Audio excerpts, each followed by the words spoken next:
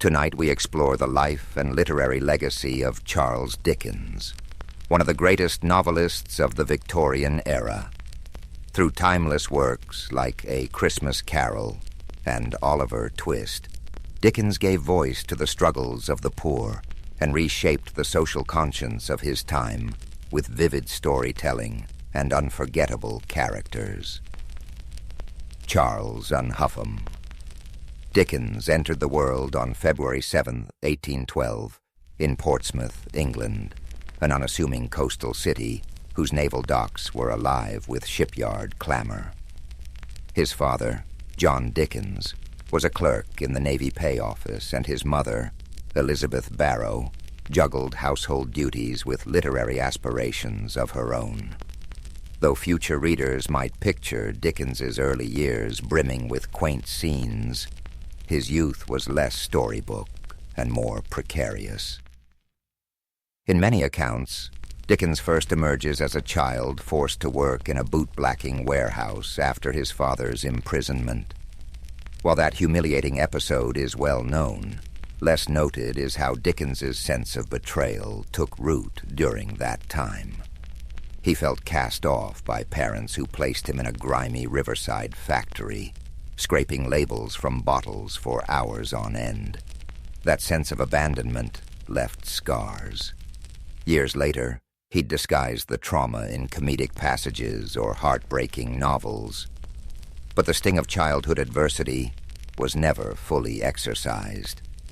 Before that warehouse ordeal, Dickens spent a short span in a school in Chatham. Teachers found him bright and observant. He devoured cheap adventure tales and occasionally wrote small sketches. If not for financial mismanagement, perhaps he would have continued this schooling unabated. Instead, money troubles spiraled. The father's easygoing nature, plus a love of small luxuries, spelled doom. When John Dickens fell behind on bills, local bailiffs eventually hauled him to Marshalsea Debtors' Prison in Southwark. Young Charles felt his pride battered by this scandal. Imprisonment for debt carried a social stigma. Elizabeth Dickens, struggling on the outside of the prison walls, insisted that Charles keep laboring at the blacking factory to support the family.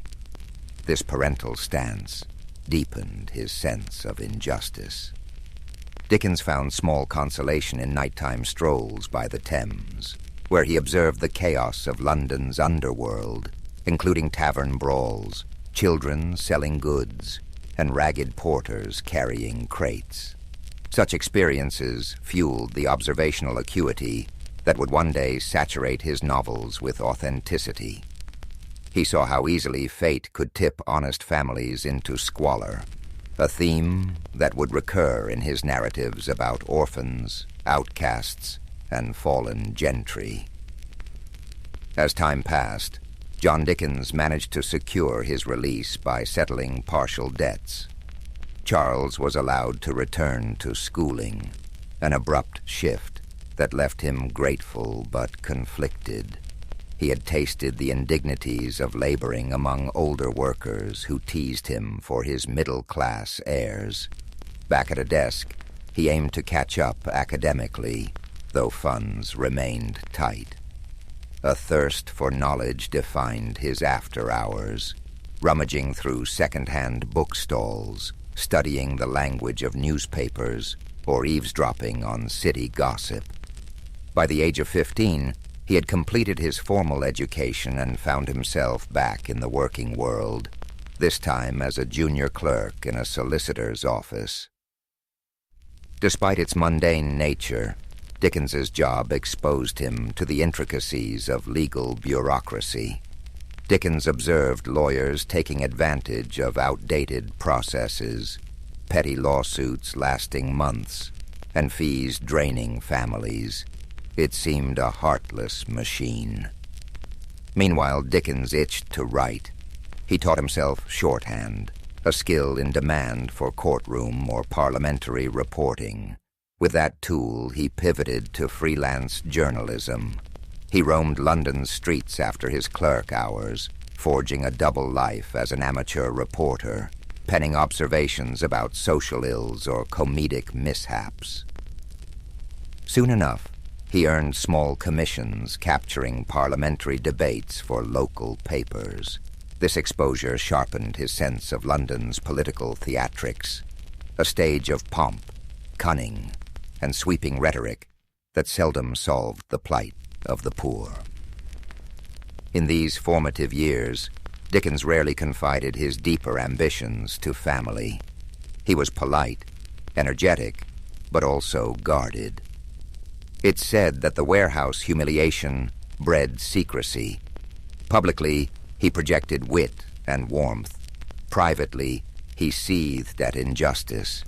He began drafting sketches of everyday characters, bustling office messengers, crusty paralegals, street vendors with melodic cries. These glimpses shaped the core of his early style. He recognized that the city teemed with stories just waiting to be told, stories of ambition, heartbreak, and improbable comedy. For Dickens, the line between real life and fiction thinned daily. Thus, by age 20, Charles Dickens was a restless spirit, armed with bitter memories and a natural gift for observation. Though not yet the famed novelist, he was planting seeds for the empathy and social critique that would soon bloom. He'd glimpsed the cruelty of circumstance and the fragility of fortunes. That awareness, fused with irrepressible humor and sympathy for the downtrodden, would guide him as he waded deeper into the journalistic realm, then soared into the literary spotlight. Dickens's early foray into journalism gradually eclipsed his clerk duties. He discovered a knack for capturing small happenings with dramatic flair.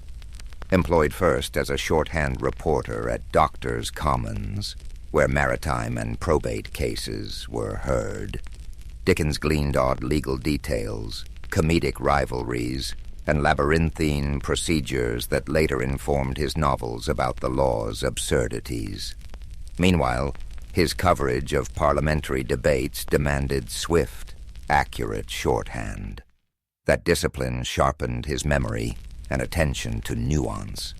He soon ventured into writing sketches, brief, witty observations on London life for periodicals. Using the pen name Boz, Dickens portrayed bus conductors, cracking jokes, fussy spinsters in their cramped parlors, or rowdy coach passengers headed to the suburbs. These pieces, collected later as Sketches by Boz, revealed a gift for conjuring comedic snapshots tinged with empathy. Readers laughed at his gentle satire of human foibles. Editors noticed the fresh voice. The public wanted more.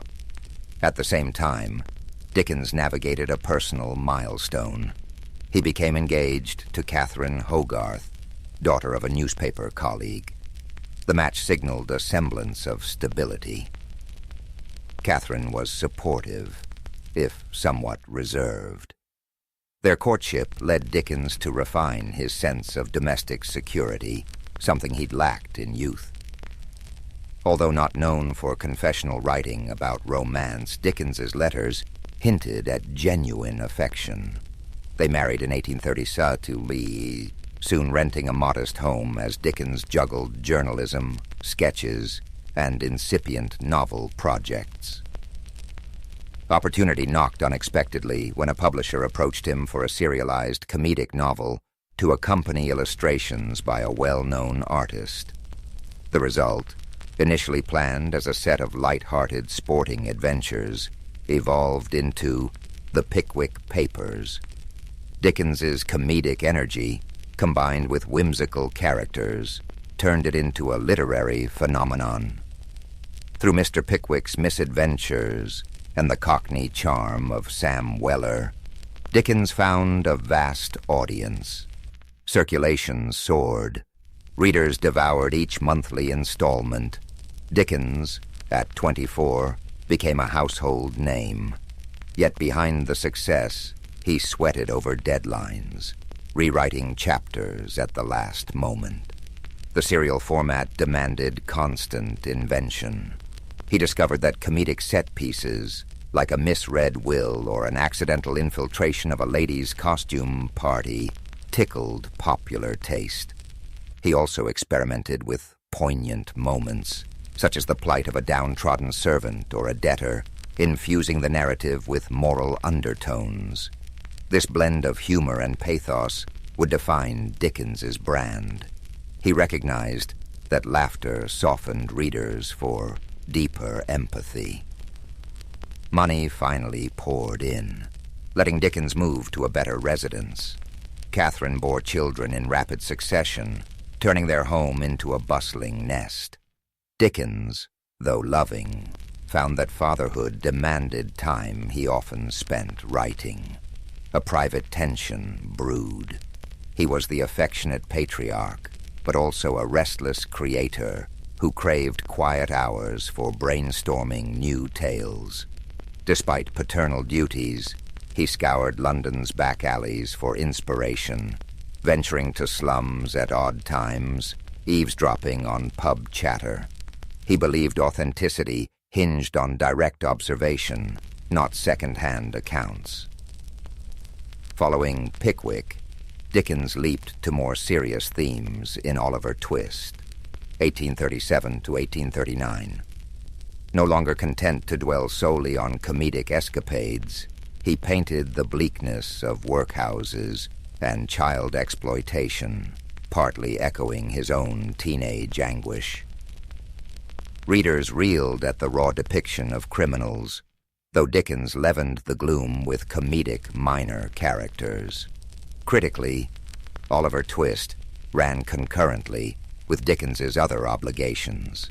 He was editing magazines, finishing shorter works, and beginning new serials. The pace was relentless. He thrived on the excitement, yet it risked exhaustion. Public acclaim soared. His name now graced invitations to dinner parties with aristocrats who craved proximity to the sensational boss. Dickens appreciated the chance to expand his network, though he sometimes mocked upper-class pretensions. He never forgot his working-class brushes with hardship, refusing to let polished society lull him. Instead, he leveraged connections to champion philanthropic concerns. He privately aided London charities and joined reform committees. While not a radical agitator, Dickens believed in social improvement through publicity and moral suasion. His novels became a subtle force for that cause, exposing readers to the realities of orphanages, slums, and corrupt institutions. Around this time, Dickens also traveled to rural areas, gleaming stories from rickety stagecoaches or decrepit inns. These journeys reaffirmed that outside London's bustle lay entire pockets of tradition and superstition, fertile ground for future plots. Meanwhile, Catherine's sister, Mary Hogarth, who had moved in to assist the household, died suddenly. Her death devastated Dickens, triggering a profound grief that colored some subsequent chapters in his writing. The ephemeral nature of life became a quiet refrain in his novels, as he realized that personal tragedy was inseparable from comedic levity. The public continued to clamor for his narratives, hungry for that singular Dickens style, vibrant characters dancing between humor and sorrow. Thus Dickens closed the 1830s, riding high, yet increasingly aware of the moral gravity behind his fictional worlds. Beneath the success, the seeds of tension sprouted, creative demands, a growing family, and an evolving conscience about society's failings. He pressed on, certain that fiction could spark empathy and reform, forging a path into the next decade where his ambition would expand with each new novel's unveiling. Dickens's star blazed brightly as he entered the 1840s. Publishers clamored for fresh novels while the public devoured each serial installment. Determined to balance entertainment with social commentary, he embarked on projects like Nicholas Nickleby, spotlighting the abuses in Yorkshire boarding schools. He visited one such institution incognito, alarmed by the squalor inflicted on children. That raw evidence infused the novel's savage critique. Dickens aimed to jolt readers from complacency, believing that shining a light on corruption might spur reform.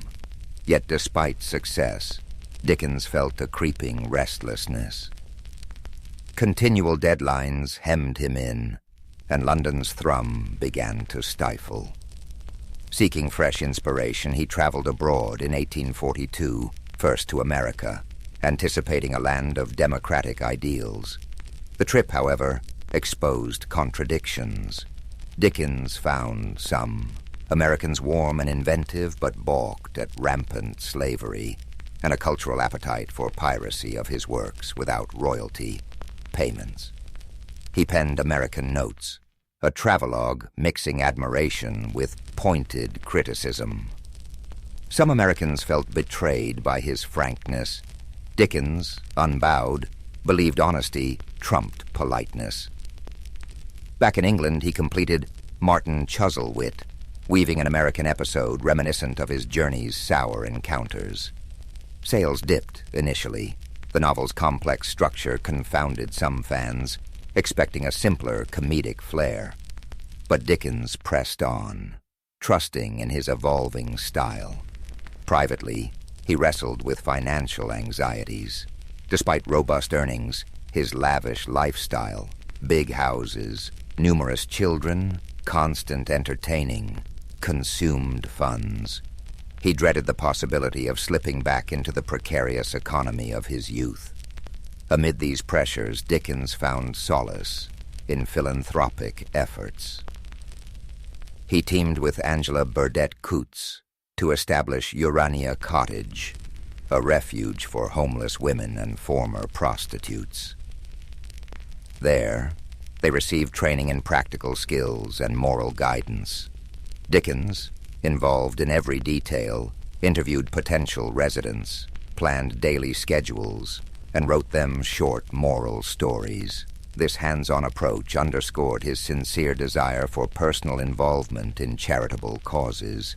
He saw direct intervention as more potent than abstract philanthropic gestures.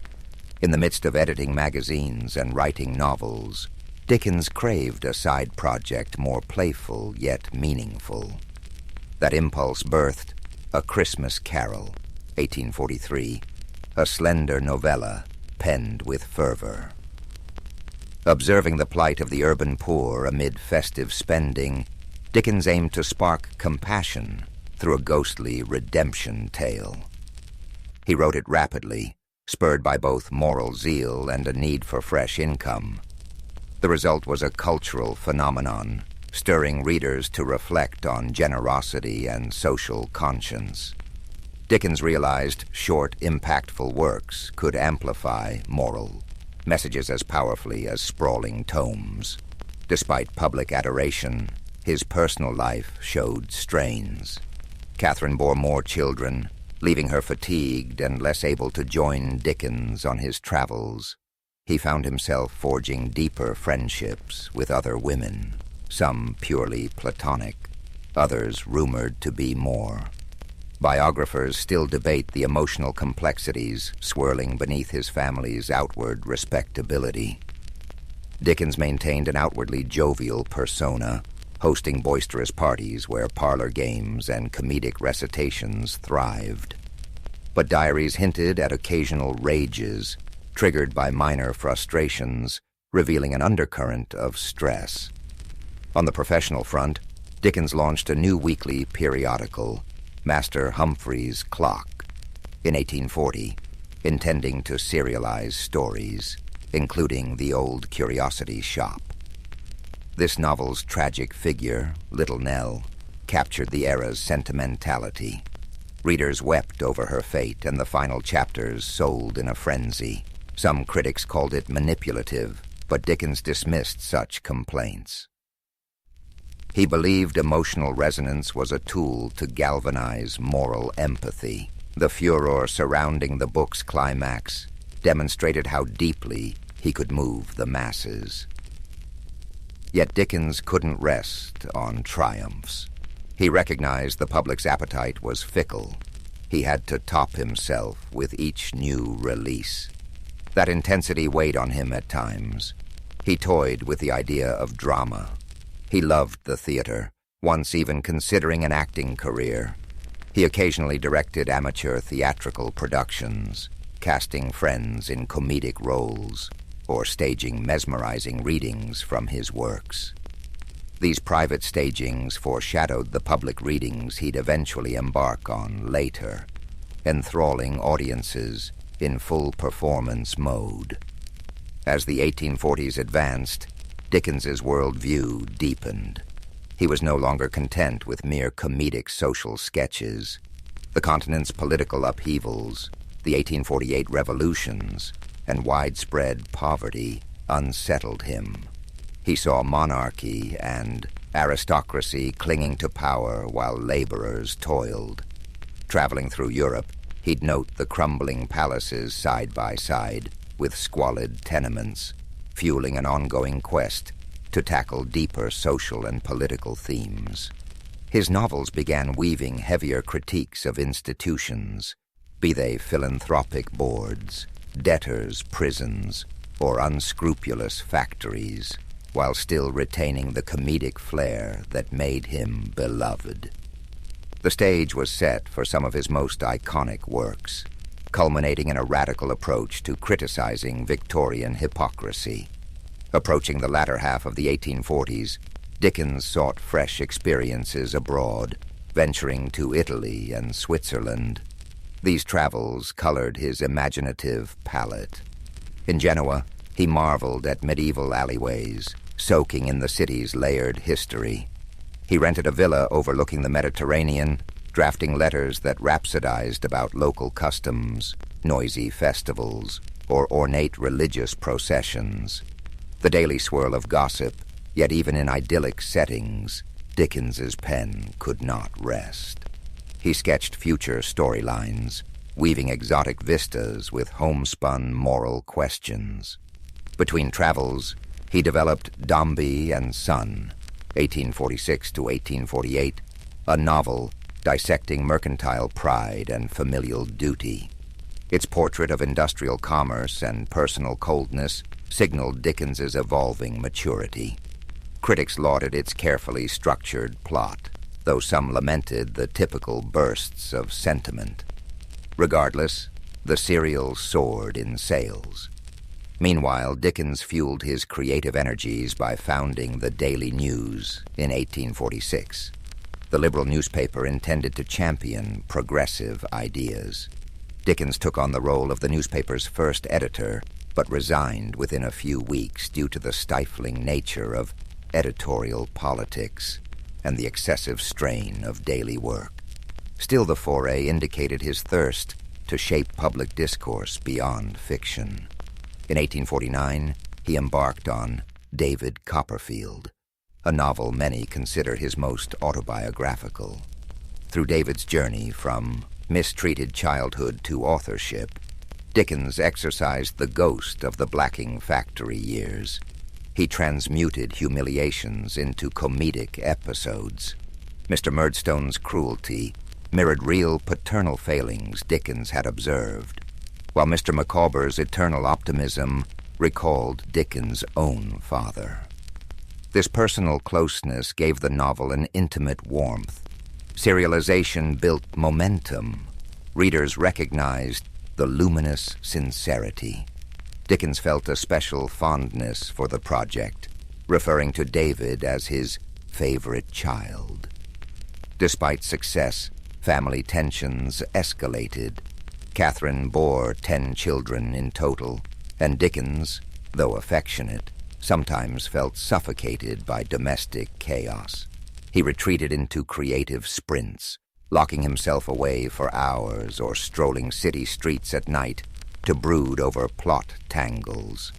His sister-in-law, Georgina Hogarth, also lived with them, helping manage the household. Rumors swirled about Dickens's rapport with Georgina, though no definitive evidence of impropriety emerged. The mix of personalities living together intensified the tension. Dickens's diaries suggest mood swings. One day exultant after writing a brilliant chapter, the next day furious over trivial household irritations. The passing of Dickens's longtime publisher and close friend, John Forster, also weighed on him. Grief sharpened his awareness of life's fragility. He doubled his efforts on philanthropic projects, championing improved sanitation in London's slums. In letters to local authorities, he argued that squalid conditions fostered crime and disease, using his novels to underscore the plight of the urban poor, trusting that emotional narratives could move the hearts of even complacent readers. The moral imperative behind his fiction grew more explicit, culminating in Bleak House, 1852 to 1853. With Bleak House, Dickens tackled legal malaise via the labyrinthine Chancery case. Here, he fused satire and tragedy, painting how sluggish court processes devoured fortunes and lives. The novel's dual narrative style, which alternates between a sardonic, omniscient voice and the calm recollections of Esther Summerson, pioneered a new approach. Victorians found the depiction of foggy London, both literal and metaphorical, haunting. Sales soared, though certain critics argued Dickens had grown too didactic. He dismissed such claims, believing the times demanded unflinching critiques. Indeed, but Bleak House spurred public debate on legal reform. His personal restlessness persisted. He relocated the family frequently, seeking larger houses, scenic vistas, or more isolation for writing. Catherine tolerated these moves, though their children felt uprooted. Dickens yearned to shape his environment meticulously, from the color of wallpaper to the arrangement of furniture. Some friends teased him about meddling in minor domestic details while juggling epic social commentary in his novels. But Dickens was unapologetic. Control at home balanced the unpredictability outside. By the early 1850s, Dickens also tested his performance skills. He had toyed with amateur theatricals, but an idea emerged, reading his works aloud to paying audiences. The concept was radical. Authors seldom performed in public. Yet Dickens suspected his vivid dialogue, comedic voices, and heartfelt passages could electrify spectators if he delivered them. He gave private recitations to friends who raved about his dynamic presence. Building confidence, he planned that one day he might stage full-blown public readings, an artistic offshoot that would shape his late career.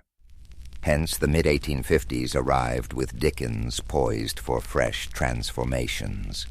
Married life grew strained, but fatherhood demanded presence. Literary acclaim soared, but so did expectations. He recognized the friction between domestic reality and his imaginative yearnings. With David Copperfield behind him, he now turned to novels of deeper cynicism. The city, with all its smog and labyrinthine institutions, remained his muse. He sensed the well of stories was far from dry, though personal fulfillment still seemed elusive. In 1854, Dickens published Hard Times, a shorter novel dissecting the grim industrial landscape of Coketown. Its emphasis on utilitarian philosophy, represented by the rigid Mr. Gradgrind, took aim at the era's mechanical approach to education and factory work. Critics were divided. Some praised the focused indictment of industrial dehumanization, while others found the story too polemical. Dickens shrugged off such mixed reception, content that Hard Times spurred heated debate on factory conditions and the cult of facts over imagination. Simultaneously, Dickens's private life lurched toward crisis. His discontent at home worsened. Catherine, though mild in temperament, couldn't quell Dickens's sense of entrapment. Letters reveal his dissatisfaction with her perceived lack of spirit or companionship, though many suspect Dickens's restlessness drove him to scapegoat her. The emotional chasm widened. In 1857, Dickens encountered actress Ellen Ternan, a young performer in a theatrical production he arranged. Their connection, though discreet, grew intense. Dickens's marriage effectively collapsed. He demanded a legal separation from Catherine in 1858, a scandal at the time. He insisted on maintaining custody of most of their children, leaving Catherine isolated. Publicly, Dickens used his magazine, Household Words, to issue statements about the split, casting blame and fueling gossip. The affair with Ternan stayed veiled, with Dickens employing elaborate ruses to protect the secret. Professionally, Dickens pivoted to the public readings he had long contemplated. In 1858, he embarked on a series of performances, reciting scenes from Oliver Twist, A Christmas Carol, and more. Audiences were enthralled. He performed each character's voice, pacing the stage with theatrical flair. Some spectators wept at the pathos of Nancy's fate, while others laughed uproariously at his comedic turns. For Dickens, these readings offered both creative fulfillment and a lucrative sideline. Yet they drained him physically as he poured intense energy into every gesture. He joked about the exhaustion but relished the applause. In 1859, Dickens launched a new weekly, all the year round, effectively replacing his previous magazine. The inaugural issue featured the start of A Tale of Two Cities. Now more interested in historical drama, Dickens spun a story of the French Revolution, weaving themes of sacrifice and resurrection. The novel's style was more compact and less digressive than his earlier works. Perhaps personal upheaval had sharpened his narrative focus. The opening lines about the best and worst of times entered the cultural lexicon, capturing a duality that resonated with Victorian anxieties. The novel soared in popularity, bolstered by the magazine's circulation. In parallel, Dickens found time to champion philanthropic innovations. He joined debates on public sanitation, urging expansions of London's sewer system, though city officials bickered over funding. He also contributed funds to help create better housing for the poor. But Dickens's philanthropic impulses were inseparable from moral paternalism. He believed discipline and moral instruction were keys to uplifting the impoverished. This outlook could clash with more radical voices demanding structural change.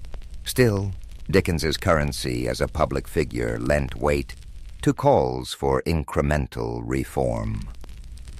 Another major novel, Great Expectations, emerged in serialized form from December 1860 to August 1861. Written amid Dickens's separation scandal, it resonated with questions of identity, social ambition, and illusions. Pip's yearning for gentility paralleled Dickens's own drive to transcend humble origins. The moody atmosphere around Satis House mirrored Dickens's emotional state, a mix of regret, bitterness, and abiding compassion for flawed humanity. Readers embraced the story as a masterpiece, praising its taut plot and minimal sentimentality. Dickens cherished the success, yet behind the scenes, he struggled with heartbreak and a sense of personal failure. As the 1860s wore on, Dickens's health began to falter. He endured gout, a swollen foot, pains, and near-constant fatigue. Relentless reading tours demanded travel by train, sometimes late at night. The 1865 Staplehurst rail crash nearly took his life. Dickens was in a first-class carriage that dangled over a destroyed track. Though he helped rescue fellow passengers, the psychological shock lingered, aggravating his ailments. Still he persisted with public readings, forging new scripts from David Copperfield and Nicholas Nickleby. Audiences remained enthralled.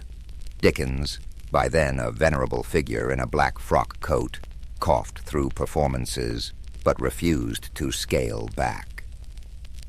Meanwhile, rumors about Ellen Ternan continued swirling. Dickens confided only in a tight circle. He shielded her with cunning strategies, renting separate dwellings under assumed names. The moral climate of Victorian society demanded secrecy. Though some close acquaintances quietly pitied Catherine, few confronted Dickens. He pressed on, certain that his literary mission justified any personal complexities. Always craving momentum, he flung himself into each new project, as if outrunning regret. That paradox, immense empathy for fictional sufferers but complicated empathy in private life, defined Dickens's twilight decade. The public saw the champion of social justice. His family endured the strains of his single-minded devotion. By the late 1860s, Charles Dickens's hectic schedule showed little let-up. Still editing all the year round, still unveiling novels in serial format, he also committed to more reading tours, traveling beyond London to the Midlands and Scotland. Each venue overflowed with admirers who yearned to see the outstanding novelist conjure Fagin, Scrooge, or other beloved characters live. Dickens refined his renditions, perfecting dramatic pauses and comedic timing. Ticket prices soared, yet spectators felt it was worth the cost to witness that magnetic stage presence. Amid these tours, Dickens embarked on Our Mutual Friend, 1864 to 1865, which delved into themes of river dredging, inheritance mania, and social climbing. By weaving a plot around a mysterious drowned man and a dust-heap fortune, Dickens captured the macabre side of Victorian London. Critics found it dense and somewhat sprawling, though many admired its biting satire of wealth obsession. The novel's portrayal of moral corruption ironically paralleled Dickens's own concerns about aging in a society he felt was losing moral vigor. The prolonged emotional stress took a heavier toll on Dickens's health. He often wrote letters complaining of headache spells, insomnia, and shortness of breath. Nevertheless, he refused to reduce his pace. Some historians argue that Dickens found frenetic activity a balm against introspection. The fracturing of his marriage, hidden personal relationships, and unrelenting public expectations all weighed on him. Plunging into labor kept darker reflections at bay. Meanwhile, Catherine lived quietly, seldom appearing in Dickens's social circles, resigned to the separate life Dickens had ordained. In 1867, Dickens accepted an invitation to revisit America for a major reading tour. Time had softened some American resentment from his earlier criticisms, and the appetite to see him on stage was massive. He landed in Boston to an exuberant welcome, complete with banquets and tributes. Dickens gave dozens of performances, each draining yet exhilarating. He earned substantial sums, helping him stabilize his finances. However, he again encountered slavery's lingering scars in the post-Civil War landscape, along with the stark racial inequalities. Though Dickens seldom wrote extensively about American racial issues, he privately recognized the deep rifts that threatened the nation's reconstruction. The trip's punishing travel schedule further eroded his health. leading to collapses after certain readings. Yet the adoration of fans spurred him to persist. Upon returning to England in 1868, Dickens began what he called his farewell readings, touring provincial towns he had not yet visited. Some nights, his voice faltered. He coughed violently, pressing a handkerchief to his lips, determined to complete each program. Friends pleaded with him to rest.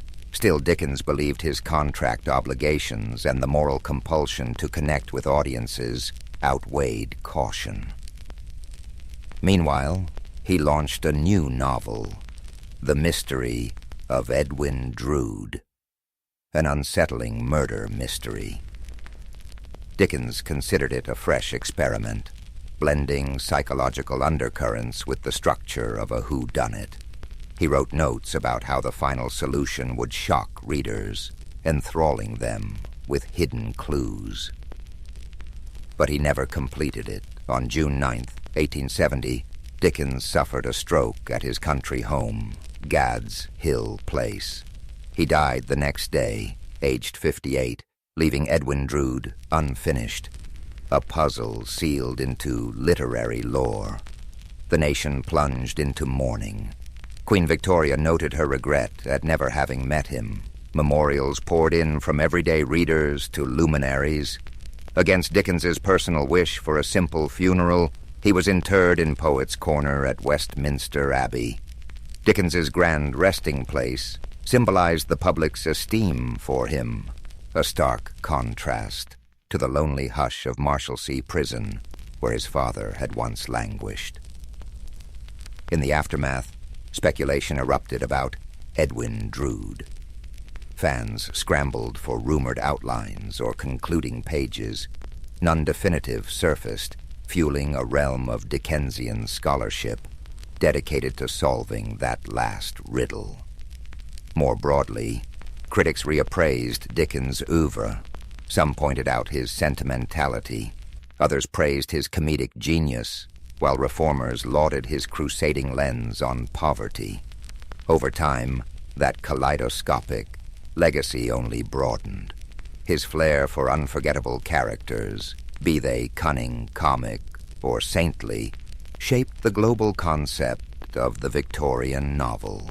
Dickens left behind a tangle of personal contradictions, a champion of empathy who was sometimes harsh with intimates, a moral voice who concealed his private entanglements.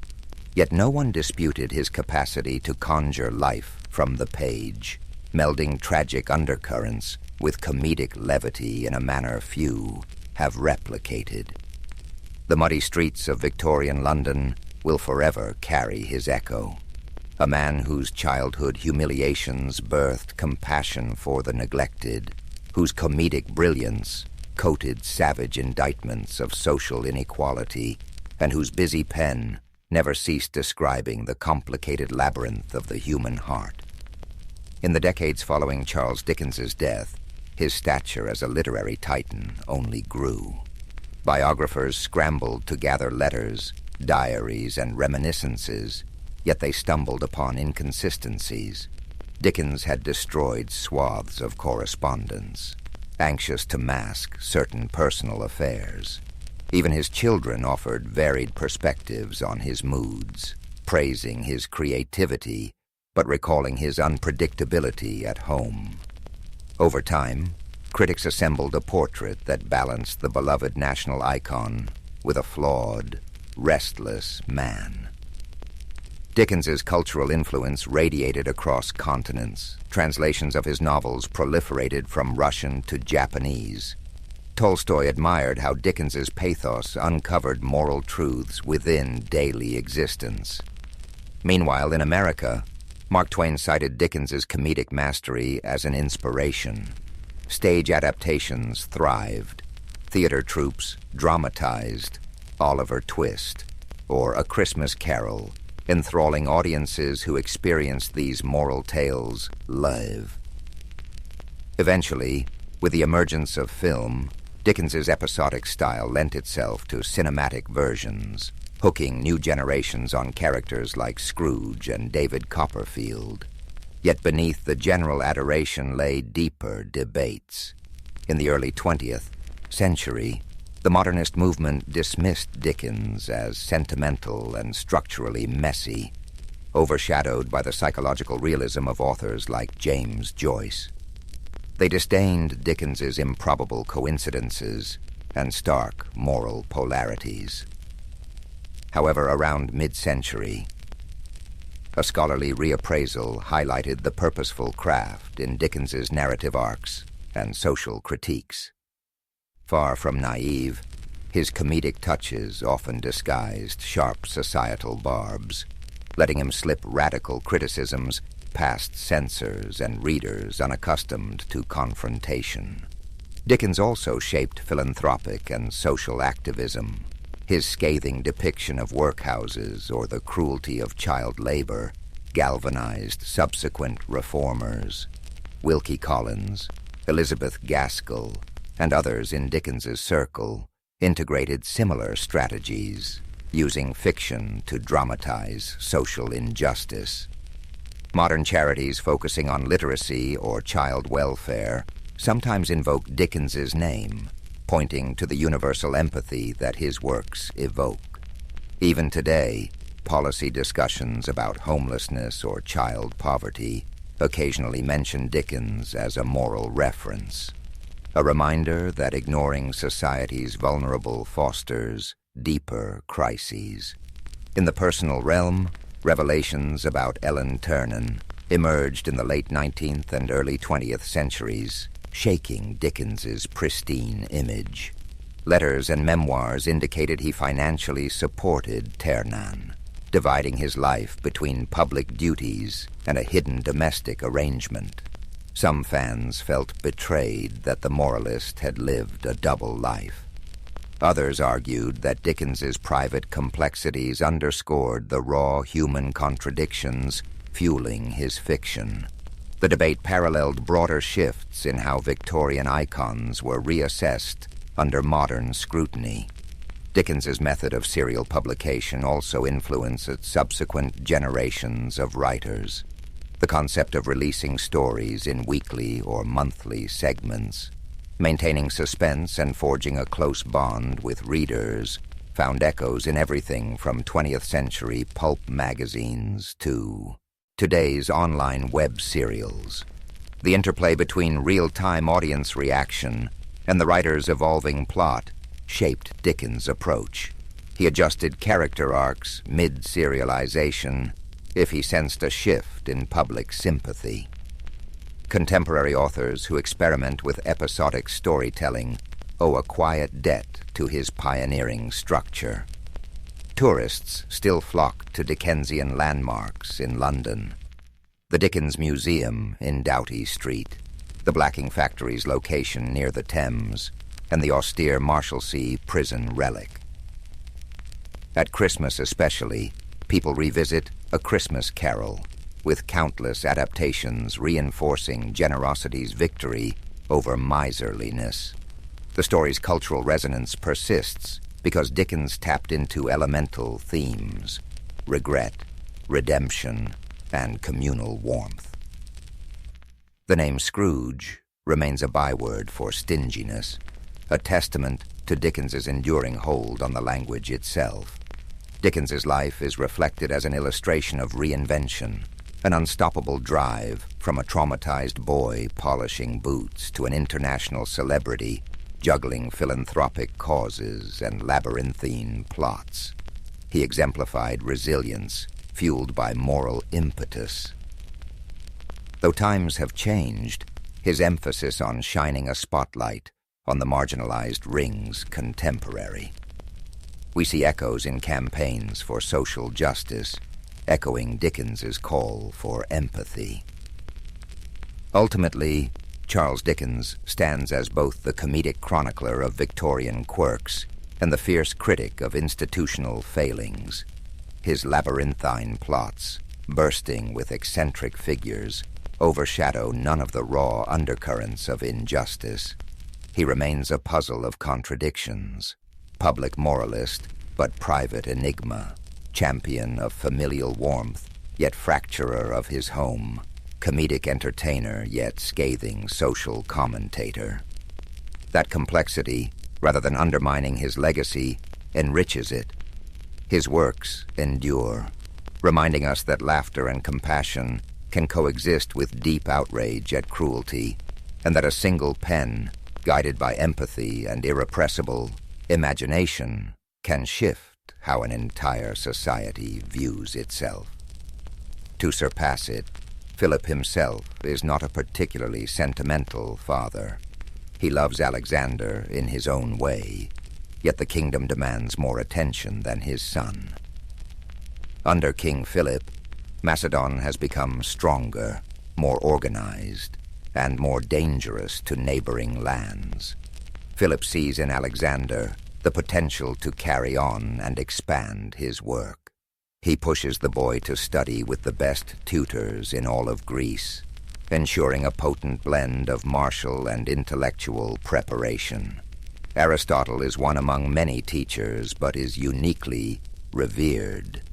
He nurtures Alexander's fascination with science, philosophy, and the fringes of knowledge. Lessons aren't rote memorization, but dialogues full of debates that test logic and stoke curiosity. This mental discipline shapes Alexander's sense of strategy and cunning.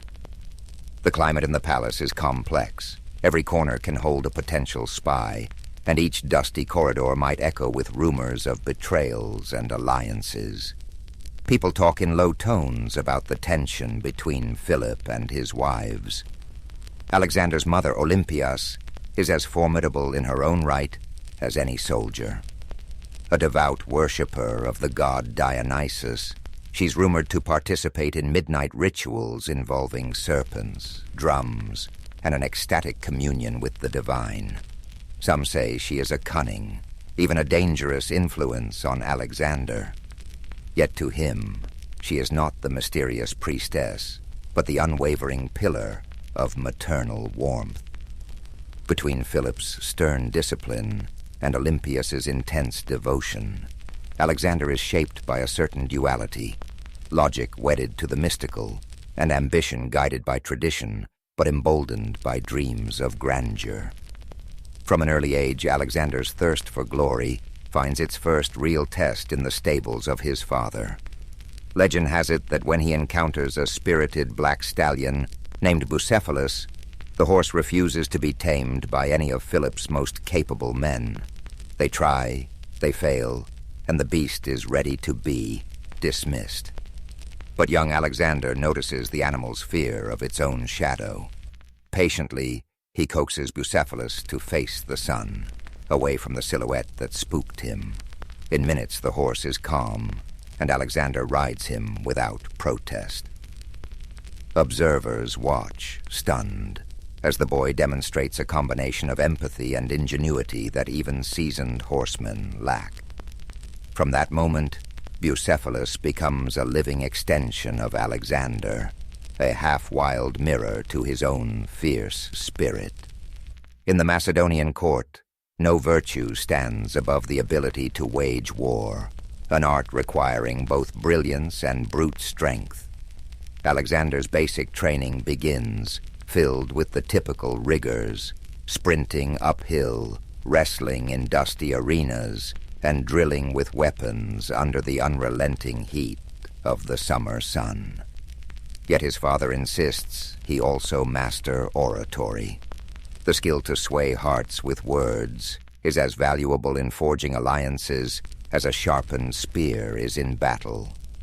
Philip knows that to conquer new lands, you need to win people's faith or kindle their fear. Alexander, even as a teenager, shows promise in both realms. Before he ever lifts a sword in earnest combat, he has already convinced many of his peers he is destined for greatness. At night, after the strenuous training and political chatter, Alexander retreats to the palace library.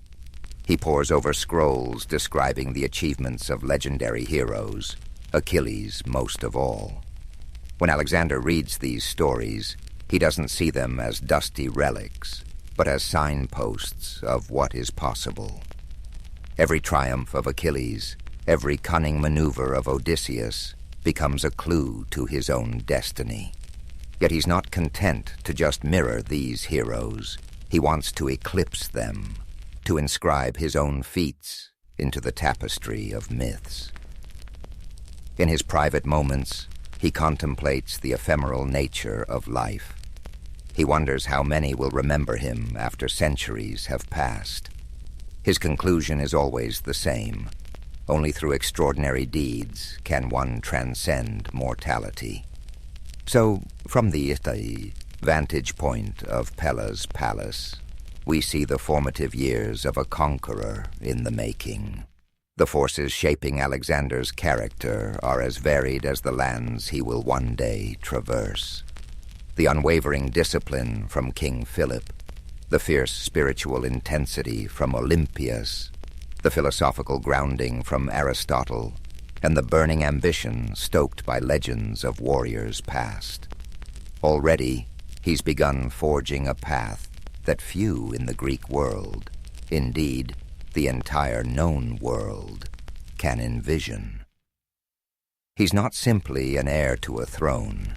He sees himself as the living manifestation of a myth, destined to break the boundaries of what Macedon, or any kingdom, believes is possible. Life in Macedon, even for a prince, is precarious. The hallways of the palace buzz with potential treachery, assassins lurking in the shadows, and cunning allies who are only as loyal as their opportunities demand. Every so often, tensions flare between Philip and the aristocracy.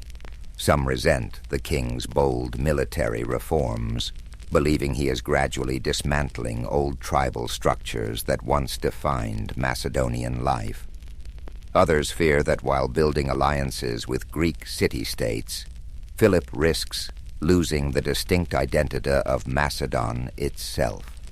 Young Alexander, absorbing these concerns, learns early that power can be fickle. Even the mightiest monarchy can topple under the weight of ambition, both from within and beyond the palace walls.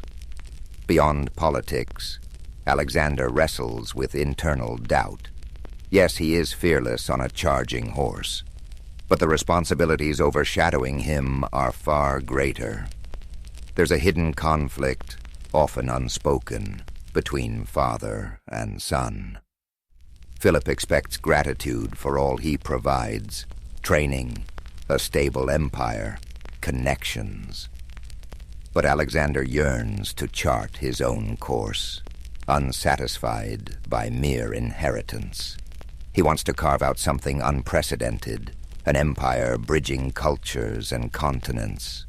Sometimes it feels like the older generation just wants to secure Macedon's local dominion, while Alexander's private vision stretches across the horizon. He doesn't articulate it yet, but deep within, the seeds of conquest already take root. To outsiders, Macedon can feel rugged compared to the refined city-states of southern Greece. Athenians and Spartans might sneer at Macedonian barbarism, but Philip has proven that Macedon's might lies in an organized army led by fierce leadership.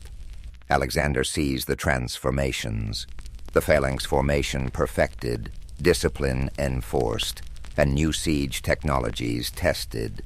He trains alongside hardened veterans who share stories of battles fought against formidable foes. Growing up amid soldiers' banter, Alexander learns not only the physical demands of combat, but also how morale, fear, and loyalty can determine outcomes before the first arrow even flies. Around this time, Alexander is invited to visit Athens with his father.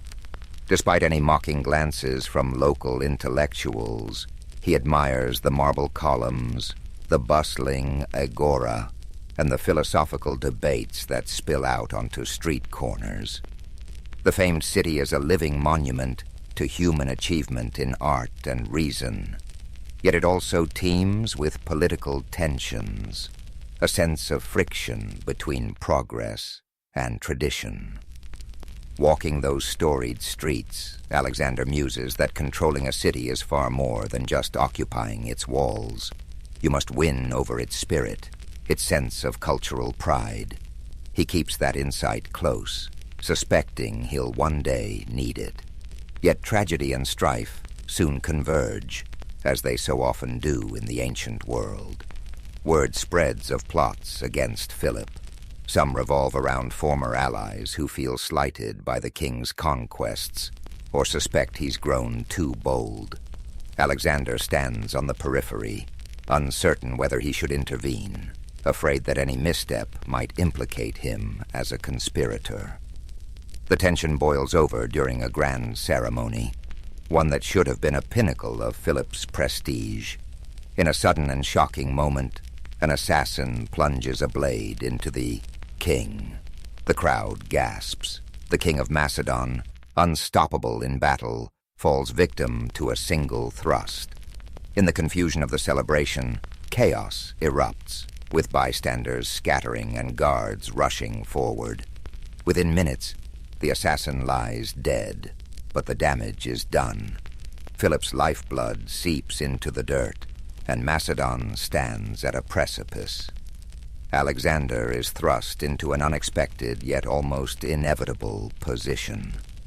At age 20, with the kingdom newly crowned upon his head, he must stabilize his realm. Some friends rejoice, convinced this is his destiny. Others wait in tense anticipation, unsure if the fledgling monarch can hold the reins. Fractious lords sense an opening for independence. Rival city-states begin murmuring about retaking lost territory. Even within Macedon, old grudges resurface, all eyes fixed on the new king, who must assert control with the same decisiveness as his father, or face the disintegration of all that has been built. One of his first orders is brutal and direct: subdue any potential revolts. In a swift campaign, Alexander and his loyal companions quell insurrections, sometimes responding with shocking severity. Towns that dare to challenge him learn the cost of defiance as he razes structures and exacts harsh penalties. These measures, while seemingly cruel, do confirm a crucial fact: the throne is not vacant. Alexander wields power with an iron determination that matches and at times surpasses Philip's. Yet behind the stern facade, there's a flicker of deeper purpose. Alexander doesn't want to be the typical monarch who rules merely out of fear. He yearns to unite, to be recognized not just as a conqueror, but as a visionary leader who can guide disparate peoples towards something grander. In the midst of stamping out rebellions, Alexander turns his eyes back to the Greek city-states. Many think him too young to command their respect until he arrives at Thebes. The city had rebelled, perhaps assuming the new king was inexperienced. In an audacious move, Alexander's troops storm Thebes, quickly unleashing severe punishment. While horrific to watch, it cements a realization across Greece: this is no malleable successor. If Alexander is tested, he will respond forcefully. The punishment also sends a cautionary note to Athens and others tempted to break alliances. Diplomacy, Alexander understands, can be built on intimidation as well as flattery. By the time the dust settles, the name Alexander already rings with fear across rebellious enclaves and resonates with respect among loyal allies.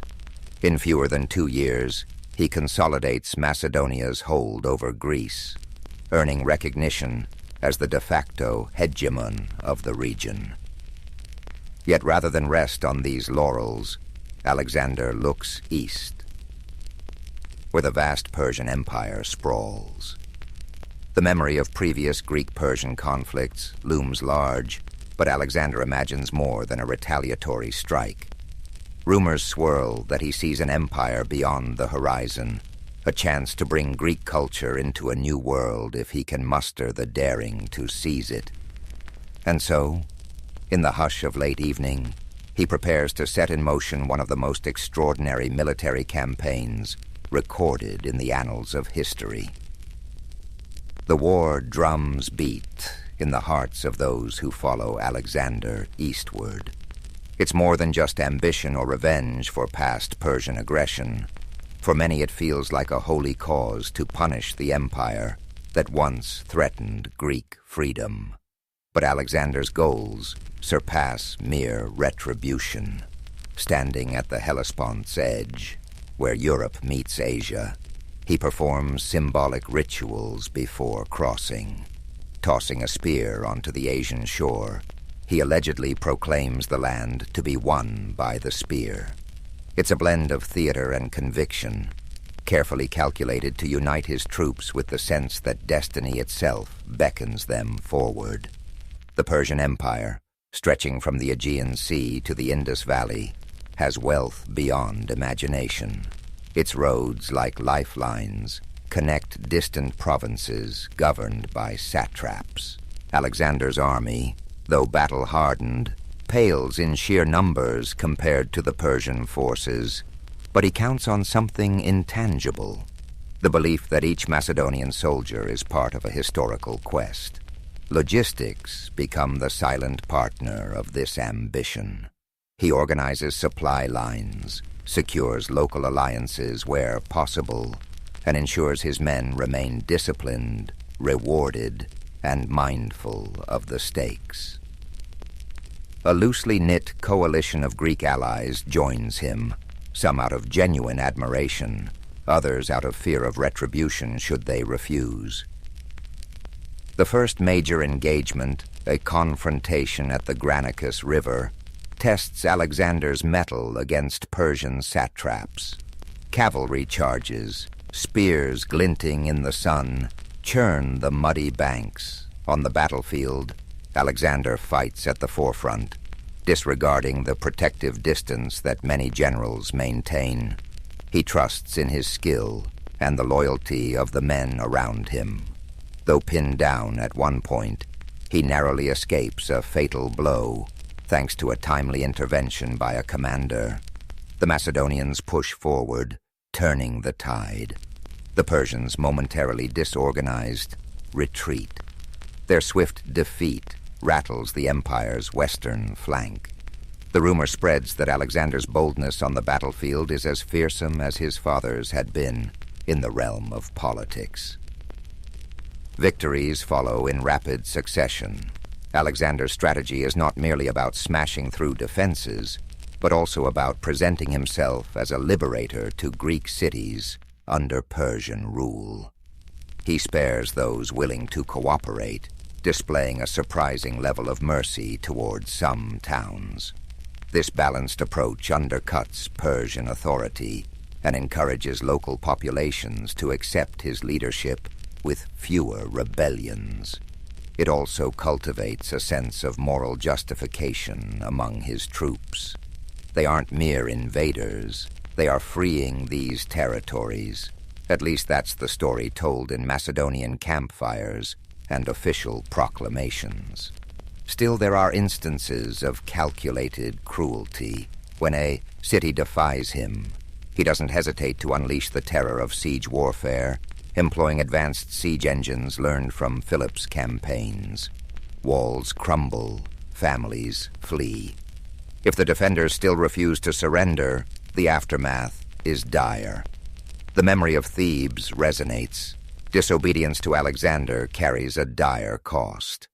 Yet what emerges is a pattern of caution among local rulers, and increasingly, they weigh submission as the safer path.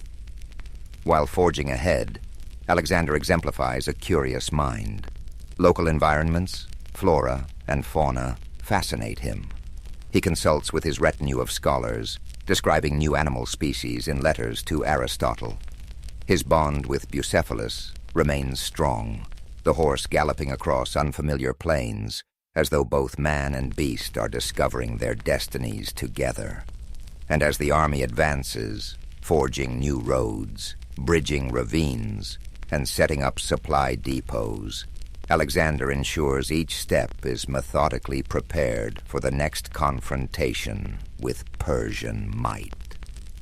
The turning point looms in an expansive plain near the city of Issus. Here, Darius III, the Persian king of kings, personally leads a massive force. The disparity in numbers is staggering.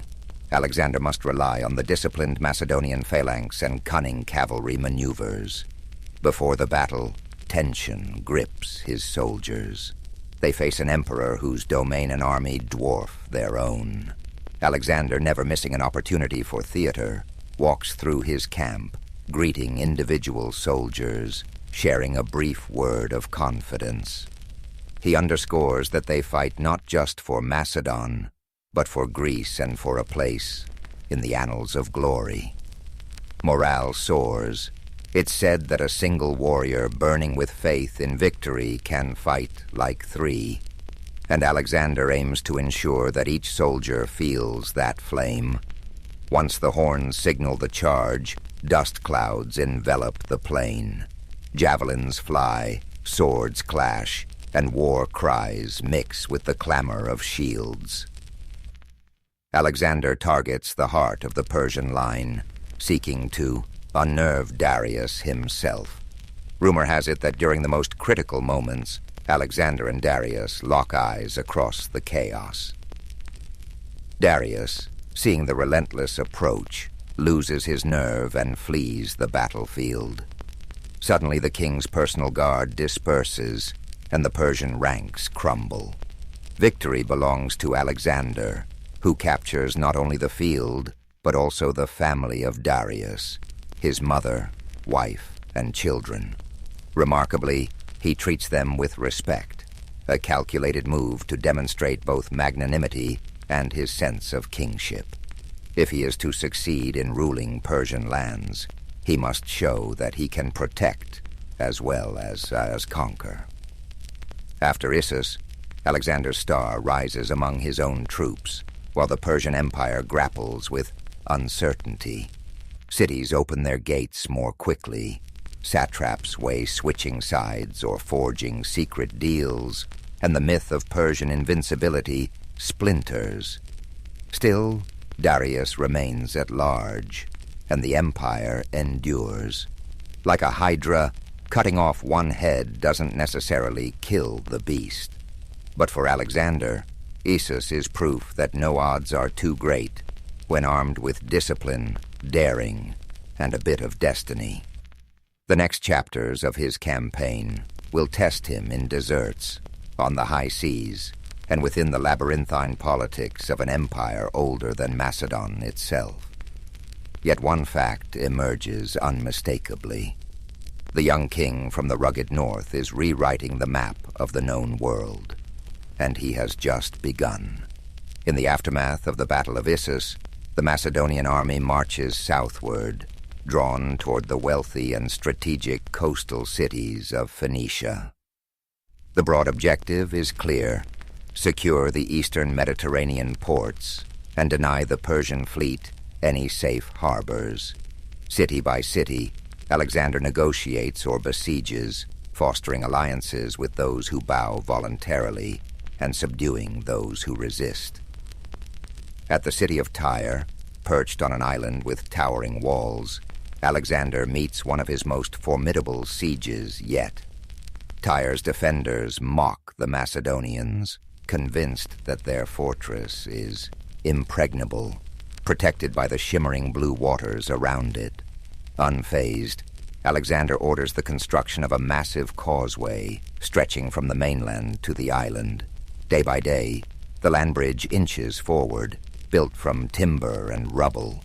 Tyre's defenders hurl blazing projectiles and stage daring naval raids, inflicting casualties.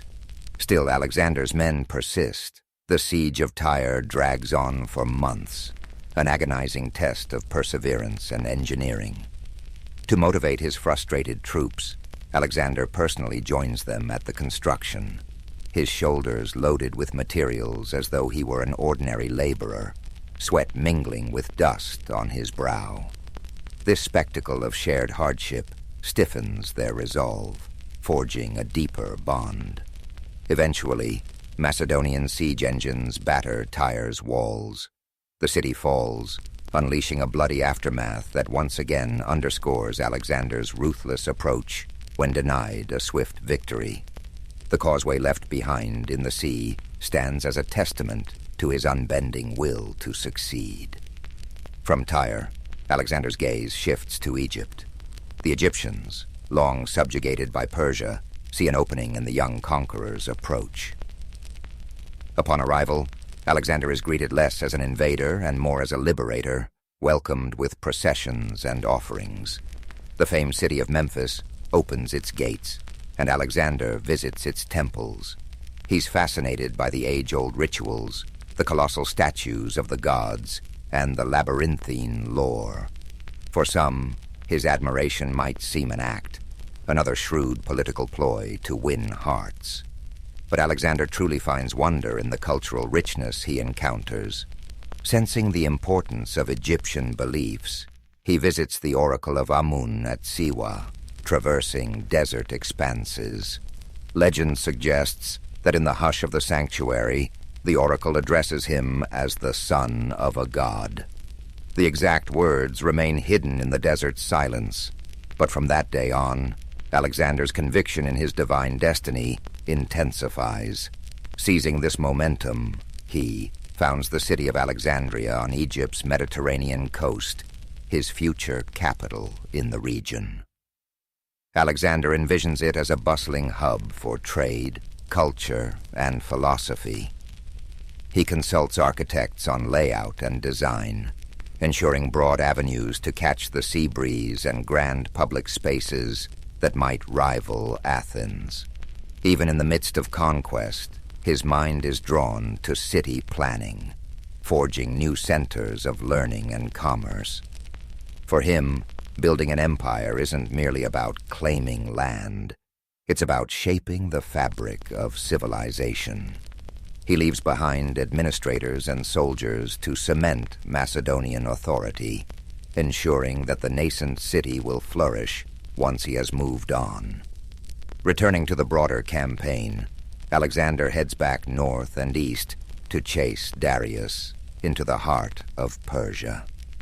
The next great confrontation comes at Gaugamela, a dusty plain where the Persian king assembles a massive army bolstered by scythed chariots and war elephants. The sight intimidates, an ocean of Persian soldiers swirling with countless banners. Yet Alexander employs cunning tactics, encouraging his cavalry to feign retreats, luring enemy chariots into positions where they are easily targeted, and orchestrating the phalanx to hold firm against waves of attackers. Again, Darius flees. The Persian king's departure sends shockwaves through his ranks, inciting panic. Alexander's victory at Gaugamela effectively shatters the core of Persian military might. It's a triumph so decisive that historians later mark it as the downfall of the Achaemenid Empire. With no organized Persian resistance left, Alexander moves eastward into Babylon, a city of legendary splendor. Gold-laden temples, lush hanging gardens, and the labyrinth of ancient streets leave Alexander in awe. Babylon's populace yields to him without significant conflict, and he enters the city like a triumphant hero. Symbolic gestures follow. Alexander orders that the local temples be restored, presenting himself as a patron of Babylonian religion and traditions. In each region he conquers, he strives to affirm its culture and worship, forging an image of himself as a unifier rather than a mere plunderer. Beneath the spectacle, though, is a shrewd realization.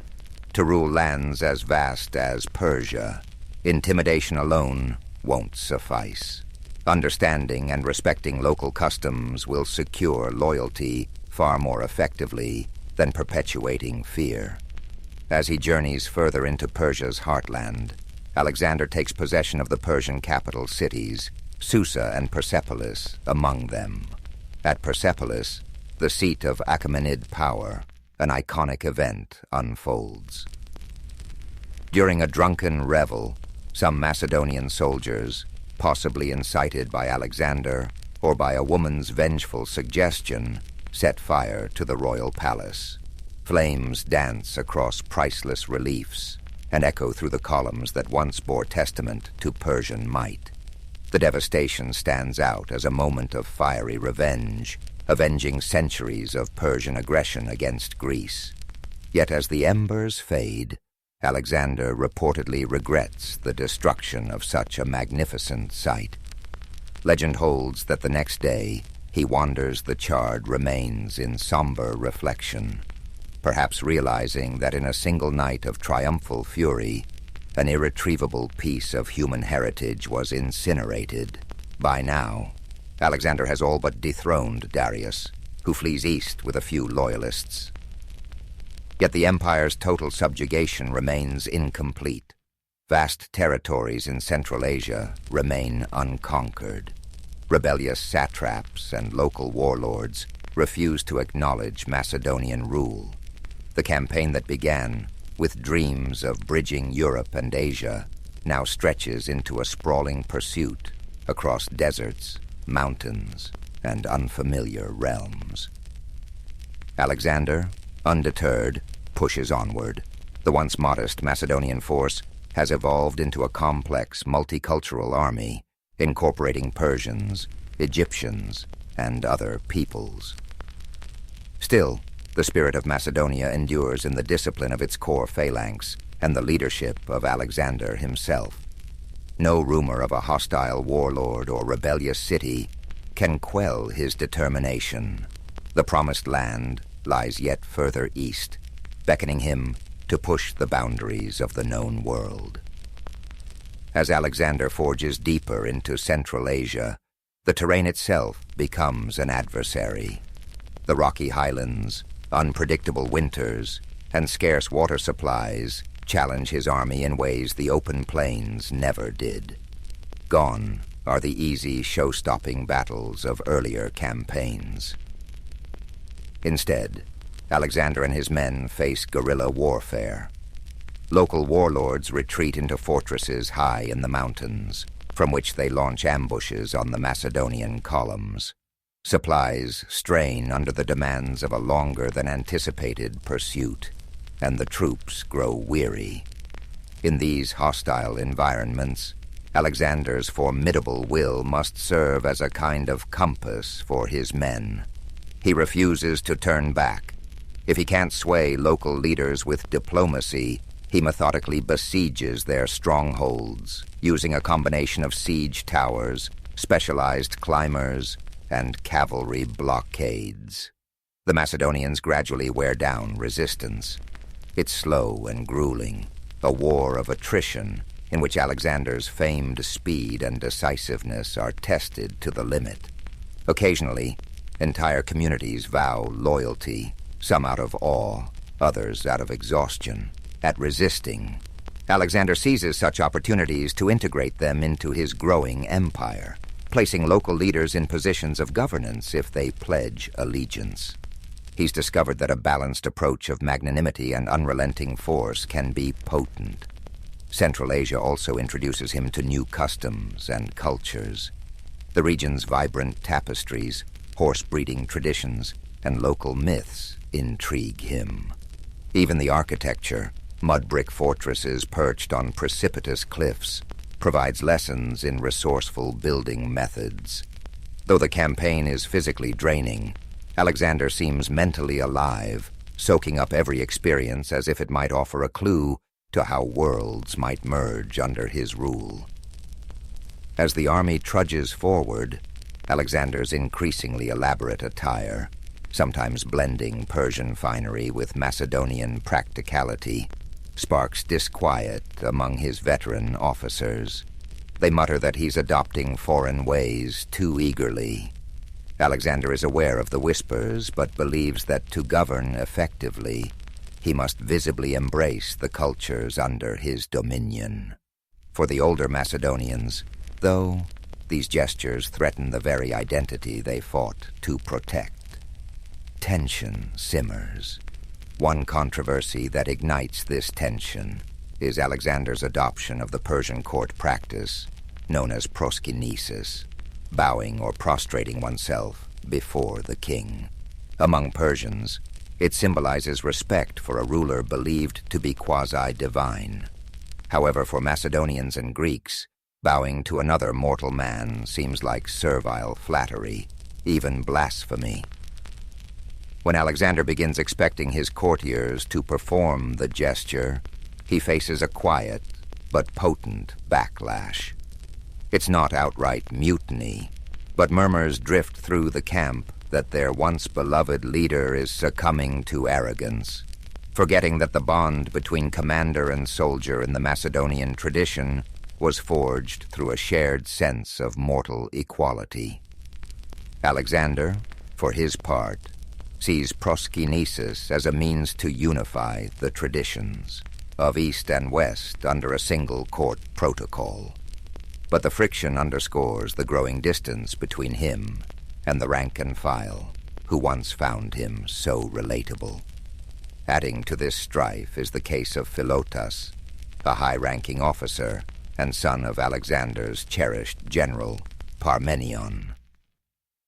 Accusations arise that Philotas is embroiled in a conspiracy to assassinate Alexander. Whether real or fabricated, Alexander reacts swiftly. Philotas is tortured into confession and executed. Fearing Parmenion might seek vengeance, Alexander orders the older general's murder preemptively. The effect ripples through the army, striking fear and sowing doubt. Even close companions realize Alexander's paranoia has grown. No one is untouchable in the face of suspected betrayal. Rumors swirl that his mother, Olympias, had once warned him about trusting anyone too deeply. The triple blow of adopting Persian customs, harsh punishment of perceived traitors, and the creeping sense that Alexander is evolving into a distant figure combine to erode some of the camaraderie that once fueled his men's devotion. Yet if the internal climate is fractious, the external campaign continues to expand Alexander's legend. In the region known as Bactria and Sogdiana, roughly modern Afghanistan, and parts of Central Asia, Alexander marries Roxana, the daughter of a local noble. Historians debate his reasons. Is it genuine affection? Stories describe her as strikingly intelligent and beautiful, or a strategic move to legitimize his claim over the newly subjugated territories. Possibly both. In any case, the wedding is symbolic. It merges Macedonian power with Central Asian lineage, hinting at Alexander's deeper ambition to create a blended aristocracy that transcends all boundaries. Eventually, the pursuit of Darius ends not with a climactic battle, but with the Persian king's murder at the hands of one of his own satraps, Bessus. Alexander finds Darius abandoned and fatally wounded along a dusty roadside, granting him a final, respectful cloak. The demise of his long-standing rival brings Alexander no real triumph. Instead, it leaves him with a new antagonist, Bessus, who declares himself the rightful Persian king. To avenge Darius and maintain the semblance of continuity, a clever tactic to rally Persian loyalists under his banner, Alexander pursues Bessus until the usurper is captured and executed. It's a twist of fate that Alexander, originally the nemesis of Persia, now punishes those who harm the Persian royal family, positioning himself as the legitimate heir to the empire. With that, Alexander effectively becomes king of Asia, though the label falls short of capturing the enormity of what he's achieved. He's already governed territories from Greece to the eastern edges of the Iranian plateau. But the horizon beckons him yet again, this time toward the far-flung lands of the Indus Valley. Having extended his empire across deserts and mountains, he thirsts for new challenges. No ancient map fully satisfies him. If oceans define the world's boundary, He wants to see that boundary for himself, and possibly cross it. Marching into the Indian subcontinent, the vast Indus region, Alexander confronts not a monolithic empire, but a tapestry of kingdoms, each with its own traditions, warriors, and alliances. The land is lush with tropical forests and rivers that swell during monsoon rains. As he advances, he sends envoys to local rulers, hoping to forge alliances or demand submission. Some comply, offering gifts and tribute. Others test his mettle on the battlefield.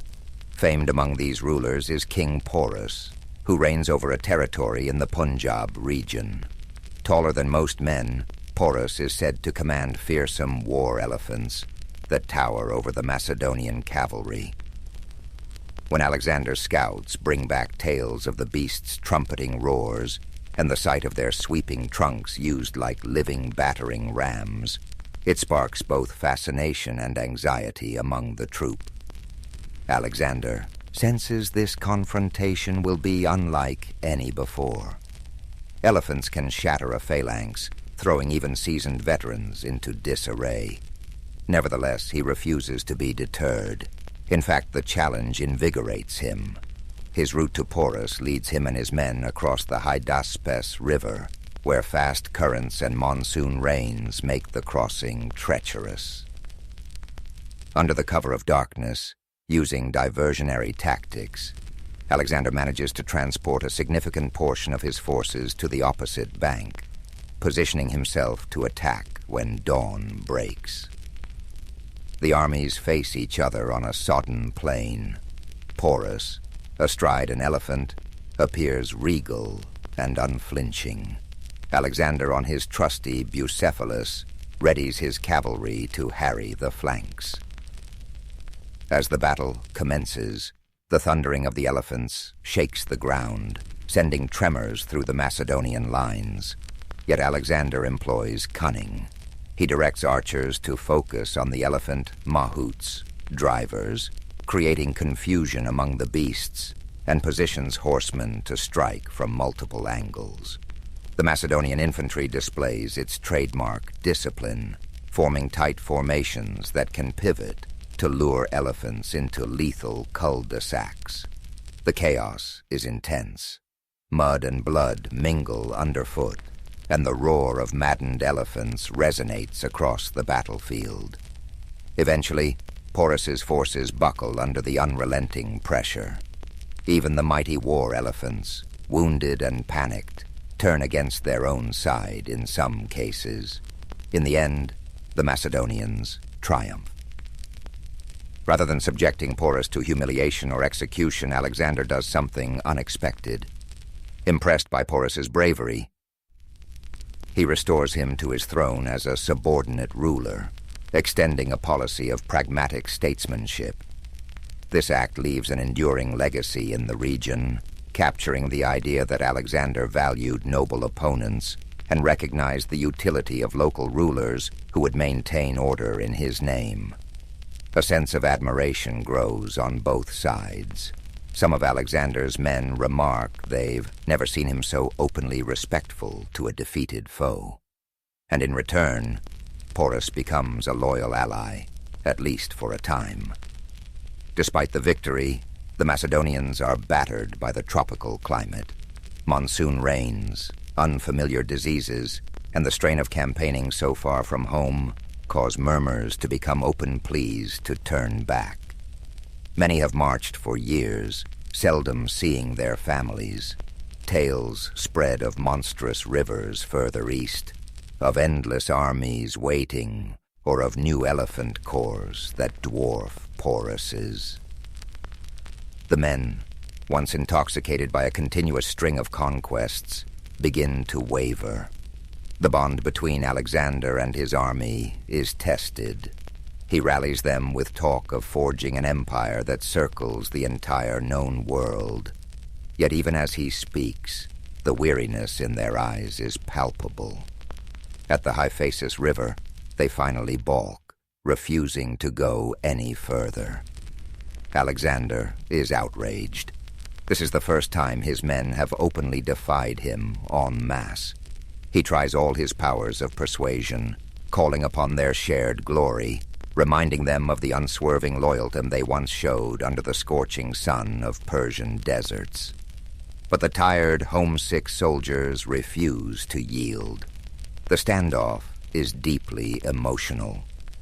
At last, Alexander relents, perhaps realizing that an empire without an army to maintain it would collapse anyway. He constructs large altars at the boundary, symbolically marking the furthest point of his march and dedicating them to the gods.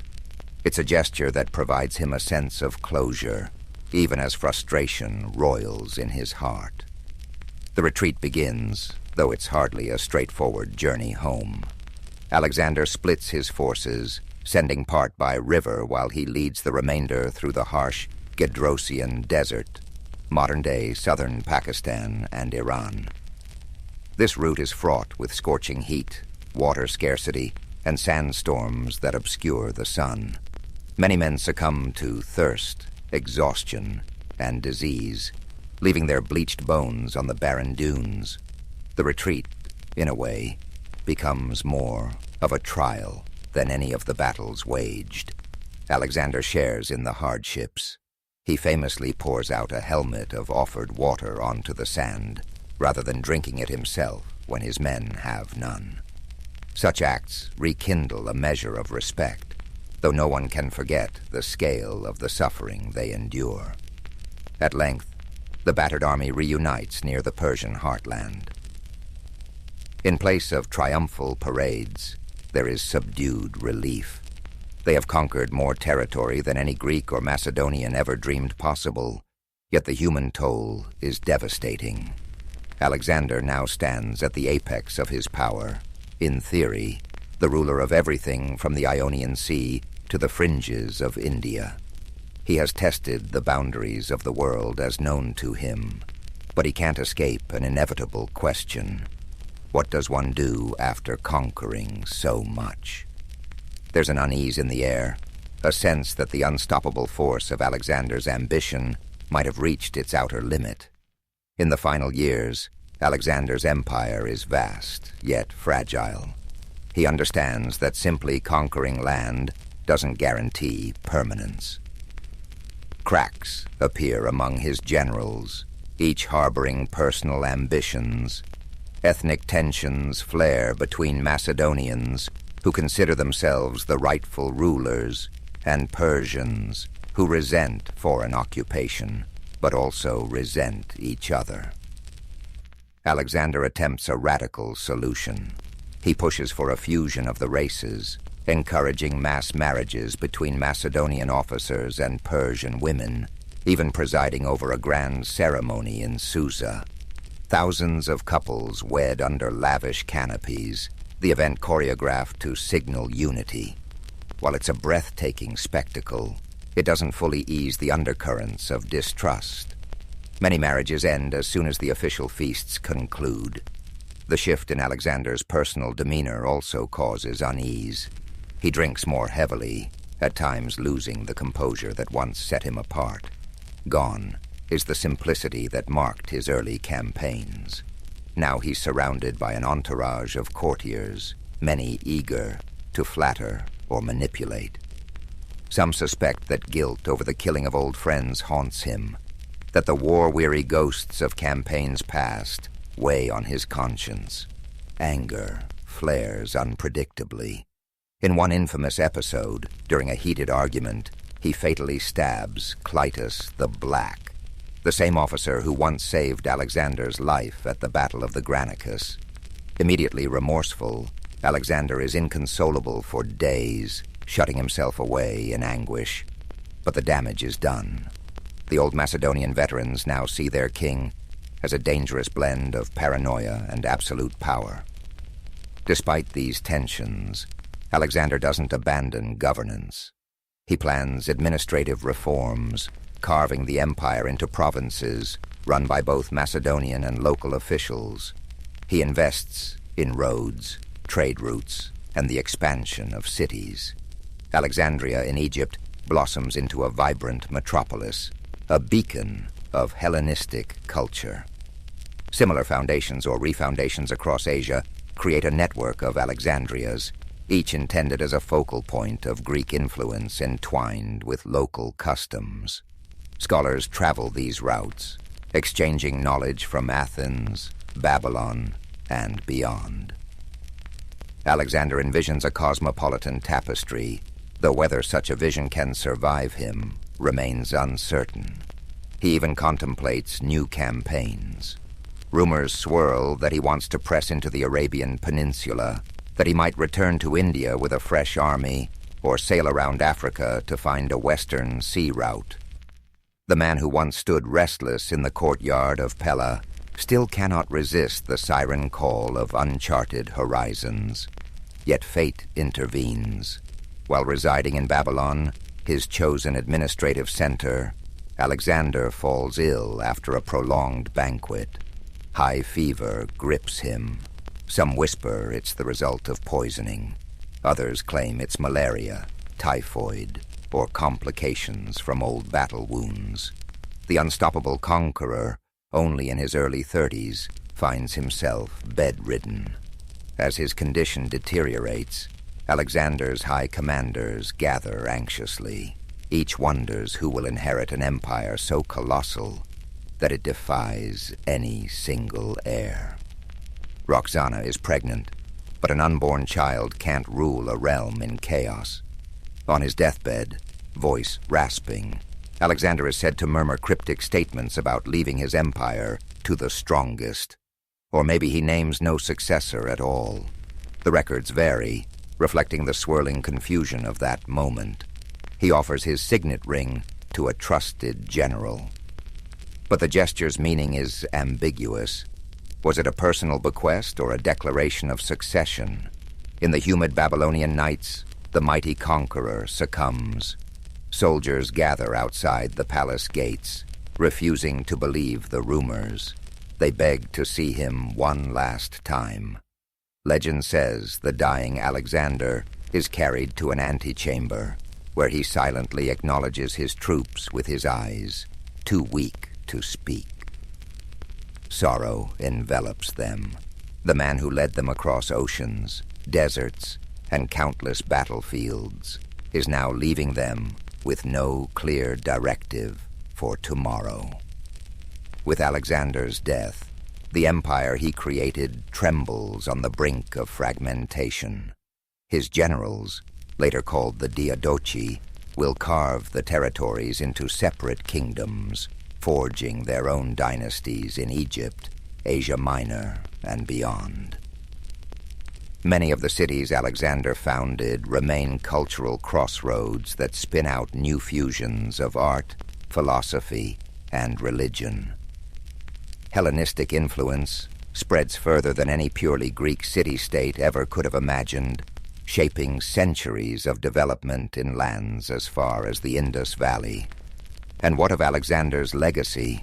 For some, he is a brilliant strategist who rewrote the art of warfare, a king who integrated peoples and stoked the fires of cross-cultural exchange. To others, he is a figure of tragic hubris, dragging thousands into a long, bloody march, fueled by personal ambition. Stories from the Indus to the Nile, from the Oxus River to the Aegean Sea, carry fragments of his legend. Over centuries, the raw details morph into myths. Poets transform him into a demigod. Historians debate his virtues and vices, and explorers invoke his name when embarking on perilous quests. But above all, Alexander remains the restless soul of antiquity, a leader who, from his first steps on Macedonian soil, dreamed not of limiting horizons, but of breaking them. His life stands as a testament to the sheer and sometimes terrifying force of will, forever leaving questions about how one man's drive can alter the course of nations, for good or ill. Thus concludes our tapestry of Alexander the Great, a story woven from dusty paths, rivers of conflict, lavish banquets, and fleeting triumphs. He was shaped by powerful parents, guided by philosophers, tested on countless battlefields, and enthralled by the promise of immortality through conquest. Whether or not he achieved that immortality remains for us to judge. As long as human curiosity thrives, his name will echo. Alexander, the man who sought to see, to rule, and to understand the edge of the known world, only to find that the world is always larger than we dare to imagine. He was more impressionable, perhaps because they were eager to leapfrog over rivals in the exploration race. Columbus bided his time in Andalusian port towns, forging friendships with local captains, cartographers, and the occasional monk with an interest in exotic geography. He cultivated a sense of mystique around himself, dropping hints about rumored islands beyond the horizon. And yet when winning over the Catholic monarchs demanded more than grand promises, Columbus needed to demonstrate some shred of credibility. So he appeared at court armed with numbers and references. Although many modern experts debate the accuracy of his calculations, especially his underestimation of Earth's circumference, he was undoubtedly passionate about them. He insisted that the distance westward to Asia wasn't as colossal as mainstream scholars maintained. Moreover, he insisted on titles and privileges for himself if he were successful. This wasn't mere hubris. He believed that if he discovered new lands or profitable routes, he deserved recognition and wealth. It's worth noting that Columbus, as a man of his era, cloaked his intentions in religious justifications. He talked about bringing Christianity to the far reaches of the world. This approach resonated with an Iberian court fresh from the triumph over Granada and eager to spread Catholic influence abroad. But behind the religious language, there was also a shrewd negotiator who understood that spiritual rhetoric often smoothed the path toward funding. If you could couch your proposed voyage in terms of salvation or the glory of God, you'd find few obstacles in the corridors of power. What followed were months, some say years, of haggling. Advisors to the crown debated whether Columbus was an inspired savant or a fool.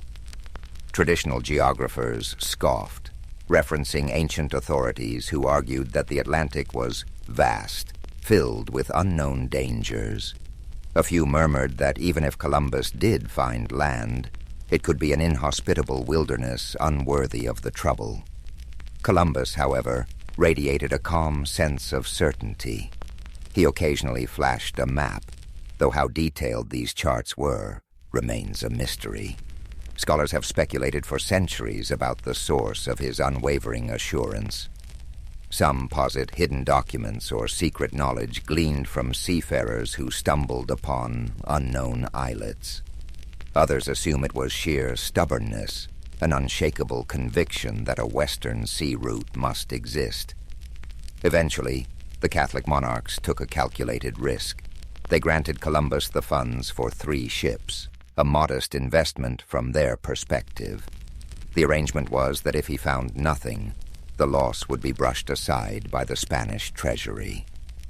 But if he succeeded, Spain would catapult ahead in the scramble for new lands and trading routes. The recollection of Portugal's prosperity from gold and spices weighed heavily on their minds. Nobody wanted to miss out on the next wave of riches. Columbus, exultant with the royal nod, hurried to assemble a crew. People often overlook the question of how Columbus gathered those men. It's true many were from modest backgrounds, with some rumored to be on the run from the law, hoping to escape their past in the expanse of the ocean. But it wasn't just desperados who signed up. Skilled navigators from Palos, Huelva, and beyond joined, intrigued by the potential for fortune. The ships, commonly referred to in simplified form as the Niña, the Pinta, and the Santa Maria, were repurposed commercial vessels, not the grand, specialized craft of some modern imaginations. In those final days before departure, Columbus prayed publicly at small monasteries and confided in a handful of confidants. The air crackled with anticipation. Coastal communities whispered about the boldness of it all. Some saw it as an act of madness or vanity. Others felt the giddiness of perhaps witnessing the dawn of a new era, though they likely didn't phrase it that way. For his part, Columbus maintained a controlled composure, but one can imagine the swirl of thoughts in his head. What if the critics were right, and Asia lay much farther than he had predicted? What if the currents were too treacherous, or the men mutinied out of fear? Despite the swirling uncertainty, Columbus pressed on. In the context of the times, caution often yielded smaller gains, while boldness, especially in exploration, could reshape kingdoms and redefine maps. And so, in August of 1492, with the last fleeting gust of summer wind, he led his ragtag armada out of Palos de la Frontera. Spain's coastline faded behind them under a brilliant sky, and all that remained was the emptiness of the Atlantic. No one aboard those 3 ships fully grasped the magnitude of what they were about to set in motion. Columbus was convinced that on the other side of that endless horizon lay a gateway to Asia. What he actually found would ripple through history in ways neither he nor his patrons could have envisaged. Yet that departure day, so often depicted in simplified paintings, was anything but routine. The tension on deck, the unspoken prayers of the men, the specter of turning back if storms threatened, it all brewed a potent mix of hope and dread. Columbus, unwavering, stood near the ship's helm, mentally rehearsing his route, likely feeling the weight of his deal with Spain's monarchy on his shoulders. But as a faint breeze pushed them out to open sea, he also might have felt an intoxicating rush of possibility. Sailing into the unknown demanded more than bravado. It demanded an unspoken agreement among the crew that they would trust Columbus's instincts, for better or worse. For weeks the men heard nothing but the wind snapping the sails and the hull creaking under the pressure of the open sea. Fears of sea monsters and bottomless whirlpools circulated in hushed conversations. Each day, Columbus measured the sun's position with the astrolabe, jotting figures in a logbook he kept hidden from prying eyes. Rumor has it he maintained 2 sets of records, one genuine, one skewed to soothe anxious sailors. As time wore on, their diet, initially bread, onions, and salted meat, became stale and monotonous. Water turned brackish, tempers flared as frustrations boiled over. The sense of distance from any known shore was paralyzing for some. A few men muttered that they should force Columbus to reverse course. Yet each evening, Columbus delivered a kind of pep talk, reminding them of the wealth rumored to be waiting just beyond the horizon, of the possibility that each day's sail brought them closer to Asia's spice markets. From a modern perspective, such promises might seem manipulative, but within their historical context, Columbus was playing the necessary role of morale builder. Along the voyage, certain signs stirred fleeting moments of optimism. Floating clusters of seaweed, stray birds, overhead, even the faint smell of unfamiliar vegetation on the breeze. Sailors latched onto these clues like lifelines, interpreting them as evidence that land must be near. Some historians argue that these were the crucial threads holding the expedition together when minds threatened to unravel. Columbus, however, rarely displayed his own doubts. His journals hint at the internal turmoil he felt when days stretched into weeks and no solid coastline materialized. But to the men, he projected unwavering determination. Then came a fateful night in October, when the cry of "Tierra, tierra" finally broke the silence. The men scrambled to the sides of the ship, eyes scanning the dark horizon. Shrouded in moonlight was a low, dark outline that could only be land. Relief, excitement, and a twinge of disbelief shot through the crew.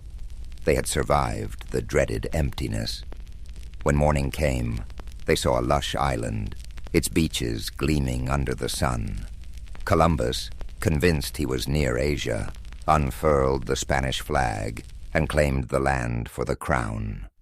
In his diary, he described the island's inhabitants as friendly, curious, and naive about European ways, though he likely wrote with the tinted lens of an outsider, imposing his own world view. The early interactions between Columbus and the indigenous people, often referred to as the Taino, began with gestures of goodwill. Small gifts of glass beads and trinkets were exchanged for parrots, cotton, and rudimentary gold ornaments.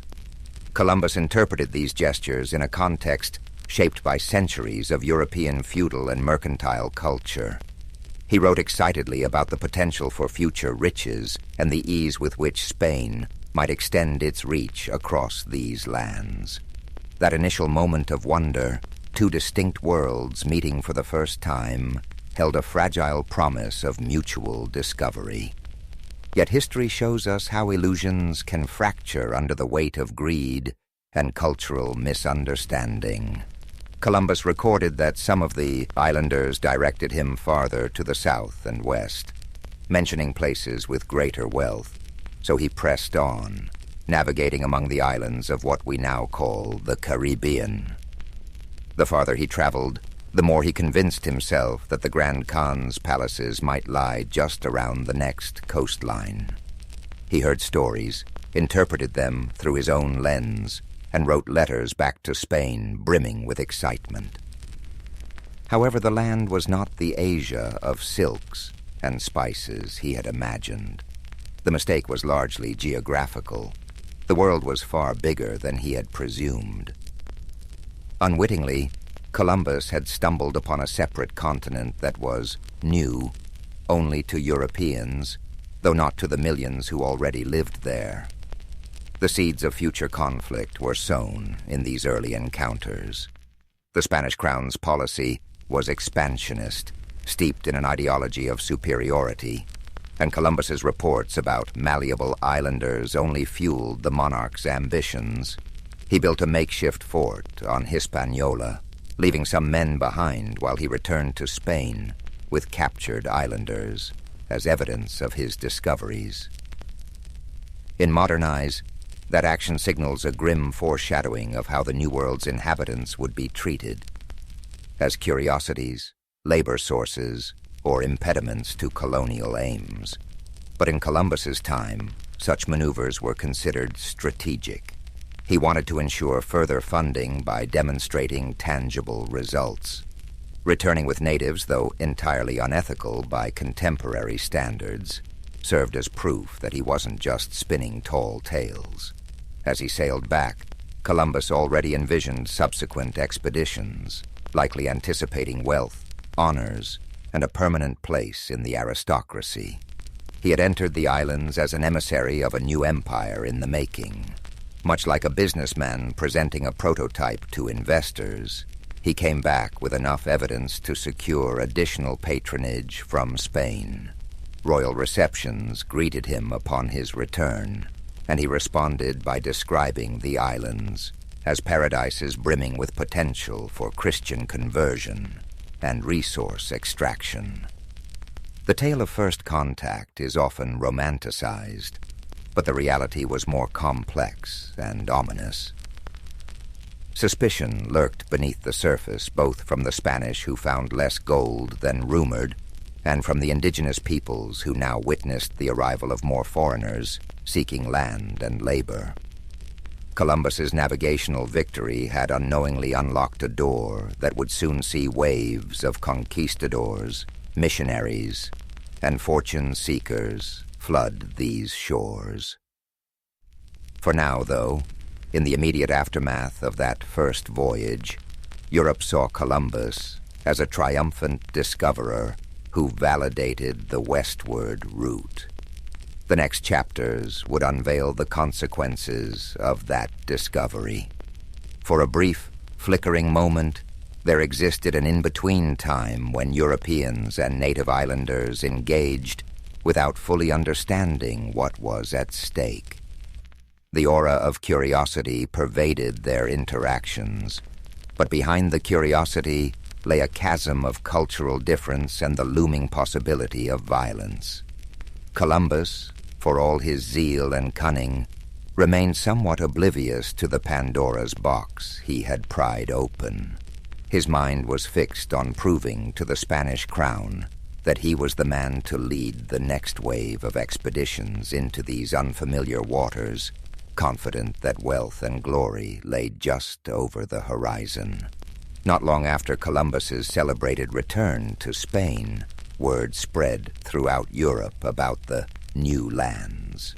The name Indies stuck, reflecting Columbus's ongoing misbelief that he had neared the outskirts of Asia.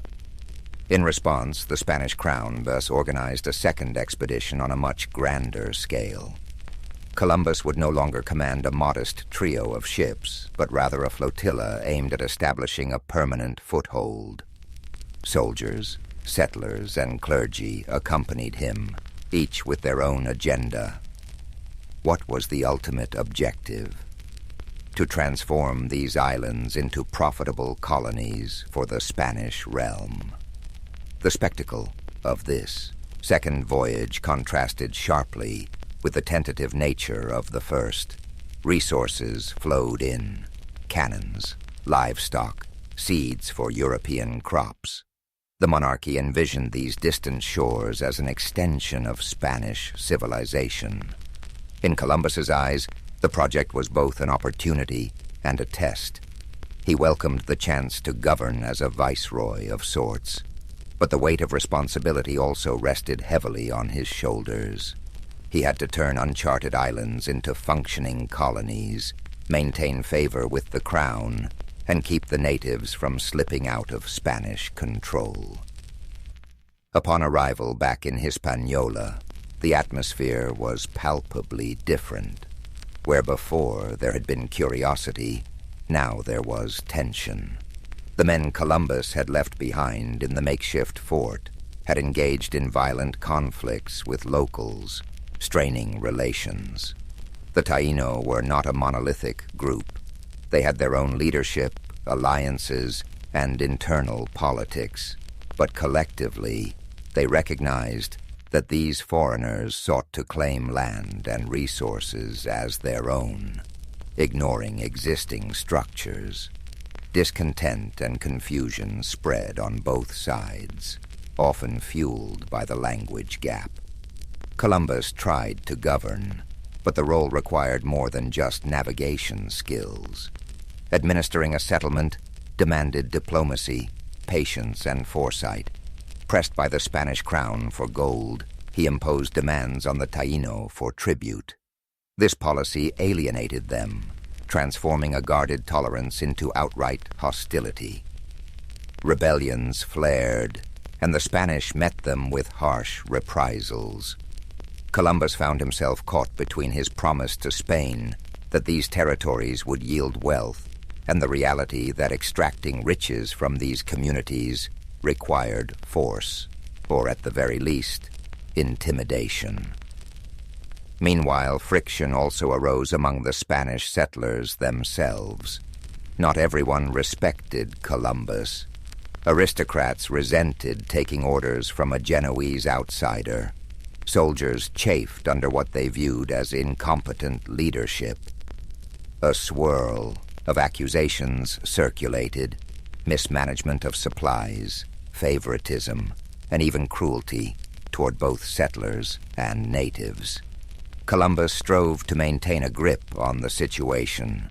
But as ships came and went, they carried back to Spain letters and rumors that cast him in a questionable light. People who once heralded him as a visionary began to wonder if he was a tyrant.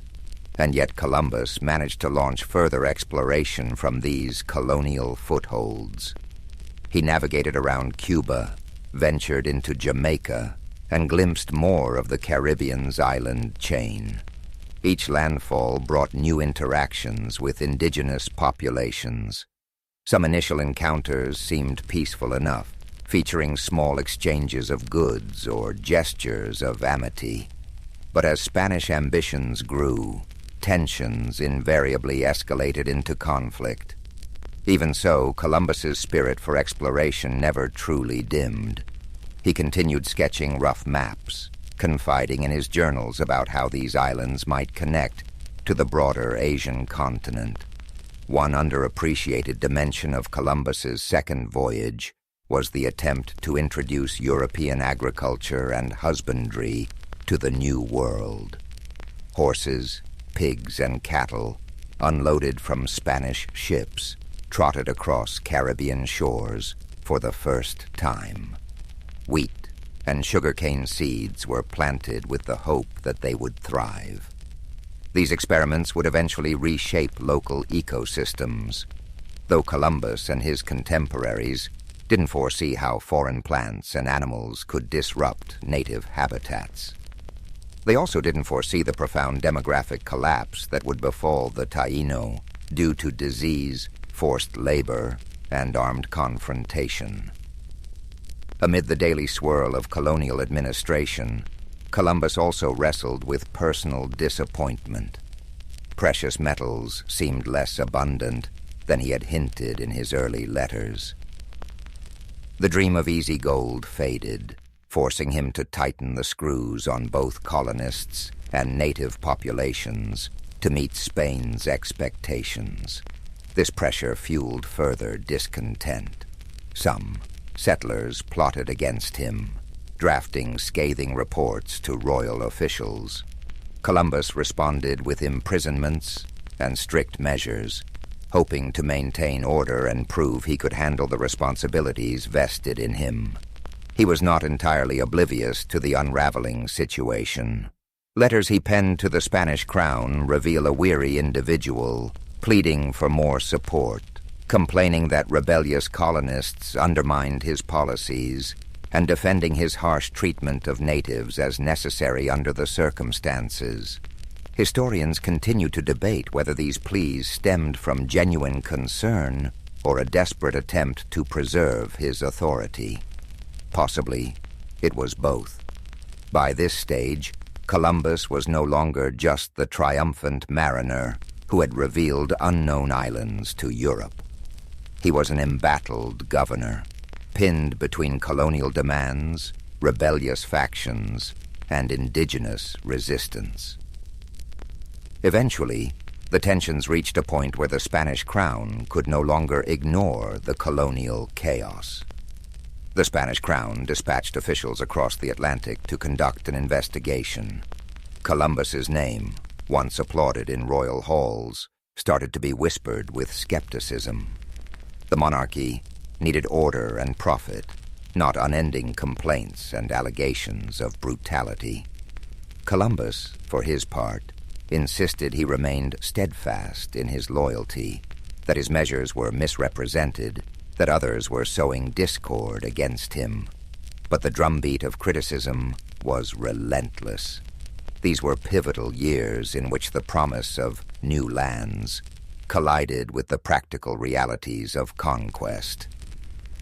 The idea of finding a paradise was replaced by the harsh realities of colonization.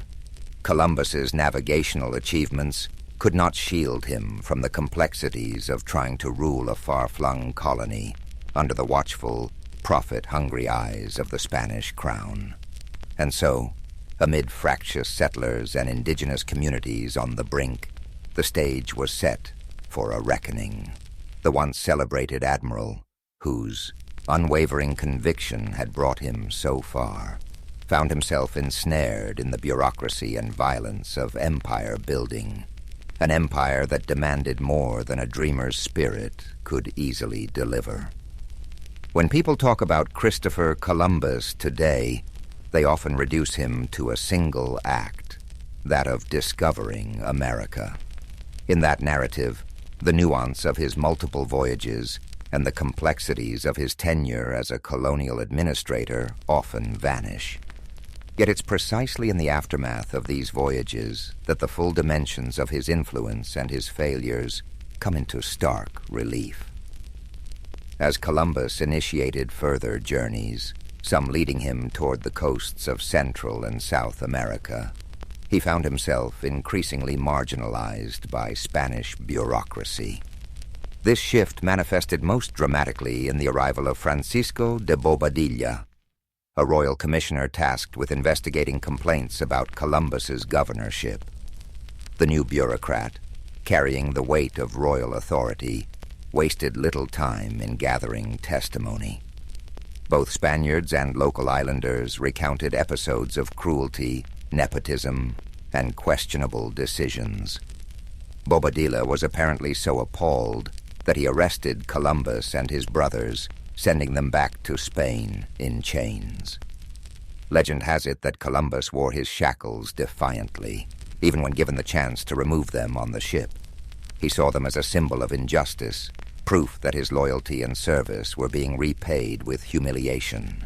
It was a potent image for someone who once stood triumphant before the same crown that now authorized his imprisonment. The question of guilt remains tangled in historical debate. Some accounts suggest that Columbus, overwhelmed by the labyrinth of colonial politics and the pressure for gold, resorted to extreme measures. Others argue Bobadilla's actions were also politically motivated, using Columbus as a scapegoat to appease the crown's dissatisfaction with the colony's performance. Upon returning to Spain in disgrace, Columbus managed to secure an audience with Queen Isabella. Accounts from the time suggest that he pleaded his case with tears in his eyes, lamenting how he had been treated. The Queen, who once supported him so fervently, was moved enough to release him. However, his authority over the New World territories would never be fully restored. The monarchy recognized his contributions as an explorer, but deemed his administrative methods unacceptable, or at least too fraught with controversy to continue under his leadership. Despite these setbacks, Columbus managed to mount a fourth voyage, albeit with far fewer resources and a more modest mission: to find a passage to the Indian Ocean. He skirted the coast of Central America, enduring hurricanes, shipwrecks, and near mutinies. This journey carried a distinct sense of desperation. Columbus remained convinced he could stumble upon a maritime strait that would vindicate his original thesis that these lands were indeed part of Asia's outskirts. He found no such passage, of course, and ended up stranded in Jamaica for a time, relying on the uneasy goodwill of local communities to survive. During that ordeal, Columbus famously exploited his knowledge of an upcoming lunar eclipse to secure provisions from the indigenous people. By predicting the moon would turn dark as a sign of divine displeasure if they withheld supplies, he manipulated the local population. This episode underscores the lengths he would go to maintain authority in precarious circumstances, and it also points to the lopsided power dynamics at play. Even when cut off from Spanish support, Columbus found ways to leverage advanced European knowledge, like astronomy, for short-term advantage. Eventually, he managed to return to Spain in failing health, battered by the years at sea. The illusions that he might still be recognized as the viceroy of a new empire, or that he might uncover the golden cities of Asia, had diminished. Queen Isabella's death in 1504 further eroded his political support. King Ferdinand was far more pragmatic and less inclined to indulge Columbus's petitions for power or wealth. Over time, Other explorers, such as Amerigo Vespucci, began to map the contours of the so-called New World, inadvertently challenging Columbus's fixation on Asia. In his later years, Columbus lived in semi-retirement, dogged by lawsuits over revenues he believed were owed to him based on his original contract with the Crown. The once bold dreamer was reduced to lodging legal complaints. He penned letters that oscillated between self-justification and appeals to higher Christian purposes. Even on his deathbed in 1506, he seemed unwilling to let go of the conviction that he had indeed found a western route to Asia. From a purely human perspective, these final chapters present a poignant figure. A man once lauded as an unrivaled pioneer, brought low by the machinery of the empire he helped expand. It's tempting to cast him as either victim or villain. He was, in truth, a complex amalgamation of ambition, faith, calculation, and tunnel vision. His voyages unleashed colossal consequences for countless indigenous peoples who bore the brunt of colonization's brutality, disease, and cultural upheaval. And yet, from a European standpoint, he undeniably altered the map and opened an era of unprecedented maritime expansion. One might argue that his ultimate downfall was that he neither adapted nor let go of his initial misconceptions. Had he recognized these territories as a separate landmass, he might have adjusted his strategies, perhaps forging alliances or seeking more sustainable ways to govern. Instead, he persisted, year after year, in claiming that Asia was just around the corner, that a strait or a city of gold would validate his calculations. This inflexibility collided with the messy reality of empire building. The monarchy demanded tangible riches and stability, not unending quests based on outdated assumptions.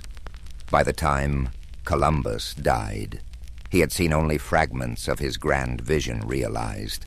The world had indeed changed, but largely beyond his personal control.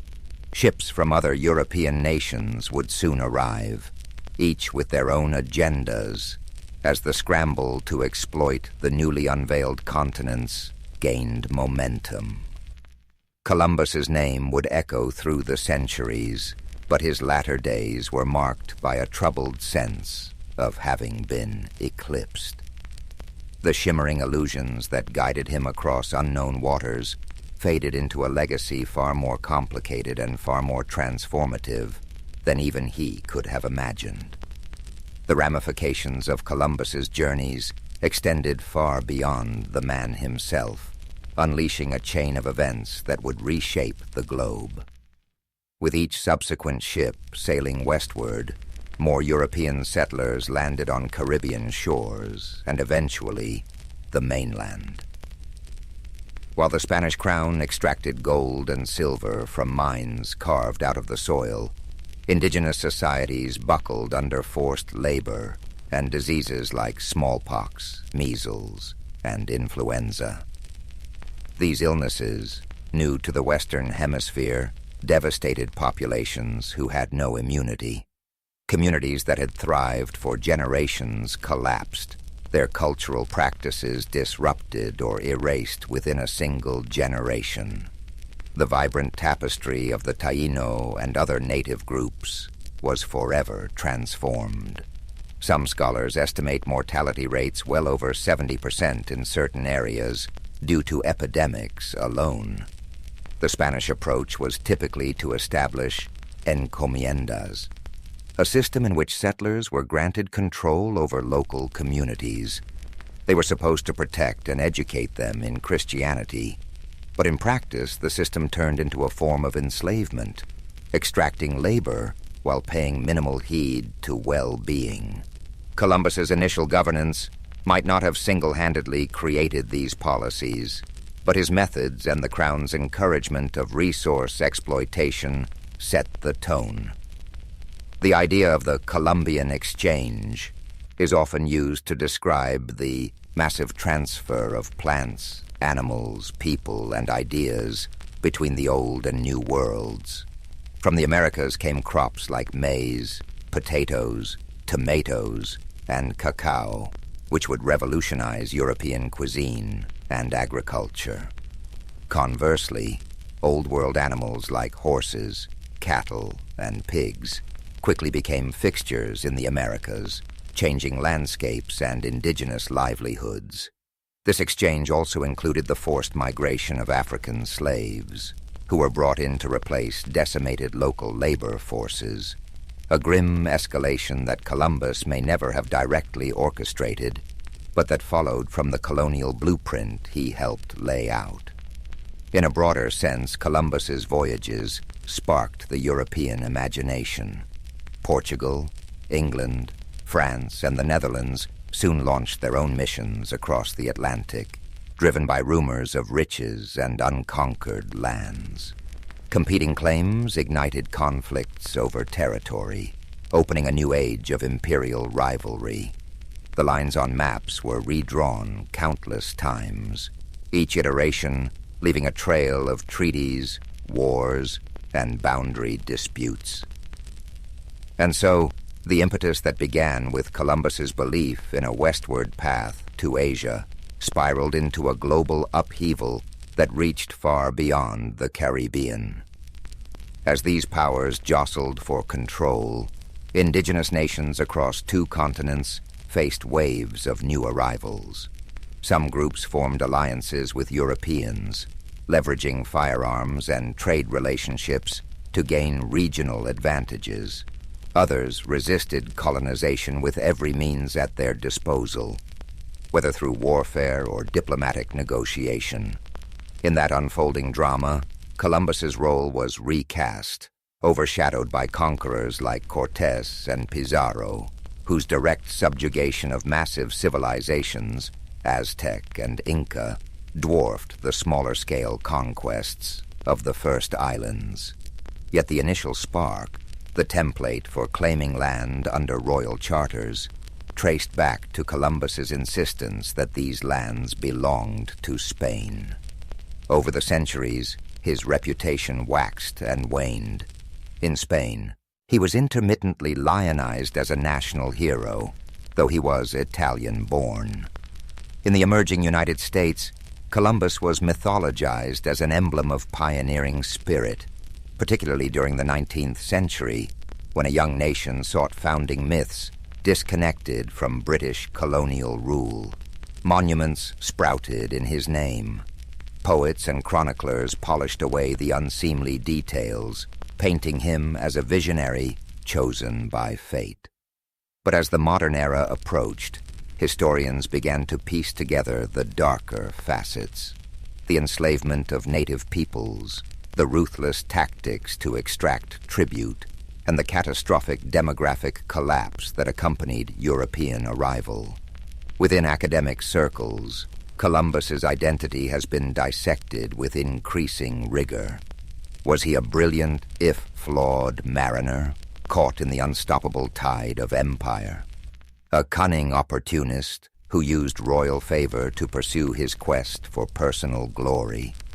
Or a tragic figure who stumbled into a continent he never understood, living long enough to see his illusions crumble? The man's diaries, the letters he exchanged with monarchs, and the records of those who traveled with him reveal contradictions and complexities that defy easy categorization. Social movements in the late 20th and early 21st centuries further heightened scrutiny. Protesters targeted Columbus Day celebrations, calling attention to the brutal legacy of colonization for indigenous peoples. Statues were defaced, public debates raged, and local governments declared alternative holidays like Indigenous Peoples Day. The conversation shifted from glorifying Columbus's navigational triumphs to examining the price others paid for his endeavors. Some people clung to the older narrative, seeing him as an icon of exploration and progress, while others demanded a more candid acknowledgement of the suffering woven into his story. In many ways, Columbus embodies the paradox of exploration, a thirst for new knowledge and wealth, coupled with the violent imposition of power over those encountered. Modern sentiments often try to reduce historical figures to moral absolutes, hero or villain. But people, and particularly those who lived centuries ago, exist in moral shades shaped by the context of their times. Columbus was no exception. He followed the traditions of his society: exploitation, religious zeal, hierarchical rule, while also forging new paths that irrevocably altered the world's trajectory. Reflecting on this, one sees that the significance of Columbus's voyages cannot be understated, regardless of how one judges his personal character. Entire continents were thrust into a new era of connectivity and strife. Commodities, pathogens, and cultural practices mingled in a transoceanic dance with consequences that continue to unfold. That global transformation can be traced to this determined navigator who, despite incorrect assumptions and an inflexible mindset, was the catalyst for an epochal shift. History, for all its tumult and tragedy, hinged on that moment he and his crew sighted land in 1492. With the benefit of hindsight, we might picture Columbus standing at a symbolic crossroads, holding the map of his flawed calculations in one hand and a fervent sense of destiny in the other.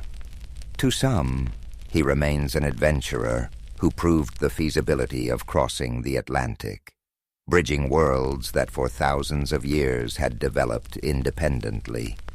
To others, he represents the darkest impulses of colonial ambition, unleashing oppression and subjugation on societies that neither desired nor invited his arrival. Through the prism of 5 centuries, perhaps both views hold merit, intertwined in the complexities of historical momentum.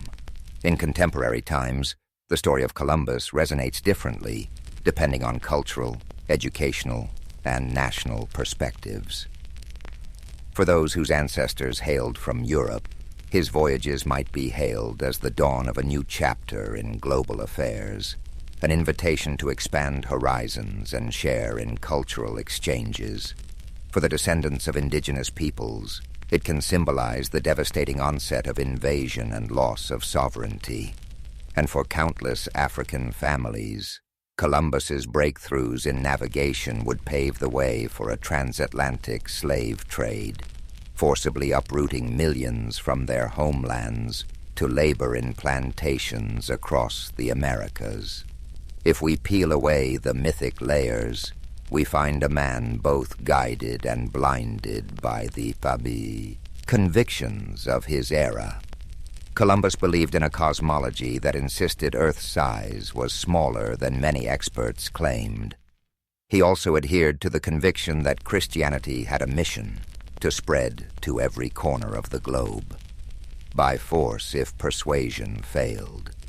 Even as a young boy, haunted by the brine-scented air of Genoa's docks, he likely never pictured how far-reaching the consequences of his ambitions would be. If anything, his early dream was to find a direct route to Asia's wealth, not to become the instigator of a massive reordering of human societies. His navigational prowess remains undeniable.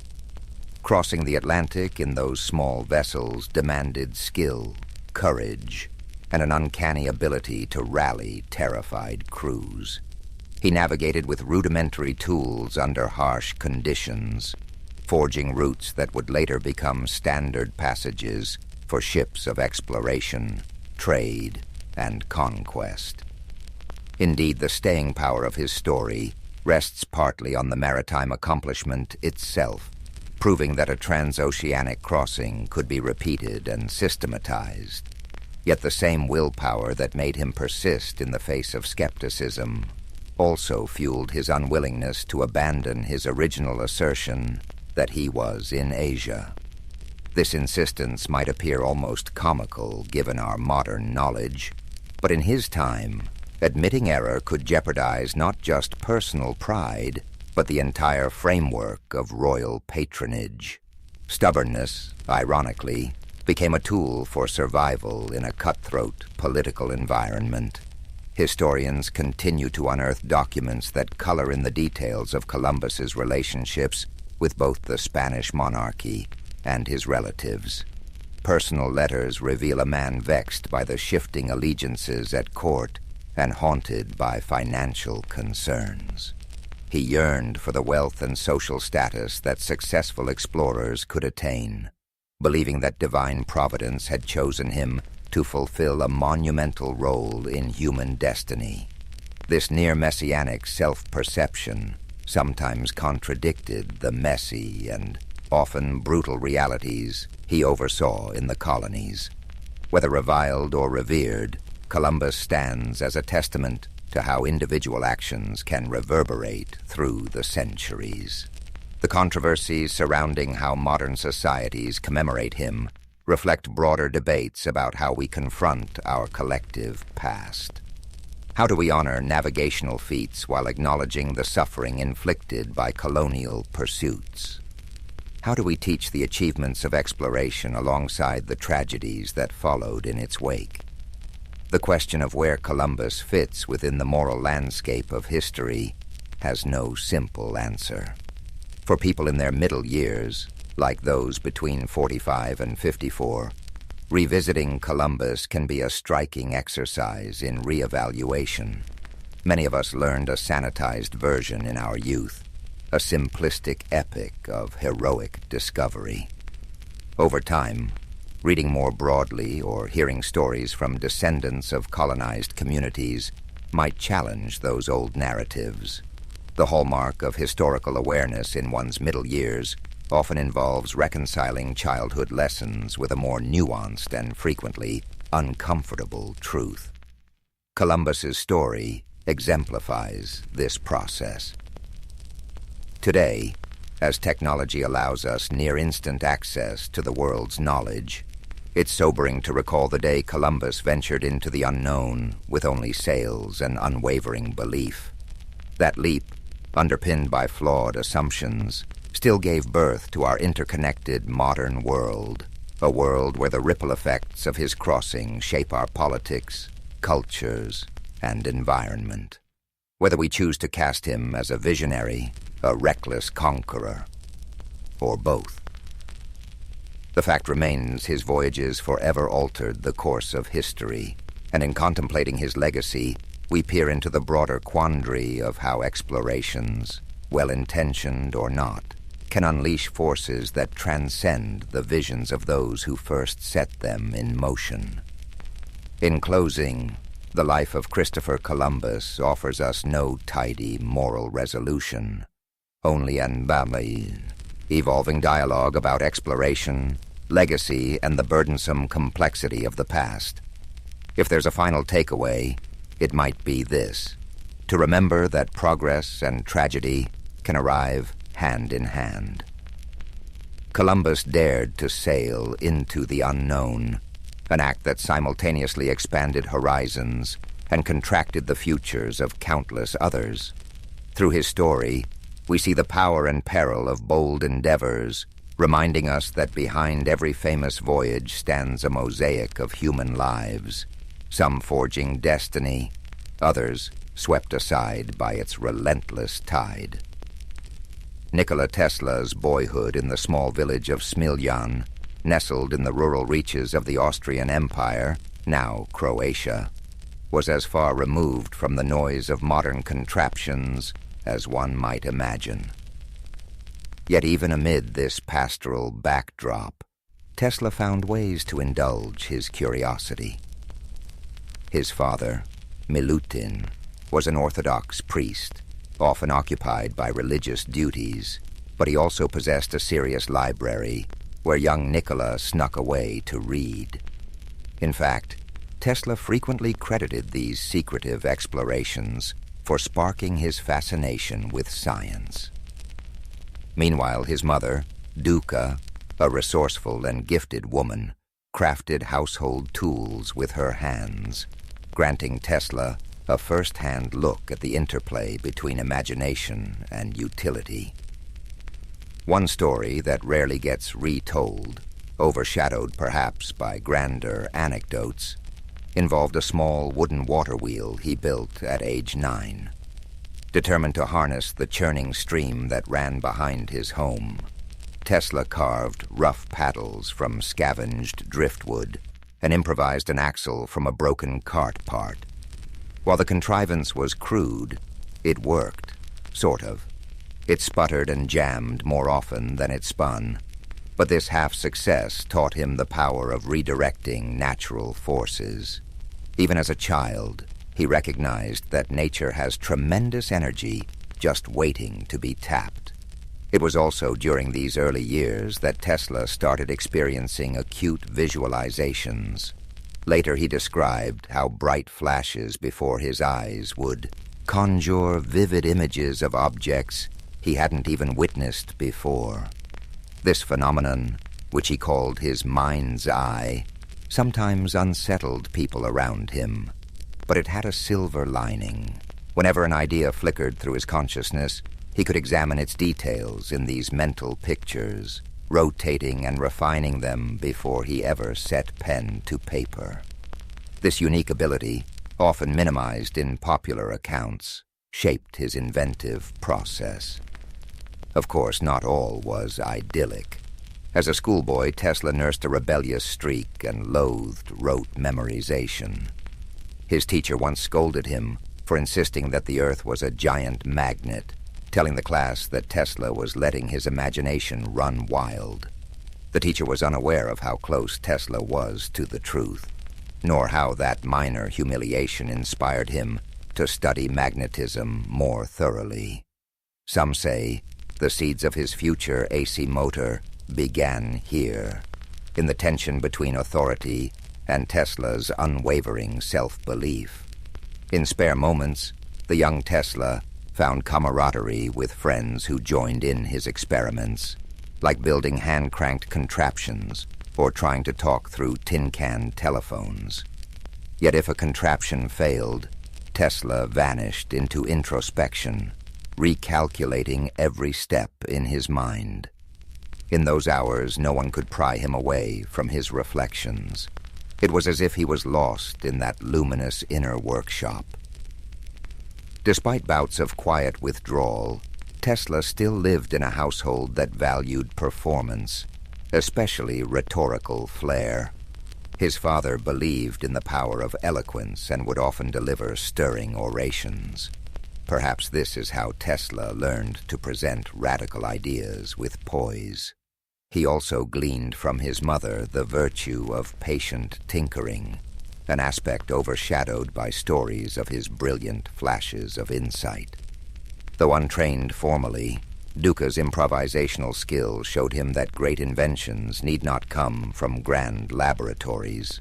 They could begin at a humble table or by the riverside, as long as one had the drive to see them through.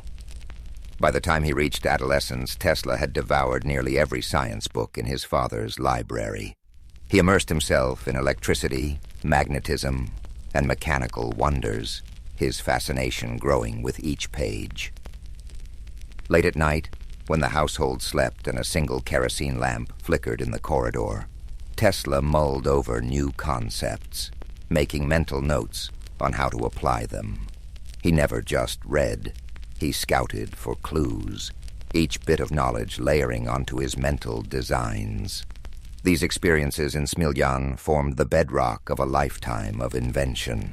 While the world would one day witness Tesla's theatrical experiments and transformative discoveries, it all began beside a murmuring creek and within the hush of a modest library. There, free from urban clamor, Tesla learned the value of curiosity, observation, and sustained determination. It was in this unassuming domain, where wooden water wheels sputtered and a boy's imagination soared, that the seeds of an extraordinary destiny first took root. Perhaps most telling, These formative years cemented in Tesla a lifelong pattern of introspection and experimentation. The young inventor not only absorbed knowledge, he reinvented it in his imagination. For him, Smiljan was not a backwater. It was a secluded incubator for unexplored possibilities.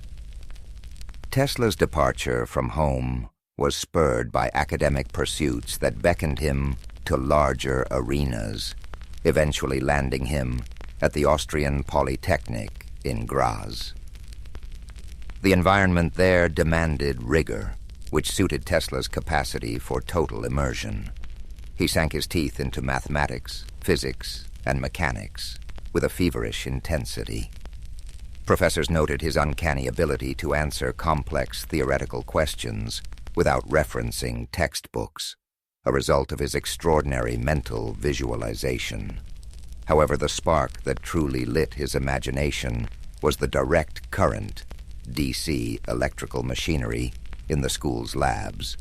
Conventional wisdom suggested DC was the future of power, but Tesla found its inefficiencies maddening. Observing how DC motors generated sparks and wasted energy, he questioned how nobody noticed a better pathway. When one professor pronounced that harnessing alternating current, AC, at scale was an impossibility, Tesla resisted the urge to argue. Instead, he spent late nights in his boarding room, sketching out rotating magnetic fields in his head.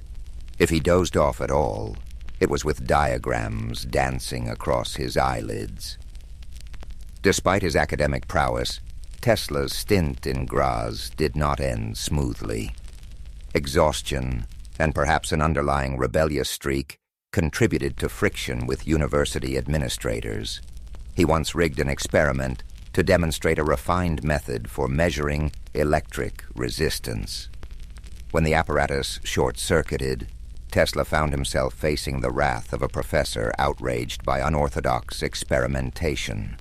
Feeling unwelcome, Tesla walked out, leaving conventional academia behind. From Graz, Tesla moved to other opportunities, including a brief and often overlooked period in Maribor, now in Slovenia. There a shadow seemed to fall over him. Separated from the camaraderie of classmates, he grappled with bouts of anxiety. Without structured lab access, Tesla turned to solitary experiments, tinkering with leftover scraps of metal and wire. Yet the gloom of isolation grew, and he eventually returned home for a spell, his confidence rattled but not shattered. It was in Budapest, while working at the Budapest Telephone Exchange, that Tesla began to regain his footing. In that frenetic workspace, he was tasked with improving the telephone system's design. One lesser-circulated story details how Tesla once clambered onto a rooftop to adjust overhead lines, the lightning flashes giving him new ideas about high-frequency current. Colleagues regarded him as eccentric but competent. Crucially, it was during a routine walk through Budapest's city park that the notion of the rotating magnetic field crystallized in his mind. Inspired by a poem he recited aloud, Tesla abruptly stopped, drew a stick from the ground, and began tracing swirling diagrams in the dirt. He explained to his companion how two or more alternating currents out of phase keys could induce a rotating field capable of spinning a motor. That eureka moment set the course for his next inventions. It was an unveiling of practical AC concepts in the most unassuming of settings, far from any official laboratory. Shortly after, Tesla found himself with an opportunity in Paris, working for the Continental Edison Company. His tasks involved troubleshooting the installation of Edison's DC systems, the very technology that had vexed him back at Graz. Even so, the job introduced him to real-world engineering challenges, from power outages to generator malfunctions. By day, Tesla tackled these issues, becoming something of a specialist in diagnosing electrical breakdowns. By night he refined sketches of his AC motor, desperately wishing for the chance to build a prototype. The interplay between the daily grind of DC hardware maintenance and the nightly pursuit of AC innovation lent Tesla's life a peculiar duality, an unresolved tension between the present and what he believed the future should be. Although overshadowed by the high drama of later years, these formative experiences taught Tesla resilience. He learned how to negotiate limited resources, how to observe the smallest anomalies in mechanical performance, and how to coax visions from his mind into workable sketches. More importantly, his confidence in the feasibility of AC power solidified, even as he undertook the tedium of DC-based assignments. The world around him might have regarded AC as a flight of fancy, but in his eyes, it was the rightful heir to the electrical throne, waiting for its moment to shine. Tesla's fateful journey to the United States in 1884 has often been romanticized, yet a host of lesser-known details enrich that narrative. He arrived in New York with next to nothing, carrying a letter of introduction to Thomas Edison from his former employer in Paris. The letter supposedly claimed Tesla was an exceptional engineer who would produce wonders. In popular retellings, this encounter frames Tesla and Edison as instant rivals. But in truth, their relationship began with cautious respect. Edison recognized Tesla's competence right away and put him to work on projects deemed too intricate or menial for others. There's a story, one not widely circulated, that Tesla fixed a defective shipboard lighting system, saving Edison's company from contract penalties. Tesla never used it as leverage, but Edison noticed. Intrigued by Tesla's meticulous approach, he assigned him to redesign DC generators. Tesla toiled day and night, confident his improvements would prove their worth, and they did. But when he sought remuneration, misunderstandings piled up. It wasn't a single dispute over a massive bonus, but more a pattern of unkept promises and blurred expectations. By early 1885, the veneer of cordiality evaporated, and Tesla left Edison's employ. That was the genesis of a rivalry, later amplified by newspapers, driven more by conflicting technologies than personal hatred. Financial troubles beset Tesla almost immediately. With few acquaintances in New York, he found himself digging ditches for $2 a day. Yet it might have been that physical labor under a harsh sun that sharpened his resolve. He told a friend that while his body dug ditches, his mind was far away, describing elliptical arcs of thought. Where some might have fallen into despair, Tesla saw an interval to refine his intended path. That path led to the formation of Tesla Electric Light and Manufacturing, his first entrepreneurial venture in America. He secured backers who, at first, promised to let him develop arc lighting systems and eventually his prized AC motors. However, once Tesla delivered an efficient arc lighting solution, those investors showed no interest in AC. Capital wanted quick returns, not imaginative leaps. Frustrated, Tesla found himself pushed out of the very company bearing his name. This episode left him wary of business partnerships and taught him that investors valued immediate profit over long-term vision. Undeterred, Tesla began to demonstrate his AC motor concept in small lecture halls around the city. One venue, the back room of a modest Manhattan building, had an audience of barely 20 people. But among them was Alfred S. Brown, a Western Union superintendent who recognized Tesla's potential. Another backer, Charles Peck, also attended. Together they formed a partnership with Tesla, pledging to support his AC technology. These unglamorous sessions laid vital groundwork for Tesla's next breakthrough.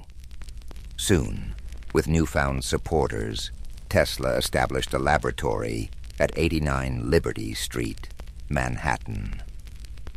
Amid coils of wire and improvised setups, he tinkered relentlessly. The space was cramped but offered freedom. He constructed prototypes of the polyphase AC motor, painstakingly refining them until they could run smoothly under load. Maintaining a consistent rotating magnetic field was one challenge. Ensuring it didn't damage the apparatus over time was another. Tesla tackled each obstacle systematically, relying on mental simulations before any real-world tests. One anecdote from this period recounts Tesla experimenting with high-speed turbines that let out unnerving whines. Passers-by grew wary, prompting multiple visits from the local fire brigade after neighbors complained of sparks. Tesla, oblivious to the fuss, would apologize earnestly, then resume his adjustments the moment they left. Such episodes highlight his tendency to live almost entirely in his realm of ideas, paying little heed to outside alarm. While public fascination with electricity was on the rise, spurred by the novelty of electric lights, most industrialists still viewed AC with caution. Tesla's goal was not simply to make AC motors feasible, but to persuade key players that this technology was reliable, safe, and profitable. Each small success in his lab bolstered his resolve, inching him closer to a grand future shaped by alternating current. By 1888, Tesla was ready to unveil his AC motor to the world, and the venue was the American Institute of Electrical Engineers. While typical accounts highlight the significance of this event, few explore the hushed excitement that filled that lecture hall. Attendees included professors, journalists, and industrial titans, all abuzz with talk of a new era in electrical distribution. Some were openly skeptical.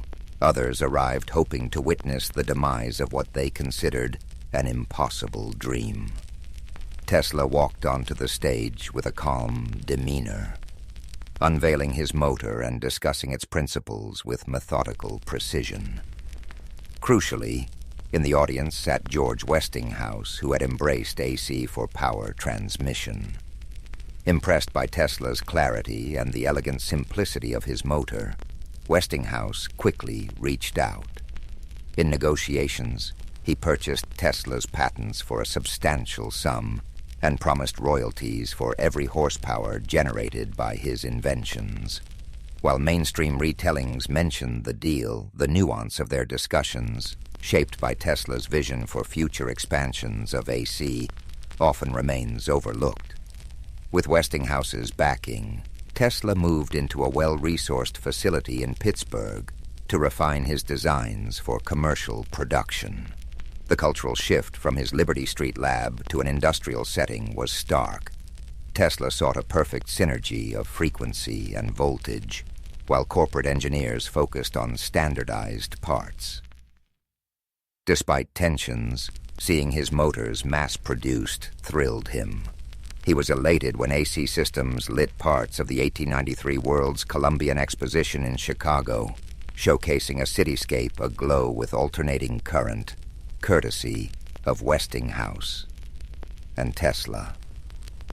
A lesser-known interlude occurred when Tesla visited Niagara Falls to survey the planned hydroelectric station. Standing at the brink of the thundering cascade, he reportedly mused that harnessing such power would reflect humanity's harmony with nature. When it went online, delivering electricity as far as Buffalo, it proved AC's potency. Yet the war of the currents, fueled by Edison's campaign labeling AC dangerous, cast shadows on these achievements. Edison's allies staged gruesome demonstrations, electrocuting animals to highlight AC's hazards. Tesla, though offended, avoided direct public attacks. Instead, he showcased AC's safety in flamboyant ways, passing high-frequency currents through himself to light lamps. Newspapers seized on these spectacles. Tesla disliked theatrics for mere hype, but saw them as necessary to shift perception. Tesla's finances briefly soared. His arrangement with Westinghouse promised substantial gains as AC spread. However, Westinghouse soon faced financial strain from the Niagara project and market fluctuations.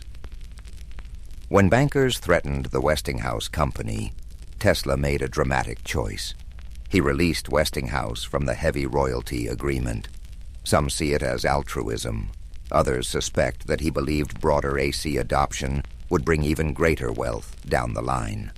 Either way, this decision cost him millions.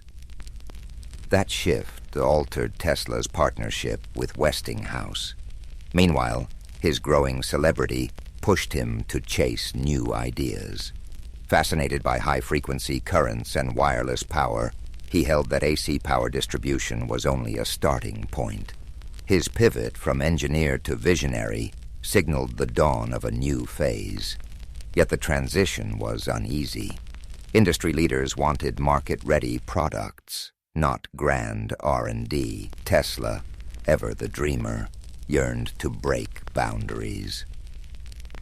This clash set the stage for his most audacious projects, some of which risked isolating him from commercial backers.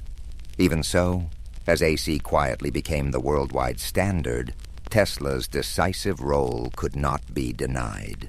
He had toppled the seemingly immovable DC regime and paved the road for an era defined by alternating current, a feat that left him eager to explore even more uncharted terrain. These wins fueled Tesla's restless imagination, propelling further innovation. By the mid-1890s, Tesla had garnered a reputation as an inventor who might rewrite the laws of nature with each new contrivance.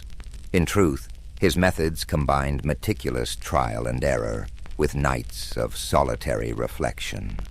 He fashioned advanced coils to produce high-voltage, high-frequency, alternating currents, creating dramatic arcs of artificial lightning.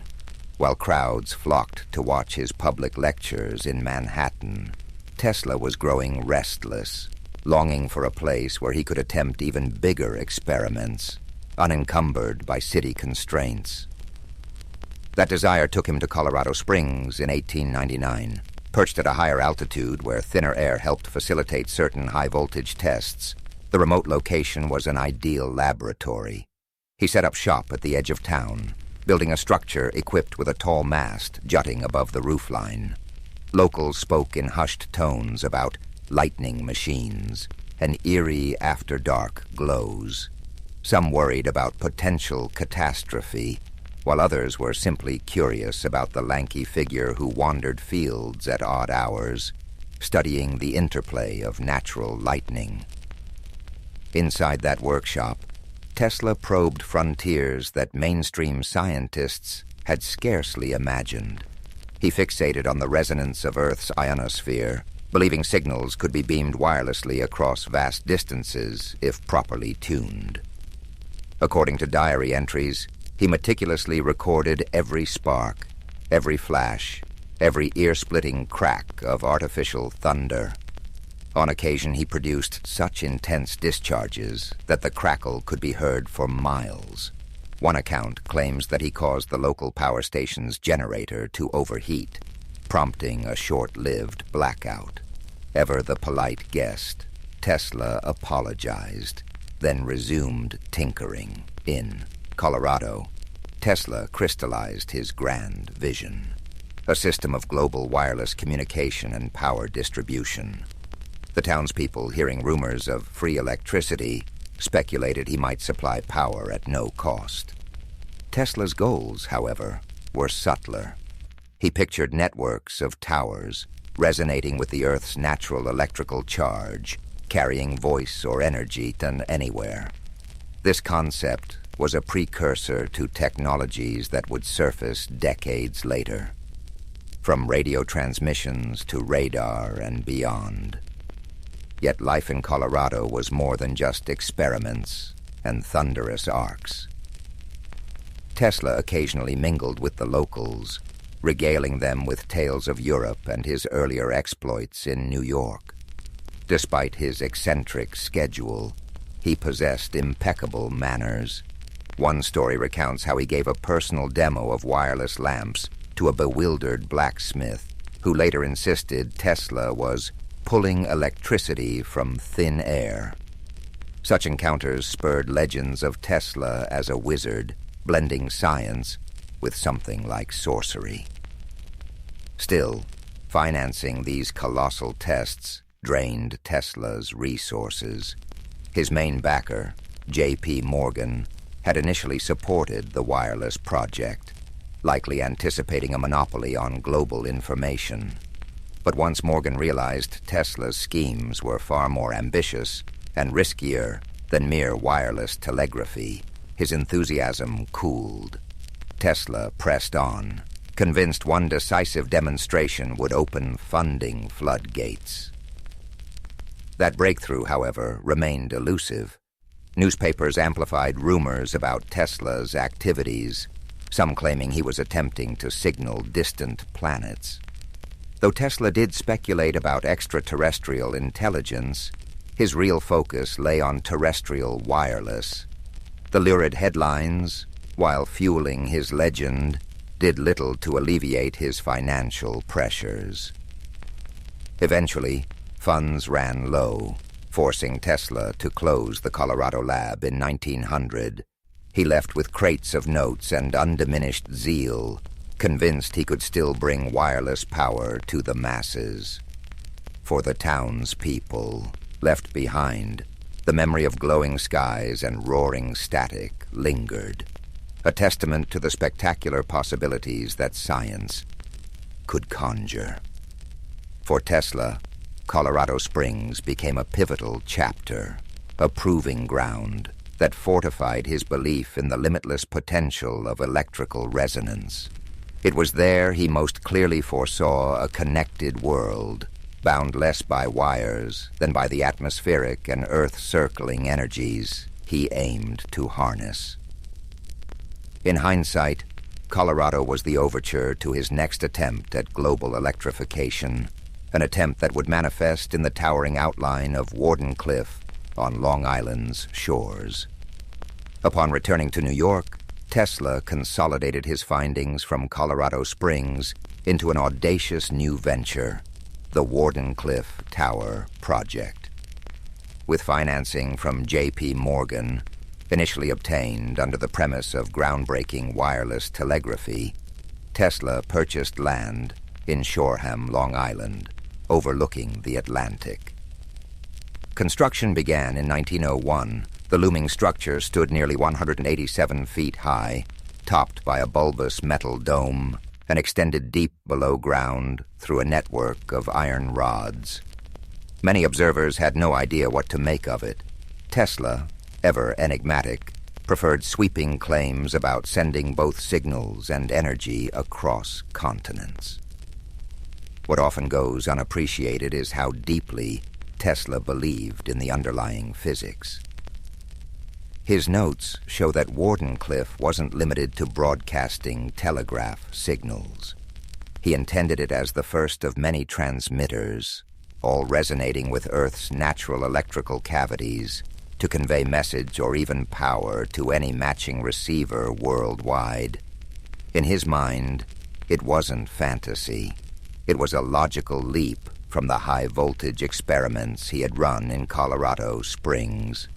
However, the timing was not in his favor. In the same year that Wardenclyffe's skeletal form emerged from the treetops, Guglielmo Marconi successfully conducted the first transatlantic radio transmission. Reporters hailed Marconi as a giant in wireless communication. Tesla, outraged, pointed out that his own patents on alternating current and related technologies predated Marconi's work. Nevertheless, the public and financiers were smitten with Marconi's simpler, more immediately marketable setup. Morgan's patience wore thin. Why bankroll Tesla's massive tower if Marconi's apparatus sufficed for long-distance signaling? Wardenclyffe, still incomplete, hemorrhaged money. The crew building it dwindled, salaries went unpaid, and Tesla found himself pleading for fresh capital. Each conversation with Morgan ended in terse demands for tangible proof, which Tesla couldn't produce fast enough. Desperate for funds, Tesla tried licensing auxiliary inventions, turbines, pumps, and even a plan to harness geothermal heat. But investors questioned his broader intentions, wary he might pivot their money into the tower. As financial constraints tightened, Wardenclyffe remained a half-realized vision. By 1905, the site was effectively deserted, the tower a silent monument to Tesla's ambitions and the shifting tides of investor faith. During these bleak years, Tesla's public persona grew more eccentric.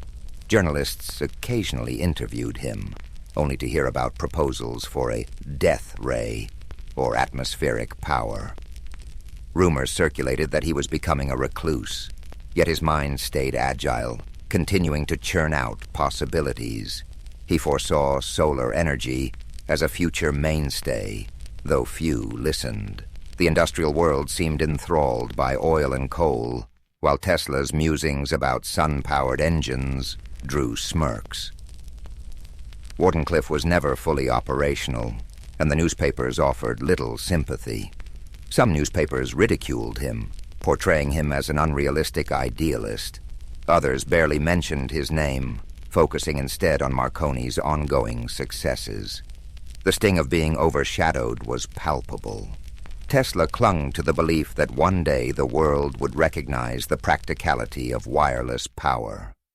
Indeed, later generations would adapt many of his principles for radio and beyond.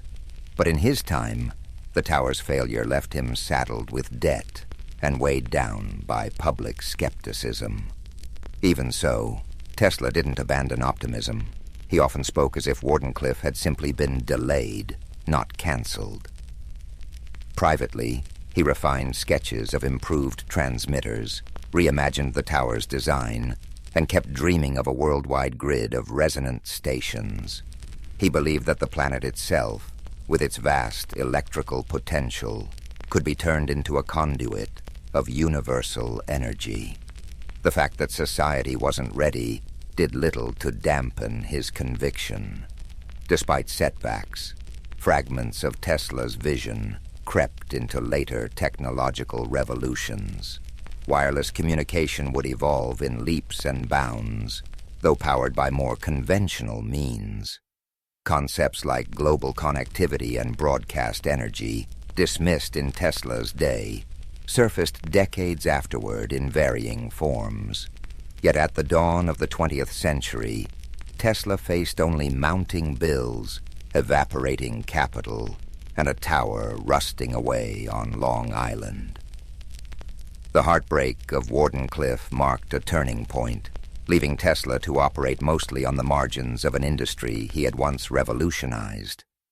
As the 20th century marched on, the world Tesla had done so much to illuminate surged ahead. The AC systems he championed became the backbone of modern infrastructure, yet Tesla himself slipped from the spotlight. He moved between New York hotels, sometimes leaving unpaid bills behind. Public interviews grew sparse. When he did speak, he mentioned theories of beam weapons, weather manipulation, and advanced propulsion, sowing intrigue even as some questioned his grasp on reality. But his notebooks, to the extent they survive, reveal how these ideas built on earlier experiments rather than mere whimsy. A lesser-known facet of Tesla's later life was his nightly ritual of feeding pigeons in Bryant Park. Observers saw a solitary figure scattering seeds by lamplight, but Tesla found solace in caring for those birds. claiming a special bond with one white pigeon in particular. It may have seemed an odd pastime for a renowned inventor, yet it reflected a familiar pattern: Tesla's deep empathy for natural phenomena, creatures included. Meanwhile, patent disputes raged over the origins of radio. Tesla had filed patents before Marconi's breakthroughs, yet Marconi was lauded for bringing wireless transmission into the mainstream. The legal entanglements dragged on for years. In 1943, the U.S. Supreme Court finally recognized Tesla's priority for certain critical radio patents. Though this vindication arrived too late to alter his financial straits, he was never able to capitalize on the official ruling, nor did it quell the public's association of radio primarily with Marconi. Tesla spent his final stretch of life at the New Yorker hotel. Though short on funds, he still scrawled ideas on scraps of paper, proposing cosmic ray engines and new power methods. Visitors who managed to see him might find him animated and eloquent, speaking in polished tones about harnessing the energy of the sun or channeling power from the Earth's magnetic field. He believed that a teleforce beam could end war by making national borders impenetrable. To many, these notions sounded impossible, yet Tesla's track record left room to wonder. When he passed away on January 7, 1943, in room 3327, he left behind boxes of documents that soon became the subject of intense scrutiny. Authorities seized some of his papers, fueling rumors of hidden innovations or weapons too dangerous for public consumption. Conspiracy theories flourished. While the reality likely involved routine security concerns, the secrecy lent mystique to Tesla's legacy. It became hard to disentangle fact from folklore. Over the decades, Tesla's standing in popular consciousness swung wildly. Edison's name overshadowed his for a time, especially in school textbooks. Only later did grassroots movements rise to credit Tesla for his revolutionary contributions to AC power, radio technology, and more. Modern engineers, scientists, and curious laypeople uncovered his patents and writings, marveling at how he'd anticipated entire fields of inquiry, from robotics to wireless communication. His pioneering theories on resonance and frequency also informed aspects of modern electronics, though that debt was seldom acknowledged until much later.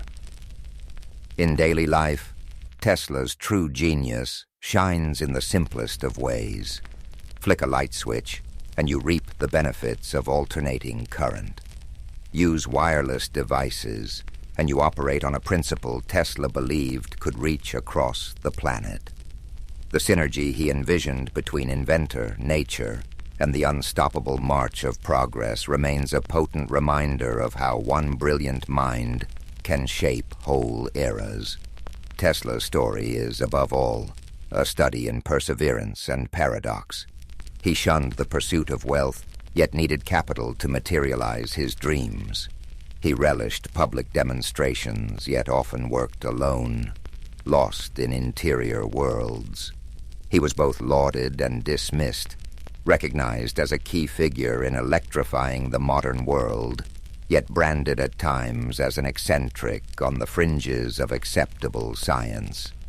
Even so, he left an imprint rivaled by few. Long after his death, the hum of AC power lines, the glow of electric lamps, and the chirp of wireless signals echo Tesla's influence.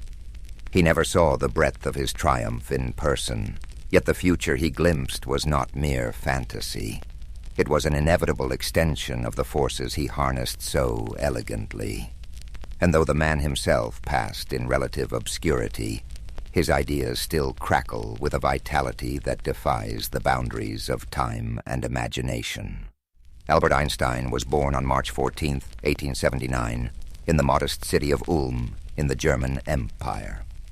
His father, Hermann, managed small electrochemical ventures, and his mother, Pauline, nurtured a love of music.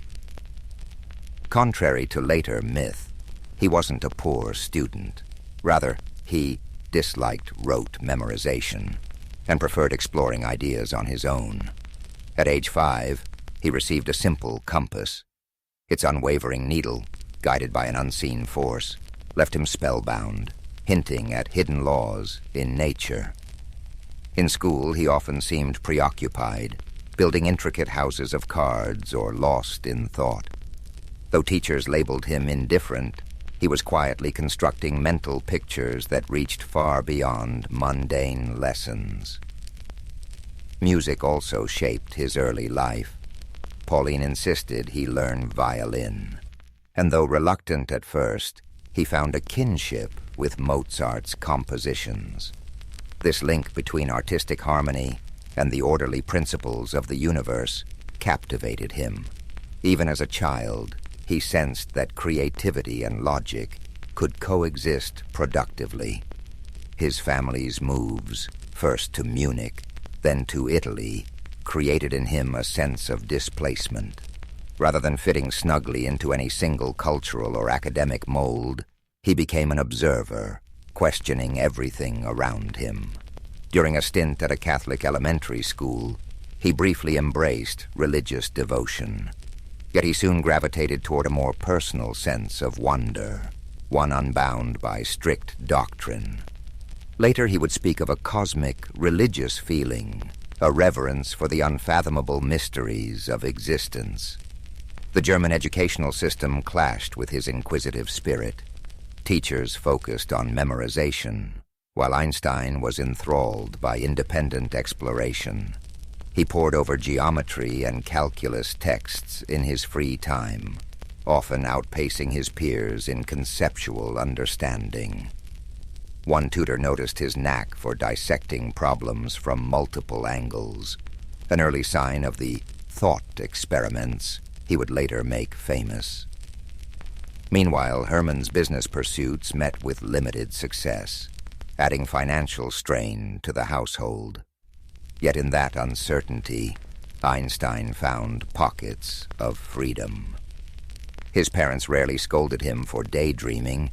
Instead, they recognized his inclination to probe and analyze. When he built card towers, it was more than play. He studied balance, structure, and resilience, qualities he would apply to his theoretical work. Overlooked details of his youth further illustrate his distinctive perspective. He once spent hours trying to visualize how a beam of light might appear if one could race alongside it. These musings were embryonic glimpses of the relativity he would formalize years later. Far from mere fanciful flights, they were a training ground for a mind unafraid to question conventional frames of reference. Another seldom noted aspect was his relationship with language. Raised in a multilingual environment, German at home, occasionally Italian outside, he developed a nuanced appreciation for words. Later in life, he would craft carefully balanced scientific papers where clarity took precedence over flourish. But as a boy, he simply recognized that words were imperfect vessels for ideas, sparking a habit of visualizing concepts to grasp them more deeply. By his early teens, Einstein grew increasingly restless with formal schooling. The Luitpold Gymnasium in Munich, with its strict regimen, clashed with his burgeoning interests. Feeling stifled, he began to defy conventional academic paths. In a decision that alarmed his teachers, he left school before graduation and followed his family to Italy. To some, it looked like a rash move, yet it was an act of self-determination, fueled by a longing to learn without constraint. During this period, he explored philosophy as well, delving into Kant's works and pondering the nature of reality. Such readings reinforced his conviction that genuine understanding required more than reciting facts. He craved first-hand encounters with the puzzles of the universe, from the motion of planets to the properties of light. Though his childhood did not revolve solely around science, he played violin, enjoyed walks, and showed flashes of humor. It was imbued with a special kind of curiosity. He was neither the hapless student nor the overnight prodigy that later narratives would portray. Instead, he was a reflective, somewhat solitary child who found meaning in probing life's deeper questions. His early experiences, compass in hand, cards neatly stacked, violin tucked under his chin, crystallized into the core of a worldview that would soon turn the scientific world on its head. Ultimately, the disparate strands of his youth would unite in a bold questioning of the established order. Few recognized how far his curiosity would carry him. Einstein's choice to abandon the Luitpold Gymnasium before graduating startled his teachers, but he felt stifled by rote drills. He rejoined his family in Milan, where Hermann hoped to save his faltering business. Finally freed from rigid school routines, Einstein studied math and philosophy on his own, devouring Kant's works and nurturing an obsession with the universe's hidden structure. Still, the need for formal credentials loomed. In 1895, he applied to the Swiss Federal Polytechnic in Zurich, known for its forward-thinking curriculum. Although he excelled in math and physics, he flunked the entrance exam's other parts. Undeterred, he spent a transformative year at the Cantonal School in Aarau, Switzerland. This school's progressive ethos welcomed curiosity and debate, an environment in which Einstein thrived. Living with the Winteler family, he formed close bonds. He briefly romanced their daughter, Marie, but also made lifelong friendships. Armed with improved preparation, he passed the Polytechnic entrance exam in 1896 and pursued a teaching diploma in math and physics. Zurich's intellectual pulse invigorated him. By day, he endured lectures. By night, he wrestled with scientific texts or debated theory in cafes. Less enthralled with rote note-taking, he favored independent study. Though he admired some professors, others saw him as dismissive and unruly, a reputation that would later cost him solid references. During this period, Einstein met Mileva Maric, the only woman in their physics cohort. She was bright and tenacious, undeterred by an academic world largely unwelcoming to women. Their bond intertwined intellectual exchange and romantic attraction. Letters between them reveal lively dialogues about abstract science and the deeper questions of existence. Critics sometimes question the extent of Mileva's contributions to Einstein's early work, but it's certain she engaged in stimulating discussions at a formative time in his career. Einstein graduated in 1900. Despite his clear gift for physics, job prospects were scarce. Dismissed by some professors as headstrong, he received only lukewarm recommendations. Over the next 2 years, he subsisted on tutoring gigs and part-time teaching roles, struggling to pay rent. Meanwhile, his relationship with Mileva grew more serious. They had a daughter, Liesel, whose fate remains one of the murkiest aspects of Einstein's life. Records suggest she may have been adopted, but details are sparse. Financial anxiety gnawed at him, and paternal disapproval of Mileva added stress. Yet his scientific passion never dimmed. Whenever he found a spare hour, Einstein tackled research problems in thermodynamics or statistical mechanics. Despite their lack of widespread attention, these small papers demonstrated Einstein's capacity to critically examine conventional assumptions.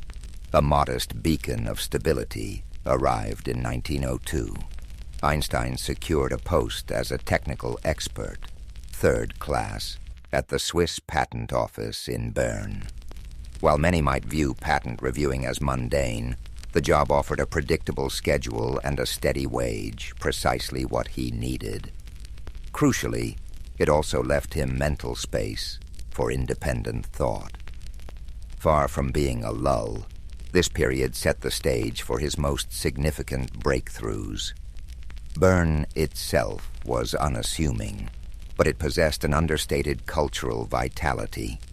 Einstein, ever sociable in an understated way, found a small circle of like-minded acquaintances.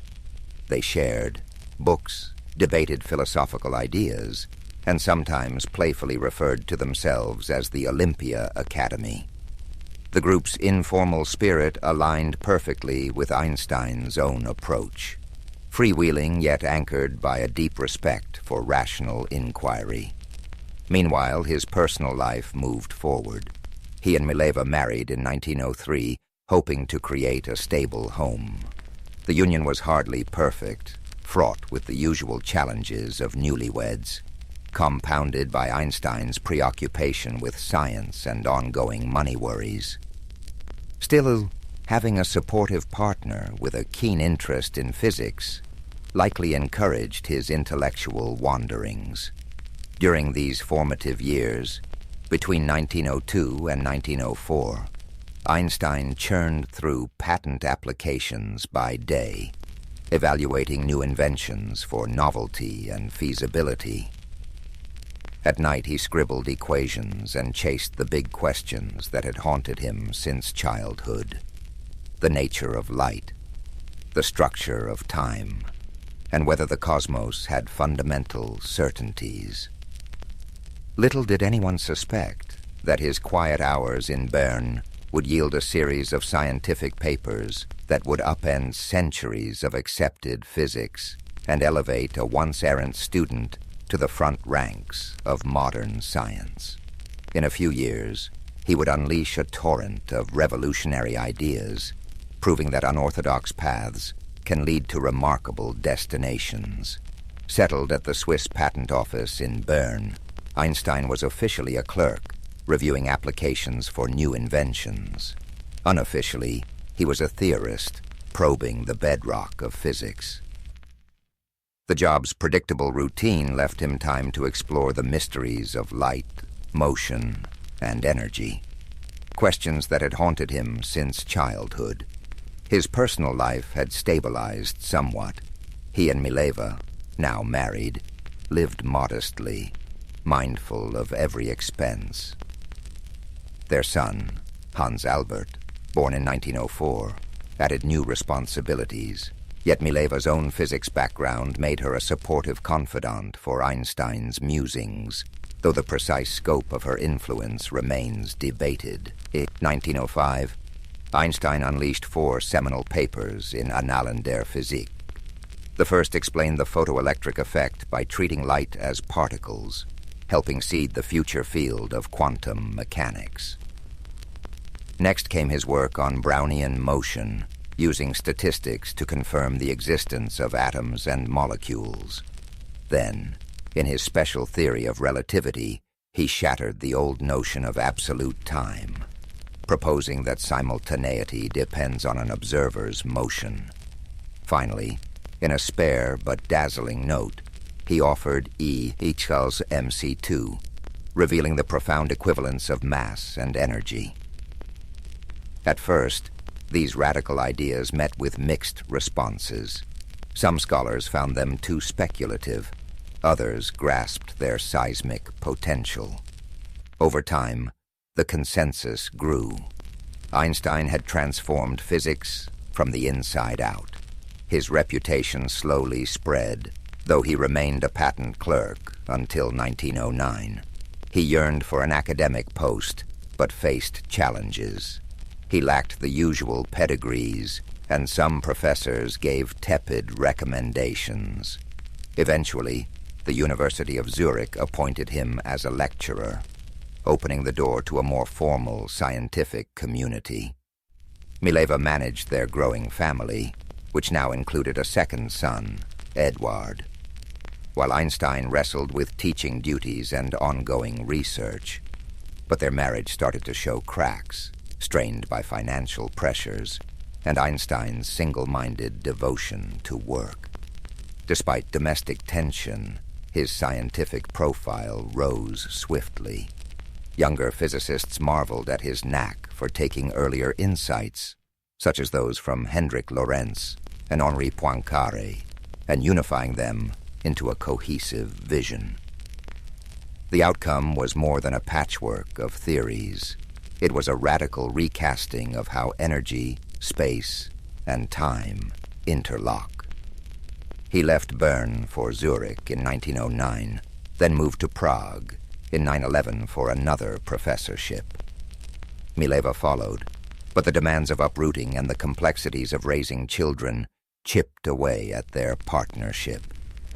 In Prague, Einstein refined his thoughts on gravity, hinting at a broader framework to come. Though overshadowed by cultural and political tensions in the Austro-Hungarian Empire, the city still offered pockets of intellectual ferment. Einstein found colleagues intrigued by his work and critics skeptical of it. He thrived on debate, defending his theories with calm conviction. By 1912, he was back in Zurich at the Polytechnic, now as a professor. This time, he delved deeper into the mathematics needed to extend relativity to gravitational fields. His collaboration with mathematician Marcel Grossmann was vital, laying the groundwork for what would become the general theory of relativity. While special relativity had reconfigured space and time on a flat stage, Einstein now aimed to show how massive objects could warp that stage itself. In parallel, tensions at home worsened. Mileva's hopes for her own scientific contributions had faded into domestic obligations. Einstein's growing fame meant invitations to speak and collaborate, pulling him away for extended periods. At times, letters reveal a coldness creeping into their marriage. He could be absent-minded, impatient-bummed, and increasingly dismissive of Mileva's emotional needs.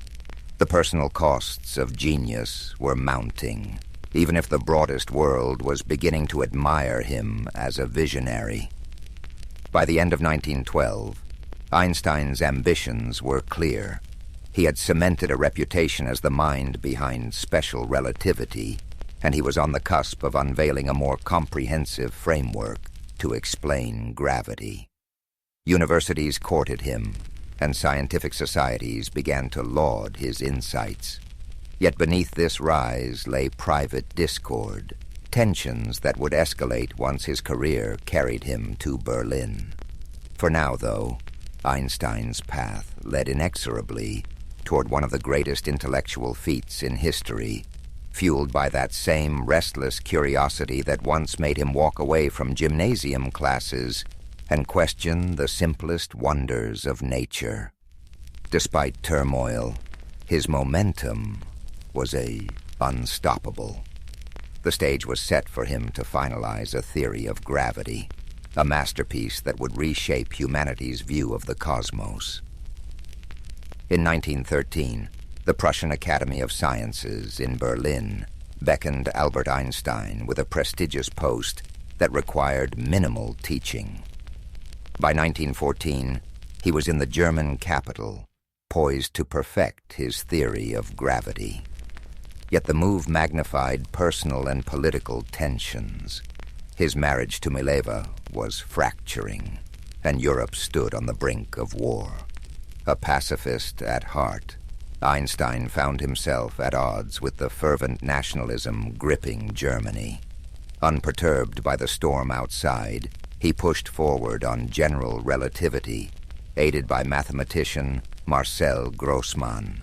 Their goal was to show that gravity arose from curved space-time, a radical notion demanding complex tensor calculus. By 1915, Einstein had refined the field equations describing how mass deforms space-time, and how that curvature dictates motion. A triumph soon followed. The new theory explained Mercury's orbital quirks better than Newtonian physics. Overjoyed, Einstein wrote to a friend that his heart shivered upon seeing the data align with his calculations. But his personal world was unraveling.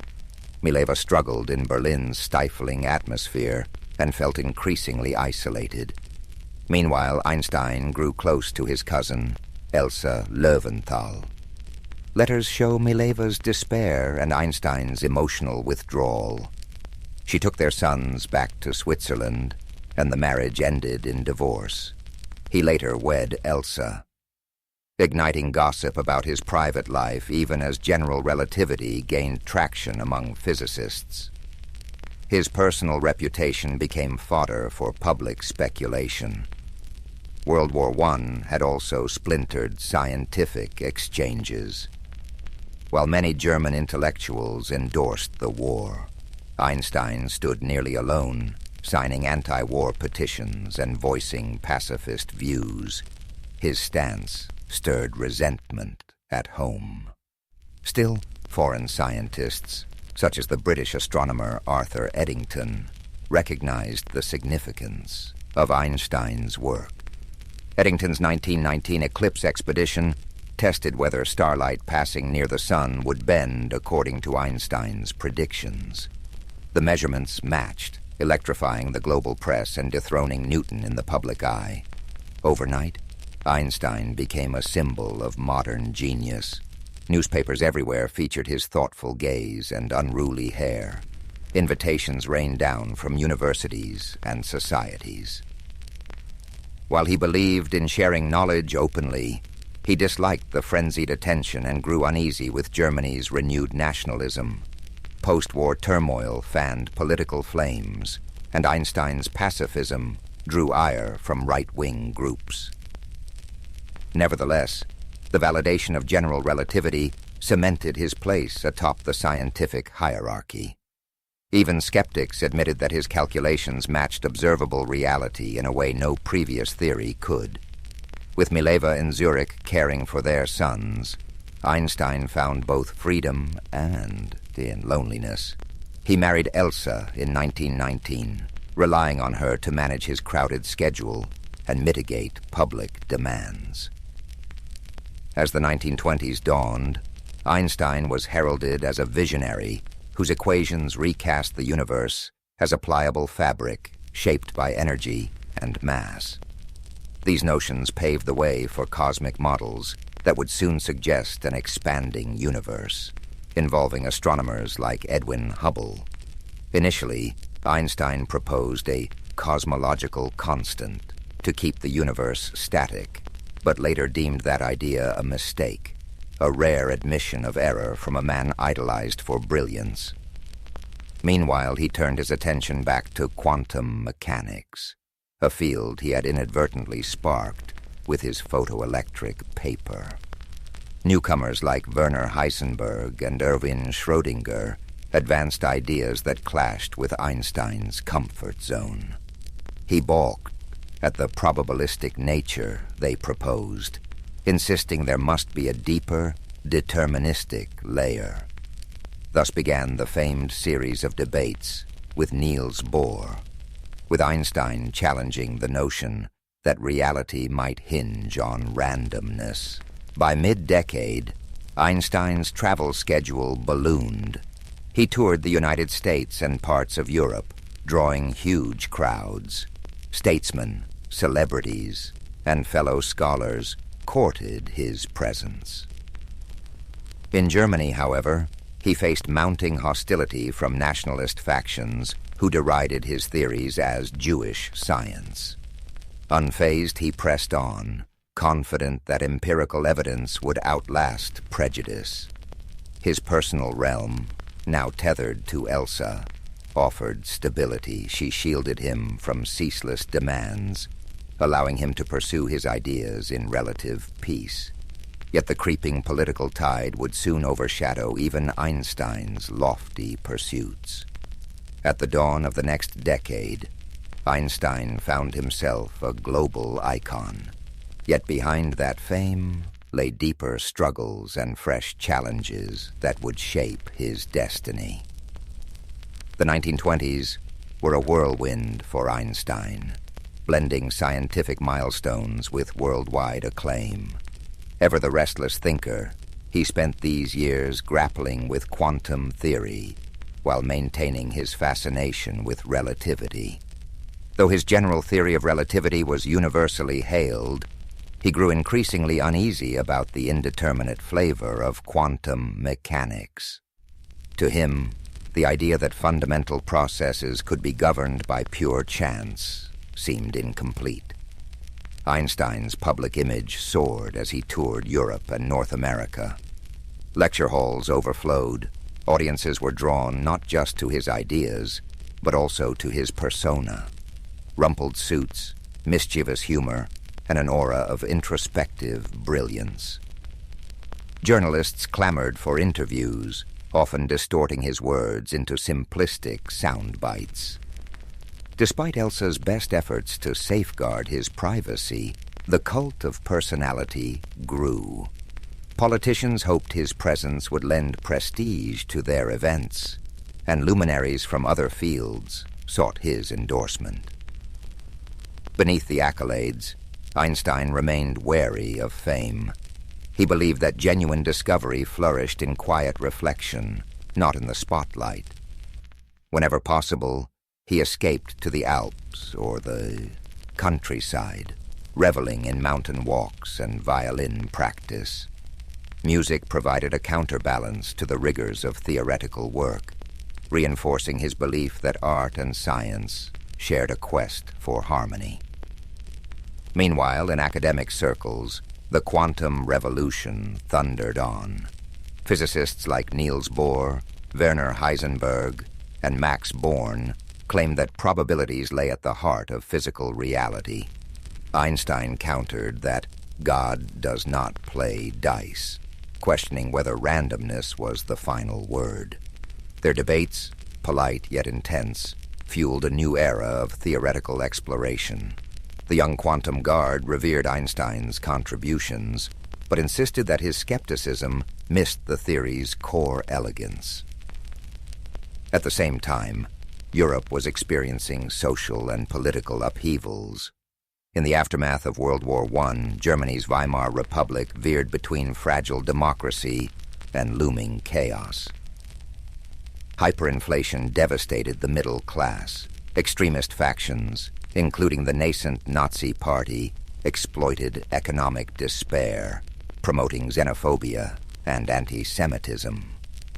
Einstein, as a Jewish intellectual and an outspoken pacifist, became a prime target for nationalists. Hate mail arrived with disturbing regularity, accusing him of undermining Germany's scientific heritage.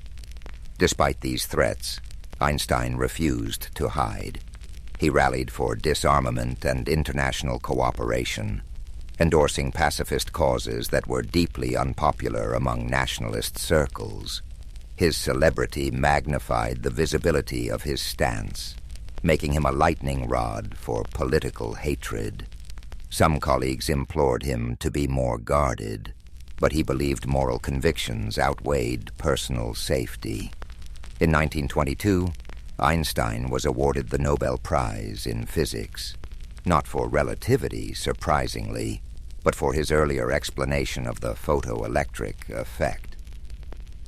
By then, the Nobel Committee had become wary of the ongoing debates about relativity, yet they could not ignore his contributions to quantum theory. When news arrived, Einstein was traveling in Asia. He embarked on a tour that took him to Japan, where he was met by enthralled crowds and showered with gifts. Notes from that trip reveal a man torn between gratitude for the adulation and a desire for solitude. Upon returning to Germany, Einstein found the political climate darker. The early stirrings of Nazi ideology were creeping into universities and public discourse. Although he tried to remain above petty bickering, vicious attacks on his un-German physics intensified. Right-wing publications branded relativity a hoax. Some of his lectures were disrupted by hostile demonstrators, and rumors of assassination plots circulated. Elsa, deeply concerned, urged him to consider immigrating. Yet Einstein hesitated. He felt a profound connection to German-speaking intellectual life, despite recognizing its dangerous currents. He also clung to the hope that reason and goodwill might prevail. When not entangled in politics, he continued refining his approach to quantum puzzles. He developed thought experiments aimed at exposing hidden variables or revealing contradictions in the quantum framework. Each new exchange with Bohr underscored the chasm between Einstein's quest for determinism and the Copenhagen school's acceptance of uncertainty. By the late 1920s, Einstein's stature had grown colossal, but so had his disillusionment with Europe's volatile mood. Whispers of an eventual departure grew louder. In public, he spoke calmly about the spiritual crisis afflicting the continent. Privately, he pondered where his future lay. The man who had once roamed Italy in his youth, yearning for free thought, again stood at a crossroads. When Adolf Hitler rose to power in 1933, Einstein's predicament crystallized. The Nazis targeted Jewish scientists as scapegoats, accusing them of corrupting German culture. For Einstein, an internationally admired thinker, yet a domestic pariah, remaining in Germany became untenable. Acting on Elsa's urgings and his own sense of imminent danger, he left Berlin for what would become a permanent exile. Stopping briefly in Europe, he announced his resignation from the Prussian Academy. The move was both symbolic and pragmatic. He refused to serve an institution bent on persecuting him. Although his name still commanded respect abroad, in Germany his books were publicly burned, and officials seized his assets. Nazi propaganda labeled him the archenemy of true science. Unfazed by personal attacks, Einstein worried about friends and colleagues trapped in a regime that suppressed free thought. He soon found refuge in the United States, accepting an appointment at the newly established Institute for Advanced Study in Princeton, New Jersey. Princeton offered serenity and intellectual autonomy. With no formal teaching duties, the Institute's wooded campus and quiet community reminded Einstein of the tranquility he once treasured in Switzerland. He took up residence in a modest house on Mercer Street, where curious townspeople would spot him on daily walks, unruly hair, pipe in hand, lost in reflection. Yet exile weighed on him. Though grateful for safety, he missed the vibrant cafes of Europe and lamented the plight of Jewish refugees barred from many countries. He became an outspoken advocate for civil rights and international cooperation, determined to counter the Nazi threat. He supported various relief organizations, assisting displaced scholars. Letters from this period reflect a mix of relief, sorrow, and moral urgency. Scientifically, Einstein continued to question the underpinnings of quantum mechanics. He collaborated with Boris Podolsky and Nathan Rosen on the famous 1935 EPR paradox, asserting that quantum theory was incomplete. This paper challenged the Copenhagen interpretation by suggesting that spooky action at a distance conflicted with the principles of locality and realism. Though intended to reveal quantum mechanics' shortcomings, the paper instead paved the way for future breakthroughs in quantum entanglement research, ironically fueling the very field Einstein doubted. Meanwhile, global tensions escalated as Nazi Germany expanded its militaristic ambitions. Einstein was drawn into geopolitical concerns he had tried to avoid. Friends cautioned him about the possibility of an atomic bomb, highlighting the dire consequences if Hitler's regime managed to harness nuclear fission first. Ironically, it was Einstein's own mass energy equivalence, ExMC2, that foreshadowed the destructive power of splitting the atom. Alarmed by such prospects, he allowed Hungarian émigré physicist Leo Szilard to draft a letter in 1939 alerting U.S. President Franklin D. Roosevelt to the possibility of a German atomic program. This letter, bearing Einstein's signature, catalyzed the Manhattan Project. Though Einstein himself never worked directly on atomic weapons, regret haunted him. In later recollections, he lamented that had he foreseen the scale of devastation nuclear arms would bring, he might never have signed the warning. Yet at the time, Einstein's pacifist leanings clashed with realpolitik, a painful contradiction he carried to the end of his life. Princeton gradually became home. Einstein strolled its streets in tattered sweaters, occasionally offering an impromptu violin performance for friends. He fielded letters from admirers worldwide, often replying with brief but thoughtful notes. Photos from the era show a gentle-faced figure, equal parts grandfatherly and inscrutable. He advised younger scientists, although his own research shifted away from mainstream physics. Fixated on unifying gravity with electromagnetic forces, he pursued a theory of everything that increasingly isolated him from the cutting-edge work on quantum fields. Outside the academic sphere, Einstein gained a voice in public debates. He spoke out against racism in America, comparing it to the anti-Jewish sentiments he had witnessed in Europe. He supported civil rights activists and forged friendships with prominent black leaders, despite the era's pervasive discrimination. Occasionally, he faced criticism for meddling in social issues rather than sticking to science.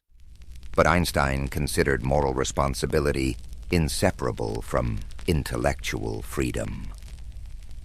As World War II raged, Einstein's heartbreak was twofold. Germany, once his intellectual cradle, had become a synonym for barbarity, while the Allies were forced to develop weapons of unprecedented lethality. He could only watch from afar, offering moral support and condemnation of fascist ideologies. In the aftermath of World War II, Albert Einstein's status as a global icon solidified, yet his latter years were marked by reflection and a sense of unresolved questions. Despite pushing physics towards quantum theory, he remained resistant to its probabilistic core. Though the Manhattan Project had validated the destructive potential of ExMC2, it also weighed heavily on his conscience. He loathed the arms race that followed and spoke openly against nuclear proliferation. Living in Princeton, he continued his quest for a unified field theory, an ambitious bid to reconcile electromagnetism and gravity under one framework. He toiled over complex equations, convinced that nature possessed an underlying simplicity. Critics, meanwhile, argued that he was out of touch with emerging quantum field theories. Undeterred, Einstein pursued his unification program almost in solitude, likening himself to a lone traveler on a winding road. Younger physicists acknowledged his genius but often parted ways with his methods, embracing instead the quantum approach he had always found unsettling. Beyond science, Einstein's voice resonated in global debates. He championed a supranational government to curb the risk of nuclear war, advocating collective security over nationalism. Despite controversies, many admired his stance, seeing in him a moral compass shaped by first-hand experience of authoritarianism. He wrote letters to world leaders, sometimes scoring partial victories, often meeting polite indifference, yet he pressed on, believing that scientific insight conferred a duty to safeguard humanity from its own inventions. His private life in Princeton had a gentle routine. Each morning brought a steady stream of letters seeking his opinion on everything from cosmic theories to personal woes. He obliged when he could, but dismissed frivolous requests. Afternoons often involved slow walks or reading classical literature. Evenings might find him improvising on the violin, seeking solace in music's structured freedom. Friends found him warm, but occasionally aloof, an introvert who valued genuine conversation, yet disdained small talk. Elsa's death in 1936 had left an emotional gap that he filled through companionship with his stepdaughter, Margot, and a circle of close confidants. His older son, Hans Albert, pursued an engineering career, while his younger son, Eduard, battled health challenges that Einstein struggled to comprehend. But he remained steadfast in providing financial and emotional support from afar. As the Cold War dawned, Einstein found himself in a complicated political environment. Paradoxically, the FBI kept files on him, viewing his pacifist leanings and global outlook as potentially subversive. Rumors circulated that he was sympathetic to communist causes, though he consistently denounced Stalinist oppression. Instead, Einstein championed universal human rights. He grew vocally critical of McCarthyism, branding it an assault on intellectual freedom akin to the political witch hunts he had fled in Germany. By the early 1950s, health issues nudged him toward a quieter pace. Yet his mind remained agile, and he sometimes engaged in public letters urging scientists to unite for peaceful endeavors. He admired younger luminaries like Kurt Gödel and conversed with them about the nature of logic and mathematics. But he found little common ground with the new wave of particle physics. Students worldwide still saw him as an emblem of pure genius, while Einstein himself downplayed personal accolades, insisting he had simply followed his curiosity wherever it led. In 1955, Einstein experienced internal bleeding from an abdominal aneurysm. Though doctors recommended surgery, he refused, declaring that it was his time to go with dignity.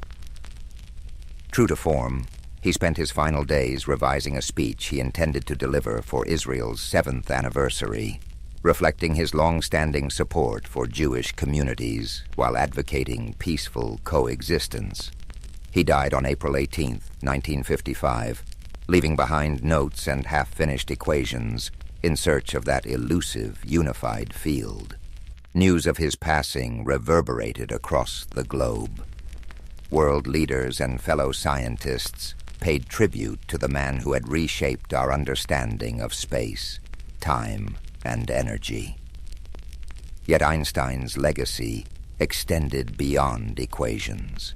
He embodied the principle that moral conviction and intellectual daring can and must coexist.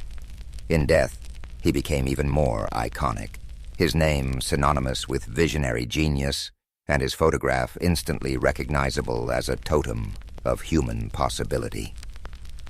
Today, Einstein's work undergirds technologies from GPS to nuclear power. His debates about quantum mechanics remain at the heart of physics, pointing toward frontiers in entanglement and information theory. In that tension between breathtaking discovery and ethical uncertainty lies the fullest measure of Albert Einstein's singular, complex legacy. Benjamin Franklin's life began not in luxury, but in the bustling precincts of colonial Boston, a port city shaped by rigorous pieties and hardy trade. He was born on January 17, 1706, the 15th child in a family that struggled with limited means. His father, Josiah, a tallow chandler, had immigrated from England, hoping to build a modest livelihood. Young Benjamin's earliest memories likely featured the pungent smell of rendered fat in candle-making vats and the tension of a crowded household. But beneath those humble beginnings stirred a restless mind that refused to be confined. In many standard biographies, Franklin pops up as an unflappable genius who soared easily from a cramped apprenticeship to transatlantic fame. Yet the real story is a tangle of near failures, calculated risk-taking, and heated disputes with family. At age 12, Benjamin began an apprenticeship under his older brother, James, a printer whose temper matched his drive for high-profile pamphlets. Initially enthusiastic, Benjamin soon chafed at James's authoritarian style. Printing presses demanded skilled hands and an eye for detail, but also a willingness to handle punishing hours. Moreover, James often undercut Benjamin's ideas about editorial direction. Tension built behind shop doors until Benjamin clandestinely penned letters to the local newspaper under the pseudonym Silence Dogood. Those witty essays garnered attention, all while James remained ignorant of the true author. That escapade, half mischief and half aspiration, sparked Franklin's lifelong devotion to shaping public opinion. The columns criticized colonial authorities and championed free expression, forging a path that later would turn him into a master communicator. However, James's discovery of Benjamin's secret authorship precipitated ugly quarrels. In 1723, weary of conflicts and the constraints of apprenticeship, Benjamin fled Boston for Philadelphia. That covert departure on a leaky sloop signaled the first of his many reinventions. Philadelphia at the time offered a more cosmopolitan atmosphere than Boston. Quaker merchants, German artisans, and bustling wharves gave the city a distinctly commercial but tolerant flavor. Franklin trudged through its streets, jobless and nearly broke, searching for any printer who might hire him. A few local contacts pointed him to Samuel Keimer, who ran a small, disorganized print shop. Recognizing Benjamin's talent, Keimer agreed to take him on. For Franklin, it was a step towards self-sufficiency. He found lodging in a humble room, subsisted on bread rolls, and saved every spare coin for books. Those books, typically borrowed or second-hand, opened vistas of scientific, philosophical, and political thought. While other young men in colonial America might idle at taverns after work, Franklin pored over essays on natural philosophy. He also taught himself rudimentary French and Italian, believing that knowledge of languages could catapult him to a broader understanding of the world. Eager to refine his social skills, he adopted a system of self-improvement based on virtues he listed in a little notebook. This daily practice, strikingly systematic for the era, kept him alert to personal discipline, though not always successful in defeating temptations.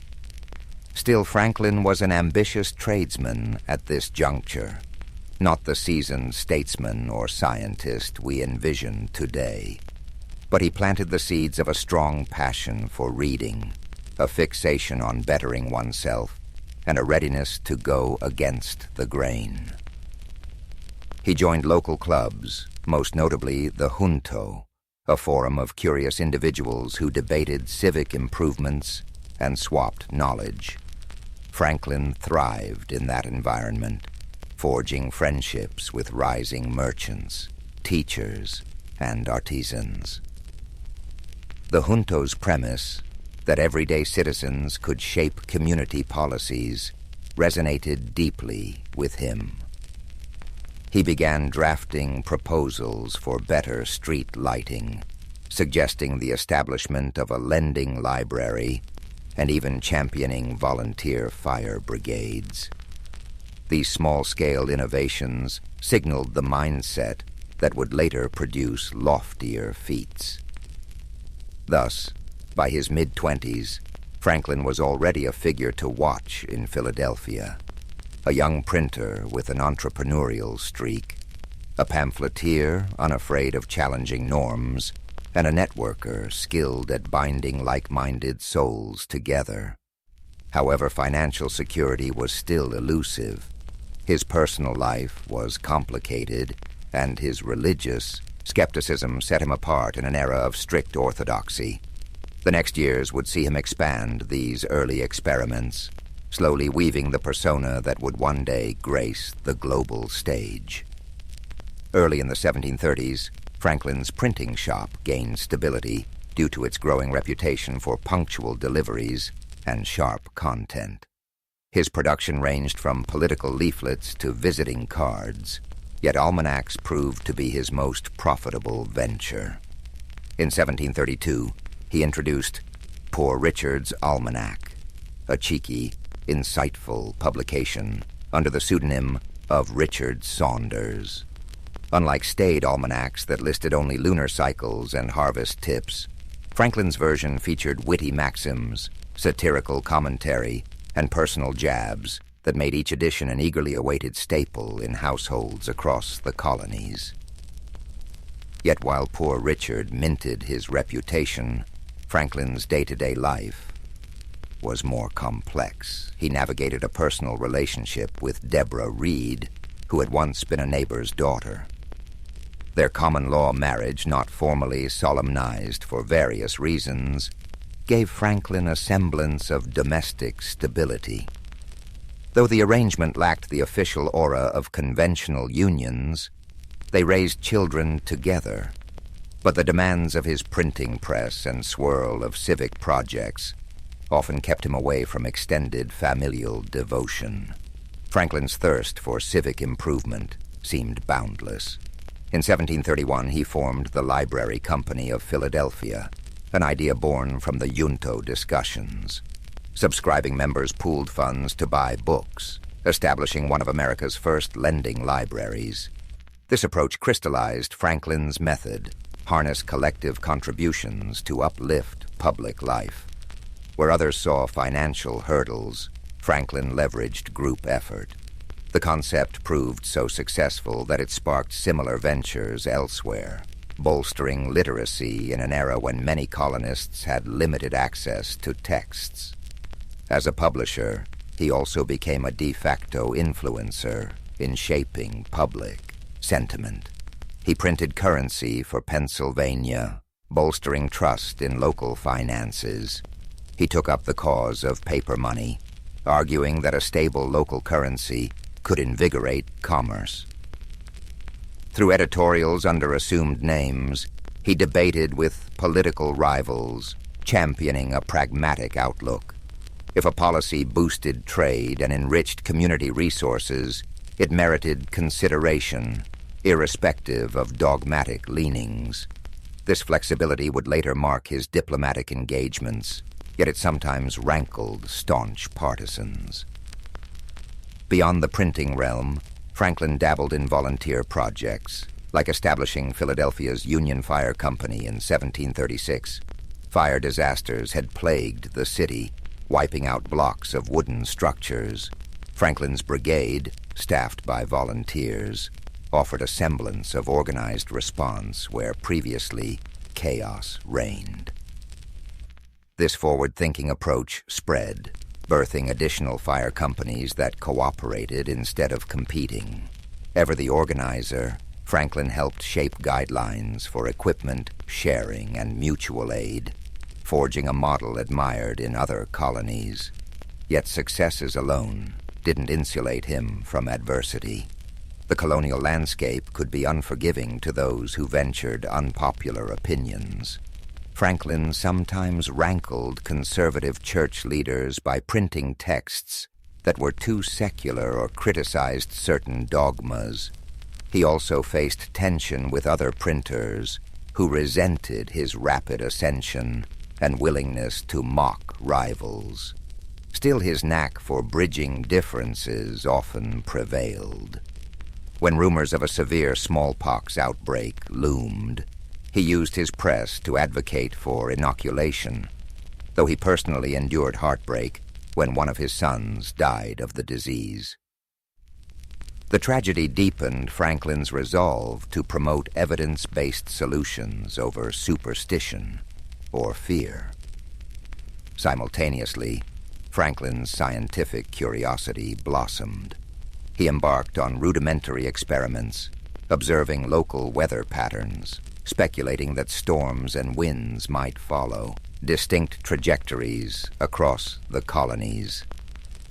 At dinner gatherings, he speculated about electricity, an obscure phenomenon rarely studied in depth outside Europe's learned societies. While his main energies still lay in publishing and civic activism, that spark of interest hinted at future breakthroughs. He collected glass tubes and rods from ships arriving from England, quietly testing ways to generate static charges. It was uncharted territory in the North American context. Through these endeavors, Franklin cultivated an image as a problem solver, unafraid of wearing multiple hats: publisher, social entrepreneur, proto-scientist. His approach remained anchored in practicality. He believed knowledge mattered chiefly when applied to real-life challenges, whether refining printing techniques or organizing communities to fight fires. Meanwhile, Poor Richard's Almanac soared in popularity. Its aphorisms turned into everyday proverbs. Phrases like "early to bed and early to rise" makes a man healthy, wealthy, and wise. Laced casual speech, shaping the moral tenor of the day, many readers had no idea that Franklin, behind the comedic mask of Richard Saunders, orchestrated each aphorism with a shrewd sense of what the public would embrace. By the mid-1730s, he was no longer just a scrappy printer. He was emerging as a civic figure, recognized for bridging the divides of a fractious colonial society. His illusions of grandeur were subdued, though he remained humble enough to realize that the bigger the stage, the steeper the criticisms. Nevertheless, the path ahead beckoned him to new realms, both scientific and political, that would redefine his standing in the colonies and beyond. As the 1740s unfolded, Franklin expanded his repertoire of ventures, moving beyond the realm of printing presses and local libraries. He began a foray into public office, first as clerk of the Pennsylvania Assembly, then as a justice of the peace. Though these roles brought little direct power, they introduced him to the mechanics of governance and legislative procedures. Franklin quickly grasped that influence often arose not from formal titles, but from credibility and discourse. Whether drafting petitions or speaking softly behind the scenes, he proved adept at galvanizing votes around pragmatic solutions. His philanthropic instincts also guided him to found what he called an academy. Conceived in the mid-1740s, this initiative eventually evolved into the University of Pennsylvania. Dissatisfied with narrow classical curricula, Franklin yearned for an institution that melded theoretical knowledge with practical arts. He envisioned courses in modern languages, commerce, and applied sciences, strikingly progressive when many were still clinging to Latin and Greek as the backbone of learning. Gathering donations from merchants and mild support from local leaders, he opened the academy in 1751. Students arrived from various colonial towns, forging a new generation steeped in a synergy of classical ideals and real-world problem-solving. Meanwhile, Franklin's fascination with electricity escalated. News reached him of European experiments generating sparks from friction machines. Intrigued, he improvised his own apparatus. He discovered that after rubbing a glass tube, bits of cork or paper jumped toward it, revealing hidden charges. He took copious notes, meticulously describing how certain materials attracted or repelled. Over time, he concluded that electricity involved a single fluid that could move from one object to another, a revolutionary concept for the era. He even coined terms like battery or positive and negative charges. These insights, published in pamphlets, reached the Royal Society in London, catapulting Franklin into the realm of serious science. His legendary kite experiment, while dramatized in modern retellings, indeed occurred around 1752, concerned that Europe's official experimenters might beat him to the proof that lightning was electric. Franklin prepared a kite made from silk and a conductive metal wire, planning to fly it during a thunderstorm. Observers often imagine dramatic flashes, but Franklin took precautions. He stood under shelter, holding the kite string only through a key attached near the bottom. The moment the kite soared into stormy clouds, the strands of the string grew bristly, signaling that electric charge was traveling downward. A small spark from the key to his knuckle affirmed his hypothesis. This demonstration led him to propose the lightning rod, an iron rod placed atop buildings to direct lightning's destructive force safely into the ground. His success in explaining lightning's nature elevated his reputation overseas. Soon, letters from eminent European savants poured in, praising the ingenious Mr. Franklin of Philadelphia. Yet at home, his daily responsibilities continued unabated, running a busy print shop, publishing a newspaper, and encouraging local improvements. He scarcely had time to revel in his scientific achievements. Indeed, Franklin expressed surprise that his experiments won him so much acclaim abroad, while many neighbors remained unimpressed or simply confused by his lightning games. As if science and commerce weren't enough, Franklin became increasingly involved in frontier politics. Tensions flared between Pennsylvania's Quaker-dominated Assembly and the Penn family, proprietors of the colony. Franklin believed in fair taxation, including taxes on the proprietors' vast estates, a view that put him at odds with the privileged few. Additionally, British-French competition in North America was heating up, culminating in the French and Indian War. Franklin, convinced that defense required unity among colonies, proposed his famous Join or Die cartoon, a segmented snake representing the separate colonies.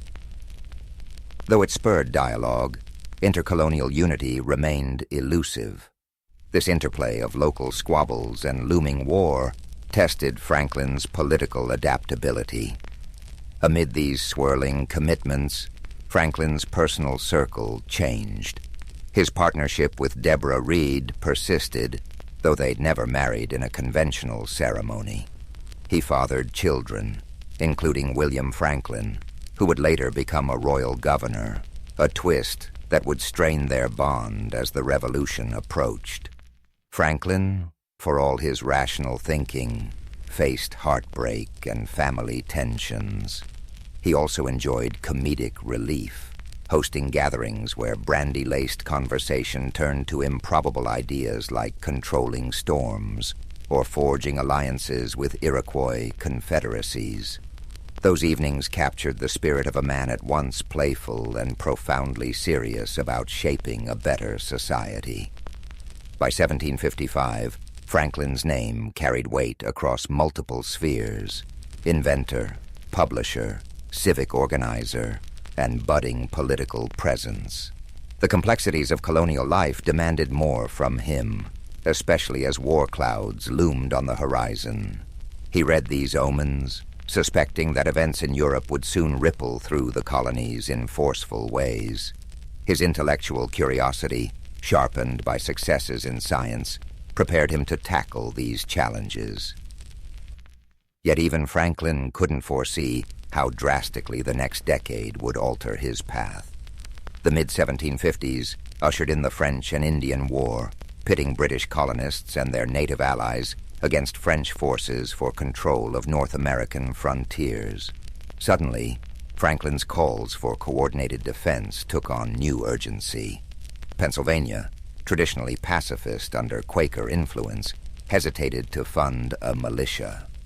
Franklin intervened by rallying the public to support the fortification of the colony's western borders, even trekking to the Lehigh Valley, supervising the construction of simple stockades, and negotiating provisions with frontier settlers.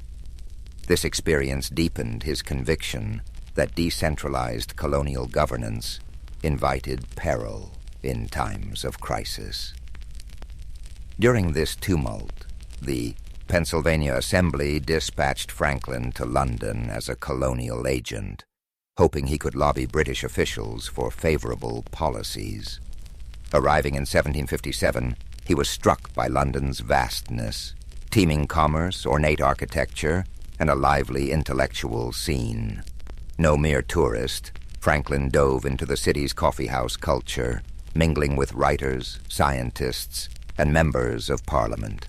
He soon realized that British politicians often held the colonies in low regard, seeing them as sources of revenue or strategic buffers rather than partners. Nevertheless, Franklin's wit and scientific reputation eased his entry into elite circles. He garnered invitations to electricity demonstrations, electricity in hand, wowing aristocrats who marveled at the American electrician. Some found his plain, Quaker-like dress refreshing in a world of powdered wigs and ruffled cuffs. Shrewdly, Franklin leveraged these social encounters to address colonial concerns. He lobbied for fairer trade regulations and tried to persuade the Penn family to shoulder their share of taxes in Pennsylvania. Though the mission advanced in small increments, Franklin chafed at the slow pace of British bureaucracy. Over time, he witnessed the seeds of paternalistic attitudes that would later spark full-blown colonial resentment. He wrote letters back to Philadelphia, warning that British officials seemed oblivious to colonial capacities. He also recognized that entrenched aristocrats in Parliament viewed colonial assemblies as subservient. In subtle ways, these experiences eroded Franklin's loyalty to the empire's status quo. Franklin spent 5 years in London, returning home in 1762. Reunited with Deborah and his family, he found that Philadelphia had grown in population and ambition. Despite success in resolving some Pennsylvania disputes, new controversies loomed. The British government, having incurred massive debts from the war, considered imposing taxes on the colonies to recoup costs. Franklin saw the probable friction that would result. Before he could settle in, however, the Assembly again tapped him for diplomatic tasks. Sure enough, in 1764, with the Stamp Act on the horizon, Franklin was sent back to London to represent Pennsylvania's opposition to direct taxation without colonial input. The Stamp Act crisis erupted in 1765, igniting unrest across the colonies. Critics on both sides hammered Franklin. From his vantage point in Britain, colonists suspected he'd been complacent about the Act's drafting. Londoners accused him of stirring rebellious sentiments. He testified before the House of Commons in 1766, offering a measured but firm explanation of why the colonies believed they should not be taxed by Parliament, where they had no elected representatives. His argument, phrased in calm, logical terms, swayed some opinion, contributing to the Stamp Act's eventual repeal. Yet tensions didn't subside fully. The Declaratory Act followed, asserting Britain's right to legislate for the colonies in all cases whatsoever. Franklin lingered in Britain, dividing his time between official negotiations and private scientific pursuits. He joined the Royal Society, forging friendships with luminaries like Joseph Priestley. They debated the nature of gases, the possibility of manned flight, and new mechanical devices. Franklin's adept mind roved freely in these circles, producing incremental contributions to fields like meteorology and oceanography. He mapped the Gulf Stream after hearing whaling captains discuss warm Atlantic currents, guiding ships to exploit faster routes across the ocean. Yet personal heartbreak struck. Deborah passed away in 1774. Franklin, who'd been abroad for years, felt deep regret at not seeing her in her final days. Meanwhile, political storms at home intensified. The Boston Tea Party erupted, prompting harsh British retaliation. Franklin found himself once more the target of criticism, even singled out by the British Privy Council for public censure in 1774 over leaked letters. Slandered and humiliated in a hearing, he sensed that reconciliation might be doomed. In that humiliating moment, the cracks in his hope for a peaceful resolution to the imperial crisis widened into a chasm. When he finally sailed back to America in 1775, war seemed likely. Franklin had left the colonies as a patient mediator seeking compromise. He returned an embittered observer, convinced that Britain's ministry would never treat the colonies fairly. This pivot would chart the next phase of his life, transforming him from a loyal colonial agent into a champion of independence, a role that, ironically, few might have predicted a decade earlier. Franklin landed in Philadelphia in May 1775, greeted by an unfolding revolution.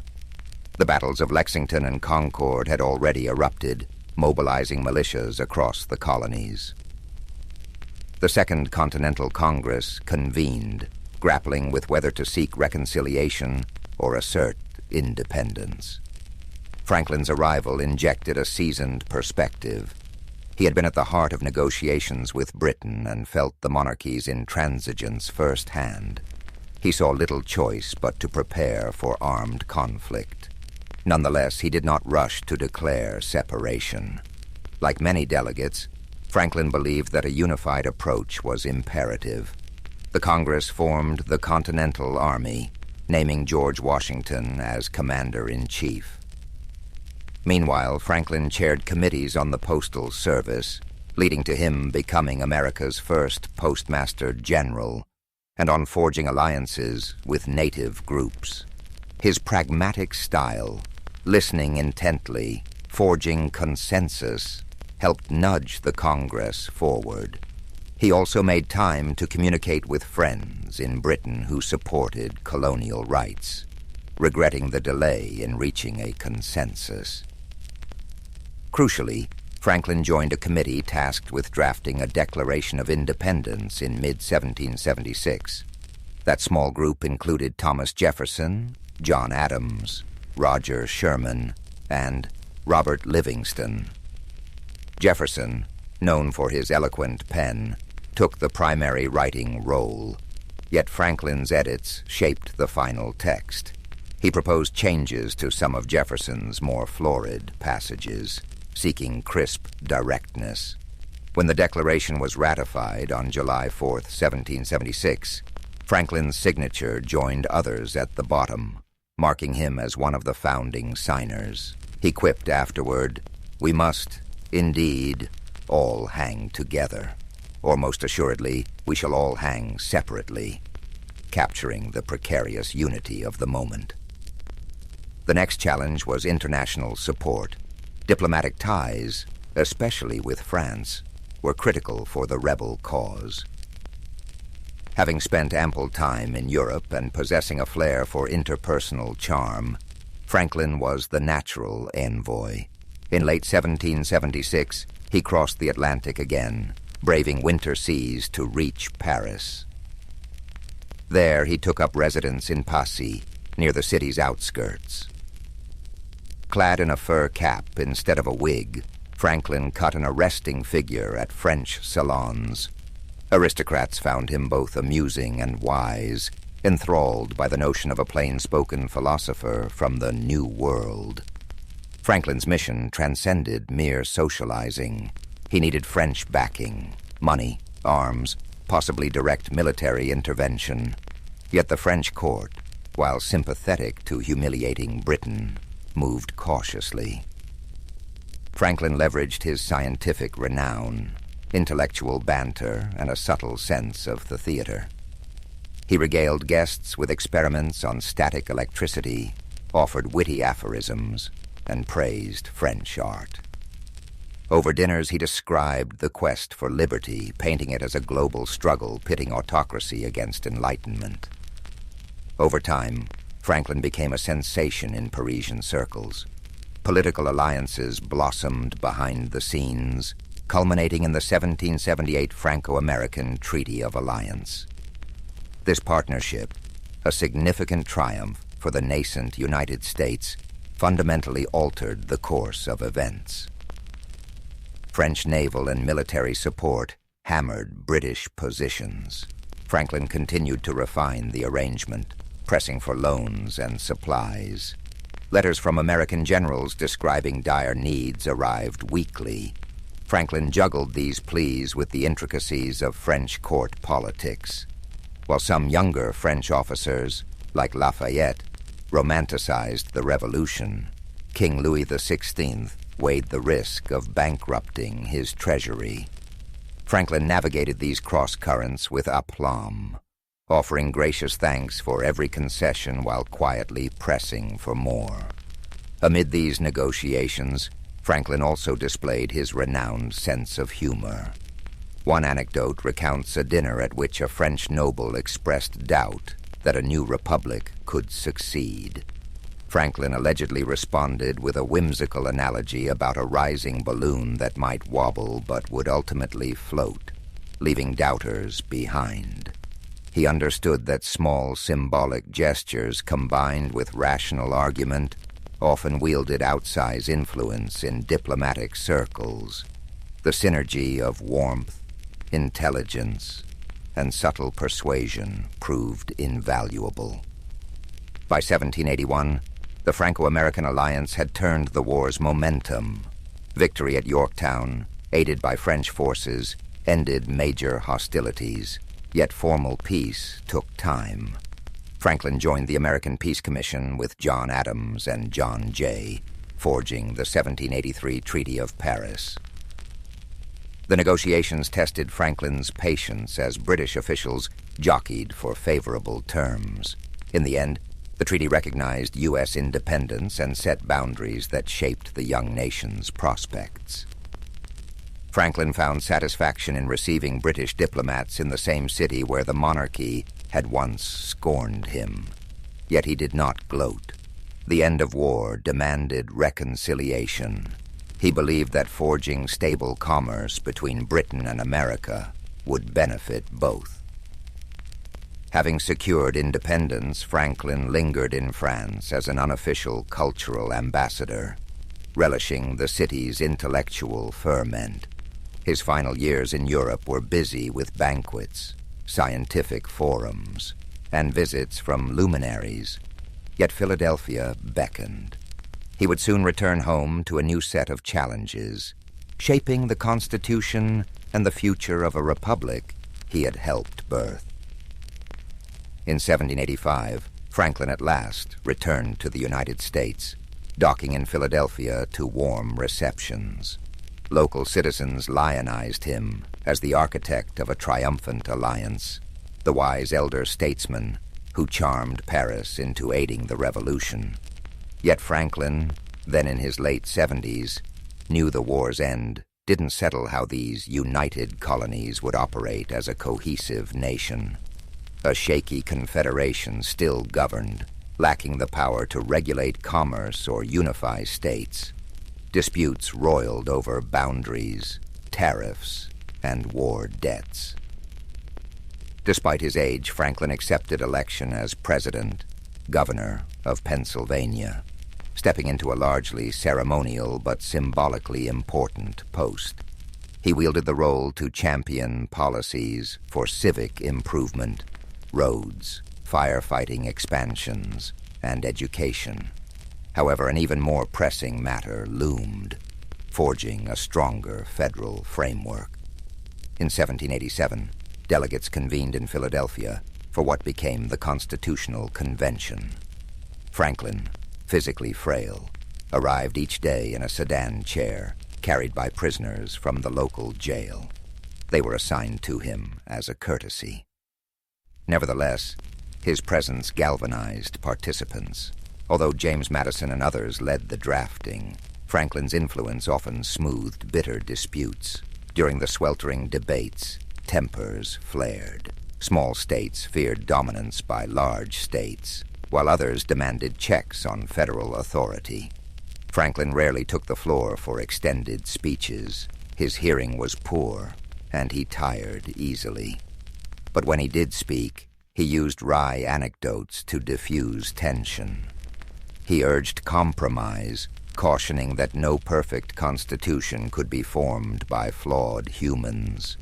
One famed instance saw him propose daily prayers, not out of strict religiosity, but to remind delegates of shared humility. His mediation, plus behind-the-scenes coaxing, helped shape the final product, a constitution granting enough central power to unify the states without trampling local prerogatives. At the convention's close, a bystander asked Franklin what form of government had emerged. He famously replied, "A republic, if you can keep it." That quip summarized his outlook. The new structure demanded vigilance, moral leadership, and an informed citizenry. A lesser-known note from that day is that Franklin also commented on an emblem carved into George Washington's chair. A sun perched on the horizon. Franklin said he had long wondered whether that sun was rising or setting.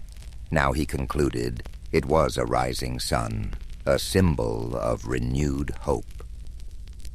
Once the Constitution was ratified, Franklin's health deteriorated further. Gout plagued him, confining him to bed for stretches. Yet he remained cognitively sharp, continuing to correspond with scientists abroad, exploring everything from ocean currents to refrigeration theories. He also engaged in philanthropic efforts, donating funds to local charities and urging the city to create better public sanitation. Slavery weighed on his conscience. Having once owned a couple of household slaves in earlier decades, a practice he eventually came to deplore. Franklin, in his final years, served as president of the Pennsylvania Society for Promoting the Abolition of Slavery. He petitioned the first Congress under the Constitution to halt the trade, a bold stance that provoked anger from Southern representatives.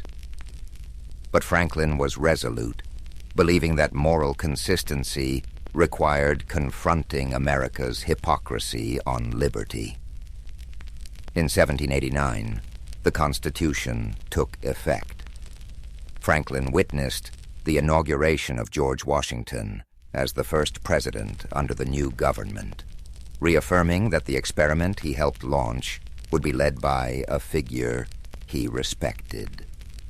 That same year, the elderly statesman penned a famous letter to a friend about life's certainties, concluding that, in this world nothing can be said to be certain except death and taxes.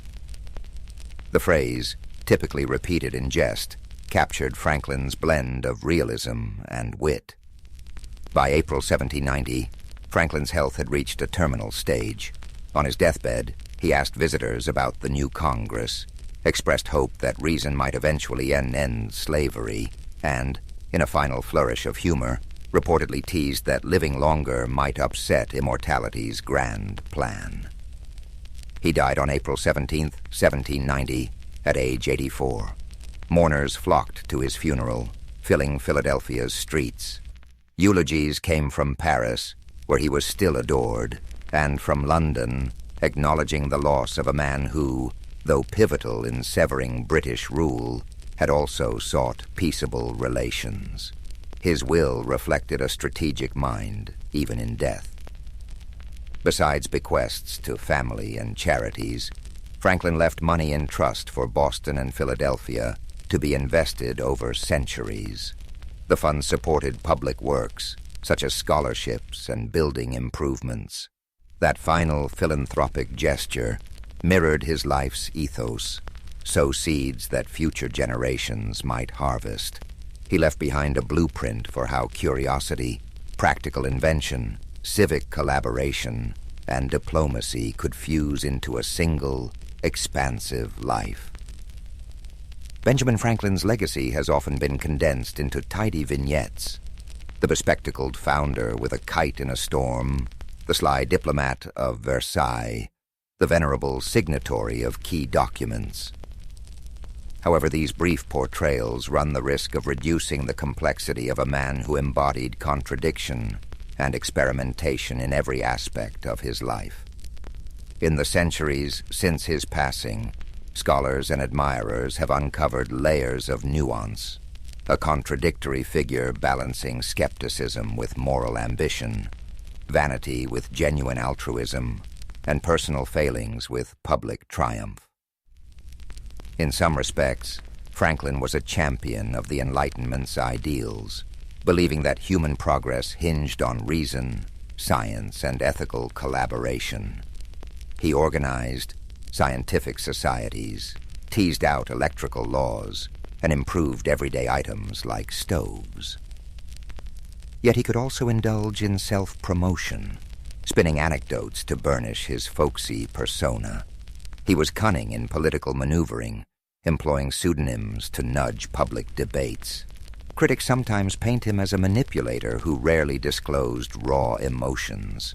Despite that detachment, he rallied communities toward philanthropic causes, advanced civic infrastructure, and invented practical solutions that eased daily toil. The synergy of personal drive and social vision remains a hallmark of his story. Educational institutions across the United States and beyond lionized Franklin as a Renaissance figure, an inspiration for self-starters. The Franklin myth, however, glosses over the hardships he faced, familial estrangements, heartbreak at losing children, the compromise-laden reality of forging alliances. He also wrestled with ethical dilemmas, notably regarding slavery. Early in life, he accepted it. Only in later years did he vocally oppose the institution. That evolution typifies Franklin's journey. He rarely arrived at moral stances instantly, but advanced through observation, dialogue, and reflection. Moreover, Franklin's personal brand of diplomacy, a blend of charm, data-driven argument, and comedic flair, laid down a blueprint for modern foreign relations. In France, he recognized that wooing allies transcended formal treaties. It demanded cultural rapport. He cultivated that rapport through witty conversation, heartfelt flattery, and honest respect for French intellect. Diplomatic historians often cite him as a pioneer who recognized that forging friendships in salons could be as potent as drafting paragraphs in official documents. The result was a transformative alliance that arguably secured American independence. Another rarely highlighted facet is Franklin's continuing influence on philanthropic models. His approach, forming subscription libraries, volunteer fire brigades, and improvement societies, prefigured modern non-profits. By tapping small, regular contributions from many participants, Franklin mobilized resources far beyond what a lone benefactor could supply. He wrote extensively on how club structures could unify communities around shared needs. These principles echo in contemporary crowdfunding and civic volunteer programs. In science, Franklin's practice of thorough note-taking, peer correspondence, and willingness to correct earlier assumptions exemplify the iterative nature of research. He championed open sharing of findings rather than hoarding them for profit. His letters bristle with calls for transatlantic knowledge exchange. Indeed, his postmaster appointment advanced the speed of mail for facilitating scientific networks.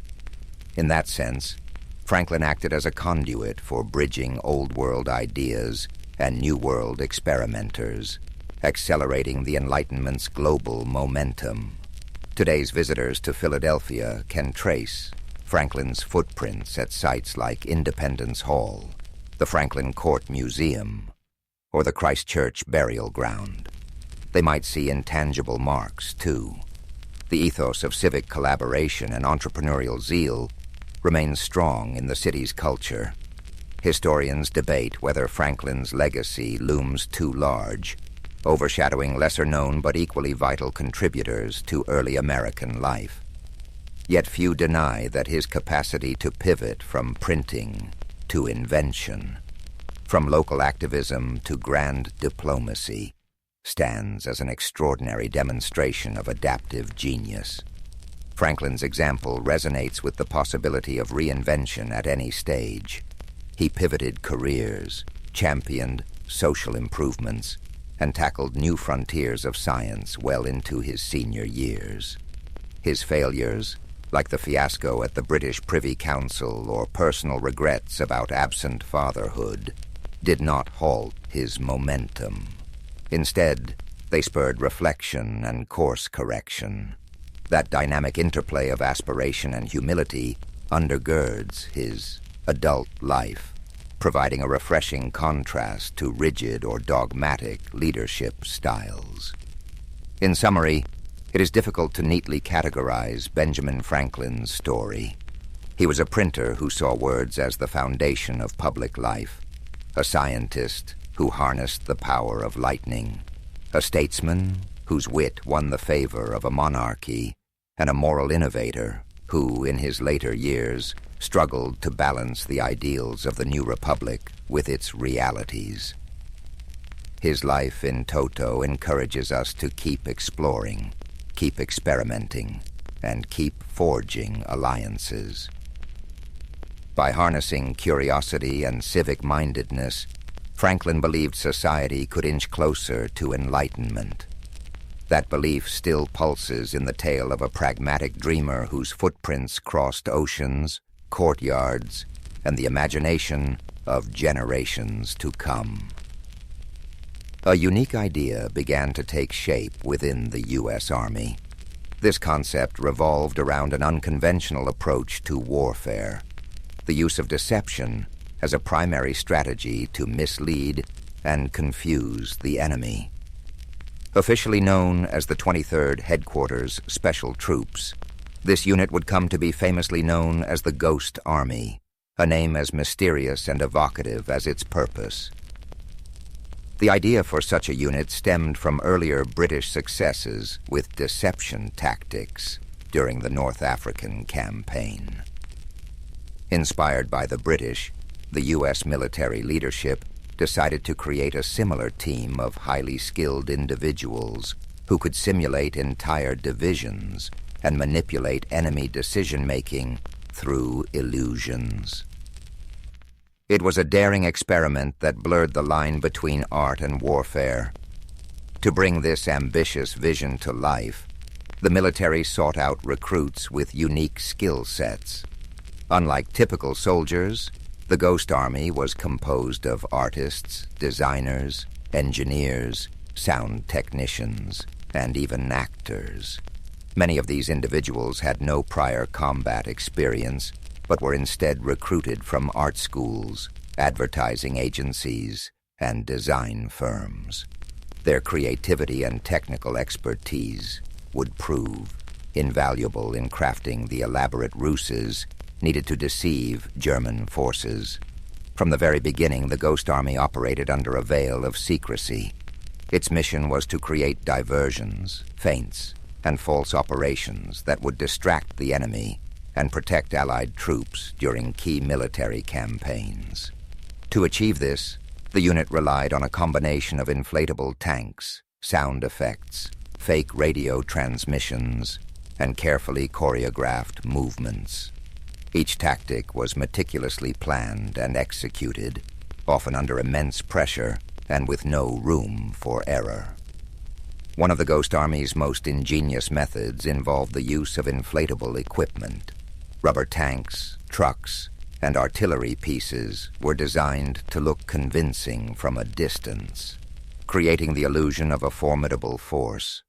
These decoys were lightweight and portable, allowing the unit to set up and dismantle fake encampments in record time. The sight of rows of vehicles in strategic locations was often enough to make enemy reconnaissance planes report the presence of a large Allied force. But visual deception was only one part of the equation. The Ghost Army also employed sophisticated sound technology to enhance their illusions. Using state-of-the-art recording equipment, they created audio tracks of rumbling tanks, marching soldiers, and the din of a bustling military base. These sounds were played through powerful speakers mounted on trucks, which could project the noises up to 15 miles away. The combination of visual and auditory deception created an immersive experience that fooled even the most seasoned enemy commanders. The third key element of the Ghost Army's strategy was radio deception. Skilled operators mimicked the communication styles and routines of real Allied divisions, transmitting fake orders and messages to confuse German intelligence. This tactic, known as spoof radio, was critical in convincing the enemy that they were facing a much larger force than was actually present. The Ghost Army's success depended on collaboration and meticulous attention to detail. Each member of the unit had a specific role to play, whether it was painting camouflage patterns, designing inflatable decoys, or coordinating the placement of sound equipment. Their ability to work together seamlessly under tight deadlines was a testament to their dedication and resourcefulness. As the unit prepared for its first major operation, the stakes were high. The Ghost Army had been entrusted with a mission that could determine the success or failure of the broader Allied campaign. Despite the pressure, the men and women of the Ghost Army approached their work with a sense of purpose and creativity that set them apart. This unconventional army, born from a blend of grit and necessity, would go on to play a pivotal role in the Allied victory. Its members knew that their work would remain shrouded in secrecy for decades, but they were driven by a shared belief in the importance of their mission. The Ghost Army was not just a collection of soldiers. It was a testament to the power of imagination in the face of adversity. The Ghost Army's first significant test came in the summer of 1944, shortly after the D-Day landings in Normandy. As Allied forces pushed inland from the beaches, they faced fierce resistance from German troops, determined to hold their ground. The Ghost Army's role in this critical phase of the war was to draw enemy forces away from key objectives, creating opportunities for the main Allied forces to advance. Operation Brest was the unit's debut, a deception campaign designed to divert German attention away from an Allied push toward the strategically important port of Brest in northwestern France. Brest was vital to the German war effort, as it served as a major naval base and supply hub. Capturing it would severely disrupt German logistics and communications. However, the city was heavily fortified, and a direct assault would result in significant Allied casualties. The Ghost Army's task was to stage a diversion that would weaken the German defenses in Brest and allow the Allied forces to strike more effectively. Setting up for the operation required precision and coordination. The unit selected a location approximately 20 miles from Brest to establish their fake encampment. Using inflatable tanks, artillery pieces, and supply trucks, they created the illusion of a large Allied division, preparing to attack. From a distance, the scene appeared entirely authentic. Rows of vehicles were arranged strategically, while soldiers in the unit moved around the encampment to enhance the illusion. Sound played a critical role in the deception. The Ghost Army's engineers worked tirelessly to create realistic audio effects that mimicked the sounds of an actual military base. Recordings of clanging metal, rumbling engines, and even the distant hum of conversation between soldiers were played through their powerful speakers. These sounds created the impression of an active and bustling division preparing for battle. Radio deception added another layer of authenticity to the ruse. Skilled operators broadcast fake transmissions that mimicked the communication patterns of a real Allied unit. These messages included requests for reinforcements, logistical updates, and discussions of an impending attack. The broadcasts were carefully timed and phrased to ensure they aligned with the visual and auditory elements of the deception. The German response to the operation demonstrated the effectiveness of the Ghost Army's tactics. Believing that a major Allied offensive was imminent, German commanders redeployed troops and resources to counter the perceived threat. This shift in focus weakened their defenses in Brest, allowing the actual Allied forces to exploit the vulnerability and launch a successful assault on the city. Despite the operation's success, the Ghost Army faced immense challenges. Operating in enemy territory meant that the unit was constantly at risk of discovery. The soldiers had to maintain the illusion at all times, knowing that even a single misstep could expose their deception and compromise the entire mission. The pressure was intense, but the unit's creativity and discipline ensured that their efforts remained convincing. One of the most remarkable aspects of the operation was the ingenuity and adaptability of the soldiers. They found ways to enhance the realism of their deceptions, using camouflage techniques to hide their inflatable equipment from close inspection and employing creative storytelling to maintain the illusion during interactions with locals. The success of Operation Brest solidified the Ghost Army's reputation as a critical asset to the Allied war effort. Their ability to manipulate enemy movements and create opportunities for the main forces to advance demonstrated the power of unconventional warfare. It also reinforced the importance of teamwork and innovation in overcoming seemingly insurmountable challenges. As the Ghost Army prepared for future missions, they carried the lessons of Operation Brest with them. The experience had tested their resolve and resourcefulness, but it had also proven that their unique approach to warfare could have a profound impact on the outcome of the conflict. The Ghost Army continued to hone its craft with each operation, showcasing an evolution in its tactics.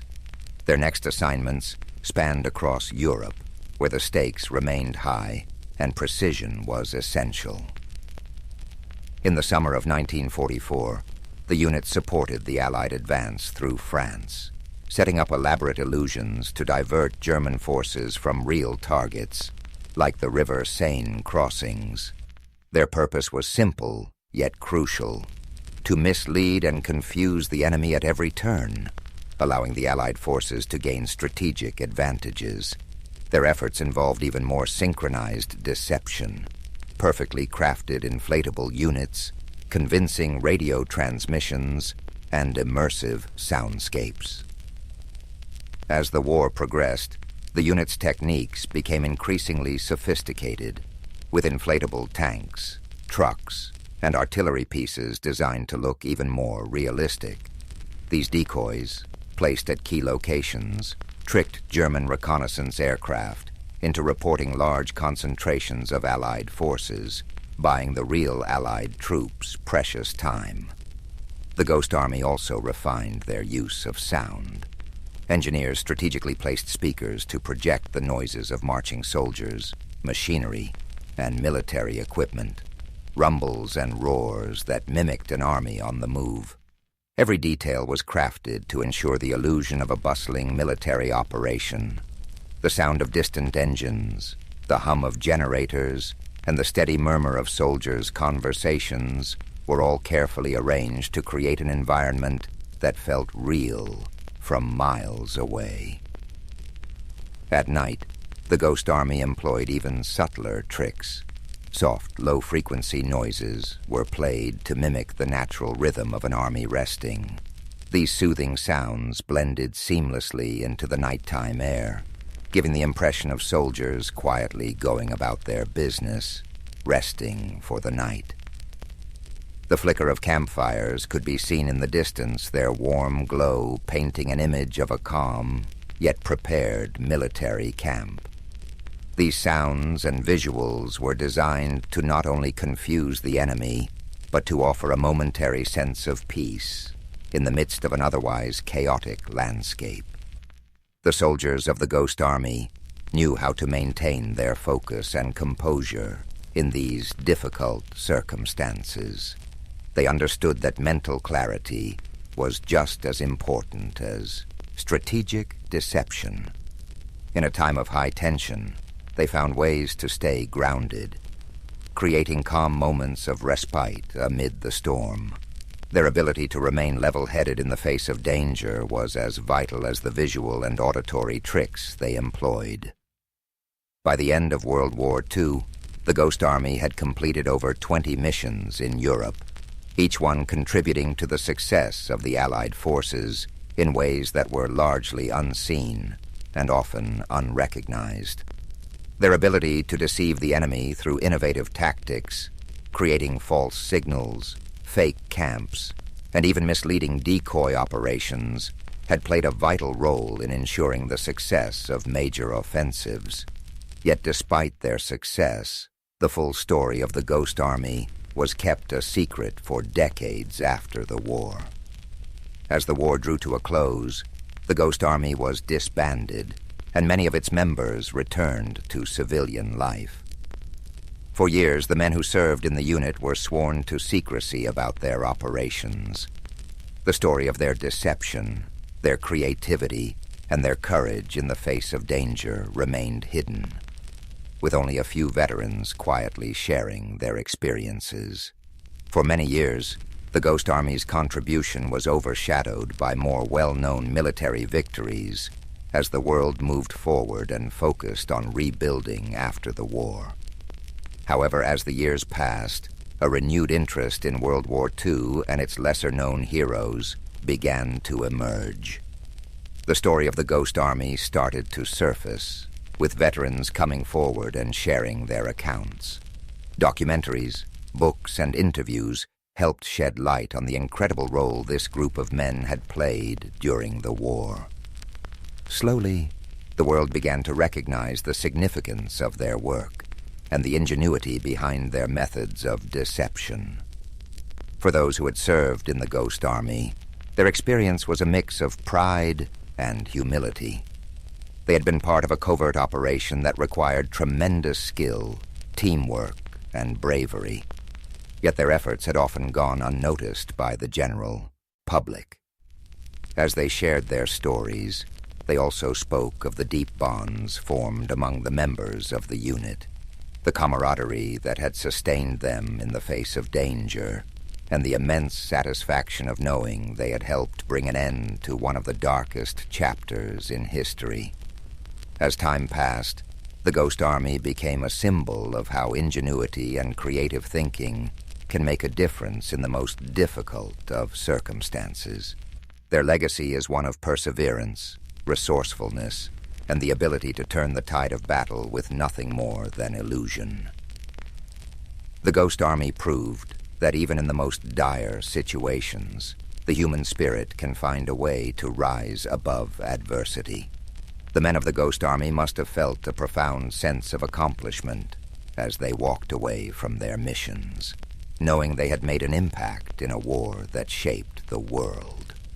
Their contributions, though not widely known at the time, were just as significant as any traditional battle fought on the front lines. Although the Ghost Army's work was shrouded in secrecy during and immediately after World War II, their legacy would not remain hidden forever. In the years following the war, the significance of their contribution began to emerge as historians, veterans, and the public began to recognize their invaluable role in shaping the outcome of the war. What began as a covert operation to mislead the enemy had become a model of ingenuity, resourcefulness, and courage. The methods developed by the Ghost Army, using sound deception and visual illusions, would go on to influence military strategies for years to come. The concept of psychological warfare, where the mind is targeted as much as the body, became more widely accepted. These tactics would inform future military operations, as the lessons learned from the Ghost Army's success were incorporated into modern military doctrine. In addition to their impact on military strategy, the Ghost Army's story had an emotional and cultural effect. For many years, their deeds went largely unrecognized. But as veterans began to speak out, their experiences resonated with people around the world. The fact that these soldiers had risked everything in a war they could not speak about for decades touched a deep chord. Their bravery, commitment, and camaraderie served as a reminder of the quiet acts of heroism that often go unnoticed in the shadow of more traditional battles. The Ghost Army's efforts also began to be recognized in popular culture. Films, books, and documentaries began to tell their story, ensuring that future generations would understand the significance of their work. Their role in World War II became more than just a historical footnote. It became a symbol of how innovation and creativity could be wielded in the service of a greater cause. The men who served in the Ghost Army did not seek fame or glory. Instead, they focused on a mission that was far greater than themselves. Their quiet dedication to their craft echoes in the background of history. The Ghost Army may have operated in silence, but the echoes of their efforts resonate still, offering a reminder that there is power in subtlety, in quiet strength, and in peaceful reflection. As decades passed, the Ghost Army's influence continued to ripple through both military strategy and cultural memory. The quiet genius of their operations, blending deception with cutting-edge technology, was not just a wartime tactic, but a profound lesson in the value of innovation under pressure. While the techniques they pioneered were initially dismissed as a curiosity, they eventually became essential components of modern military operations, especially in the realms of psychological warfare and tactical deception. Following the war, the value of the Ghost Army's contribution was recognized in unexpected ways. The unit had shown that military success didn't always require sheer force. Sometimes it was the ability to create uncertainty in the enemy's mind, to disorient, confuse, and mislead. This shift in understanding emphasized the power of nonviolent methods in warfare, laying the groundwork for the evolution of modern intelligence operations. Beyond their impact on military tactics, the Ghost Army became a symbol of strength, something that went beyond traditional acts of greatness. The members of this unique unit, ordinary men who found extraordinary ways to serve their country, reminded us that contributions to a greater cause often come in unconventional forms. Veterans who had served in the unit began to tell their stories, and these accounts resonated deeply with people across the world. The idea that such a vital part of World War II was unsolved for so long made up for the overlooked contributions of everyday individuals. It helped reshape the way we perceive wartime contributions and made it clear that not only large, obvious victories are worth remembering. Over time, museums, documentaries, and even novels began to explore their story, bringing to light the importance of creativity in warfare. It wasn't just about military strategy. It was about the courage to think outside the box and confront the enemy with tactics that weren't rooted in physical might, but in the power of perception. These stories remind us that we, too, can find strength in quiet persistence, and that the solution to challenges may lie not in confrontation, but in innovation. The early 17th century was a time when Europe was a patchwork of kingdoms, principalities, and religious divides. At the heart of this patchwork lay the Holy Roman Empire, a vast and fragmented realm that stretched across much of Central Europe. For centuries, tensions simmered beneath the surface as Catholic and Protestant states vied for power, influence, and the right to practice their faith freely. The spark that ignited this long and devastating conflict came in the form of a defiant act in the city of Prague. In 1618, Protestant nobles in Bohemia, angered by perceived restrictions on their religious freedoms under Emperor Ferdinand II, staged a dramatic rebellion. They stormed Prague Castle, seized 2 imperial officials, and hurled them out of a window in an event known as the Defenestration of Prague. Miraculously, the officials survived the fall. But the act was a clear declaration of defiance. This single moment set off a chain reaction, like ripples spreading across a still pond. Ferdinand II, a staunch Catholic, saw the rebellion as a direct challenge to his authority and the Catholic Church. Determined to restore order and Catholic dominance, he mobilized his forces, while Protestant leaders across the empire began rallying their allies in preparation for a larger struggle. What began as a localized conflict in Bohemia quickly escalated into a broader war, drawing in neighboring regions and foreign powers.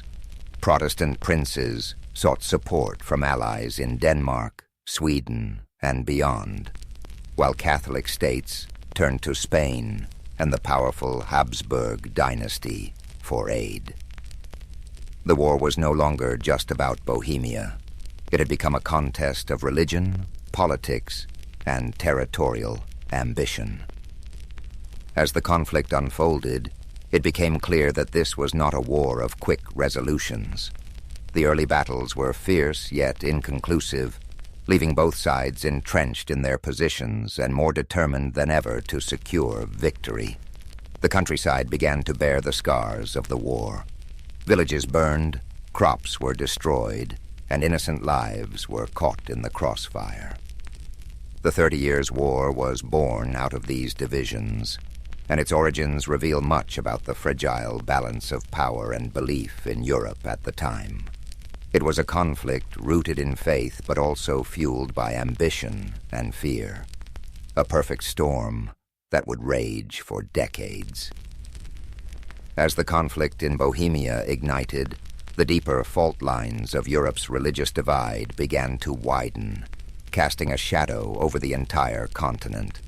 At its core, the 30 Years' War was fueled by the tensions between Catholics and Protestants, a struggle that had simmered since the Reformation in the 16th century. The Peace of Augsburg in 1555 had attempted to create harmony by allowing rulers within the Holy Roman Empire to determine their state's religion, whether Catholic or Lutheran. Yet this fragile peace left many unresolved issues, particularly with the rise of Calvinism, a branch of Protestantism that had not been recognized in the agreement. As Calvinist states gained influence, the Catholic Habsburg rulers viewed them as a threat. Their growing presence felt like a challenge to the established order. When Ferdinand II ascended to the throne of the Holy Roman Empire, he was determined to restore Catholic dominance. His unwavering faith and aggressive policies further inflamed tensions, especially among Protestant states that viewed him as a tyrant bent on crushing their freedom. Ferdinand's allies in Spain and the papacy provided him with support, reinforcing the Catholic position with resources and manpower. On the other side, the Protestant Union, a coalition of Protestant princes, mobilized to resist Ferdinand's ambitions. They sought aid from Protestant powers beyond the empire, including Denmark, Sweden, and England.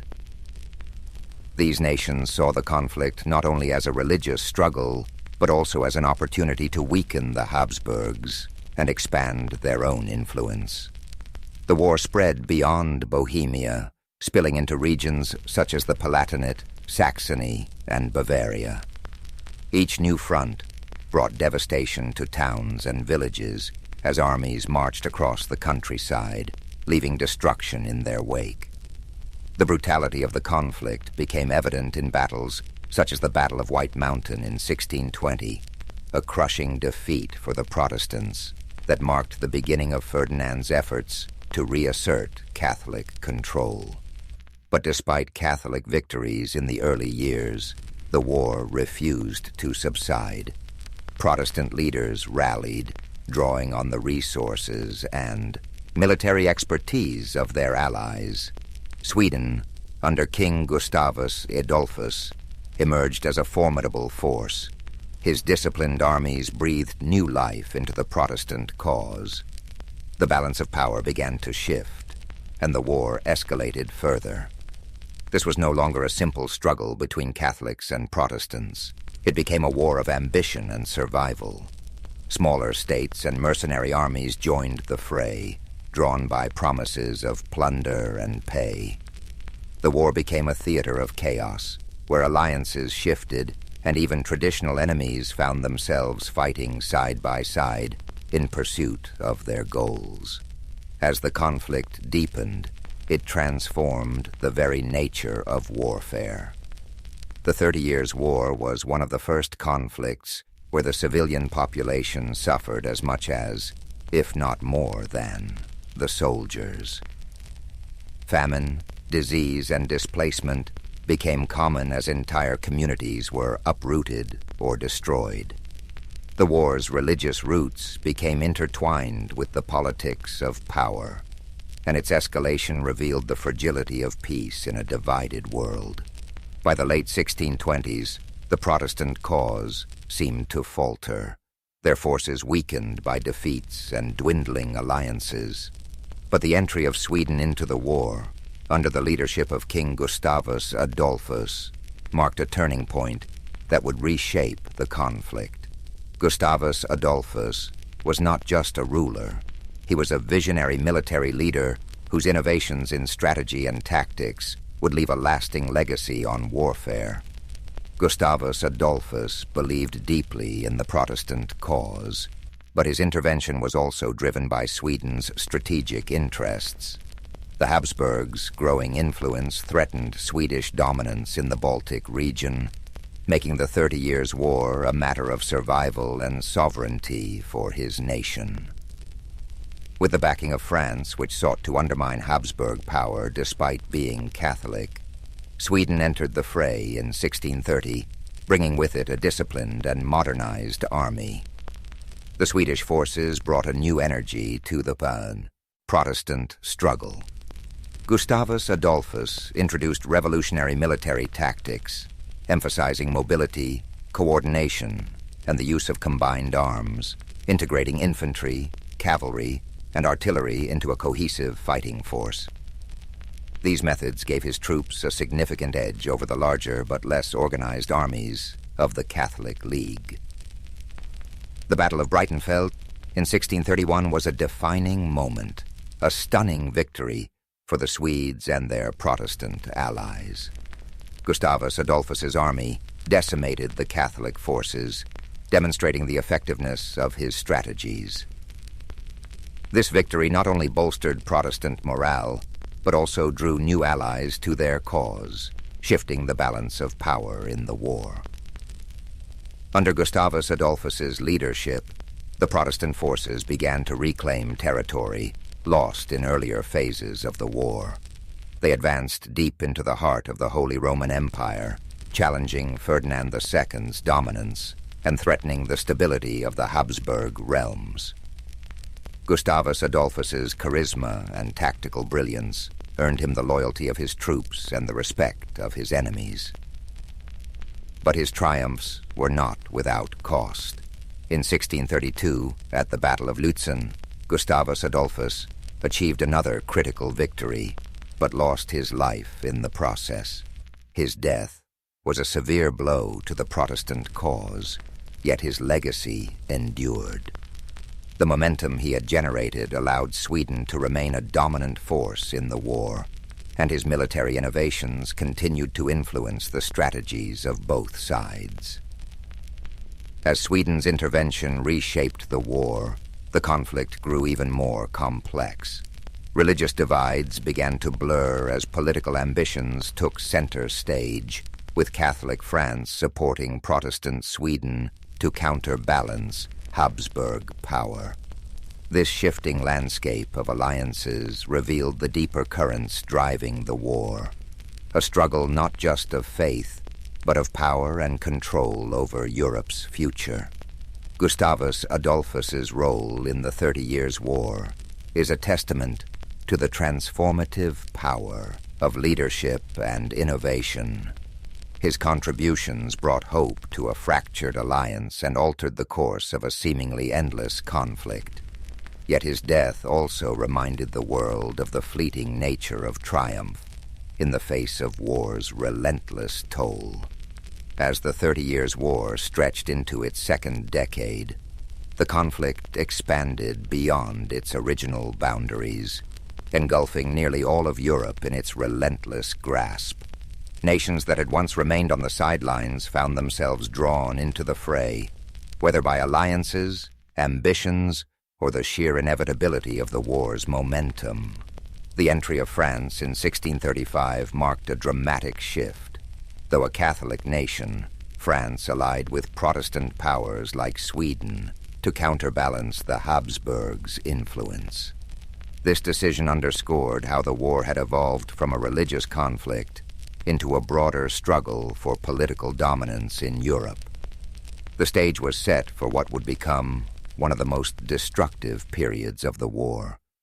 As alliances grew ever more complex and battles became increasingly brutal. Across the continent, the toll of the war was staggering. Cities were besieged and burned, fields were left barren and lifeless, and villages were emptied as civilians fled the advancing armies. Mercenary forces, often poorly paid and motivated by survival, resorted to pillaging and looting, leaving devastation in their wake. Famine and disease swept through war-torn regions, taking more lives than the battles themselves. The conflict's scope seemed endless, with battles erupting in regions as far-reaching as the Rhineland, the Netherlands, and northern Italy. Yet amid the turmoil, moments of diplomacy and negotiation emerged, offering brief glimpses of hope. Peace talks began to take shape, though they were slow and fraught with challenges, reflecting the deep divisions and mistrust among the warring parties. After nearly 3 decades of relentless conflict, Europe began to seek an end to the devastation. The 30 Years' War had taken a toll unlike any before it. Economies were ruined, lands were ravaged, and millions of lives had been lost. By the early 1640s, the warring nations realized that no decisive victory was in sight. The war had devolved into a stalemate of exhaustion. Thus began the long and complex journey toward peace, through the negotiations that would culminate in the Peace of Westphalia. The Westphalian negotiations were unprecedented in their scope and ambition. For the first time in European history, nearly all major powers gathered to discuss terms of peace. Delegates from Catholic and Protestant states, as well as representatives from France, Sweden, Spain, and the Holy Roman Empire, met in the towns of Münster and Osnabrück. These talks would last for years, reflecting the complexity of the issues at hand and the deep mistrust between the parties. As the negotiations unfolded, The participants wrestled with questions of religion, sovereignty, and the balance of power. The Peace of Westphalia sought to establish a new order in Europe, one that would recognize the religious and political realities that had emerged from the war. Protestant and Catholic states agreed to a form of mutual tolerance, reaffirming the principle that rulers could determine their state's religion while also granting greater freedoms to minority faiths. The treaty also redefined the concept of sovereignty. It marked the beginning of the modern state system, where nations recognized each other's territorial boundaries and agreed not to interfere in one another's internal affairs. This idea of state sovereignty would become a cornerstone of international relations for centuries to come. While the Peace of Westphalia brought an end to the 30 Years' War, its provisions were not without compromise. No side emerged as a clear victor, and many of the underlying tensions remained unresolved. Yet the treaty succeeded in ending the immediate bloodshed and creating a framework for coexistence in a fractured Europe. The road to peace was long and arduous, yet it proved that dialogue and compromise can overcome even the deepest divisions. As the Peace of Westphalia brought an end to the 30 Years' War, Europe began to rebuild from the ashes of its most devastating conflict. The war left an indelible mark on the continent, shaping the course of history in profound ways. Nations that had been battered and broken emerged with new identities, while the concept of sovereignty laid the foundation for the modern nation-state system. The war's legacy extended beyond politics and borders. It changed the way conflicts were waged, highlighting the immense cost of prolonged war and the devastating impact on civilian populations. The lessons of the 30 Years' War echoed across generations, reminding humanity of the importance of diplomacy, tolerance, and restraint. This story of destruction and eventual reconciliation carries a timeless message. Even in the darkest of times, there is always a path forward, a path forged through perseverance, negotiation, and the willingness to find common ground. The 30 Years' War may have scarred Europe, but it also served as a turning point, proving that peace, though hard won, is always worth striving for. Theodore Roosevelt was not an ordinary child. Born in 1858 in a brownstone in New York City, young Theo, called Teddy by his close friends, entered a world riddled with disparity. Horse-drawn carriages paraded on cobbled streets while the country found itself on the cusp of rapid industrial change. Yet from the very beginning, what made Theodore Roosevelt's early life different was not only his family's comfortable position. His father was a philanthropist who ran a successful import business, and the Roosevelts prided themselves on their social standing, but also his shaky constitution. The future Rough Rider was, ironically enough, a frail boy who struggled with asthma and stomach trouble, relying on the help of his nurturing family to guide him toward better health. Most accounts recall the well-worn story of how he overcame debilitating asthma by embracing exercise and the outdoors, but that's often where the intriguing details stop. Far less common are the accounts of how Roosevelt's imagination flourished because he spent so many hours indoors. Recovering, he devoured books on natural science, building an early fascination with zoology, entomology, and every lesser-known ology he could get his hands on. He collected insects in jars around his room, and he sketched birds from memory. He had a serious obsession with taxonomy, relishing the act of labeling, identifying, and categorizing. Few mention that he even attempted to write little treatises, guided by sheer curiosity about creatures he observed in his small world. He would write paragraphs about houseflies in a notebook, detailing their anatomy and behavior as if he were a mini Darwin in the making. This pursuit was not a trifling hobby. It was the anchor that connected him to the broader world when his lungs wouldn't allow him to catch his breath outside. His father, Theodore Sr., took these explorations seriously. He would encourage young Theo to keep learning, and to the extent possible, he also pushed him, quite literally, to strengthen his body. The elder Roosevelt recognized that building physical stamina might become the key to unlocking his son's potential. So, in addition to fueling his mind, Theodore Sr. nudged him to exercise, even setting up a small gym within the family's home. They used pulley weights, dumbbells, and even a primitive exercise bike. Initially, the boy often doubled over in breathless fits, but he persevered, always hearing his father's voice. "You have the mind, but you must make your body." This paternal challenge shaped Theodore's entire life. He refused to let his ailments define him.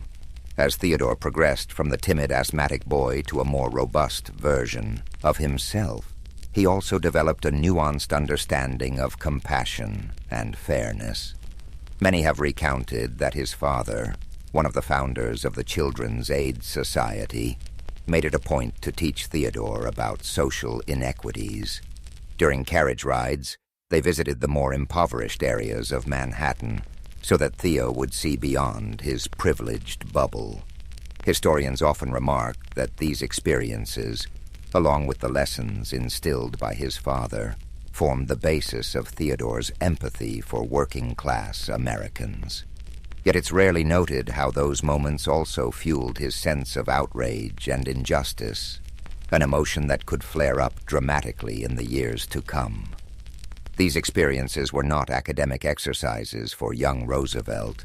They resonated deeply within him, bridging the gulf between his comfortable existence and the hardships faced by others. By adolescence, Theo had not yet grown into the outspoken figure we often imagine, but he had an unusually intense curiosity that often manifested in sudden bursts of interest. A new species of bird, a type of archaic firearm, the political history of the Netherlands. He could not resist diving in.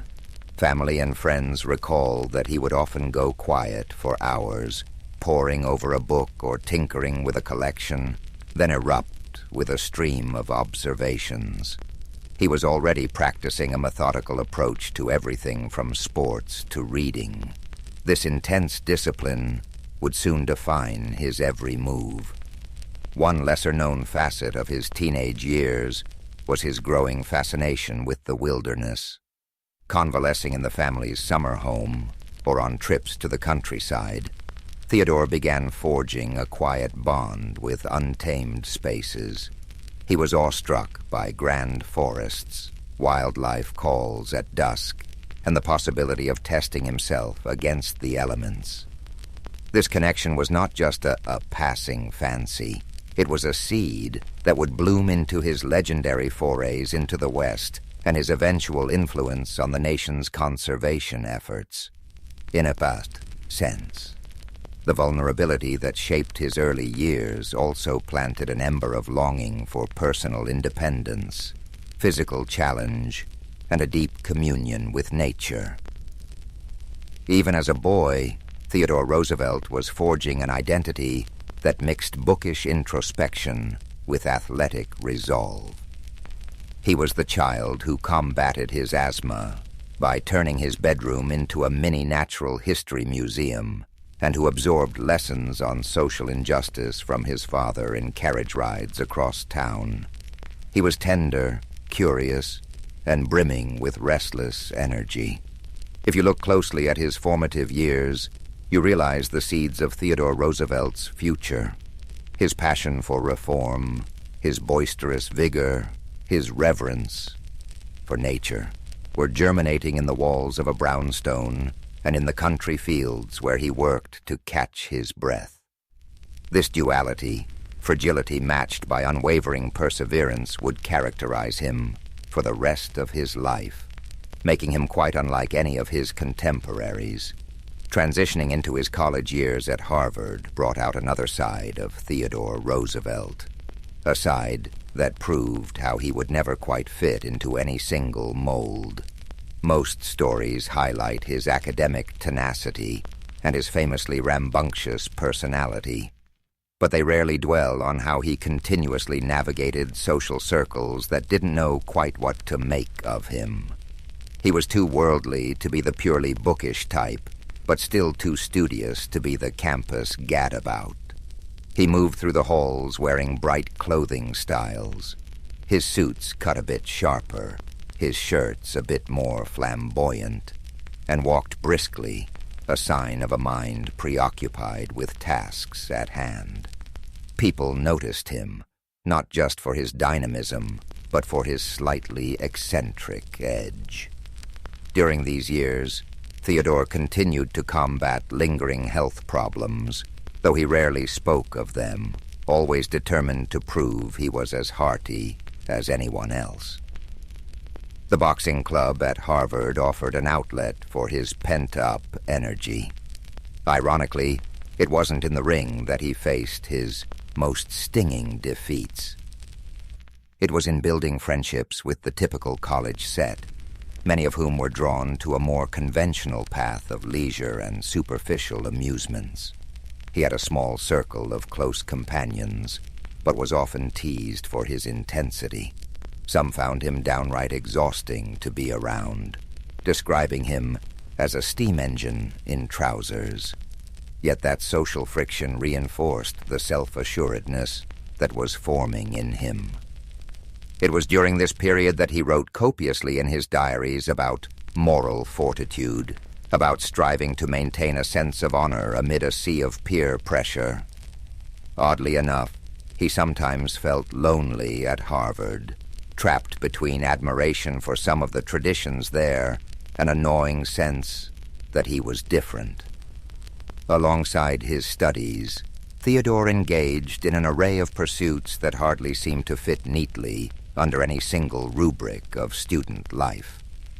He wrote editorials for the student paper, typically championing high-minded ideals of honesty and personal discipline.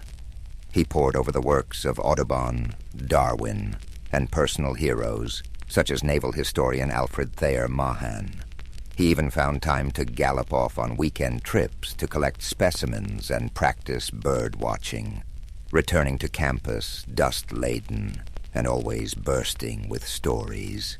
It's a testament to his capacity for juggling interests and goals that he was able to maintain decent grades while also soaking up everything in sight: natural history, public speaking, rhetorical studies, and even genealogical research. The man loved to learn in a wholehearted way, as though every subject could be an adventure if only one looked closely enough. In the midst of his academic fervor, something else was happening. Roosevelt was quietly falling in love, not just with any young socialite, but with Alice Hathaway Lee, a woman who embodied grace and warmth. She was a cousin of a classmate, and the attraction was immediate. Their courtship provided a surprising sense of balance for him, proof that he could be both intense and tender, formidable, yet affectionate. As their relationship deepened, he began to think more concretely about his future. He was deeply in love, but also determined to shape his life in a way that would impact society. If the two could be reconciled, his political ambitions and his devotion to Alice, he believed he might find his true calling. It was a joyful, hopeful season of his life, tinged with the earnest optimism of youth. At Harvard, Roosevelt also honed his talent for debate, though interestingly, it was not always well received. He clashed over issues ranging from foreign policy to civic responsibility with classmates who, in his eyes, did not embody the moral vigor he valued. His style was direct, and sometimes his passion erupted into high-decibel insistence. People questioned whether he was grandstanding or genuinely fervent. In truth, he was both. He felt ideas with his entire being, unable to separate academic discourse from moral imperative. While some admired his zeal, others wrote him off as a brash upstart who needed to tone it down. But Theodore wasn't interested in toning anything down. He believed that if something was worth doing, it was worth doing vigorously. What's rarely acknowledged is that this unrelenting passion nearly derailed him in terms of his mental health. Long hours of study, intense physical exertion, and a kind of constant internal thrum of ambition could wear him out. He would suffer bouts of insomnia, something he stubbornly tried to hide from even his closest friends. Journals from the time suggest he wrestled with dark moods, worried that if he let himself slip even for a moment, he might not regain traction. But he had set a personal credo: better to burn brightly than fade quietly. He would follow this creed, whether positive or negative, for the remainder of his life. Upon graduation, Theodore left Harvard with more than just a diploma. He carried away a fierce sense of self, shaped by intellectual endeavors, personal romance, and the ceaseless quest to push against his limits. Shortly after leaving Harvard, Theodore Roosevelt took his first bold step into the realm of public service, winning a seat in the New York State Assembly. Some might call it a natural progression for a young man of his social background, but in truth, the gritty nature of local politics was something of a baptism by fire. The assembly halls were rife with infighting, patronage, and under-the-table deals. As a new member, Roosevelt was expected to keep his head down and align with party bosses. Instead, he stormed onto the scene like a tropical gale, delivering fiery speeches that lambasted corruption and championed reforms. The other lawmakers found him peculiar. Here was a well-to-do youngster, fresh from the Ivy League, with a screechy voice that seemed to come alive the moment he smelled injustice. And injustice, as he saw it, permeated every level of governance.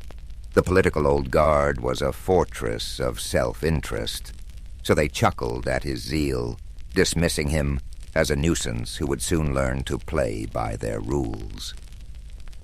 What they didn't grasp was that Roosevelt's moral convictions, shaped by his father's influence and hammered into form by his own sense of fairness, would not yield under pressure.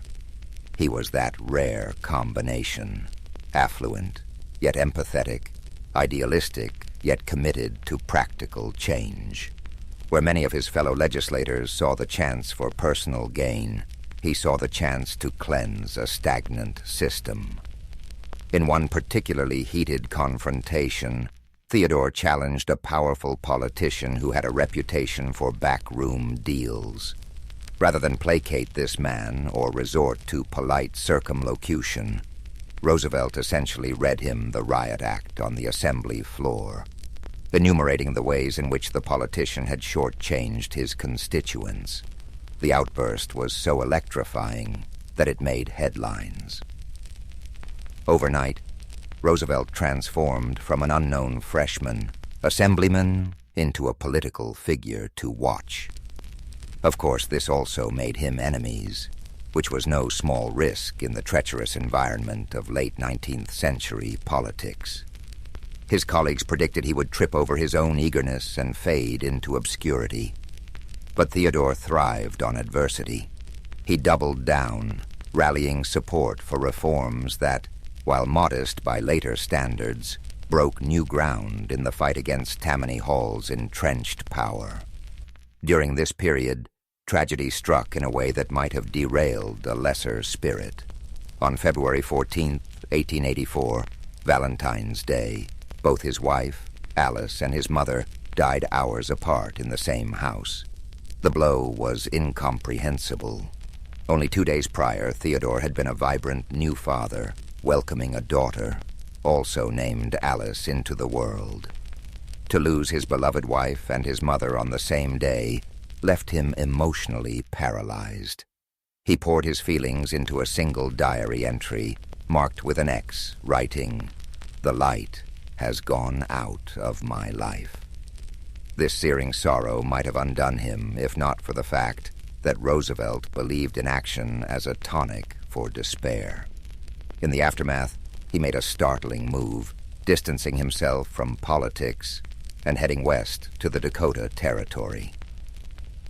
A lesser-known aspect of this chapter is that he was not merely seeking solitude, he was also chasing a grand American myth of renewal.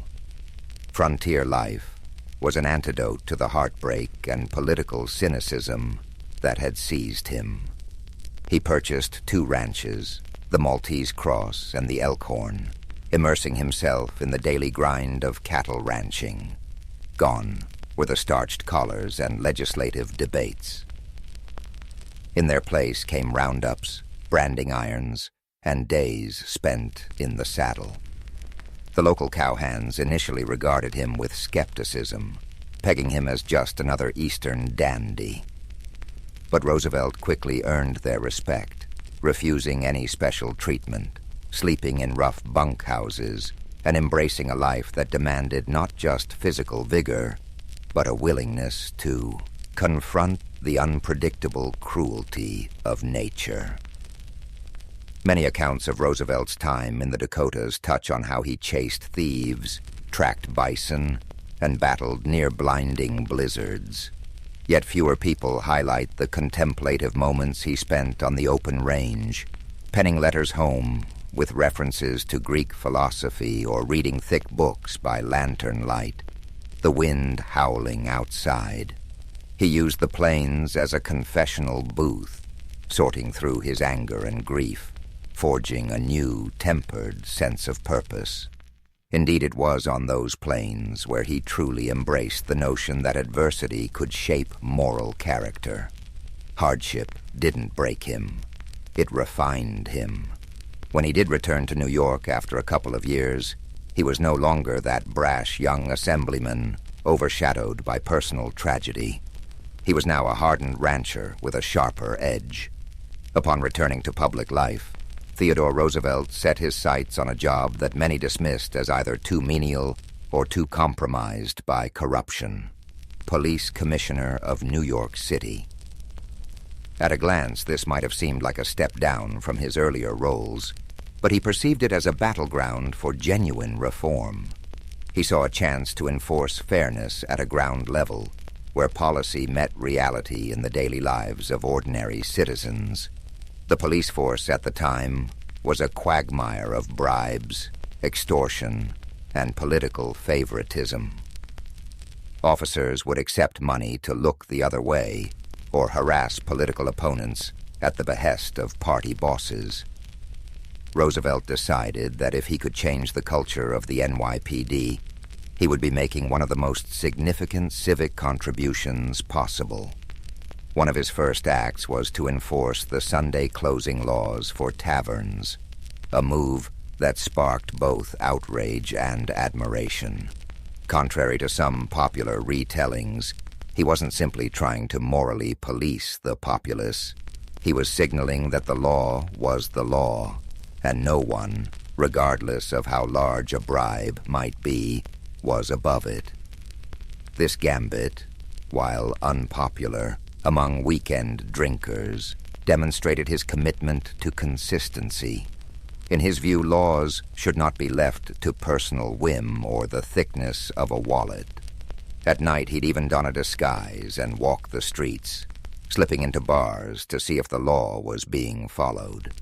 Newspapers eagerly reported these midnight rambles, painting him as an almost comical figure. But beneath the spectacle lay a serious intent to root out corruption at its source. His tenure as commissioner also saw him butt heads with the entrenched Tammany Hall apparatus. They had thrived under the assumption that police could be bought or coerced. Roosevelt disabused them of that notion. He promoted officers based on merit, introduced examinations to gauge competency, and disciplined or fired those caught in corrupt acts. This naturally turned many in the force against him, but the public, weary of crooked policing, began to appreciate that someone in a position of authority was at last taking their side. His energy was relentless. Staffers joked that he slept less than 4 hours a night, spending the rest of his time either in the office or pounding the pavement. Less well known is the personal toll this job took on him. Roosevelt poured so much intensity into curbing vice, graft, and malfeasance that he often neglected simpler pleasures in life. He'd show up at home in the wee hours, paperwork still in hand, only to get up at dawn for yet another inspection.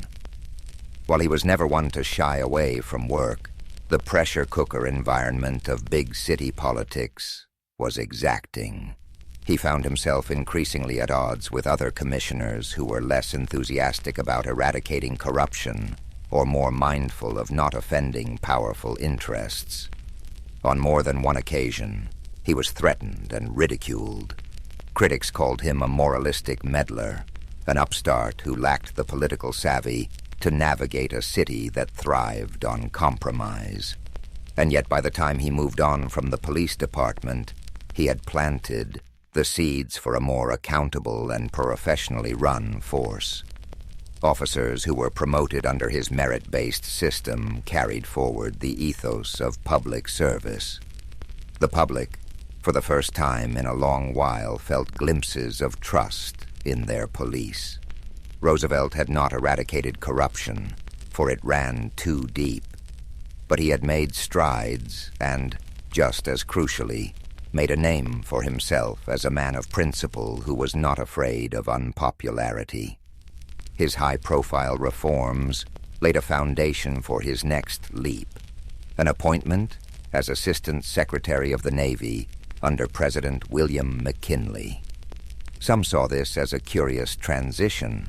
Why place a boisterous, reform-minded ex-commissioner in the Navy Department? Others recognized a pattern. Roosevelt was drawn to challenges that demanded both discipline and daring. In his new role at the Navy, Roosevelt wasted no time in championing the modernization of the fleet. He had long been an admirer of naval strategist Alfred Thayer Mahan, who argued that national power hinged on naval supremacy. Far from being a bureaucrat satisfied with pushing papers, Theodore dove deep into budget allocations, pushing for new warship designs and better training. He recognized that the world was shrinking, that America's role on the global stage was expanding, and that the Navy would be essential to projecting and protecting American interests. Then came the Spanish-American War, a brief conflict that seemed tailor-made for someone of Theodore Roosevelt's temperament. When the USS Maine exploded in Havana Harbor in 1898, public sentiment towards Spain had already been riled by sensational journalism. Roosevelt saw this as both a chance to liberate Cuba from colonial oppression and a test of American resolve. But beyond ideology, it was personal for him. He had grown restless in Washington, convinced that action was often sacrificed on the altar of caution. So he resigned from his post as Assistant Secretary of the Navy and famously organized the 1st U.S. Volunteer Cavalry, better known as the Rough Riders. The myth of the Rough Riders has been recounted in 1,000 different ways, usually focusing on the charge up San Juan Hill. Yet what many people don't realize is that the unit was an odd, bold mix of Ivy League athletes, frontier cowboys, Native American, and everyone in between. Part of Roosevelt's genius lay in his ability to unite disparate individuals around a shared sense of adventure and duty. He wasn't naive. He knew that forging discipline from such a melange of backgrounds would be challenging. But he saw in these men the spirit of America itself, resilient, varied, and headstrong. Training for the Rough Riders was rigorous, but the logistical challenges of shipping them to Cuba were even more daunting. Horses got left behind, supplies went missing, and some men ended up on the battlefield without enough provisions. When the unit finally arrived in Cuba, they found themselves grappling with heat, disease, and disorganized command structures.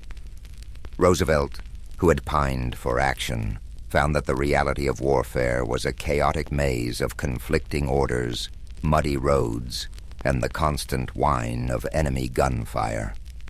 And yet to see him in the middle of it all was to witness a man who felt completely alive, for better or worse. He led from the front, riding his horse, Little Texas, as close to enemy lines as he dared, his spectacles fogging in the tropical humidity. The famed Battle of San Juan Heights was the defining moment. While Roosevelt and his men did indeed take part in the bold assault, the charge up San Juan Hill has often been painted in more glorified tones than the day itself likely warranted. War correspondents, eager for a heroic narrative, latched on to Roosevelt's vigorous leadership. The truth remains that it was a brutal affair, with heavy casualties on both sides. Many of the Rough Riders had never experienced anything like it. Roosevelt himself noted later how the fear of death gripped him yet also spurred him forward. He believed that courage did not mean the absence of fear, but the resolve to act in spite of it. In that sense, the charge encapsulated much of what he believed about life. Better to face peril head-on than to cower behind caution. Once the battle concluded, the Spanish forces surrendered, and the Rough Riders triumphantly returned home as national heroes. Newspapers breathlessly lauded Roosevelt as a war hero who had personified American valor.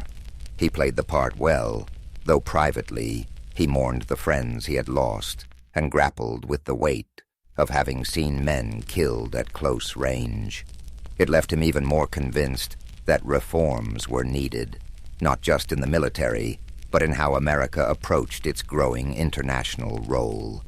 He argued that the country should maintain a strong defense, but always keep a moral component in its actions. For Roosevelt, war was never to be glorified for its own sake. It was a crucible in which national character was tested. Upon his return, Roosevelt's popularity soared. Seizing the moment, political allies urged him to run for governor of New York.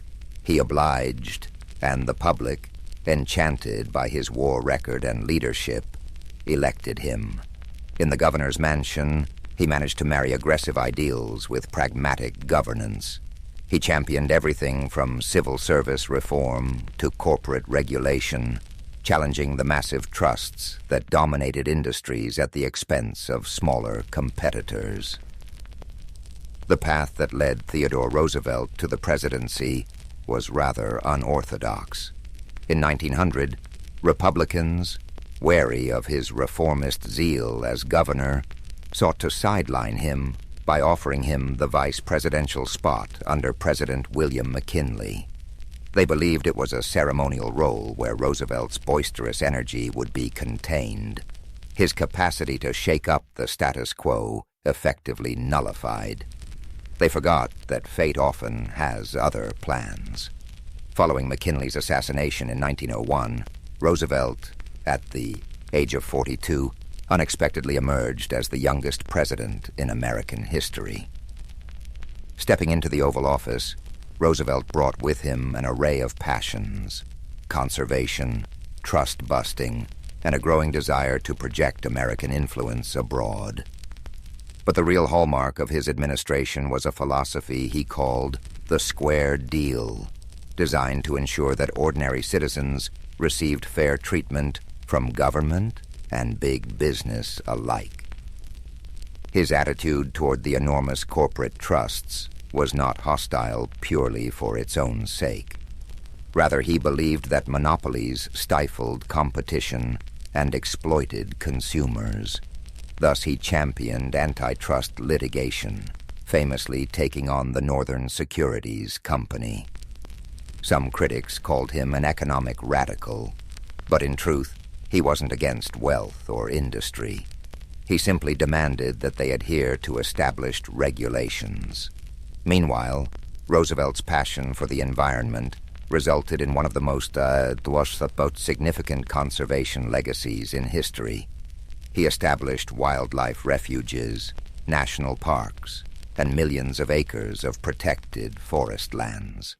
By drawing on his love of nature, which began in his youth and was refined on the Dakota Plains, he placed Gifford Pinchot, a fellow conservationist, in charge of the Forest Service, setting the tone for responsible stewardship of America's resources.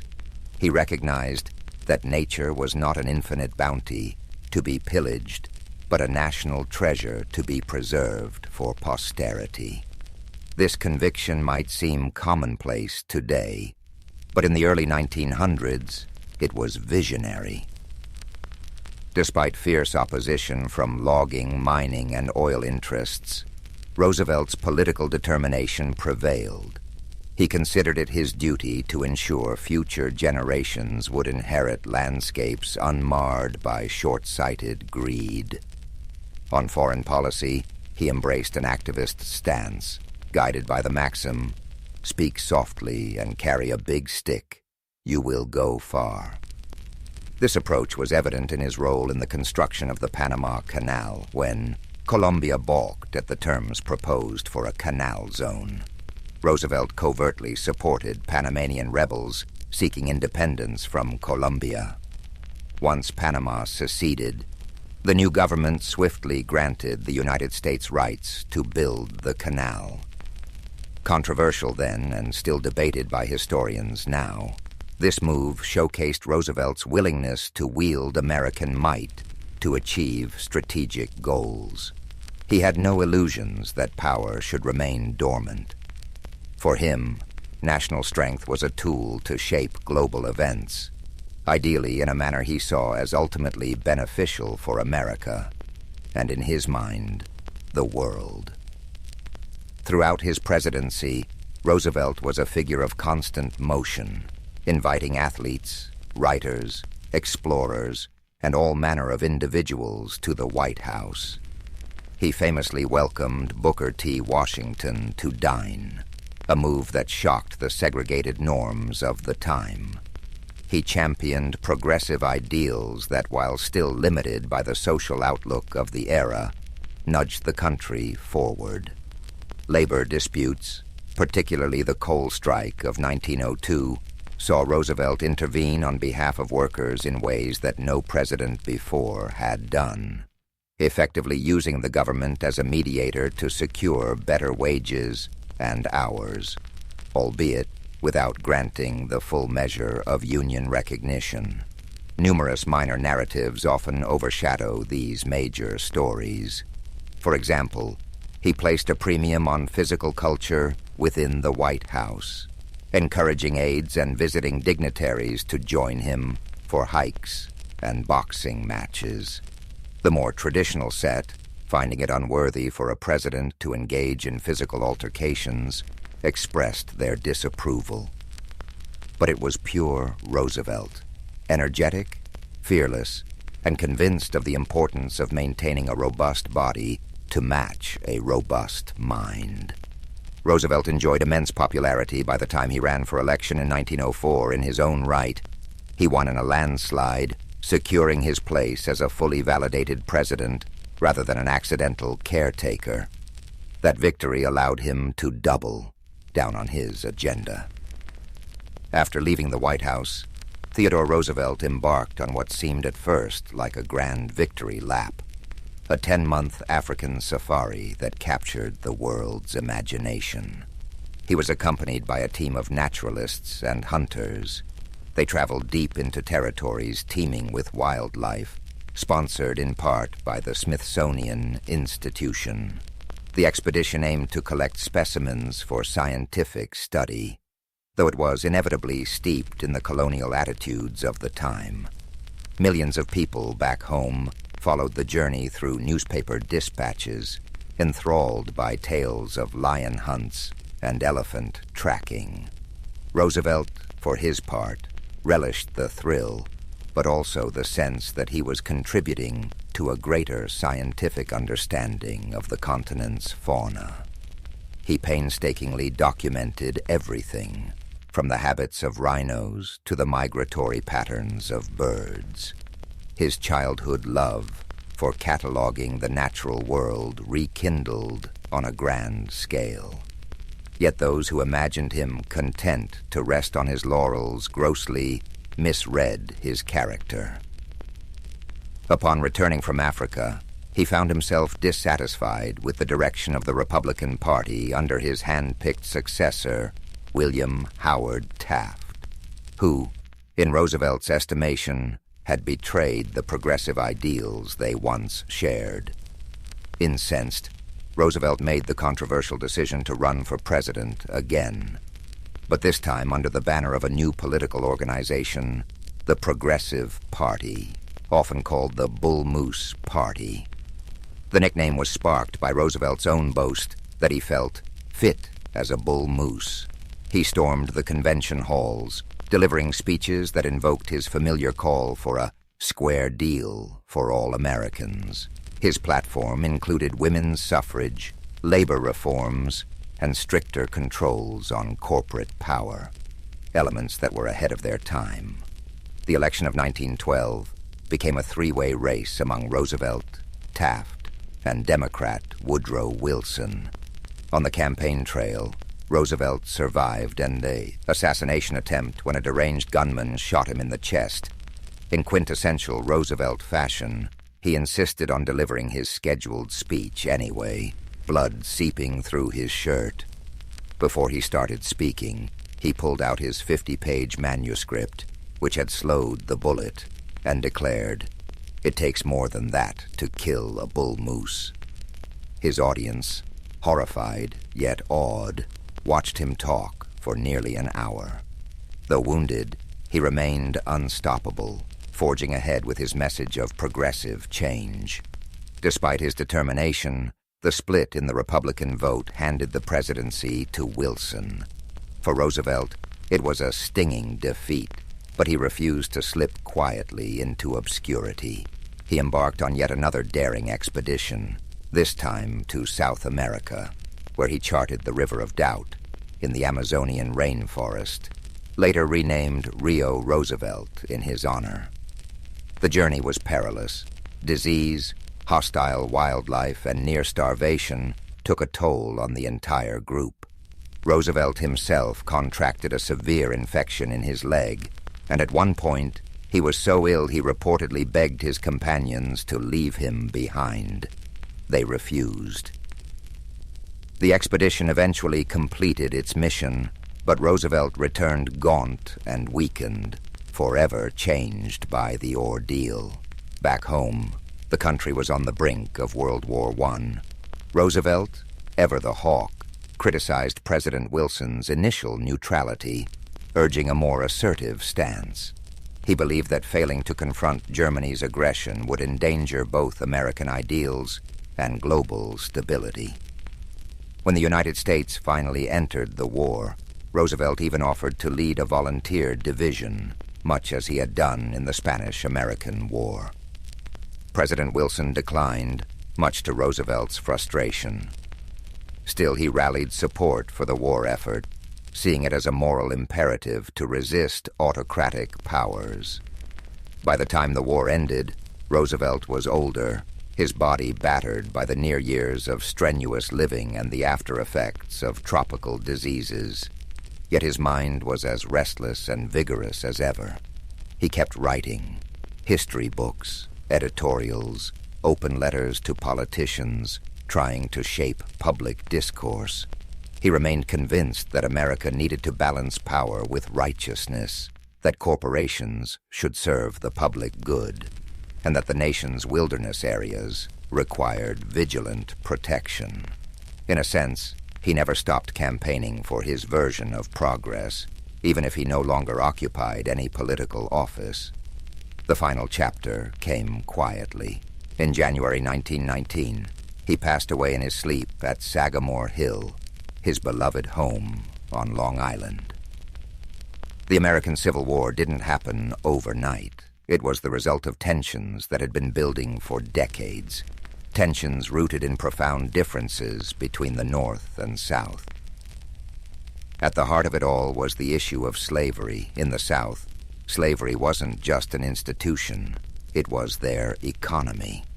Cotton fields stretched as far as the eye could see, and the labor of enslaved people made the South incredibly wealthy. But it came at an unbearable cost. The humanity of millions denied, their voices silenced. In the North, things were changing. The Industrial Revolution was taking hold, and with it came growing calls to abolish slavery. People were starting to speak out more, questioning how a nation built on the idea of liberty could allow such a system to exist. This wasn't just a difference of opinion, it was a clash of values, one that only grew louder as time went on. Then there was the question of states' rights. Southern leaders believed they had the right to govern themselves without interference, especially when it came to slavery. They feared that the federal government, growing stronger by the year, would strip them of their autonomy. On the other side, many in the North believed that a united country required a strong central government, one that could uphold the principles of freedom and equality. The country tried to hold itself together through compromise. The Missouri Compromise, the Compromise of 1850, these were like bandages on a wound that just wouldn't heal. Each new agreement seemed to deepen the mistrust between the North and South. By the 1850s, things were nearing a breaking point. Laws like the Fugitive Slave Act demanded that even people in free states help capture runaway slaves, and that outraged abolitionists. Books like Harriet Beecher Stowe's Uncle Tom's Cabin brought the horrors of slavery to light, stirring emotions on both sides. Then came politics. The Republican Party was formed, with a platform that directly opposed the expansion of slavery. When Abraham Lincoln was elected president in 1860, it was the final straw for the South. His victory wasn't just a political loss. It felt like a direct threat to their way of life. Southern states began to secede from the Union, forming the Confederate States of America. And just like that, the country reached its breaking point. The differences that had been simmering for so long finally boiled over, leading to a conflict that would redefine what it meant to be an American. By the spring of 1861, the tensions that had been tearing the nation apart finally reached a boiling point. In Charleston, South Carolina, a small Union garrison stationed at Fort Sumter found itself surrounded by Confederate forces. The fort had become a symbol of defiance for the Union and a test of legitimacy for the Confederacy. Both sides knew that what happened there could set the tone for what was to come. After weeks of a tense standoff, Confederate forces under the command of General P.G.T. Beauregard demanded that the Union troops surrender the fort. When Major Robert Anderson, the Union commander, refused, the Confederate forces opened fire on April 12, 1861. For 34 hours, the cannons roared, lighting up the harbor with fiery streaks and deafening booms. The soldiers inside Fort Sumter endured the bombardment as best they could. But with no reinforcements and supplies dwindling, Major Anderson had no choice but to surrender. The fall of Fort Sumter was more than just the opening act of the Civil War. It was a spark that ignited the passions of both the North and South. News of the attack spread like wildfire, stirring anger and determination on both sides. In the North, President Abraham Lincoln issued a call for 75,000 volunteers to suppress the rebellion. The response was overwhelming, with men from towns and cities across the Union stepping forward, ready to fight for the preservation of the nation. In the South, the bombardment of Fort Sumter was seen as a declaration of independence. More states, including Virginia, North Carolina, Tennessee, and Arkansas, joined the Confederacy. The divide was now complete, the lines drawn between two very different visions of America. The early days of the war were marked by a sense of optimism on both sides. Many believed the conflict would be brief, with one decisive battle bringing it to an end. Young men marched off to war with confidence, their families cheering them on with flags and songs. But beneath the surface, the reality of what was to come was far graver than anyone could imagine. As the war moved from the hopeful marches of its early days to the Suez, grim reality of prolonged conflict, the battles became larger, bloodier, and more devastating than anyone could have imagined. Names like Antietam, Gettysburg, and Vicksburg became etched into the collective memory of a nation forever changed by the horrors of war. In September 1862, the Battle of Antietam unfolded in Maryland. It was a single day of unimaginable carnage. Soldiers clashed in cornfields and along winding roads, with cannon fire and musket shots tearing through the air. By the end of the day, more than 22,000 men were dead, wounded, or missing. The ground was soaked with blood, and the scale of the losses left an indelible mark on those who survived. But out of this tragedy came a turning point. President Lincoln used the Union's strategic victory at Antietam to announce the Emancipation Proclamation, redefining the war as a fight not just to preserve the Union but to end slavery. Then came Gettysburg, the battle often seen as the turning point of the war. For 3 days in July 1863, Union and Confederate forces clashed in the rolling hills and fields of Pennsylvania. The stakes were enormous, and the fighting relentless. On the third day, Confederate General Robert E. Lee ordered a bold assault known as Pickett's Charge. Thousands of Confederate soldiers marched across an open field under withering Union fire. The charge failed, leaving the Confederate Army battered and retreating. Gettysburg marked the beginning of the end for the Confederacy, but the cost was staggering. More than 50,000 casualties in just 3 days. Further south, the Union Army achieved another critical victory at Vicksburg, Mississippi, securing control of the Mississippi River. The campaign was grueling, with soldiers enduring sweltering heat, constant skirmishes, and the hardships of siege warfare. When Vicksburg fell on July 4, 1863, the Confederacy was effectively split in two, a devastating blow to their cause. These battles revealed the full weight of the Civil War, not just in numbers but in the profound human cost. Families mourned the loss of fathers, brothers, and sons. Soldiers bore the scars of battle, both physical and emotional. The countryside was littered with the remnants of war, broken cannons, torn flags, and fields that once grew crops now filled with unmarked graves. While the Civil War raged on the battlefields, the lives of those who remained at home were transformed in ways that were just as profound. Families were torn apart, communities reshaped, and everyday life became a constant balancing act between hope and hardship. In the North, industry boomed as factories shifted their focus to produce weapons, uniforms, and supplies for the Union Army. Women took on roles they had never imagined, working in factories, managing farms, and volunteering as nurses. Clara Barton, who would later found the American Red Cross, became a symbol of this era, tirelessly caring for wounded soldiers and earning the nickname the Angel of the Battlefield. But even as the war effort created new opportunities, it brought heartache, with families anxiously awaiting news from the front lines. In the South, the war brought devastation.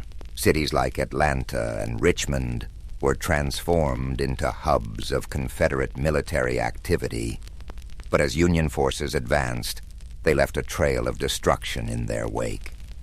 Fields that once grew cotton and tobacco now stood fallow or burned. With so many men away fighting, women and children were left to manage farms, often without the resources they needed. Food shortages became common, and Confederate currency quickly lost its value, plunging families into poverty. Both sides experienced the emotional toll of war. Letters became lifelines, offering glimpses of love, worry, and resilience. Soldiers wrote about the hardships they faced, while their families wrote back with words of encouragement and longing. These letters carried the weight of entire relationships, connecting lives separated by hundreds of miles. In addition to the physical and emotional struggles, the war also brought questions of identity and purpose. Enslaved people in the South began to seize opportunities for freedom as Union forces advanced. Some escaped to the North, while others joined the Union Army, fighting for their own liberation and the promise of a new life. The Emancipation Proclamation, announced in 1862, gave their efforts a powerful voice, transforming the war into a fight not just for unity but for justice. Amid all this upheaval, communities found moments of solace. Churches became places of gathering and prayer, offering comfort to those who had lost so much. Music, too, became a source of strength. Patriotic anthems, sorrowful ballads, and spirituals filled the air, reflecting the hopes and fears of a nation at war. By 1864, the Civil War had entered its fourth year. The hope for a quick resolution had long faded, replaced by the grim reality of a war that seemed to have no end. But momentum was beginning to shift. The Union, under new and determined leadership, launched a series of campaigns that would bring the war to a close, though not without immense sacrifice. General Ulysses S. Grant had risen to command the Union forces, bringing with him a relentless strategy of total war. Unlike his predecessors, Grant was willing to engage the Confederate armies directly, knowing that the Union's superior numbers and resources could eventually wear them down. His overland campaign in Virginia was brutal, with battles like the Wilderness and Cold Harbor leaving tens of thousands dead. Yet Grant pressed on, earning the nickname Unconditional Surrender for his unwavering resolve.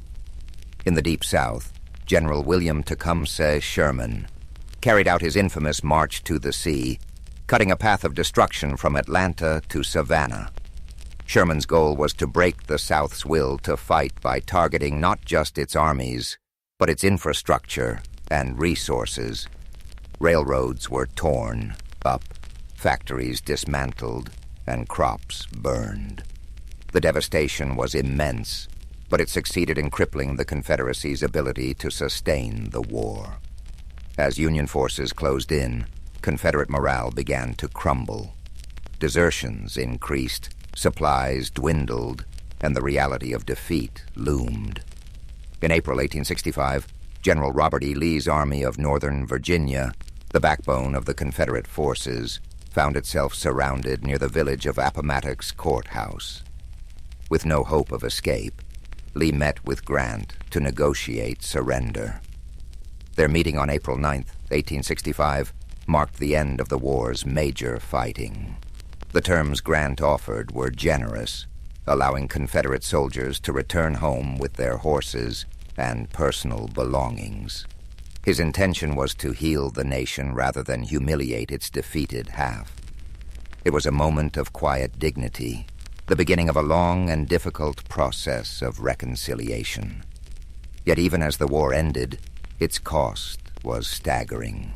More than 600,000 lives had been lost, and much of the South lay in ruins. President Abraham Lincoln, who had guided the Union through its darkest hours, would not live to see the fruits of his efforts. Just days after Lee's surrender, Lincoln was assassinated by John Wilkes Booth, a Confederate sympathizer, plunging the nation into mourning. The war had answered two critical questions. The Union would endure, and slavery would not. But it left behind deep scars, both physical and emotional, that would take generations to heal. The Reconstruction era that followed was fraught with challenges as the nation struggled to rebuild and redefine itself. When the guns fell silent and the soldiers returned home, the United States was a changed nation. The Civil War had been a crucible, testing the very foundation of the country and reshaping its identity forever. Though the fighting was over, the legacy of this monumental conflict continued to echo through the generations, shaping the path forward for a fractured but hopeful nation. One of the most profound outcomes of the war was the abolition of slavery. The Emancipation Proclamation had begun this process, but it was the 13th Amendment, ratified in December 1865, that formally ended the institution that had defined so much of the nation's conflict. Millions of formerly enslaved people began new lives, but the road ahead was steep. The promises of freedom were met with resistance, and the Reconstruction era revealed just how deep the divisions still ran. The war also redefined the relationship between the states and the federal government. No longer would the question of secession hang over the Union. The victory of the North solidified the idea that the United States was not just a collection of states, but a single, indivisible nation.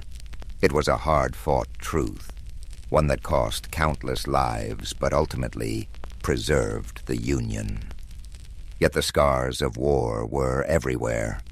The South faced immense physical and economic devastation. Cities had been reduced to rubble, and entire communities were struggling to rebuild. The loss of so many men left families broken and towns forever changed. Even in the North, where victory was celebrated, the weight of the sacrifices made was impossible to ignore. For the soldiers who fought, the war left an indelible mark. Some returned home to rebuild their lives, carrying memories of camaraderie and courage. Others bore wounds, both seen and unseen, that would shape the rest of their days. Memorials began to rise in towns across the country, honoring the fallen and reminding future generations of the cost of conflict. The Civil War also left a legacy of storytelling. Veterans shared their experiences.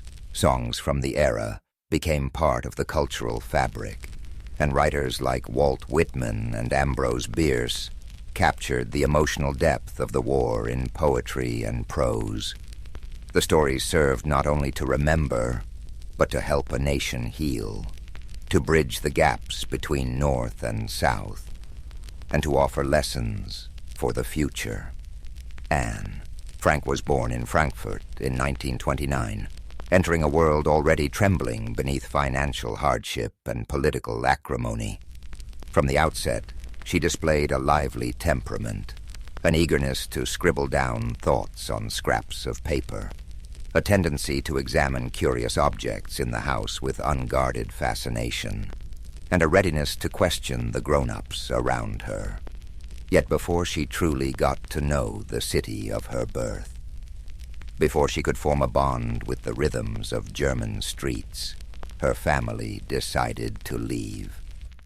A gathering storm, which transformed from sporadic political slogans into a monstrous force, dictating who deserved to exist freely and who did not, compelled them to leave.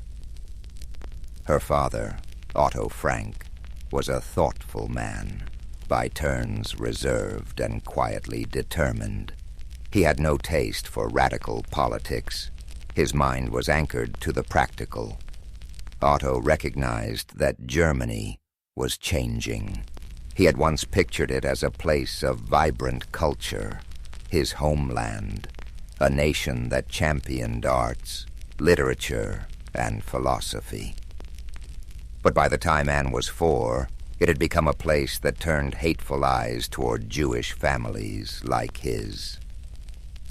The Franks uprooted themselves, leaving old neighbors behind and stepping into what they hoped was a kinder environment in Amsterdam. Amsterdam in the early 30s was not entirely tranquil. No place in Europe could claim complete serenity then, but it at least allowed the Franks to breathe without immediate fear. For Anne, it was a wonderland of bicycles clacking over cobblestones, flower stalls lining canals, and people whose different accents floated through the city like a living orchestra. She was intrigued by each subtlety of daily life. She watched the canal waters shift from gray to glittering green and found novelty in the simplest tasks, from brushing up on Dutch words to examining the swirl of watery reflections on her windowsill. Life was not always breezy. Otto took on various entrepreneurial ventures in Amsterdam, a spice business, then one, dealing with pectin for jam making, attempts at building stability for his family in uncertain times. Yet beyond the household table talk about balancing budgets and maintaining a reputable standing among local merchants, Anne had her personal curiosities. She was the type of child to craft stories in her head while overhearing adult conversations, weaving little narratives about the passers-by she saw from her vantage point by the window. Outside her home, she was known to be friendly but occasionally moody, quick-witted in a way that others sometimes found surprising in someone so young. Certain teachers at her school found her liveliness endearing. Others found it distracting, especially when she giggled during lessons or whispered jokes to her classmates during grammar drills. She had a capacity for charm, but she was equally able to slip into lonely daydreams if something, an unkind remark, an abrupt shift in a friend's demeanor, muddied her sense of belonging. By the age of 10, Anne's environment gave her ample room to explore. She visited street markets with her mother, Edith, noticing the layers of life in every merchant's stall, the haggling, the laughter, the day's frustrations. Margot, her older sister by 3 years, was softer spoken and more academically inclined. The contrast between the two sisters became a household joke. Margot with her pristine schoolwork, Anne with her comedic flair and unstoppable chatter. Yet behind that playful tension was genuine affection. When nights were cold, Anne might slip into Margot's bed for warmth, and they would whisper about petty jealousies and fleeting hopes, simple concerns overshadowed by the swirling chaos in Europe. Though the Franks tried to keep talk of politics discreet, Anne absorbed more than she let on. She caught a glimpse of a neighbor reading a Dutch newspaper with bold headlines about persecution in Germany. Her father's whispers with friends, hushed but urgent, hinted that the calm in Amsterdam could fracture at any moment. Even so, Anne pressed on with childlike tenacity. She was growing. She wanted fresh notebooks and new friends. She wanted experiences beyond her parents' experiences. And if the world was threatening to shape her future in frightening ways, she was determined to keep her own sense of curiosity intact. A family friend would sometimes bring over pamphlets from Germany detailing new anti-Jewish edicts. Otto read them in silence, his brow creased. Still, he managed to maintain a semblance of optimism. Perhaps the Netherlands would stay safe, he reasoned. Perhaps all of this ugliness would remain confined to distant borders. But the dread was difficult to fully conceal. Anne sensed it in the way her mother's voice caught when asked about the future. She felt it in the hush that settled over her father's face when he listened to the radio in the evening, straining to hear news of the next ominous shift in Europe. In the meantime, she grew comfortable in her new city, walking the canals with that open-hearted stare reserved for the young. The promise of tomorrow still excited her. The possibility of a new friend, a new game, or a new rumor swirling at school. She was, after all, still just a child, not entirely conscious of the forces that were about to tighten their grip on her life. The curtains were only just beginning to draw shut on a chapter she had barely started writing. During the late 1930s, Amsterdam's charm still glowed, though a sense of caution dimmed the edges of daily life for Jewish families. Anne learned the city through her own lens, a mixture of innocence and growing awareness. She observed the chattering customers in small cafes, the varied dialects of dock workers, and the clatter of trams. She found it all mesmerizing. Yet she was not naive. At school, she overheard quiet discussions among older classmates about unpleasant changes in neighboring countries. She would sidle close, gleaning half-facts about hatred and unbridled authority. In many ways, her mother, Edith, served as a shield. Edith believed in preserving a sense of normalcy. She insisted on routines, Sunday lunches, bedtime reading, and making sure the girls wrote in neat cursive. Anne, perched beside her mother on the sofa, would sometimes stare at the ticking clock, listening to the seconds slip by as Edith talked about personal values, about compassion, and about keeping one's dignity. The words might have sounded old-fashioned to some, but Anne found comfort in them. She saw her mother as gentle yet quietly sturdy. Meanwhile, Margot was forging her path in academics. Teachers often praised her discipline and intelligence. Anne sometimes bristled at the comparisons. She recognized the familial pride. Margot was considered the reliable one, but she also wanted to make her own mark. So while Margot was off reading textbooks, Anne would roam corners of Amsterdam with a friend, giggling about inconsequential details, the shape of a dog's ears, a funny hat worn by a passerby, or the new marquee outside the local cinema. Beneath the laughter, though, she felt the silent undercurrent of war creeping into everyday conversation. As the political climate worsened, the Franks took more precautions. They heard stories of relatives in Germany who had lost businesses, homes, or worse, vanished altogether. Although Otto and Edith tried to spare their daughters the details, Anne was discerning. She began to grasp that some people viewed families like hers with malice that defied logic. She noticed fewer carefree outings, fewer times her father returned from work wearing that small, confident smile. Even so, she clung to humor, scribbling short stories in notebooks. They were full of lively characters, sometimes overshadowed by the moral dilemmas she overheard adults discussing. In her own fictions, she rearranged reality to make sense of it. At school, Anne forged relationships that were both superficial and meaningful. Some classmates were simply partners for projects. Others were confidants who exchanged hushed confessions about shifting alliances in Europe. The teachers seemed increasingly tense. The slightest classroom disruption could ignite frustrations. Sometimes talk of censorship or newly imposed rules floated around the corridors.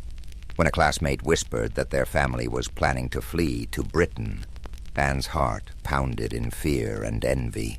Fear because it confirmed that danger was near. Envy because that option might not be open to her. The sense of uncertainty pressed on her chest at night. In those months, she developed a small yet persistent habit of journaling. She practiced daily self-reflection as a child. Before she gained notoriety for her diaries, Anne wrote about food shortages, about a favorite candy no longer in stock, about the annoyance of wearing an armband with a Star of David if it ever came to that in the Netherlands, about the disapproval she sensed when walking around certain parts of the city. She wrote about hoping to see a film star in the streets, about admiring the carefree swirl of a dancer's skirt she once glimpsed. She wrote because it let her feelings breathe beyond the hush of fear. The tension turned to reality when German forces invaded the Netherlands in May 1940. The swiftness of that invasion left the Dutch reeling. For Anne, the city she had come to love was transformed overnight. Buildings still stood, shops were still open, but there was an unshakable sense of foreboding. Soldiers marched along roads she used to find friendly.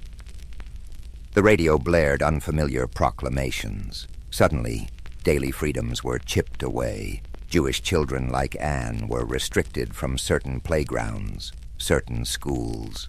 The weight of each new rule encroached on her sense of self, as if invisible hands were reconfiguring her place in the world. Still, the Franks tried to maintain a semblance of ordinariness. They participated in subdued gatherings with other Jewish families, exchanging nervous jokes to lighten the mood.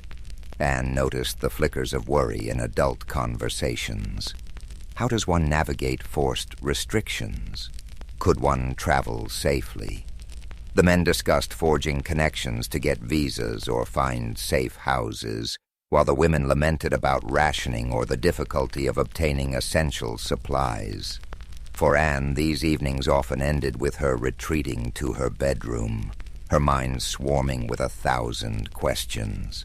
She tried to keep her voice steady, telling Margot ridiculous jokes to break the tension. The jokes often fell flat, but they were attempts to cling to normalcy.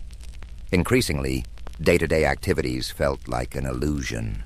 An insurmountable occupying force muffled the city's vibrant pulse. Anne would watch from her window as uniformed men passed by, hearing the slow crunch of boots on cobblestone. A sense of dread would seep into the depths of her stomach. She yearned for the old city, the one still alive in her memories, a place of swirling canal reflections and laughter among street vendors. She missed the version of life where she could imagine any future she wanted without the weight of a designated identity forced upon her by prejudice. And yet, even in these shadows, she held on to a spark of hope, perhaps borrowed from her father's quiet optimism that a better day would come if they could only outlast the madness. The year 1942 arrived with a more oppressive atmosphere. Anne could feel it in the stiffening posture of her teachers and the solemn hush that fell whenever an official notice was posted in the neighborhood. She turned 13 that June. Though the celebrations were muted, her family still managed a birthday cake, scrounging for ingredients wherever they could. And it was in that flickering moment of normality that Anne received a checkered diary. She had always enjoyed writing, but this diary felt different. It had a lock, symbolic in ways she did not yet understand. It promised a private domain for her expanding thoughts. Shortly after, life changed abruptly. Orders circulated that Jewish families might be relocated or, worse, taken away. When Margot received a call-up to a labor camp in Germany, Otto recognized the writing on the wall. He had already prepared a secret hiding place, a concealed section of the office building where he ran his business. The plan had been set for some time, but the final push to execute it came with terrifying immediacy. The family packed their things hurriedly, leaving behind large pieces of furniture, personal belongings, and cherished objects that would have signaled a life in progress. Anne's head spun that day. She tucked her new diary under her arm while her mother insisted on bringing a few personal mementos. The ordinarily chatty Anne found herself tongue-tied as they walked through the dim streets early in the morning, wearing several layers of clothing to avoid carrying suitcases. She was scared to look at anyone's face. She feared the disapproval or suspicion that might lurk in a passerby's eyes. When they finally reached the annex, slipping into its hidden corridors, she felt an odd mixture of relief and dread. She felt a mixture of relief at having found a temporary shelter and dread that what isolation would do to them all. The secret annex was cramped, made up of several small rooms behind a movable bookcase. The Franks were joined by another family, the Van Pels, whom Anne would later label Van Daan in her diary, and a dentist named Fritz Pfeffer, Albert Dussel. The arrangement was necessary for survival, but hardly conducive to comfort. Thin walls meant little privacy. Often someone would be in the makeshift kitchen at odd hours, rustling through meager supplies. The single bathroom demanded coordination and patience, especially in the mornings when personal space was at its premium. At 13, Anne chafed under these conditions. She missed the outdoors, the swirl of city life, and her friends. In her diary, she spilled raw honesty onto the pages, frustration with the grown-ups' scoldings, her disagreements with Mrs. Van Pels, her feelings of being misunderstood by her mother.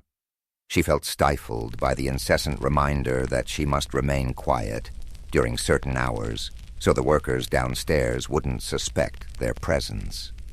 She discovered how footsteps on creaky floorboards could set her pulse racing. Every muffled noise became a potential danger. The annex was a fortress made not of stone, but of secrecy, where any slip in vigilance might lead to catastrophe. Yet amid the tension, there were flickers of hope. Helpers on the outside, trusted employees like Miep Gies, risked their safety to provide supplies and updates. Through them, Anne kept a tenuous link to the world beyond. She heard rumors of Allied forces pushing against Nazi lines, gleaned stories of neighbors who had managed to flee.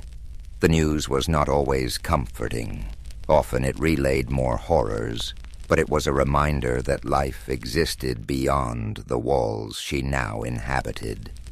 Anne's emotional world became increasingly complex. She found that her diary was the sole outlet where she could shed the mask she wore around the annex's cramped quarters. She named the diary Kitty, personifying it as her confidant. Each page was a story on which she could vent her teen frustrations, the pangs of budding romance she harbored for Peter Van Pels, the sense of inadequacy she felt when compared to Margot, and the longing to be recognized as more than a chatterbox. She craved independence, yet her entire existence now depended on the group's collective ability to stay invisible. The mental strain of living in tight confinement tested everyone. Small disagreements ballooned into thunderous standoffs. Someone's cooking style became a proxy for deeper resentments. A snore at night might provoke laughter one day and fury the next. Anne, perceptive as she was, noted these shifts. She saw how fear chipped away at adult composure. Even the calm, steady Otto lost some of his cheerful veneer. He worked painstakingly on ledgers and accounts, trying to help manage the business from afar. But it was an odd charade, acting as though life was normal while concealed behind a bookshelf. As weeks turned into months, the outside world proceeded. The war raged on beyond their concealed perch. Occasionally, Anne glanced out a hidden window at the church tower that loomed above the city. Its bells reminded her that life still ticked forward, unstoppable. Every ring was a brief invitation to imagine the bustle of a free world, and yet each ring was also a reminder of her entrapment, that the clock was running in a timeline she could not fully join. Every day, she wrote, she poured her observations into lines that tried to reconcile the tension of living with hope in the midst of imminent danger. The confines pressed in on her, forging a young mind's determination to remain spirited, even when shadows lengthened. As summer gave way to autumn in 1942, the secret annex adopted its own patterns, stilted ones, but patterns nonetheless. Office workers rustled in the building below. Hushed in the mornings, the inhabitants tiptoed through daily chores, mindful that a dropped spoon or a raised voice might shatter the fragile illusion of an empty space. Overhead, afternoons brought slight relief. The offices would close, allowing more freedom of movement and the chance to whisper with fewer constraints. Anne's self-awareness deepened in this seclusion. She dissected every glance, every offhand remark exchanged among the annex residents. She noticed subtle changes in her mother's eyes, sadness marinated with resignation. She saw new lines etched across Otto's forehead, reflecting the weight of shepherding them all through the ordeal. And she recognized reflections of her own changing emotions mirrored in Peter Van Pel's, who retreated into corners of the annex to escape the watchful gaze of adults. Peter fascinated her. He was different from the boys she used to know at school, who laughed loudly and chased one another through the streets. He was awkward, uncertain, often caught in the crossfire of his parents' arguments. In that environment, Anne began seeing him as more than a housemate. There were fleeting moments in the attic space, rummaging for a jar of beans or a quiet place to think, when their eyes met. It was a wordless connection, the electric hum of adolescence overshadowed by the hum of approaching warplanes. She continued filling her diary, now with an emphasis on self-examination. She asked why she often argued with her mother, why she felt overshadowed by Margot, and how she could nurture a sense of individual identity in a place that demanded conformity for survival. At times, she was startled by her introspections. She was discovering corners of her mind she never would have explored in a free-flowing world. The enforced stillness gave her time to question everything. This internal blossoming did not come without friction. Anne's spirited nature grated on others. Mrs. Van Pel's found her chatter too bold, her opinions too insistent. Fritz Pfeffer, a meticulous man accustomed to his own routines, complained that Anne's nighttime writing disturbed his need for rest. Yet the more they tried to rein her in, the stronger her resolve grew. She believed that if external freedoms were stripped away, her internal world was the one realm she could still shape. She would not allow that final sanctuary to be censored. Meanwhile, the war pressed closer. Occasionally they heard about neighborhood raids or saw glimpses of uniformed soldiers carrying out arrests in the distance. Every time they heard knocks or footsteps near the bookcase, their hearts raced. The fear of discovery gnawed at them daily. Anne was learning how easily terror could become normal, how one could adapt to a constant state of near panic, eventually folding it into the fabric of everyday existence. Food shortages became a pressing concern. Meals grew monotonous. Potatoes, once a staple, became a treasure when they could get them. Dried beans and cabbage soup rotated through their limited menu. These hardships kindled resentment. It was simple to blame each other for miscounted rations or mistakes in planning. In public, families might declare unity. In reality, stuck in tight quarters, small tensions could erupt into lasting grudges. Anne documented this. She wrote about overhearing whispered accusations, about the tensions swirling in the cramped kitchen when an extra morsel of bread was unaccounted for. Yet even in these fractious moments, An undercurrent of mutual dependence bound them. They knew they either survived together or fell together. Anne's diary entries also captured flickers of humor that glimmered amid the gloom. Once Mr. Van Pels tried to fix a faulty lampshade using a contraption of wire and tape. It collapsed spectacularly, prompting exasperated shouts that evolved into communal laughter. Another time, Anne found an old board game that had lost half its pieces and improvised rules for a clumsy new version. They played, and for an hour, life felt almost ordinary, a tiny triumph in a sea of anxiety.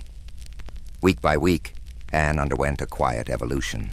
She was still a teenager, prone to exasperation and mood swings, yet her words, penned by candlelight, revealed a maturity shaped by adversity.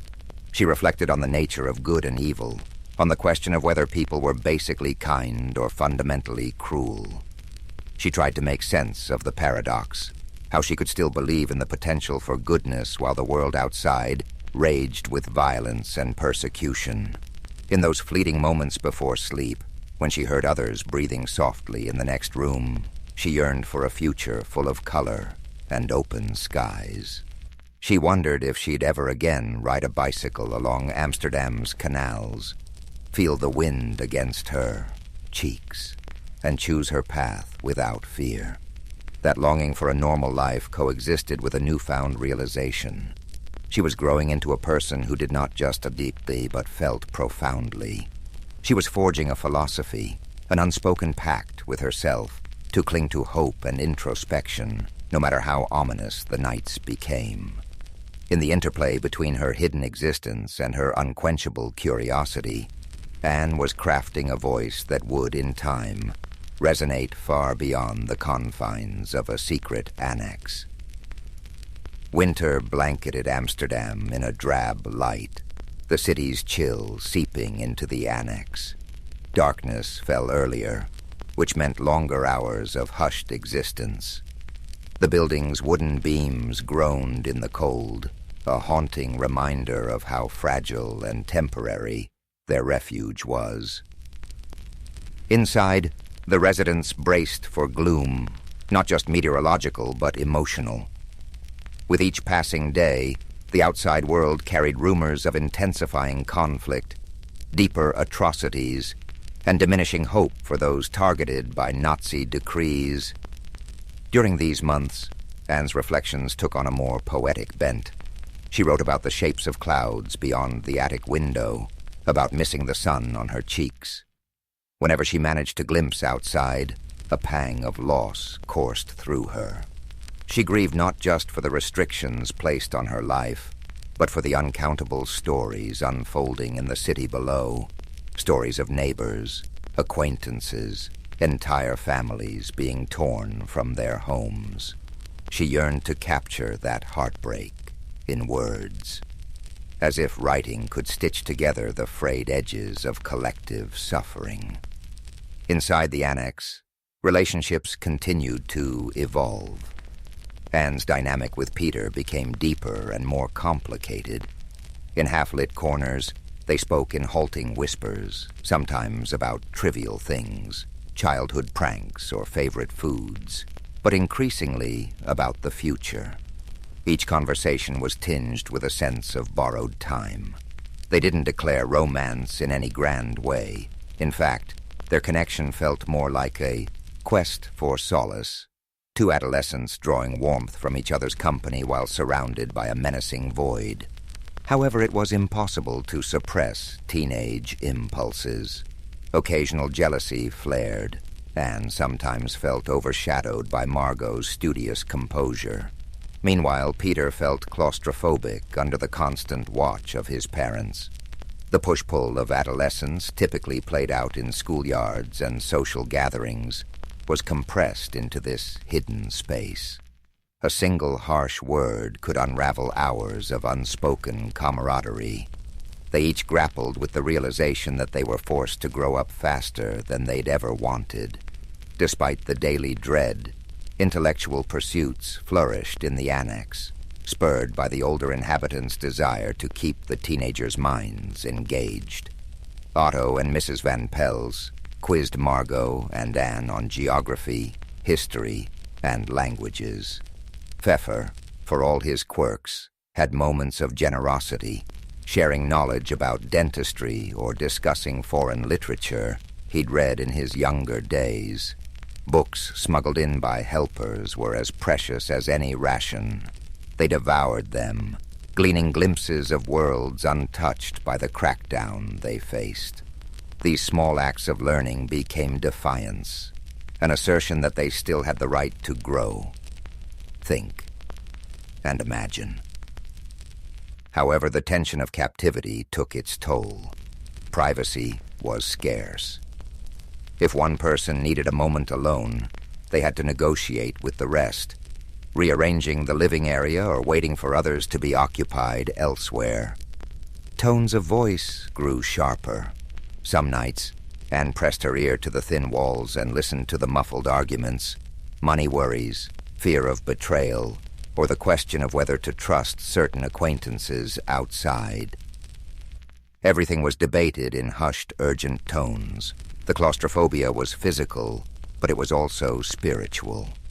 Each person carried the dread that one betrayed secret, one careless word, could doom them. In her diaries, Anne noted these cracks in the foundation of their enforced togetherness, but she did so with a remarkable empathy for the adults. She recognized they were doing their best in unthinkable circumstances. Otto tried to maintain an even temperament, urging reason when tempers flared. Some nights, he'd gather everyone to read a book aloud or discuss a snippet of radio news. For a short while, the flickering lamp would illuminate a circle of somber faces, each participant clutching at the hope that maybe, just maybe, the tide of war was turning. As the winter wore on, the line between day and night blurred. The impetus to remain hidden, combined with the shortage of indoor light, meant it was all too easy to lose track of time. Sometimes Anne woke unsure if dawn was near, or if it was still the depths of midnight. In that surreal twilight, she'd scribble in her diary by candlelight. Despite her uncertainty about what love meant in such dire circumstances, she penned confessions of love in her diary. She wrote about the anger she felt toward a world that had pinned a target on her family's back. She wrote about the faith she still had in human decency, though it teetered precariously. One particular entry documented a profound realization. She understood that her life's narrative might never be fully shared with the world. The diaries could be lost, or she could vanish. The thought of losing the diary struck her with a chilling force. Rather than giving in to despair, she channeled that fear into a fierce determination to document everything she could. If this was the only record she might leave behind, she wanted to ensure it was honest. She refused to portray herself merely as a victim. She wanted the pages to convey the complexity of her internal life. The moments of laughter, the daydreams, the defiance, and the longing for small acts of liberation. Outside, the war crept closer. The sky sometimes roared with aircraft engines. Allied bombers, perhaps, forging a path that might liberate Europe. But with each tremor, the annex residents clung to each other, uncertain if bombs might tear the neighborhood apart. In the hush that followed these raids, Anne's breath would catch in her throat. She sensed the precariousness of her existence. Yet each time dawn came, she would push back against despair, buoyed by an unexplainable resolve. If she couldn't move freely in the physical world, she would soar through the realm of thought, words, and dreams. That was the ember she refused to let go. The spring of 1944 brought faint glimmers of optimism to the annex. Allied successes were whispered about. fueling speculation that liberation might be on the horizon. Anne was buoyed by these rumors. Each new snippet of promising news was a lifeline in her claustrophobic reality. She reread the few books they possessed, letting her imagination roam beyond the walls. She allowed herself to imagine post-war life, returning to school, traveling through open roads, carving out a future in journalism or literature. In her diary, she poured these fantasies into paragraphs bursting with yearning. Each page was a testament to her growing confidence as a writer. She refined her style, grappling with bigger questions about humanity and morality. If the outside world discovered her words, she wanted them to see a teenager who had wrestled with life's rawness under extraordinary pressures.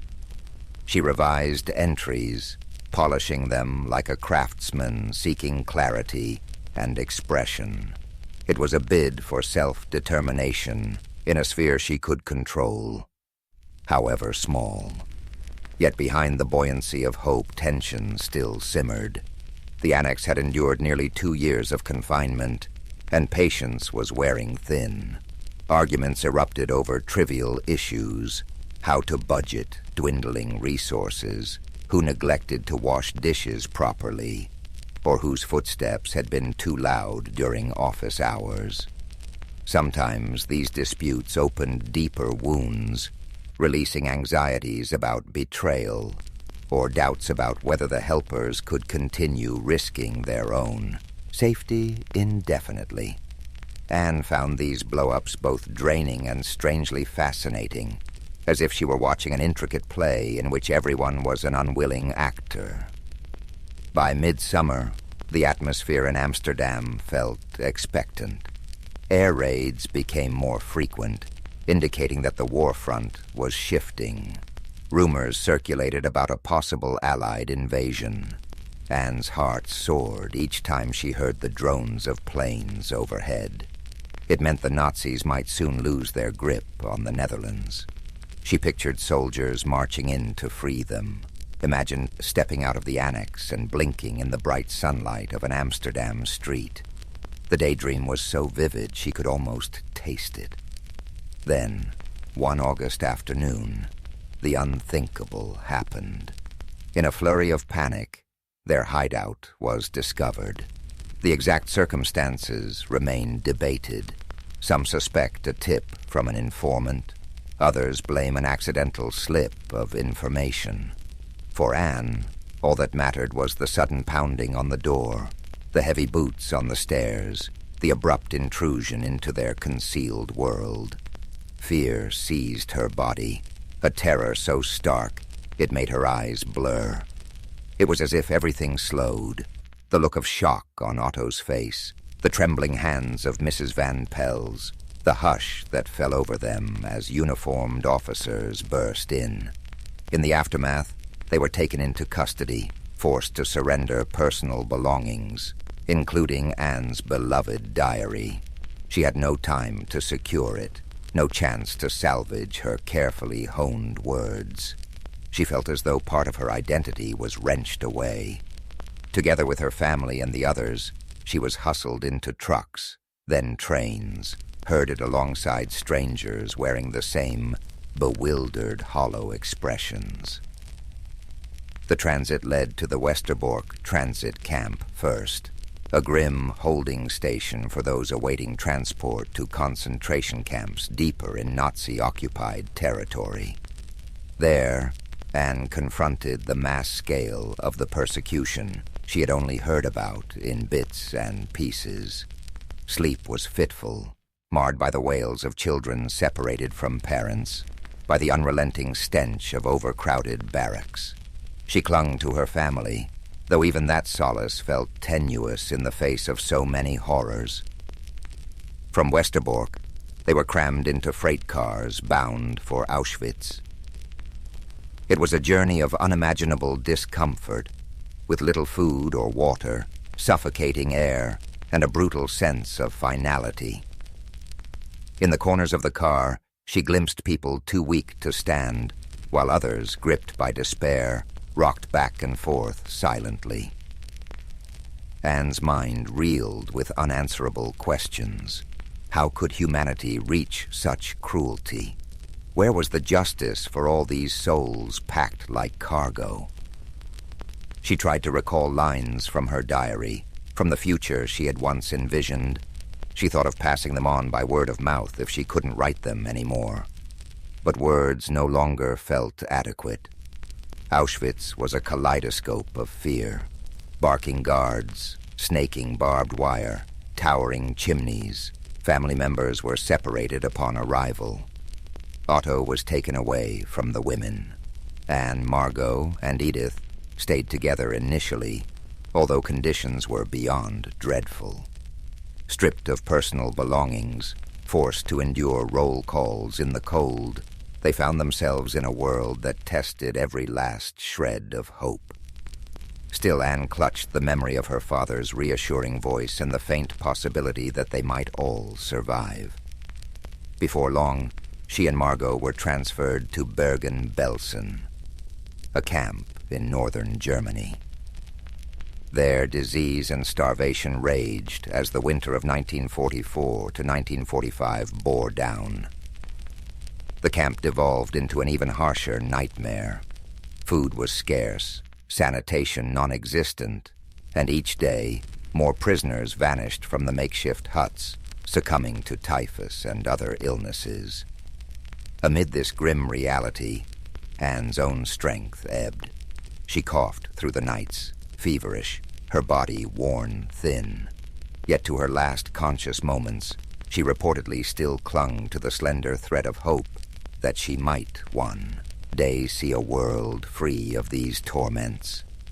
The flame in her eyes flickered, but it never entirely died. She had believed in something better. The weeks leading to Anne's death in early 1945 at Bergen-Belsen remained partially shrouded in uncertainty. Accounts from survivors mentioned that she was frail, afflicted by the rampant disease that haunted the camp. Margot was similarly weakened. Both sisters, once so distinct, Margot the studious one, Anne the outspoken dreamer, were reduced to gaunt silhouettes. In the chaos of camp life, starvation, exhaustion, and illness conspired to steal away their final reserves of energy. Their mother, Edith, had died in Auschwitz months earlier, and the separation from their father was complete. Neither sister knew that Otto Frank was still alive. Otto would be the only member of the immediate Frank family to survive the Holocaust. Liberated by Soviet forces at Auschwitz, he began the agonizing search for his wife and daughters once the war ended. His hopes were cruelly dashed as he confirmed, step by step, that Edith had not made it and that Anne and Margot had perished in Bergen-Belsen just weeks before British troops arrived to free the camp. In that painful discovery, Otto lost more than his family.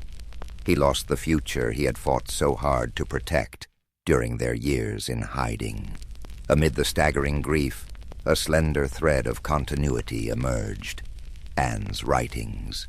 Miep Gies, one of the faithful helpers who had risked her own life to hide the Franks, had discovered Anne's diary, left behind in the annex. She protected it, unaware of its full significance, hoping one day to return it to Anne herself. When Otto came back, broken and haunted, Miep handed him the papers, the notebooks, and the loose pages. In those delicate stacks lay Anne's words, raw, insightful, and at times painfully honest. Reading them was an ordeal for Otto. Each sentence bore the imprint of a daughter who no longer existed, yet as he ventured further, he recognized that Anne had transcended the limitations of her dire situation. Her diary was not just a record of fear, but also a testament to a young soul's will to dream and make sense of a senseless world. Otto saw that this wasn't a private chronicle of self-pity. Instead, it was a clarion call from a teenage girl who kept her mind vibrant under unimaginable constraints. She had turned introspection into a shield, and her pen had become a voice that soared beyond the annex walls. Gradually, Otto decided to share Anne's writings with a wider audience. He believed the world needed to hear her story, not to sensationalize tragedy, but to bear witness to the quiet heroism in a teenager's reflections. Initially, publishers hesitated.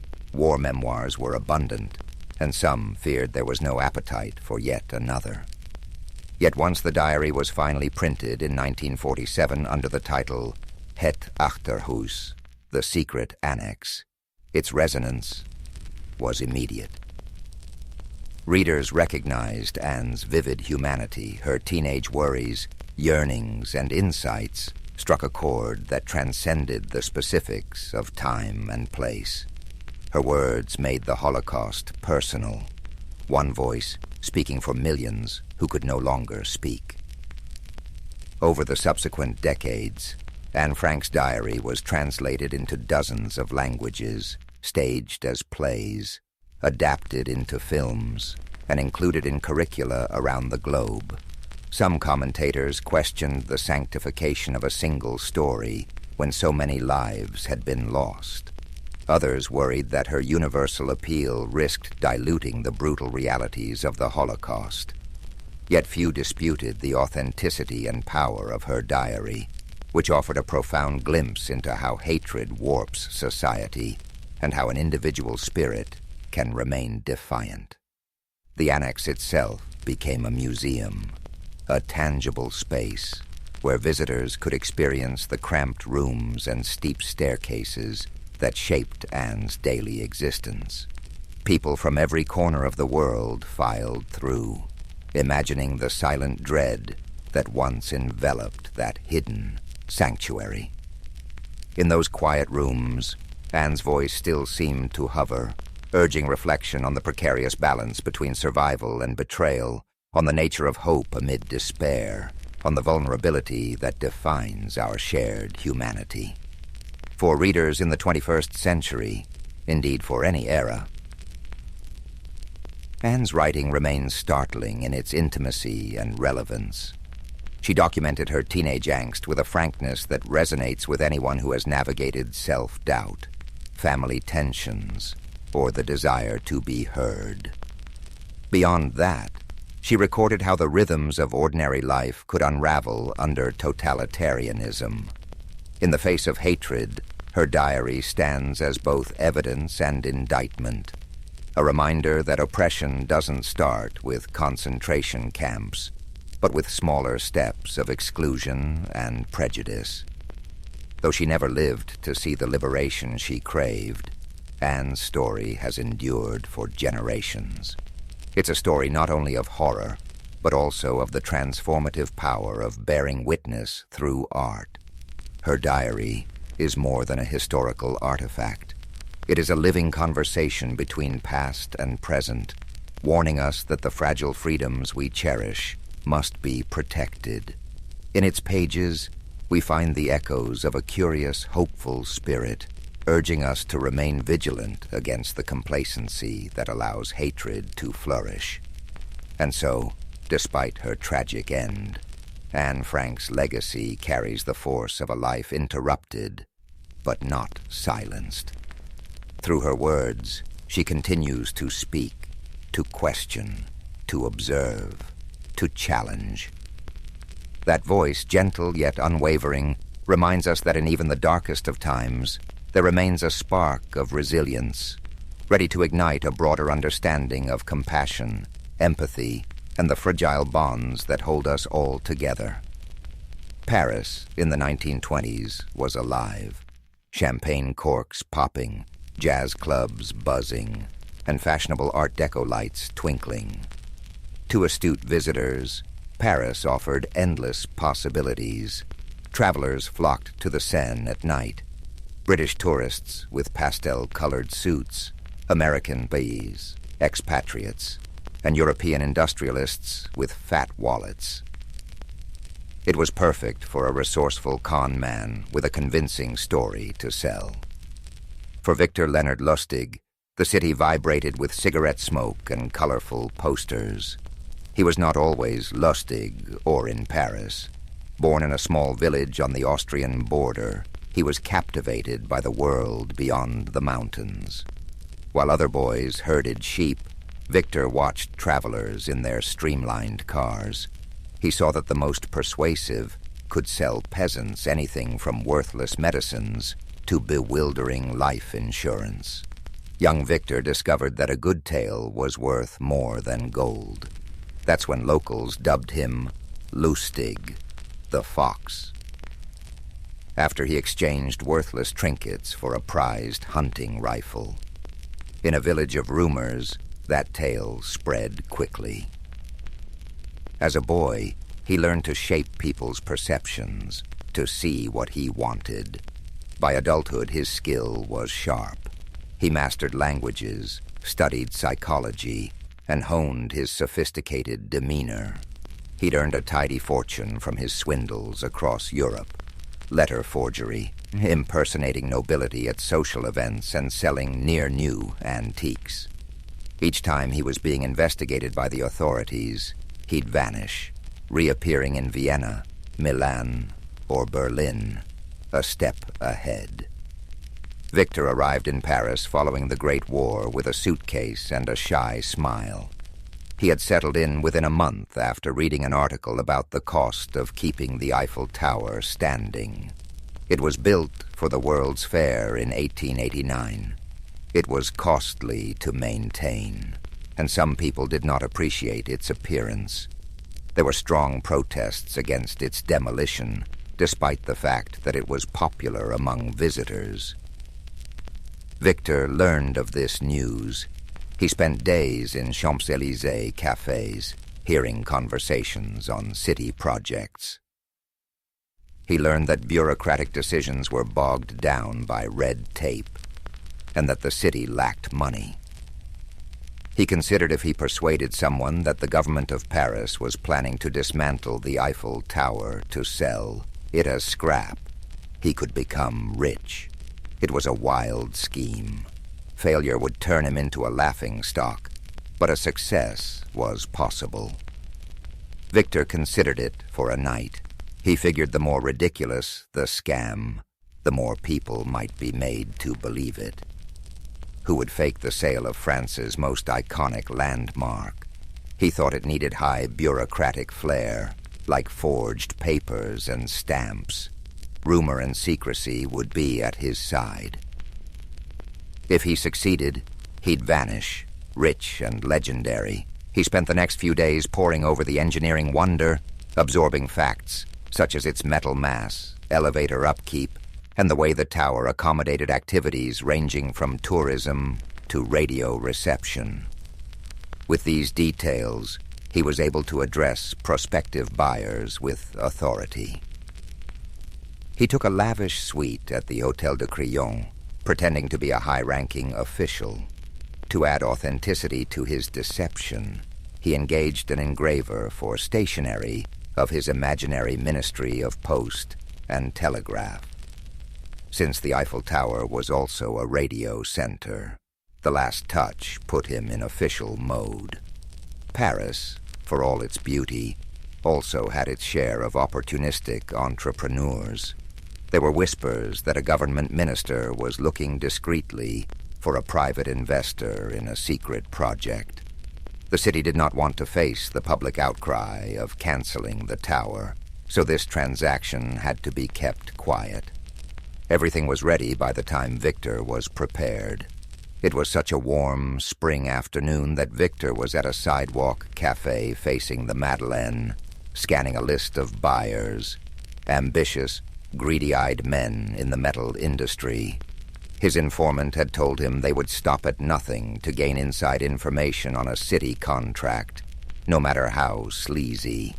Breathing deeply of the scent of warm croissants and enjoying the hush as upscale Parisians walked past, Victor was filled with confidence.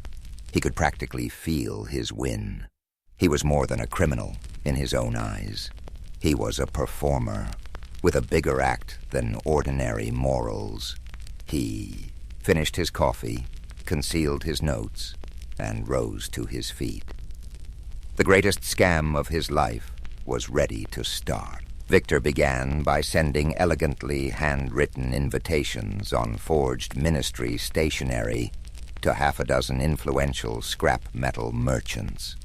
He requested their presence at the prestigious Hôtel de Crillon for a most confidential discussion of national importance. The letter was a masterpiece of official-sounding rhetoric, sprinkled with phrases such as "in strictest confidence" and "under direct ministerial oversight." Anyone who read it would have believed it came straight from the desk of a high-ranking bureaucrat. He scheduled a single day of interviews, meeting each merchant individually. He wanted them to feel hand-picked and privileged, reinforcing the notion that the city wanted to keep this matter tightly under wraps. From the start, curiosity and greed twinkled in their eyes. When at last the conversation steered to the possibility of dismantling the Eiffel Tower, he watched their expressions dance between disbelief, astonishment, and excitement. Victor's calmly stated reasoning was that the maintenance fees had become prohibitive, and certain parties in government felt the tower no longer served its original purpose. To all of them, he leaked the same inside track. The city would soon finalize a discreet agreement for the tower's metal. But public backlash was a real concern. The city planned to avoid any uproar by finalizing the deal quickly, so confidentiality was paramount. By the time the meeting ended, each merchant was fully enthralled. Victor had left them with the impression that they were among the few chosen to bid on the opportunity. Their own imaginations did much of the work from there, conjuring up fantasies of staggering profit. However, Victor soon identified a prime mark: André Dubois, a mid-level scrap metal businessman whose ambition often overshadowed his common sense. Dubois was known to be insecure about his place among the big players in the industry. If he could land a deal that secured him exclusive rights to the Eiffel Tower's metal, he believed he'd rise overnight into an elite echelon. Victor noticed how Dubois always asked breathlessly about the possibility of special consideration, a subtle hint that he might pay extra for preferential treatment. That was precisely the attitude Victor needed. After a few days of tantalizing phone calls and cryptic notes, Victor invited Dubois to tour the Eiffel Tower with him in person. For added realism, Victor booked a chauffeur-driven car to pick up Dubois. Both men sat in the back seat, forging an atmosphere of clandestine camaraderie. As they approached the landmark, Victor gestured toward it as if it were an aging beast about to be put down. "It's quite costly to keep it painted and structurally sound," he remarked with a faint sadness in his voice, as though he truly lamented the tower's impending fate. Dubois nodded solemnly, but his eyes gleamed with hunger. Ascending the tower's first deck, they observed the city sprawling in every direction, evidence, as Victor noted, that progress required sacrifice. He recited maintenance figures he'd gleaned from newspaper archives and from subtle bribes given to minor city clerks. This data-laden performance impressed Dubois. Victor then produced a sheaf of official-looking papers, a forged contract, awarding the successful bidder exclusive salvage rights.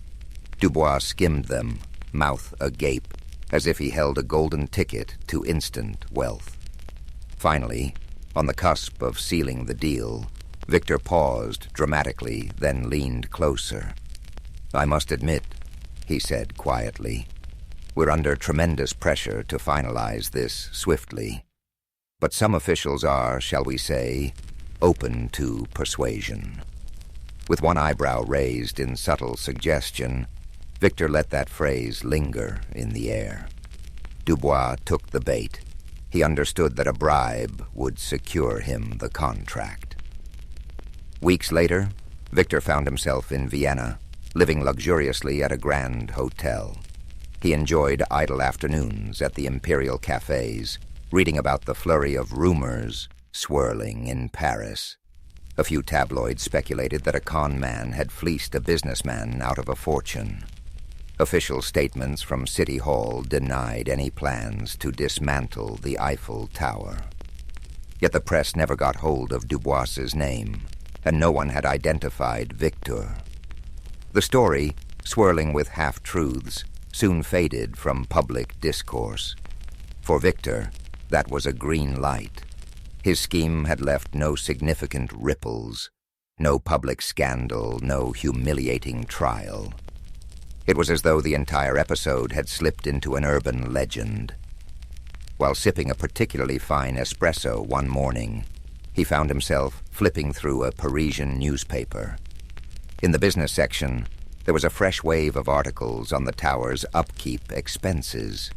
Costs were climbing yet again. The debates that had raged a few years prior were resurfacing, with critics continuing to ask if the monument had outlived its usefulness.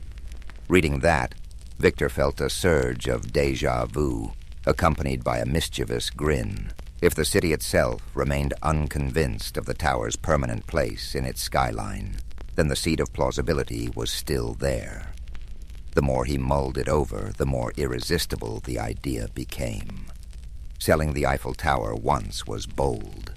Selling it twice? That would be legendary. Of course, every repeat performance carries an elevated risk. Con artistry thrives on the unexpected. Victor was no stranger to the concept that lightning rarely strikes the same place twice. And yet as he weighed his options, he recognized one key advantage. The first victim, Dubois, never went public. The scheme was still cloaked in rumor. Furthermore, the ephemeral nature of public memory in a bustling city like Paris worked in his favor. People had moved on to the next scandal. Victor decided that with a few adjustments, the plan could work again. He returned to Paris incognito, adopting the persona of a minor diplomat from a small Eastern European country. He took a suite at a different upscale hotel near the Opéra, Garnier, careful not to retrace his steps exactly. He updated his forged documents, upgrading his fictitious role to an intergovernmental liaison dealing with municipal real estate transitions. This time, his approach would be more polished, more exclusive. He planned to target even wealthier players, men with deeper pockets and even greater appetites for risk. The second attempt began with the same formula: elegantly worded letters on official-looking stationery, discreet appointments scheduled in lavish hotel lounges, and hushed talk of a sensitive government project. Yet the potential buyers this time were fewer, and Victor was more selective. At one meeting in a private parlor, he addressed 3 men together, an unusual choice for him. The trio included a well-known industrialist, rumored to have close ties to the city's political figures, a second man who managed a large shipping enterprise, and a third, a foreign investor looking to break into European markets. Victor carefully balanced the discussion, letting just enough details slip to convince them that the city's patience with the Eiffel Tower was running thin. But if the first sale had gone astonishingly smooth, the second was fraught with unexpected snags. One of the potential buyers was far more astute than Victor anticipated. This man, Claude Fournier, had a reputation for sniffing out underhanded deals. At the meeting, Fournier didn't flinch when Victor presented the rationale for dismantling the tower. Instead, he politely asked for references and official documentation. There was a certain sharpness in his eyes that made Victor uneasy. Still, Victor handed over his forged credentials without hesitation. offering carefully rehearsed explanations. Fournier accepted them with a practiced smile that revealed nothing. A day later, however, Victor discovered that Fournier had asked around about him, discreetly inquiring among local bureaucrats to confirm the authenticity of the liaison role. None of them, of course, recognized the name. A city clerk, already suspicious about a foreigner asking pointed questions, apparently alerted a friend in the police. Victor learned of this through his network of informants, petty forgers, streetwise doormen, and an occasional mistress or two. The rumor suggested that the police had begun quietly investigating a man posing as a city official, peddling a contract tied to the Eiffel Tower. For the first time in his career, Victor felt the heat close in. The con was in motion, but the authorities were no longer ignorant. With a mixture of dread and exhilaration, he realized he had no choice but to accelerate the plan. He zeroed in on the second potential mark, an overly ambitious shipping magnate named Marcus Weissman, who had a penchant for shady dealings. Over dinner at a private club, Victor dangled the tower's contract before him, as if it were a rare gem. Weissman, too enticed by the prospect of beating out his competitors, took the bait. Still, the tension was palpable, even as Weissman scribbled out a check big enough to make Victor's heart flutter. There was a persistent, nagging awareness that time was short. He needed to vanish before Fournier's inquiries led the police to his door. So he chose to skip the bribe angle that had worked so well with Dubois. Instead, he accepted a lump sum payment that covered everything: the purchase of the tower's scrap, plus a discreet administrative fee. Weissman assumed that the simpler the transaction, the less likely it would be detected. Late that night, under the cover of darkness, Victor slipped out of his hotel. He carried a small valise stuffed with his ill-gotten gains, heading straight to the Gare de Lyon. By dawn, Victor fled to Monte Carlo, a glittering haven of high rollers and exiled aristocrats. Initially, he relished the sweet satisfaction of having bested not just one, but two gullible buyers. He told himself he had achieved what no other con man in history had dared. Alone, in a lavish suite overlooking the Mediterranean, he replayed the final moments in Paris. The anxious hurry to collect Weissman's check, the furtive glances at the station, and the first sunrise that found him safely out of reach. Now, with the sea breeze caressing his face, he figured it was only a matter of time before rumors of the second sale caught up to him. For a few months, he maintained a low profile. He frequented the Monte Carlo casino under a false identity, staying clear of any large wagers that might draw attention. He used coded telegrams to stay in touch with his forgers and informants back in Paris. From them, he learned that Fournier had indeed pressed the police for an investigation. Weissman, facing public humiliation and potential legal woe, tried to keep the matter as quiet as possible, hoping to recover his money through any means short of a public scandal. Still, the police smelled something big. They had never heard of such an audacious swindle, and that alone had piqued their interest enough to keep them digging. Eventually, investigators uncovered the faint tracks Victor left behind. Receipts at the hotel, witnesses who recalled a confident, well-dressed man with a foreign accent. They pieced together the timeline of his meetings, even found traces of his forged stationery. Before long, they had a name, though it remained unclear if Victor Lustig was real or an alias.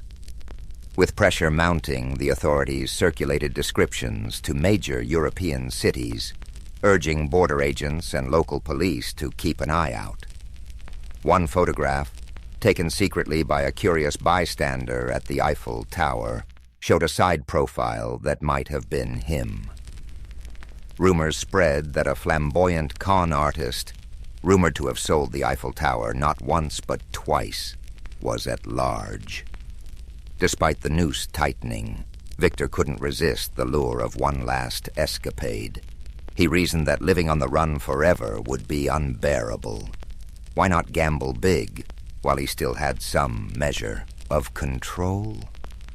So one evening at the casino, dressed in a crisp dinner jacket, swirling a glass of fine cognac, he sat at a roulette table. In a dramatic flourish, he placed a small fortune on a single bet.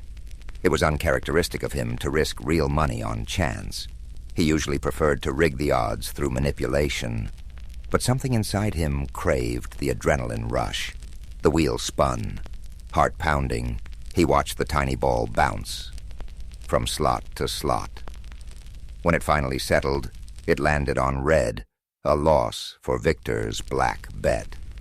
Though it was only a fraction of his earnings, the defeat seemed like an omen.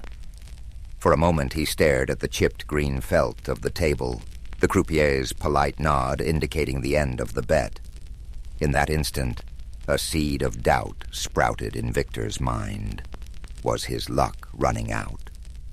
He excused himself, stepping away from the table, ignoring the curious glances of other patrons who recognized him by one of his many aliases. That night, as he strolled the moonlit promenade along the coast, he tried to shake off the feeling that everything was about to catch up with him. He told himself he was a master of illusions. He could reinvent himself anywhere. America, South America, or a quiet corner of Asia. Yet the persistent thought nagged at him. How long can any fox outrun the hounds? He had always believed in the artistry of his craft, but sooner or later, every performance comes to a close. Sure enough, his downfall arrived abruptly. While stepping out of a Monte Carlo cafe one morning, he was discreetly approached by a man who introduced himself as a private detective from Paris, hired by none other than Claude Fournier. The detective's tone was polite, but his eyes brimmed with an unwavering sense of purpose. He claimed to have evidence linking Victor to the Tower Con, along with sworn statements from hotel staff. The detective offered Victor a choice: return to Paris, meet with Fournier's lawyers, and negotiate a quiet settlement, or face arrest and extradition.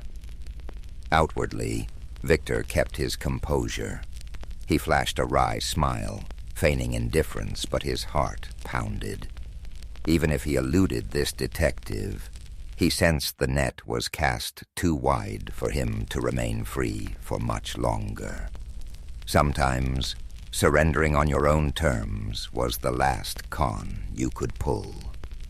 In a move that stunned the detective, Victor proposed his own arrangement.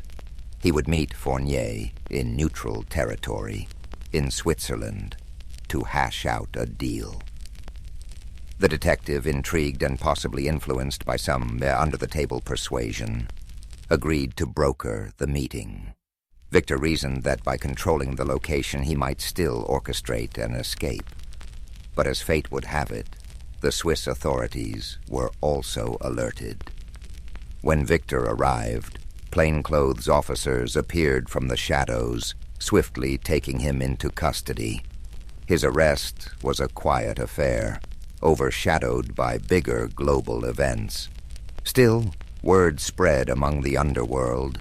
The man who sold the Eiffel Tower twice had finally met his match. There was no dramatic public trial in France. Instead, in backroom negotiations to avoid an international scandal, a deal was reached.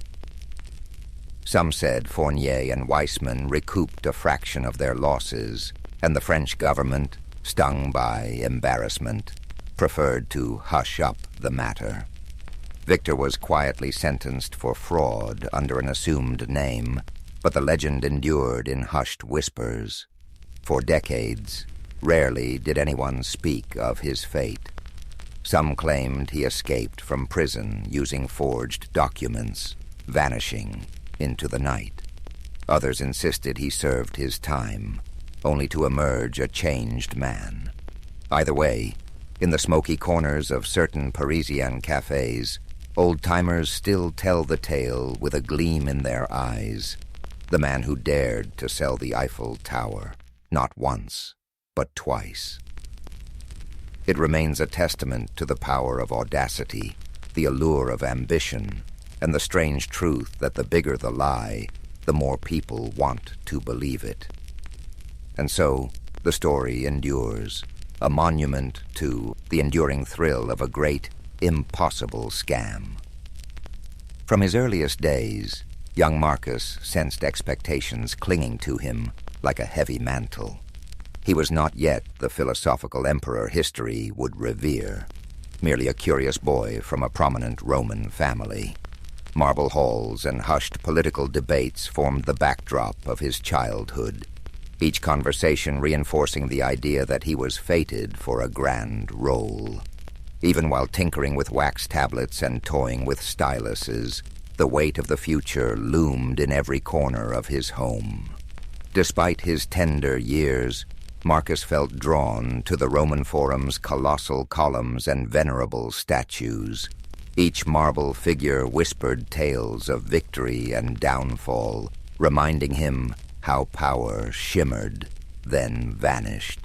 He marveled at the thought that these silent sentinels once watched over leaders who, like him, had walked these streets shoulder to shoulder with fate. More than politics or pageantry, Marcus discovered his keen interest in philosophy. His mother, gentle but incisive, recited lines from Stoic texts on rainy afternoons, speaking of moral fortitude as the shield against life's unpredictable storms. In these verses, Marcus found a reassuring promise that wisdom could transcend the clamor of ambition. This fascination grew when he met Junius Rusticus, a revered tutor and uncompromising seeker of truth. Instead of coddling Marcus, Rusticus challenged him, igniting the fire of a questioning mind. Their lessons were a forging, a sanctuary, one guided by reason rather than impulse. While many children dreamed of feasts and fleeting distractions, Marcus quietly gravitated toward calmer pursuits. Evening hours found him practicing letters by lamplight, his stylus carving words about duty and virtue into smooth wax. Even at a young age, he sensed that an empire was not just a playground of wealth and power, but an arena where moral strength was tested at every turn. Politics, however, remained an unrelenting reality. Allies and adversaries shifted like desert sands. Whispered rumors ignited disputes in the Senate before the boy even finished his morning meal. The sheer chaos unsettled Marcus, reinforcing his belief that the world desperately needed unwavering ethical principles. In the orchard behind his family's estate, where lemon trees cast comforting shadows, the boy pondered the gap between noble intentions and the labyrinthine struggles for control. Could a leader maintain honor in a realm that seemed to thrive on cunning? One evening he overheard a conversation between two wily senators, speculating on the emperor's successor. They spoke of cunning, lineage, and ties that could tip the scales of power.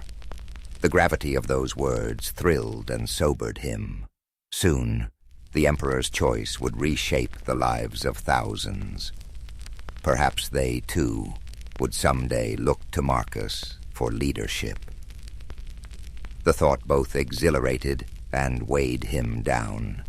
He was fully aware that the opulent facade of Rome concealed genuine struggles for numerous individuals. However, a glimmer of determination glowed within him. If he could combine his moral convictions with practical governance, perhaps he could leave a lasting legacy for Rome, surpassing the monuments adorning its skyline.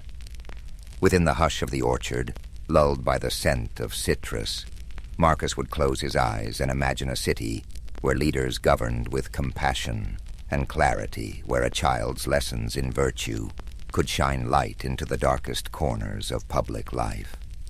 This was more than dreaming. It was the formation of an inner compass.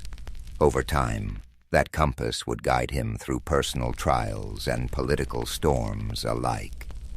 The seeds of greatness, once planted, sprout in quiet moments of introspection. Marcus Aurelius was still a boy, but those daily lessons, Stoic texts, moral debates, afternoons spent in wide-eyed awe at the Forum's relics, were shaping him into something unexpected. He wanted to be more than a figurehead who wore the purple cloak of Rome. He aspired to be a leader who, through reason and resolve, could honor the empire's legacy while also molding it into a place where virtue had not yet gone to die. Only time would reveal the magnitude of that promise, but in those early days, he nurtured it beneath the lemon trees, letting the steady Roman sun coax it into full bloom. Occasionally, he noticed the quiet fear in the eyes of servants, wondering if the next political shift would upend their lives. These silent observers became Marcus's secret teachers, revealing how the whims of the powerful sent ripples through every social stratum. Each nervous glance was a stark reminder that real lives rested on the emperor's decrees.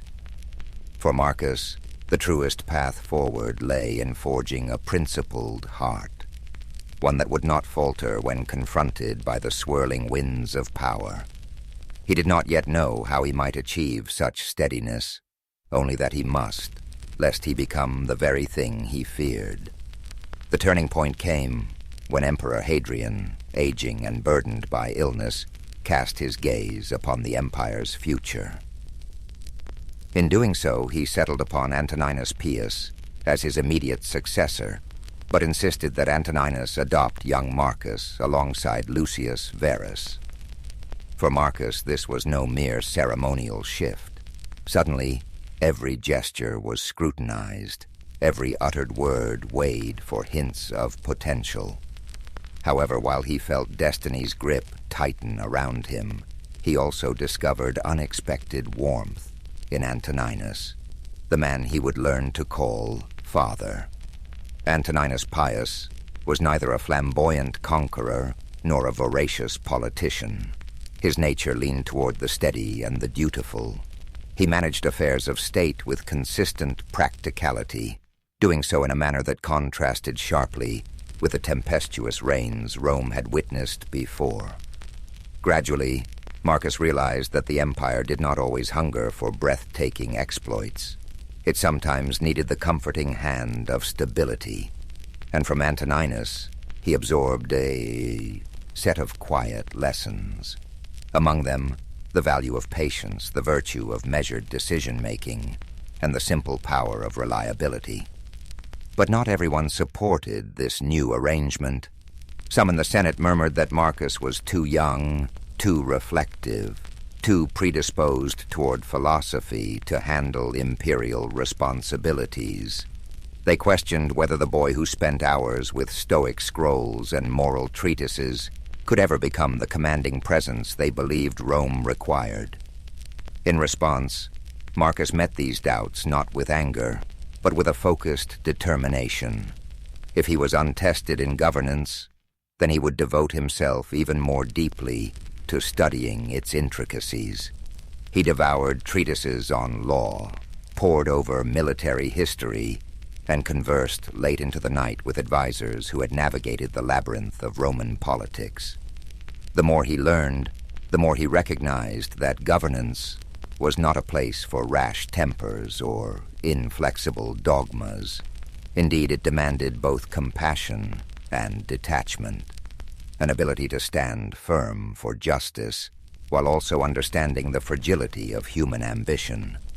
His bond with Lucius Verus added a twist to this evolving chapter. Lucius was his co-heir, a young man prone to revelry and spectacle, far less studious than Marcus, but undeniably charismatic. The two could not have been more different, yet they were tied together by destiny's decree. Even so, Marcus found that their differences enriched his perspective. Through Lucius, he glimpsed the appeal of festivity, and lived experience, worlds that felt distant to his contemplative soul. He did not begrudge Lucius his extravagances, but he pledged to maintain a certain balance, steering clear of the pitfalls of mindless indulgence. Under Antoninus's watchful guidance, Marcus began attending meetings where Roman officials debated issues of provincial taxes and infrastructure. At first, he was a silent observer.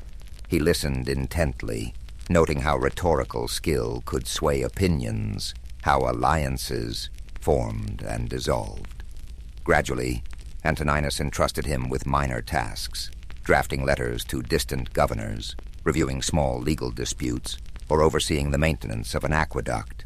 Despite the seemingly mundane details, each assignment revealed the hidden threads that held Rome together.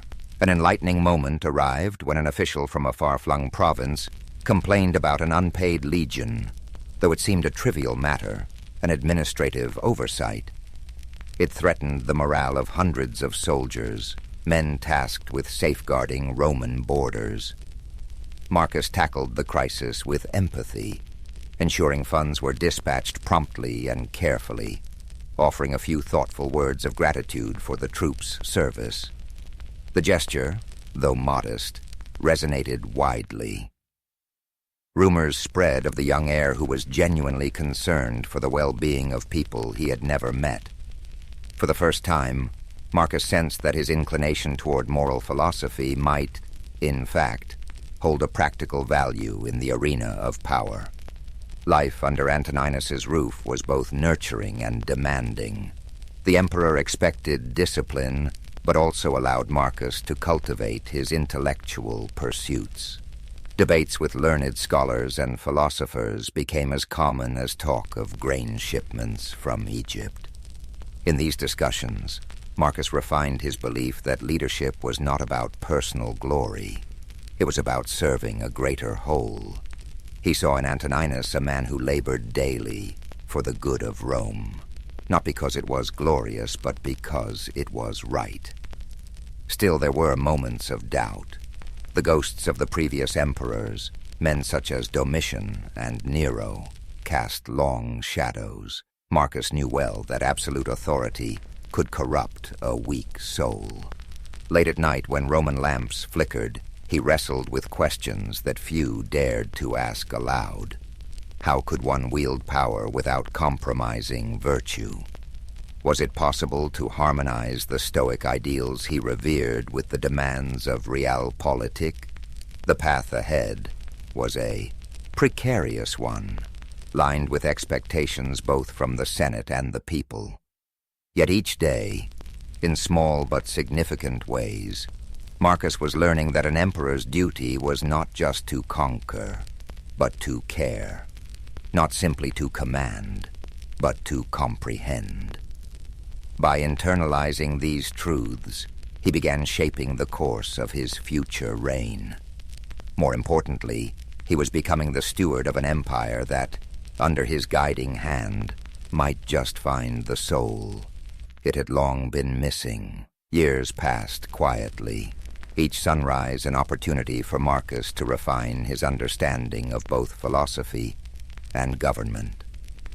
Antoninus Pius, hale and cautious, presided over Rome without the military spectacles or outlandish feasts that had characterized some of his predecessors.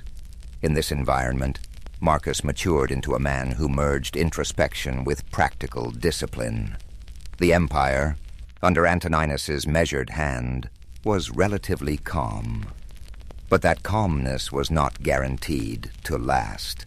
Everyone sensed the inevitable storms gathering on the horizon. Marcus spent his days balancing official duties with philosophical exploration. When he was not poring over scrolls of legislation or meeting envoys from distant provinces, he would lose himself in the works of Epictetus and Seneca. Far from an abstract exercise, these writings felt like maps guiding him through the moral intricacies of leadership. He scribbled notes in the margins, pondering how to remain true to himself, even when thrust into decisions affecting thousands of lives. Although he now enjoyed a status second only to Antoninus, Marcus remained approachable. He developed a habit of conversing with those at the fringes of power, interpreters who facilitated talks with foreign delegations, stewards who oversaw the daily distribution of grain, even the librarians who cared for Rome's repositories of knowledge. Listening to their small but urgent stories, he saw more clearly the magnitude of responsibility that would soon rest upon his shoulders. Each conversation reminded him that the empire's success was anchored in everyday diligence, not just in grand proclamations. His personal life, though mostly tranquil, had its challenges. Encouraged by Antoninus, he entered a thoughtful marriage with Faustina, the emperor's daughter. Their union was not just a political arrangement. There was genuine affection between them. Faustina brought a spirited energy that balanced Marcus's more reflective nature. Yet the intricacies of raising a family within the palace tested his composure in ways philosophy books rarely addressed. Their children's laughter filled the marble halls, but so did the strains of potential succession debates. Marcus tried to be an engaged father, but he often found himself juggling the empire's needs with the demands of parenthood. Meanwhile, Lucius Verus, his adoptive brother, grew increasingly restless. The lull under Antoninus's rule left Lucius craving excitement.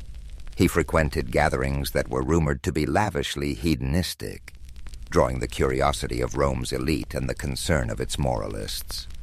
Despite their occasional friction, Marcus still cared for Lucius, who was, after all, part of the family. To reconcile their worlds, Marcus invited Lucius to more official functions, hoping to blend Lucius's charm with the seriousness of leadership. Sometimes it worked, other times it sparked tension. It was around this period that disturbing news began to trickle in from the northern frontiers. Germanic tribes tested the boundaries of the empire, small incursions hinting at bigger clashes to come. Rome had grown accustomed to relative peace, and these events rattled the comfortable illusions of eternal stability. Marcus became acutely aware that Stoic ideals would soon be tested on the battlefield as much as in the Senate. Responding to these threats required not just philosophical calm, but strategic understanding, a skill he was only beginning to hone. In the midst of these concerns, Antoninus's health began its slow decline. The once vigorous emperor found it harder to manage day-to-day affairs. His breath grew labored, and he often complained of fatigue. Though he did his best to hide this weakness from the public, it was clear that the reins of power would soon pass to Marcus. The Senate, aware of Antoninus's frailty, started looking to Marcus for guidance. The time of apprenticeship was ending. A new chapter beckoned. As the final months of Antoninus's life slipped away, Rome braced for another transition. Advisors, supplicants, and petitioners flocked to Marcus, seeking to gauge how he would wield authority. Their probing questions highlighted the complexity of the imperial mantle. He would have to be judge, general, administrator, and guardian of moral order. While Marcus's Stoic studies had long taught him to detach from anxiety, he found it increasingly hard to remain unaffected by these growing burdens. In private moments, he confided in Faustina, admitting fears about war, about the intrigues lurking beneath Rome's placid surface, and about the simple possibility of failing those who depended on him. She, in turn, reminded him of his capacity for empathy and reason. Though the role of emperor seemed impossibly grand, Marcus had spent his entire life preparing, in many ways, for the very challenges that now loomed ahead. Finally, Antoninus Pius passed gently and without drama, surrounded by those he loved. The city let out a measured sigh of sorrow, acknowledging the passing of an era defined by stability. However, beneath that grief lay a cautious optimism that Marcus Aurelius, thoughtful, unassuming, and thoroughly steeped in the empire's workings, might guide Rome with both virtue and pragmatism. Many whispered that a new golden age could be on the horizon. Others, recalling the cycles of history, reserved judgment until events proved the substance of Marcus's character. With the emperor's seat now vacant, all eyes turned to Marcus. The hush that settled over the city was brief but profound. A quiet vow formed in his mind. He would carry forth the Stoic torch, letting reason define his reign and compassion temper his decisions. Unknown trials awaited him, from barbarian incursions to political betrayals, but he would meet them as a man dedicated to something greater than personal gain. Rome was poised to discover if a philosopher king could truly exist, a leader who could blend moral wisdom with the realities of ruling an empire that, though splendid, was also vulnerable and flawed. In the wake of Antoninus's passing, Marcus Aurelius ascended to the throne with a mixture of solemnity and resolve. By tradition, he shared authority with Lucius Verus, fulfilling the adoption arrangements set in motion years before. It was a decision that simultaneously solidified Rome's governance and tested Marcus's patience. Despite their differing temperaments, one philosophical and measured, the other spirited and convivial, they now united in leadership. Their first challenge appeared swiftly. The Parthian Empire seized upon the perceived vulnerability of a transitioning Rome, threatening key eastern provinces. Roman legions prepared for battle, and Lucius Verus rushed to oversee military operations. Marcus stayed behind in the capital to manage the rest of the empire. Letters from the front revealed victories peppered with Lucius's flamboyant accounts of triumphs. Yet Marcus also sensed the strain on the troops. In addition to the clashing of swords, war also presented logistical challenges, such as supply lines, desert conditions, and the imminent threat of disease. As if on cue, a devastating plague emerged, traveling with the legions back from the eastern campaigns. Called the Antonine Plague by future historians, it spread like wildfire, leaving panic in its wake. Citizens fled the densely populated quarters, while rumors circulated that the gods were punishing Rome for its arrogance. In the midst of this horror, Marcus clung to his Stoic roots, advocating calm, reason, and measured steps to contain the devastation. Hospitals were organized, and rations were allocated. Despite skepticism from some corners, the emperor led by example, supporting sanitation measures and funding the medical efforts of Galen, the famed physician of the time. Yet the costs were severe. Cities grew silent from the high death toll. Farmland lay untended, and the empire's morale dipped to a new low.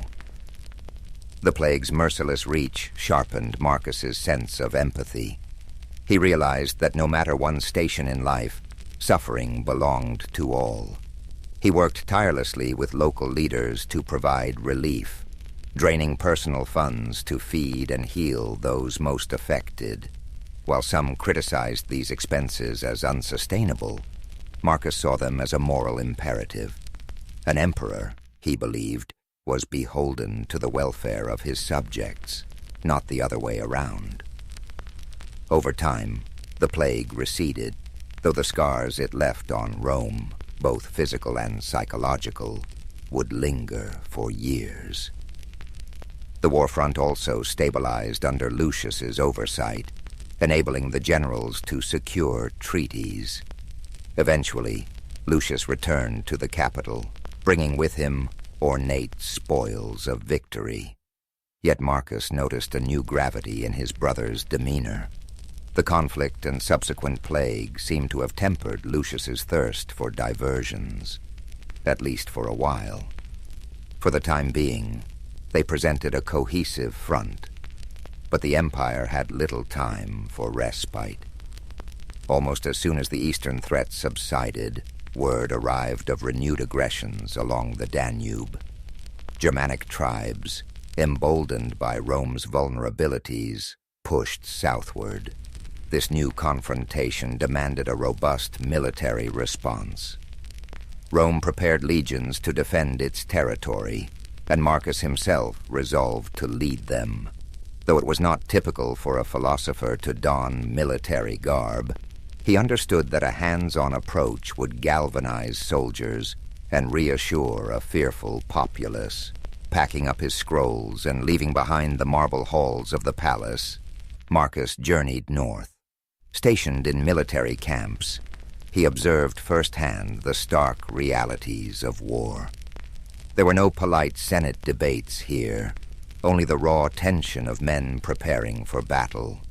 Surrounded by tents and the clang of metal, he composed sections of what would later be known as his meditations, journaling thoughts on duty, mortality, and the interplay between fate and free will.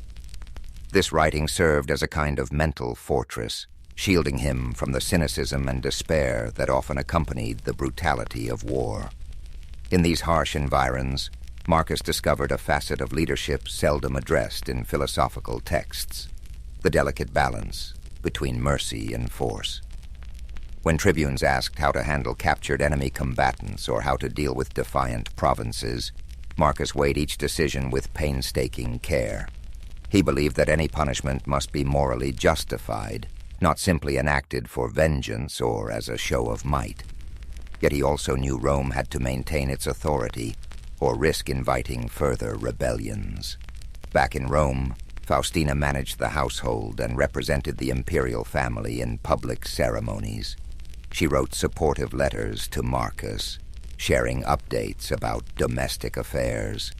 Their bond, forged in quieter times, proved resilient through these challenges. Despite the stress of separation, they found solace in one another's determination to keep Rome functioning and hopeful. Night after night, Marcus read letters from the capital, reflecting on how ephemeral life could be, how swiftly fortunes changed. He reminded himself that an emperor's responsibility was to act as a steward, not a despot, and that each decision would reverberate through the empire long after he was gone. And so, he pressed on, consulting with generals, negotiating with tribal leaders, and continuing to record his private reflections about human nature. As war raged, the empire watched with a mixture of dread and admiration. Here was a ruler who seemed less concerned with personal glory and more intent on preserving Rome's values and stability. Veteran soldiers, once skeptical of a philosopher-emperor, fought with a renewed fervor, encouraged by his willingness to share their burdens. In those windswept camps along the Danube, Marcus Aurelius began shaping a legacy unlike any other, one rooted in the conviction that wisdom and compassion, far from being weaknesses, were the empire's strongest defense. The savage winters on the Danubian frontier tested Rome's legions in ways few had anticipated. Snow whipped through the encampments, layering tents in white drifts.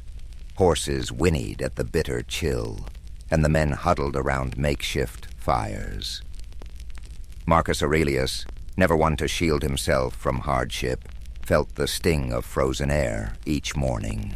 For all the stoic counsel he'd absorbed, he still found it an unrelenting challenge to rise at dawn and address the concerns of his commanders. Yet the deeper the cold bit into his bones, the more he recognized that resolve was forged through shared trials. Messages arrived from Rome, some filled with trivialities of court life. others warning that the imperial treasury was dwindling under the twin demands of plague recovery and war expenses. Food prices rose, merchants hoarded grain, and unrest simmered in urban districts. In response, Marcus intensified efforts to maintain supply lines, ensuring that shipments of grain and other essentials could reach both the front line and the capital. It was a delicate balance, requiring deals with regional governors and the occasional stern reminder of imperial authority. Amid the logistics and strategizing, he found an unlikely companion in Claudius Pompeianus, a seasoned general known for his sharp wit. While Pompeianus thrived on military prowess, he was also open to philosophical musings. Many evenings the two men would talk over steaming bowls of spelt porridge, about the nature of fate and whether a just war could exist. These conversations, though brief, allowed Marcus moments of intellectual clarity. He saw in Pompeianus a fellow seeker, albeit one who channeled his convictions into martial discipline rather than written reflection. Though the war's burden weighed heavily, Marcus's popularity among the soldiers soared. In him, they saw not an aloof imperial figure, but a leader who endured the same bitter chill, the same muddy camps, the same threat of sudden attack. During battle preparations, Marcus took care to visit injured soldiers, offering words of encouragement. His presence among them became a reassuring symbol that Rome's emperor understood sacrifice, not from a gilded distance but through personal experience. Yet the frontier dangers were manifold. Rumors circulated of potential betrayal among allied tribes, of infiltration by spies working for the Germanic chieftains. Skirmishes erupted unexpectedly. Sometimes a wave of arrows would descend at night, leaving the camp reeling. Through it all, Marcus refused to let paranoia corrode his judgment. He tightened security, yes, but also dispatched diplomats to negotiate terms. If a measure of peace could be attained through reason rather than bloodshed, he was determined to find it. Back in Rome, Faustina managed the empire's public face as best she could. She visited temples, performed ritual offerings, and listened to the appeals of citizens who sought the emperor's ear. Though many admired her resilience, whispers of court intrigue continued to swirl. Some criticized Faustina for her independent demeanor, while others, eager for influence, tried to align themselves with her. She navigated these politics deftly, sending regular dispatches to Marcus, so he was never uninformed. Letters also arrived from Lucius Verus, who split his time between the capital and lesser conflicts simmering in other territories. His initial flamboyance had softened, replaced by a pragmatic acceptance of imperial duty. Together, albeit from a distance, Marcus and Lucius worked to present a united front. They knew Rome's foes would seize upon any sign of discord. As the war stretched on, Marcus felt the strain in every facet of his life. He was the philosopher emperor, yet he frequently ordered troop movements that ended in bloodshed. At night, when the cold wind rattled the tent flaps, he wrestled with guilt. He reminded himself that stoicism was not about denying emotion, but understanding it. Power, he realized, did not give him the luxury of clean hands. Leaders often had to act in ways that chafed against their deeper ideals. Still, there were small mercies, a brief truce brokered, a day of sunshine to melt the ice, a messenger bringing news that a troubled province had stabilized. In these fleeting moments, Marcus remembered why he had taken up this struggle in the first place, to safeguard a realm that, for all its imperfections, still held the potential for virtue. If Rome could remain strong yet morally grounded, the seeds of a more enlightened society might one day take root. Victory was not guaranteed, nor was an end to the constant trials. The barbarian tribes fought with desperation, determined to carve out territories in the empire's weakening landscape. But Marcus pressed on, forging alliances and marshaling legionary forces, always mindful that true victory would involve reconciliation as much as military success. His body bore the signs of fatigue, and a creeping illness sometimes left him feverish, but he maintained the outward composure expected of an emperor. As the harshest winter months receded, there glimmered the faint promise of progress. More tribes showed willingness to negotiate, to accept treaties that allowed them limited settlement in exchange for peace. Though some Roman senators were outraged by the concessions, Marcus stood firm. He believed that clinging to old illusions of absolute dominion would only compound the cycle of violence. Compassion, guided by reason, was his guiding star, even in the theater of war. After countless skirmishes and negotiations, the tide slowly began to turn in Rome's favor. Marcus Aurelius, weathered and weary, found himself overseeing a series of settlements that cautiously stabilized the Danubian frontier. Tribes once considered mortal enemies now sought peaceful coexistence, albeit with complex agreements involving tribute, migration rights, and mutual defense pacts. Some senators bemoaned the dilution of Roman purity, but Marcus saw a different future, a broader, more interconnected empire that could adapt and thrive. His determination to incorporate foreign peoples instead of vanquishing them outraged traditionalists. However, the emperor deemed it imprudent to presume that the empire's initial borders were unchangeable. Like a living organism, Rome had to evolve or wither. He recalled his Stoic maxims: all things change, and one must move in harmony with nature's flow. For Marcus, that included welcoming new voices into the Roman fold, even if it defied entrenched notions of superiority. Physically, the years of hardship had taken a toll. The relentless cold of the frontier, the stress of command, and the sporadic fevers that plagued him during extended campaigns left Marcus frailer than before. Long days spent riding between outposts led to frequent aches, and a persistent cough hinted at something more serious. Nonetheless, he pushed forward, guided by a sense of duty that burned hotter than any physical ailment. The war itself was winding down, yet a fresh tragedy shook him. Word reached the emperor of Lucius Verus's sudden death from illness while returning to Rome. Marcus grieved deeply for his adoptive brother. Though they had often been at odds, Lucius's presence had been a stabilizing factor, a reminder that rulership could have more than one face. In the aftermath, Marcus bore the weight of the empire alone. Sleepless nights ensued, haunted by questions about legacy, mortality, and the shape of Rome's future. Returning to the capital, he found a society wounded but not broken. The plague's scars remained visible in empty shops and thinner crowds, but daily life had regained some vibrancy.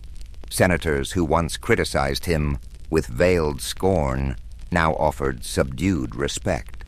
Many recognized that he had led Rome through one of its darkest chapters, whether or not they agreed with every decision. Outside the Senate, artisans and farmers alike spoke of the emperor's empathy, a trait seldom celebrated in men of power. However, no sooner did Marcus settle back into Roman affairs than fresh rumors emerged. Whispers accused Faustina of conspiring against him, suggesting she had grown too close to certain members of the court. Marcus, pained by this gossip, tried to separate baseless slander from legitimate concern.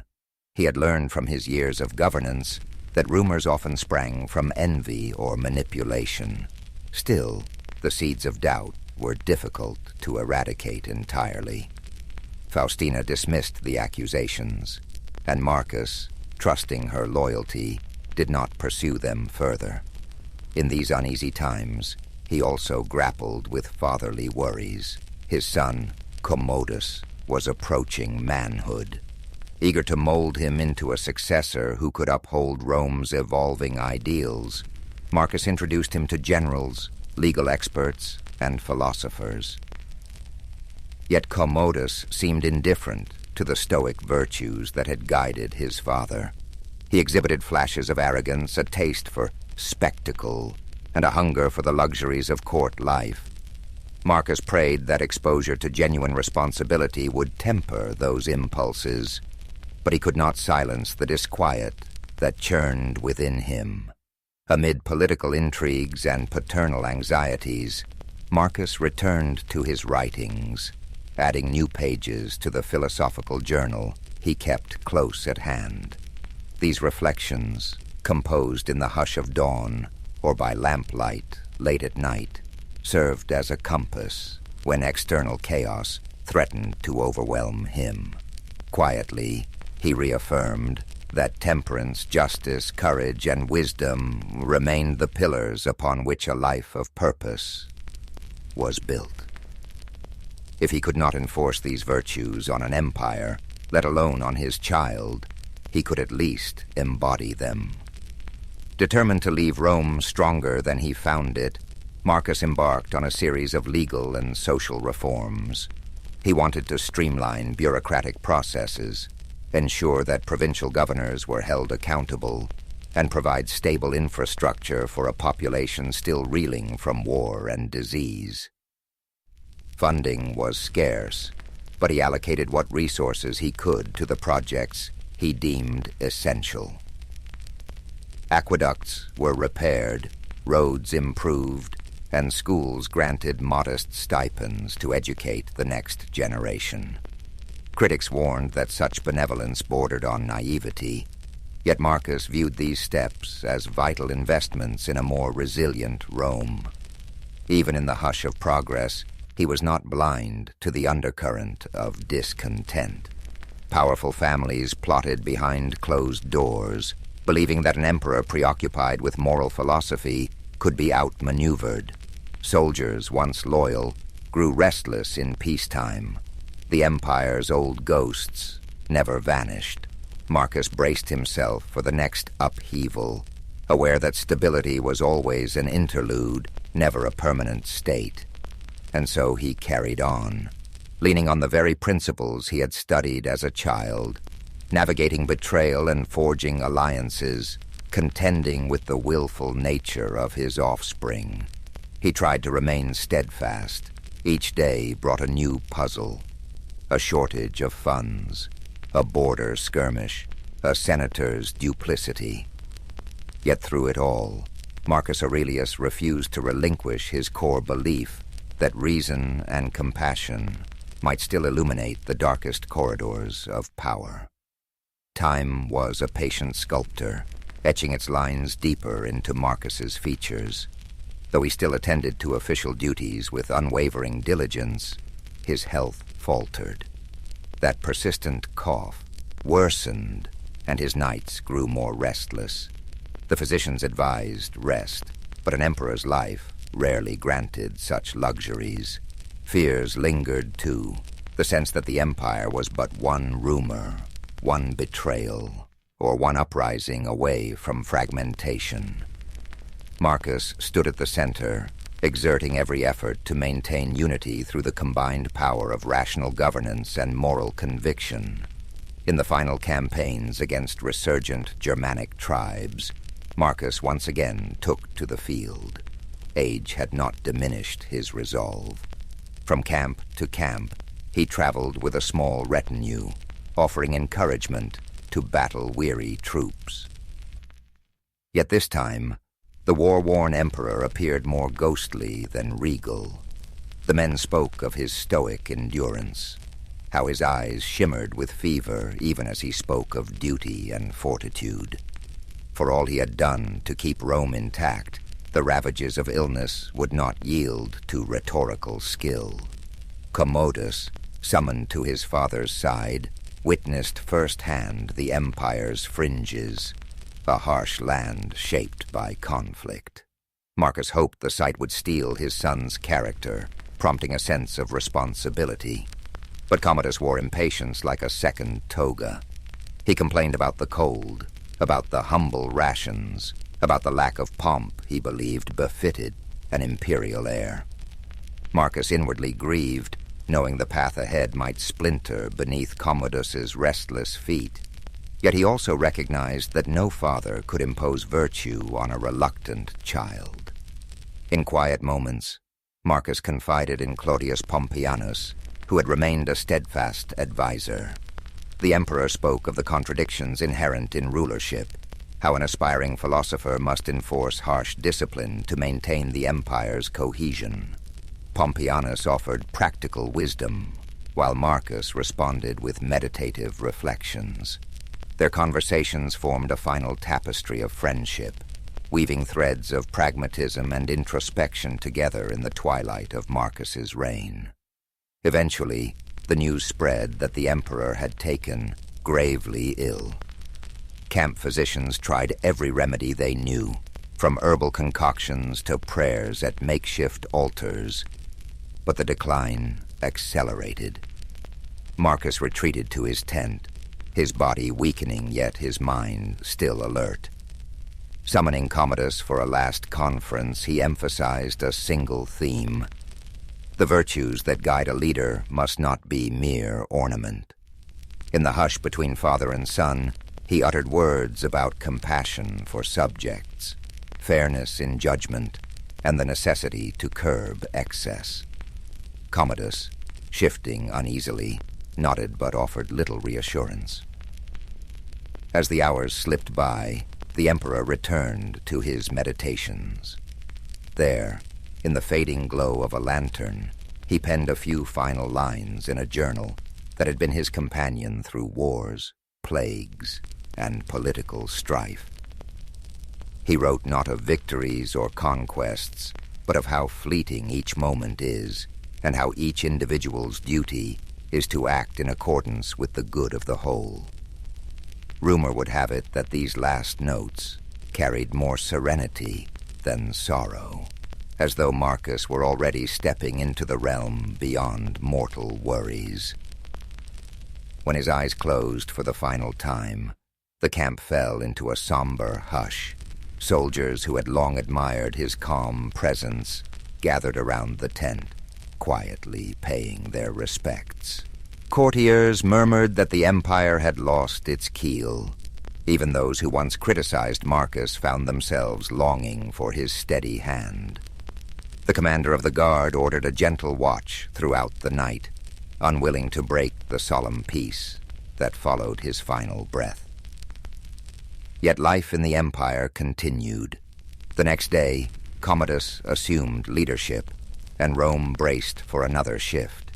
Few doubted that change was inevitable.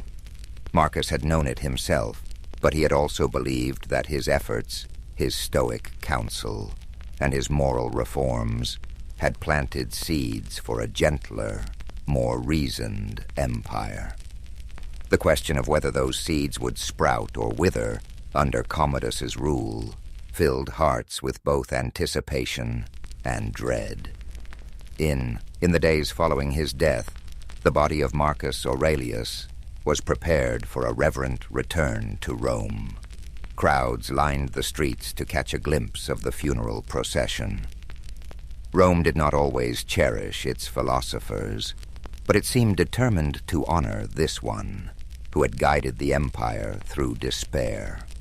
Women wept openly, remembering how he had once funded relief in their neighborhoods. Veterans stood in stoic salute, each recalling the winter nights he spent among them. Scholars carried small scraps of parchment filled with the emperor's wisdom, uncertain if the new era would appreciate such lessons. In the coming years, Rome's course would deviate sharply from the principles Marcus had championed. Commodus's reign brought spectacle over substance, extravagance over empathy. Yet long after the empire's fortunes rose and fell, the writings of Marcus Aurelius endured, quietly offering guidance to those who, like him, sought a life anchored by virtue and reason. He left behind no sweeping arcs of conquest, no grand, self-aggrandizing monuments. His legacy was etched in the hearts and minds of those who witnessed how an emperor could sit by a soldier's bedside or grant clemency to a defeated foe. The marble might crumble, the gold might tarnish, but the ideals Marcus championed, integrity, humility, wisdom, would stand resilient. And so, in the annals of history, he would remain a guiding light, a testament that even within the highest seat of power, the human spirit could strive for something nobler than mere dominion. In the year 896 CE, in the heart of Baghdad's intellectual quarter, Al-Hussein bin Qasim brushed desert dust from the folds of his linen robe, unaware of the storms that fate would soon unleash upon him. He studied the myriad scholarly gatherings outside the House of Wisdom. Voices blended into a layered chorus. Mathematicians debated geometric proofs. Poets recited verses on ephemeral beauty, and astronomers charted celestial mysteries. The call of knowledge was unstoppable, and its echoes hinted at new horizons beyond the city's walls. Although he hailed from a modest family of date merchants, Al-Hussein possessed an innate curiosity that surpassed every constraint of status. Weeks earlier, he had been approached by the renowned translator Yunus al-Kindi, who recognized promise in his approach to ancient texts. Yunus had whispered rumors of a manuscript stored in a distant library along the Red Sea coast, a codex said to hold fragments from vanished civilizations. For Al-Hussein, the prospect of unearthing lost secrets eclipsed all thought of comfort or security. On that mild autumn morning, the city's horizon shimmered with trade caravans and the swirl of travelers from every corner of the known world. Greek philosophers, Persian scholars, and Indian mathematicians crowded the thoroughfares, exchanging theories and goods under the caliph's tolerant gaze. The House of Wisdom had become a magnet for knowledge, a beacon that drew in talents as diverse as the spices sold in Baghdad's markets. Under this atmospheric mosaic, Al-Hussein felt keenly that his destiny extended beyond these storied streets. Yunus al-Kindi had given him a letter of passage, sealed with the translator's distinctive monogram, allowing safe conduct through the desert routes. The cryptic list of questions about that ancient codex, queries no one else could decipher, loomed large. Al-Hussein grasped the significance. If the manuscript existed, it might reveal the lost methodologies of a civilization rumored to have harnessed knowledge of geometry, astronomy, and medicine far beyond the current era. Discovery meant prestige, but also the possibility of rewriting entire chapters of known history. Pressing the letter against his chest, Al-Hussein reflected on his father's tales. The desert, unpredictable and capricious, consumed unprepared wanderers without mercy. Tales of caravans lost in sandstorms or raided by marauders haunted the nightly gatherings in local tea houses. Still, the lure of revelation eclipsed any fear, and he resolved to depart at dawn the following day. Engaging a caravan of spice traders, he planned to share provisions and glean from their survival knowledge, forging alliances in an environment where trust was currency. Sunrise found him at the city gates, where camels groaned beneath woven saddlebags stuffed with exotic goods, saffron from Persia, frankincense from Oman, and turquoise from far-off lands. The caravan leader, an experienced merchant named Mariam bint Said, cast an eye over Al-Hussein. She was known for her leadership and her capacity to navigate shifting alliances among tribal factions. Though suspicious of scholars who ventured out of libraries, she recognized the advantage of traveling under the banner of the prestigious House of Wisdom. As the gates of Baghdad shrank behind them, the caravan merged with the vast desert's hush. Dawn's golden light outlined distant dunes that seemed both majestic and forbidding. Al-Hussein observed Mariam, directing her charges to form a staggered line, minimizing exposure to roving bandits. Occasionally, the wind carried the bray of donkeys or the low murmur of traders discussing profit margins. For Al-Hussein, the emptiness was a blank canvas, waiting for stories etched by the footprints of those audacious enough to cross it.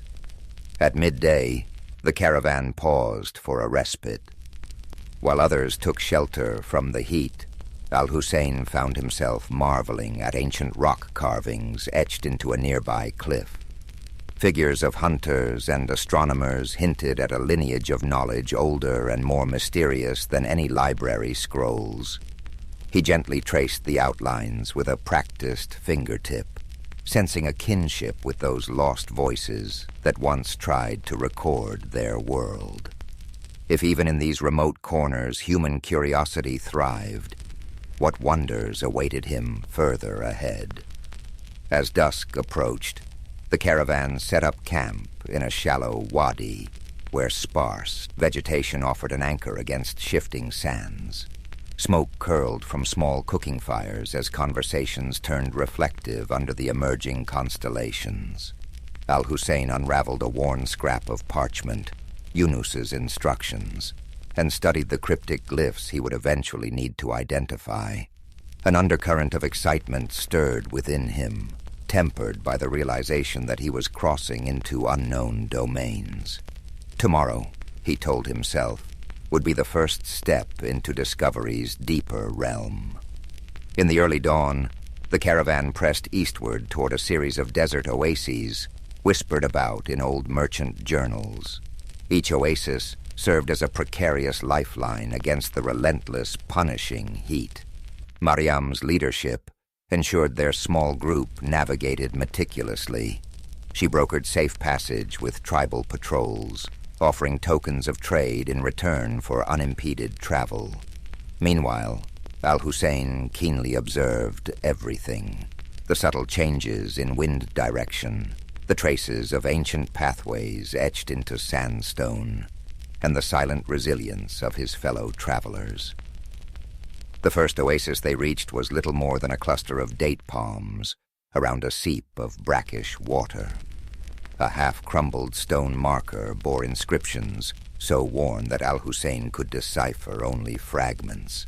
Something about an old boundary line, perhaps delineating the domain of a once powerful clan. While the camels drank, he sketched these faint markings onto a scrap of parchment. He felt an inexplicable sense of kinship with the countless travelers who had paused here, bridging centuries with a simple act of thirst-quenching. Under midday's glare, mirages shimmered like spilled quicksilver on the horizon, testing the caravan's resolve. Mariam instructed everyone to conserve water. No idle talk, no unnecessary movement. The group fell silent, except for the shuffle of feet and the jingle of harnesses. Al-Hussein, though parched, studied the desert floor for any sign of hidden paths. He noticed shards of rock that might have been left by travelers or storms. Each shard, he thought, was an artifact, a clue to this vast land's deeper story. Late that afternoon, they encountered a wandering nomad who carried a battered lute. His desert-weathered face spoke of countless roads traveled. In exchange for water, he offered a ballad about a hidden city said to rise from the sands once every century, a place with alabaster walls that, if legend could be trusted, concealed a trove of scrolls older than Babylon. Al-Hussein listened, heart quickening. Though Mariam dismissed it as a fanciful tale, the scholar within him sparked at the thought of such a discovery.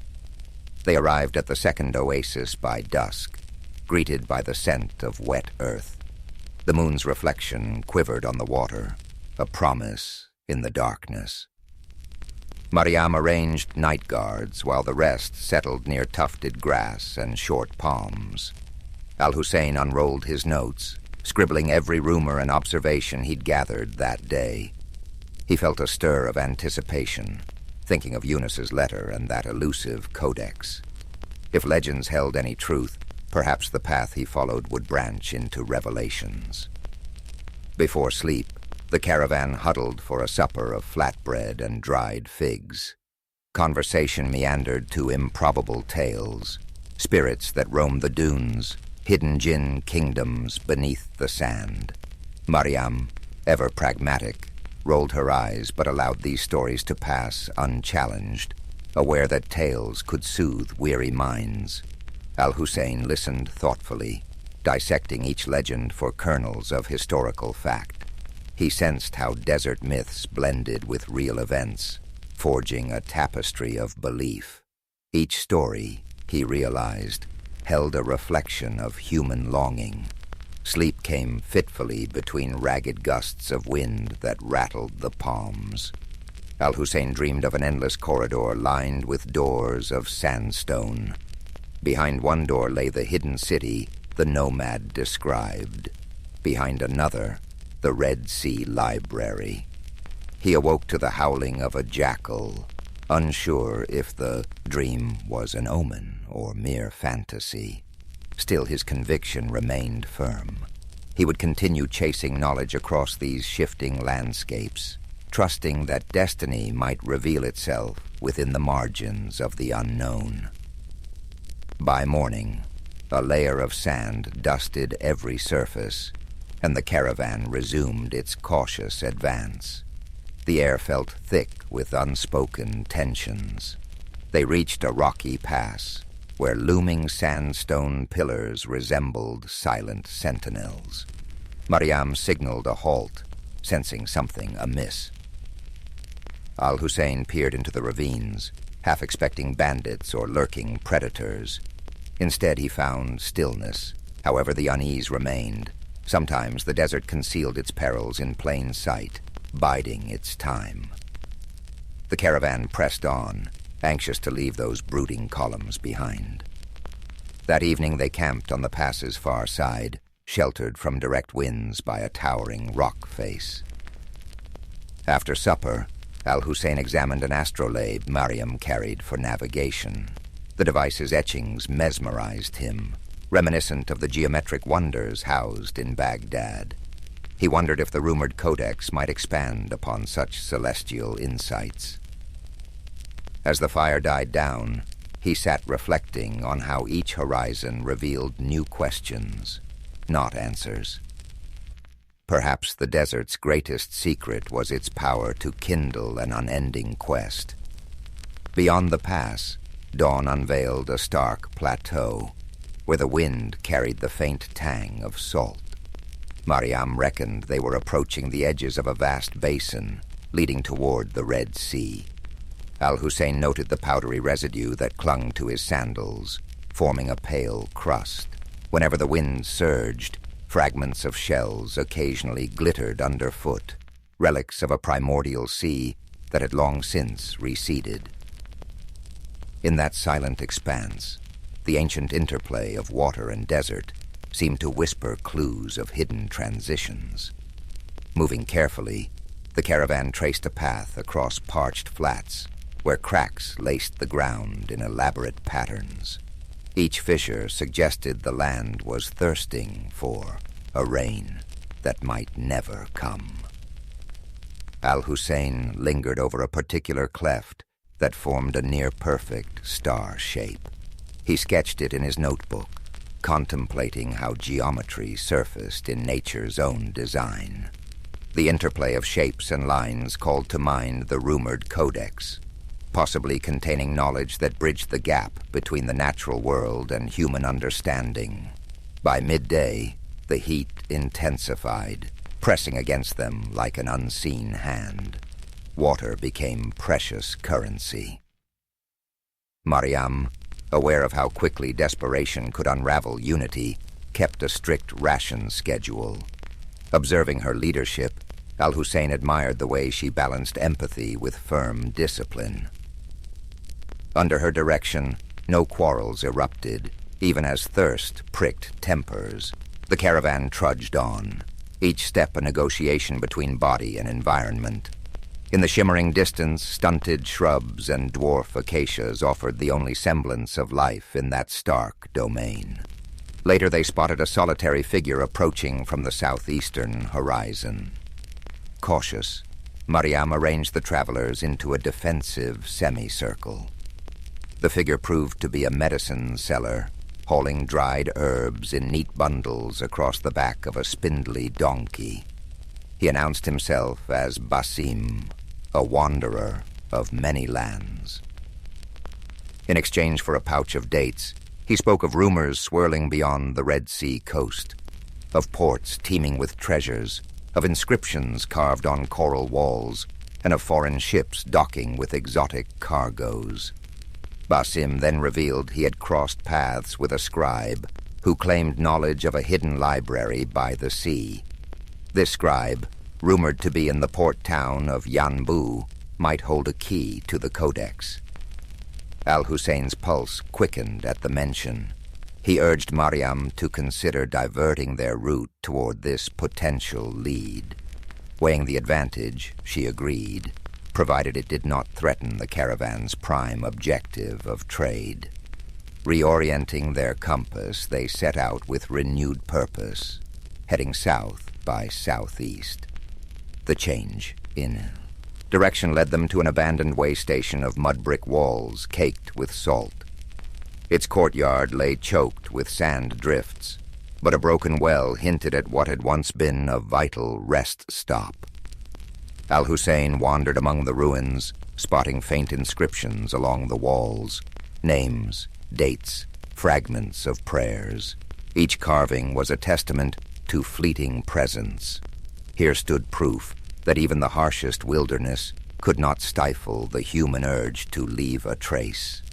Yet the desert had reclaimed so much. That evening they made camp under a sandstone ridge carved into rippling curves by ancient winds. The last rays of sunlight played across the layered patterns, revealing color bands that ranged from ochre to rose.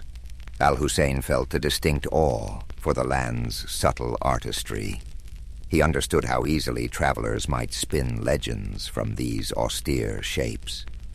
Perhaps behind every myth, there lay a kernel of truth about a wonder, perhaps the rumored hidden city or the library, derived from real glimpses of grandeur swallowed by time. As the night grew cool, Mariam permitted a small fire. Conversations ran softer now, with a thread of expectancy woven into each word. Basim spoke of trade centers bustling with sailors from distant empires, Zanj, Gujarat, even the far-flung kingdoms beyond the Indian Ocean. He also mentioned the region's swirl of local legends, a half-buried temple near the coast, the rumored tomb of a prophet whose name had slipped from memory. Al-Hussein took careful notes, determined to sift the improbable from the verifiable. Before sleep, Al-Hussein pulled out Yunus's cryptic questions, scanning the faded script by firelight. They referred to instruments that measured the angles of stars from improbable vantage points, formulas that predated known treatises. Could the Red Sea Library truly hold such ancient feats of intellect? He felt the subtle pull of destiny, the sense that each conversation, each dusty ruin brought him closer. The desert had not broken him. Instead, it was shaping him into something sharper. Morrow would carry them nearer to that beckoning shoreline. Dawn lifted the shadows from the ridge, exposing a horizon lined with jagged rock outcroppings. The caravan continued toward Yanbu, keen on reaching its port before supplies ran dangerously low. A subtle but steady breeze carried the faint smell of salt, confirming they were inching closer to coastal winds. Al-Hussein noticed changes in the environment: scattered gulls wheeling overhead, traces of sea-polished stones littering the path. These small signals revived the group's spirits, reminding them that a new chapter of their journey lay ahead. By midday, they encountered a caravan heading north. Mariam negotiated a swift exchange of information. The travelers warned of shifting alliances among local chieftains, each vying for influence in the lucrative maritime trade. Al-Hussein listened carefully. Turbulent politics could affect access to the ports and libraries alike. One slip in protocol could transform an academic quest into a diplomatic tangle. Protecting the mission and the precious knowledge it might uncover required walking a delicate line between curiosity and caution, intellect and survival. The landscape soon began a gradual descent, winding through low hills where thorny scrub dotted the earth in pale clusters. At times, the caravan skirted salt marshes, each step producing a hushed crunch underfoot. Tiny crabs scuttled in shallow brine pools, and the occasional heron soared overhead, a pale sentinel against the shimmering sky. Each sign of life felt like a small revelation after miles of barren desert. Al-Hussein found himself overwhelmed by the variety of forms the natural world assumed, even in these remote margins. Late that afternoon, they spotted Yanbu hulking in the distance, a sprawl of mud brick dwellings with roofs of thatch or tiled clay, punctuated by the taller silhouettes of warehouses near the docks. Thin pillars of smoke curled upward, and the distant clang of metal suggested blacksmiths plying their trade. Seabirds circled the bustling harbor, where dhows and small cargo vessels bobbed in the tide. For Al-Hussein, the sights and sounds of a place so different from Baghdad were a vivid reminder of the region's fluid tapestry of cultures. Mariam led the caravan through the town's outskirts, seeking a trustworthy local factor who could arrange secure storage for their goods. Children peered out from doorways, intrigued by the unusual mix of travelers. The air smelled of fish, spice, and damp rope, all woven together into a briny perfume. Al-Hussein scanned every detail, from the chipped walls covered with old maritime symbols to the lively banter between dock workers. He made mental notes of how commerce thrived here, bridging deserts and oceans in a single breath.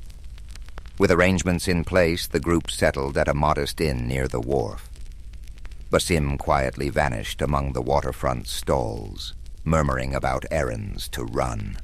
Al-Hussein felt a twinge of concern, but was too eager about the library rumor to dwell on it. He quickly asked around for any mention of the scribe. Locals offered conflicting accounts. Some shrugged, while others claimed they had glimpsed a reclusive scholar searching for archaic port records. One old fisherman insisted the scribe lived in the Coral Stone Quarter. Determined, Al-Hussein set off with Mariam and 2 guards, weaving through narrow alleys that snaked between sun-baked walls. The sound of the sea grew louder, waves rolling and crashing in a steady rhythm. They soon found the Coral Stone Quarter, a cluster of buildings fashioned from blocks quarried along the shore. The walls sparkled with flecks of shells embedded in pale limestone. While the architecture entranced Al-Hussein, it was the possibility of encountering the scribe that propelled him forward, heart pounding with each echoing footstep. At last, they arrived before a half-collapsed structure perched on the water's edge. Broken shutters and a leaning doorway bore witness to decades of neglect. Inside, scattered manuscripts lay in disarray atop a wooden table. Candle stubs had melted into curious shapes, dotting the floor like waxen sculptures. Al-Hussein called out, receiving only silence. Mariam gestured for the guards to remain alert. Then a voice, raspy but precise, emerged from behind a partition. If you've come for idle gossip, there is none. If you seek knowledge, speak. An elderly man stepped forward, his shoulders draped in a threadbare shawl. His gaze darted suspiciously among them. Al-Hussein introduced himself and explained his search for a Red Sea library rumored to house an ancient codex. At the mention of Yunus al-Kindi, the man's eyes sparked. He introduced himself as Fahim, once a royal archivist who had fallen out of favor. Fahim claimed to know the codex's general whereabouts, but warned of obstacles, political and supernatural. Despite his guarded manner, he pointed to a scroll. There, he said, the trail begins. Under the scribe's watchful glare, Al-Hussein unrolled the scroll Fahim had indicated. Faded script described a coastal stronghold called Ma'ashif, famed for its labyrinthine archives. Though the text offered scant details, it named a certain scholar, Ibrahim of Kulzum, who had once catalogued manuscripts within its walls. Fahim revealed that a naval blockade centuries earlier had forced the stronghold into obscurity. Few in Yanbu even recalled its name. The old archivist smirked. If you wish to risk your neck, go. But be warned, those halls remain unforgiving. Mariam, standing nearby, studied the scribe's demeanor. She had dealt with enough merchants and officials to read a man's motives. Though Fahim's bitter tone implied grudges, he seemed sincere about the stronghold's existence. After a terse negotiation, she coaxed him to provide a rough chart of Ma'ashif's possible location. Al-Hussein promised to mention Fahim's name favorably in scholarly circles if they succeeded. The archivist waved them off as though disclaiming any further responsibility for their fate. Mystery, it seemed, was his final currency. Reconvening at the inn, Al-Hussein laid out the new findings. The stronghold of Ma'ashif appeared to lie southwest, along a rugged coast where cliffside passes met tidal inlets. This was no typical trade route, and Mariam recognized the risk. Yet curiosity pulled them forward. Treasure for her, knowledge for Al-Hussein. To minimize complications, she decided that only a smaller detachment would continue. The main caravan could remain in Yanbu, selling goods and provisioning for the journey back to Baghdad. Al-Hussein and a handful of companions would venture on. Evening found Al-Hussein pacing the inn's modest courtyard, poring over Fahim's chart. Tiny notes etched beside rough sketches of landforms hinted at old conflicts, ruined watchtowers, and rumored pirate hideouts. He traced the shoreline with his fingertip, imagining the waves crashing against the walls of Ma'ashif. What secrets might that stronghold's archives hold? Remnants of civilizations unknown or advanced theories lost to time. The moonlight made the parchment glow, as if enticing him to see beyond its faded lines, into uncharted territory. By dawn, Mariam had secured a light coastal vessel from a local captain named Tariq, whose family specialized in short-haul voyages along the Red Sea. With Basim's help, he had returned with unusual timeliness. They loaded supplies, water barrels, salted fish, a few goats for milk. Al-Hussein brought his notebooks, Yunus's letter, and whatever references Fahim had been willing to share. A hush fell over them as they boarded the vessel. The humid sea breeze a welcome change from desert dryness. Ahead lay the open sea, half illuminated by the rising sun. The boat rocked gently as they navigated away from Yanbu's harbor, leaving behind the tangle of masts and dockside chatter. Overhead, seabirds wove intricate patterns, while the horizon stretched indigo and gold. Al-Hussein inhaled the briny air, feeling a subtle exhilaration. This watery expanse was a far cry from the dusty roads he had known. Mariam stood at the prow, scanning for hazards. Despite the calm surface, she understood storms could blow in with devastating force. The Red Sea, like the desert, demanded vigilance. During the voyage, Tariq recounted local lore about hidden coves where pirates once stashed plunder, or reefs that glowed with phosphorescence at night. Basim listened, occasionally offering a sly anecdote of his own. Al-Hussein jotted down each tale, uncertain which threads might lead to truth. The swirl of rumor only deepened his conviction that knowledge often lurked in the unlikeliest corners. Meanwhile, the coastline revealed a series of cliffs, dotted with vegetation, clinging to cracks in the rock. Small huts or fishing camps occasionally dotted the beaches. On the second day at sea, dark clouds brewed on the horizon. Tariq urged them to find shelter before the squall hit.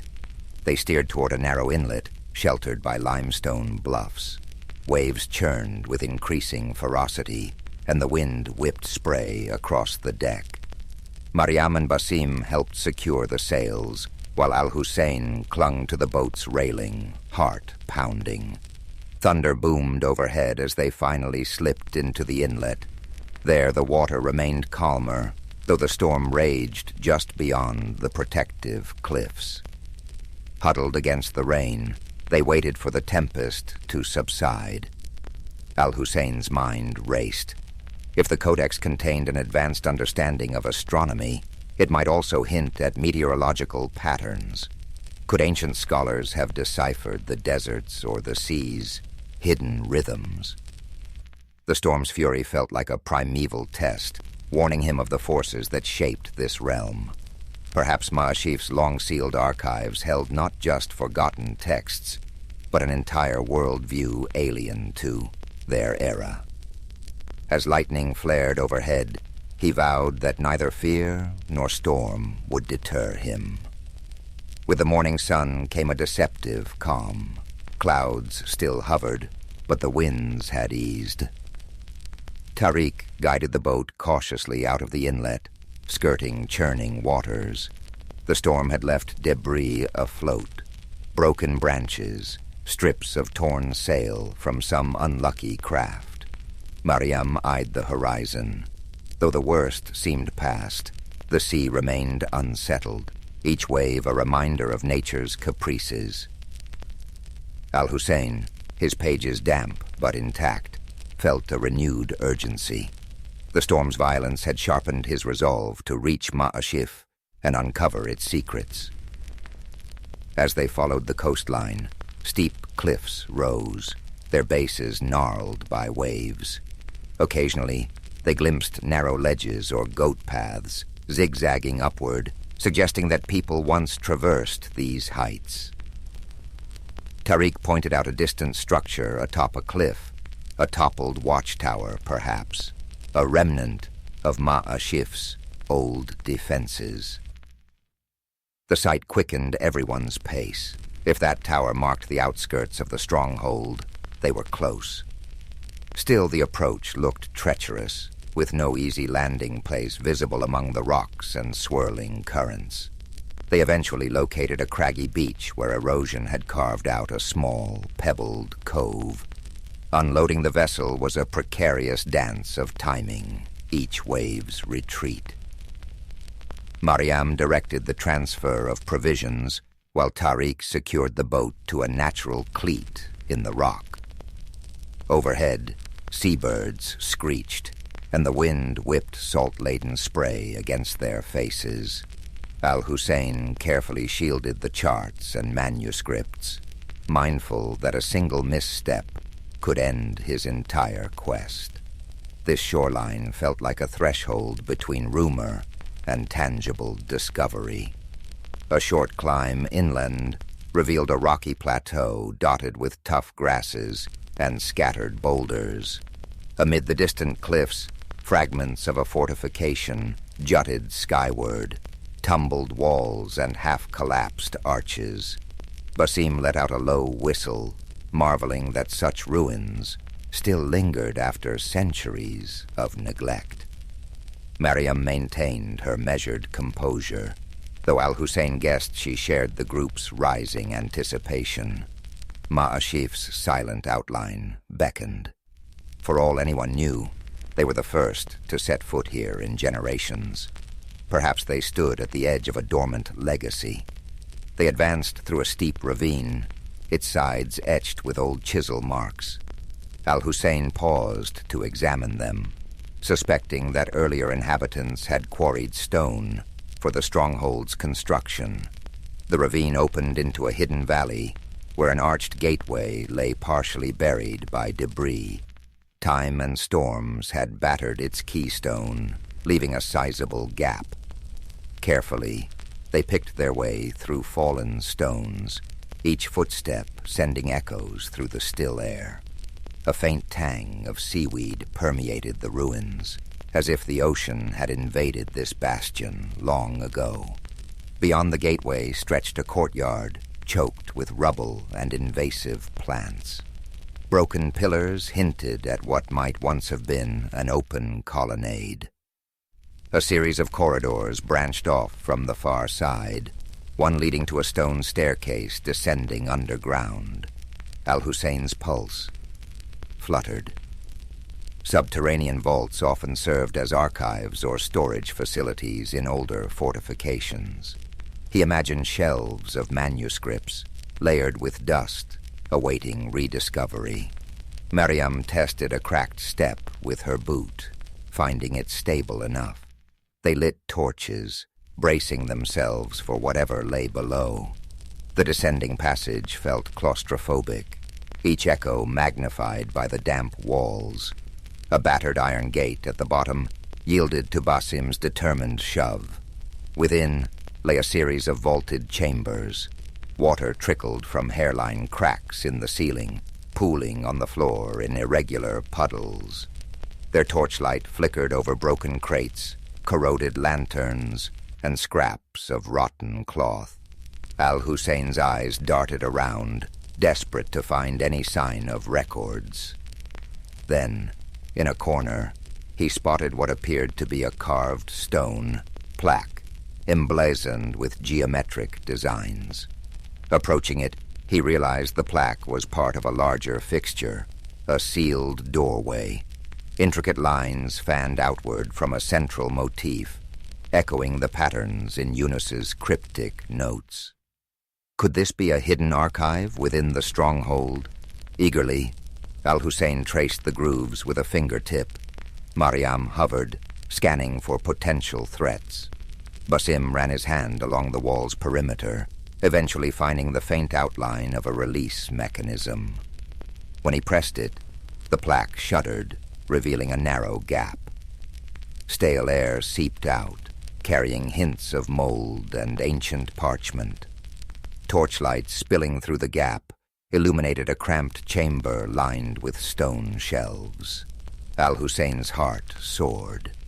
Rolled manuscripts lay scattered, some disintegrating at the touch of the moist air. He gingerly lifted a small codex bound in faded leather, its cover emblazoned with unfamiliar symbols.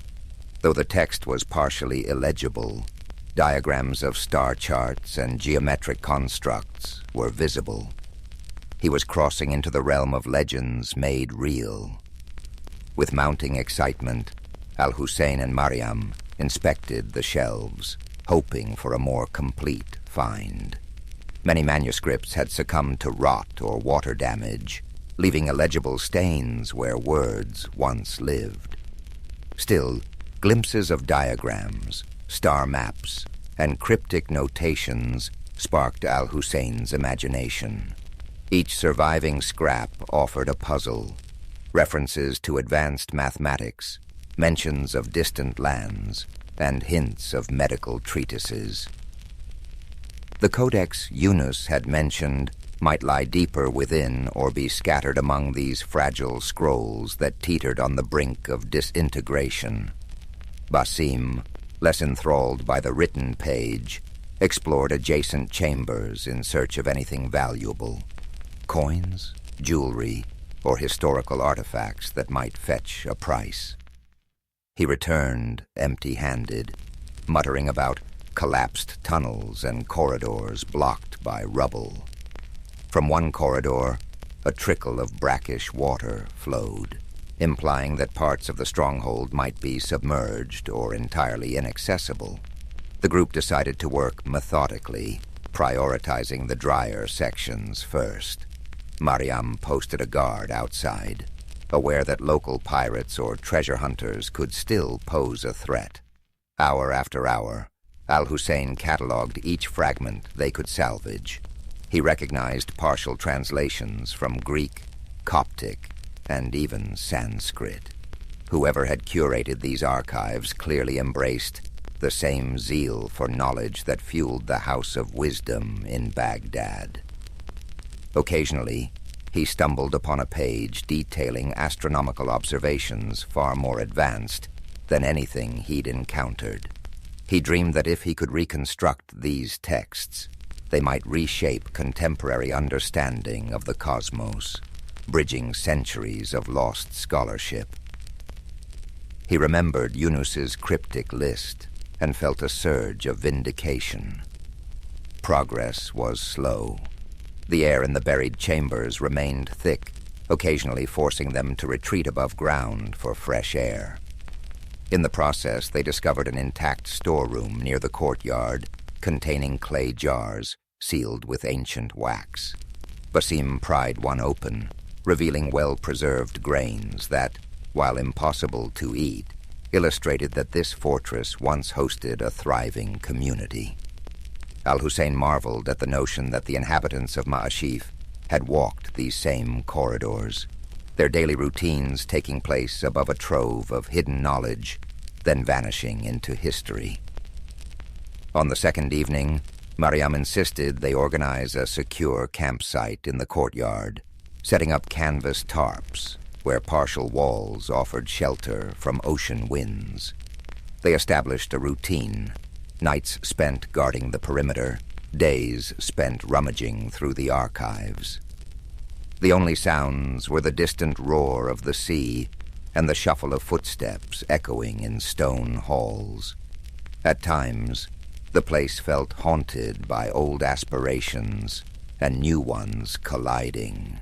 Al-Hussein often caught himself wishing they had more time, better resources, or just a few extra hands to preserve these fragile legacies.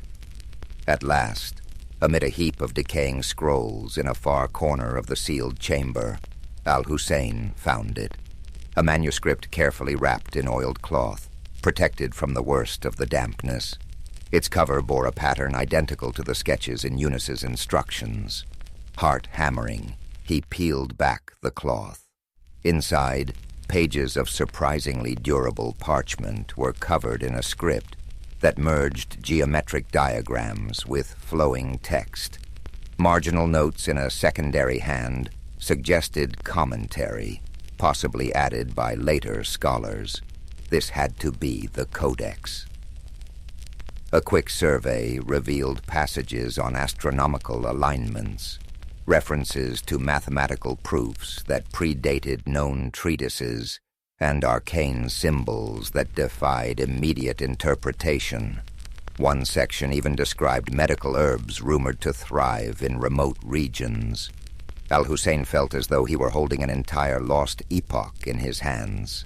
Mariam, seeing his awe, asked if this was truly what they had risked so much to find.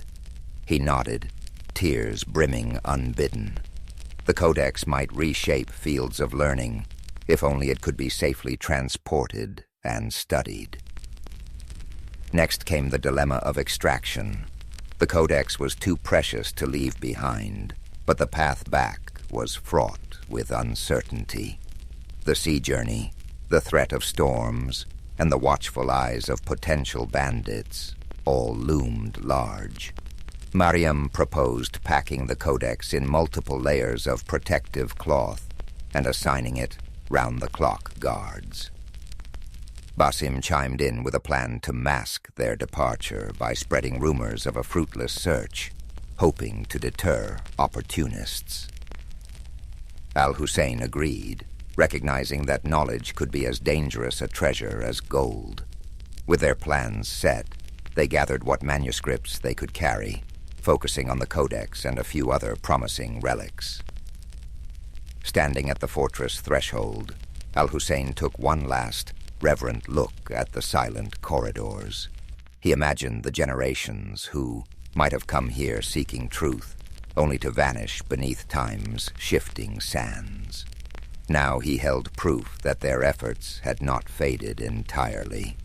As the group stepped out into the briny dusk, he realized his journey was far from complete. The desert had tested him, and the sea had threatened him, but this triumph opened countless new doors. History was not a fixed tapestry. It was ever unfolding, waiting for those willing to traverse the unknown in search of enlightenment.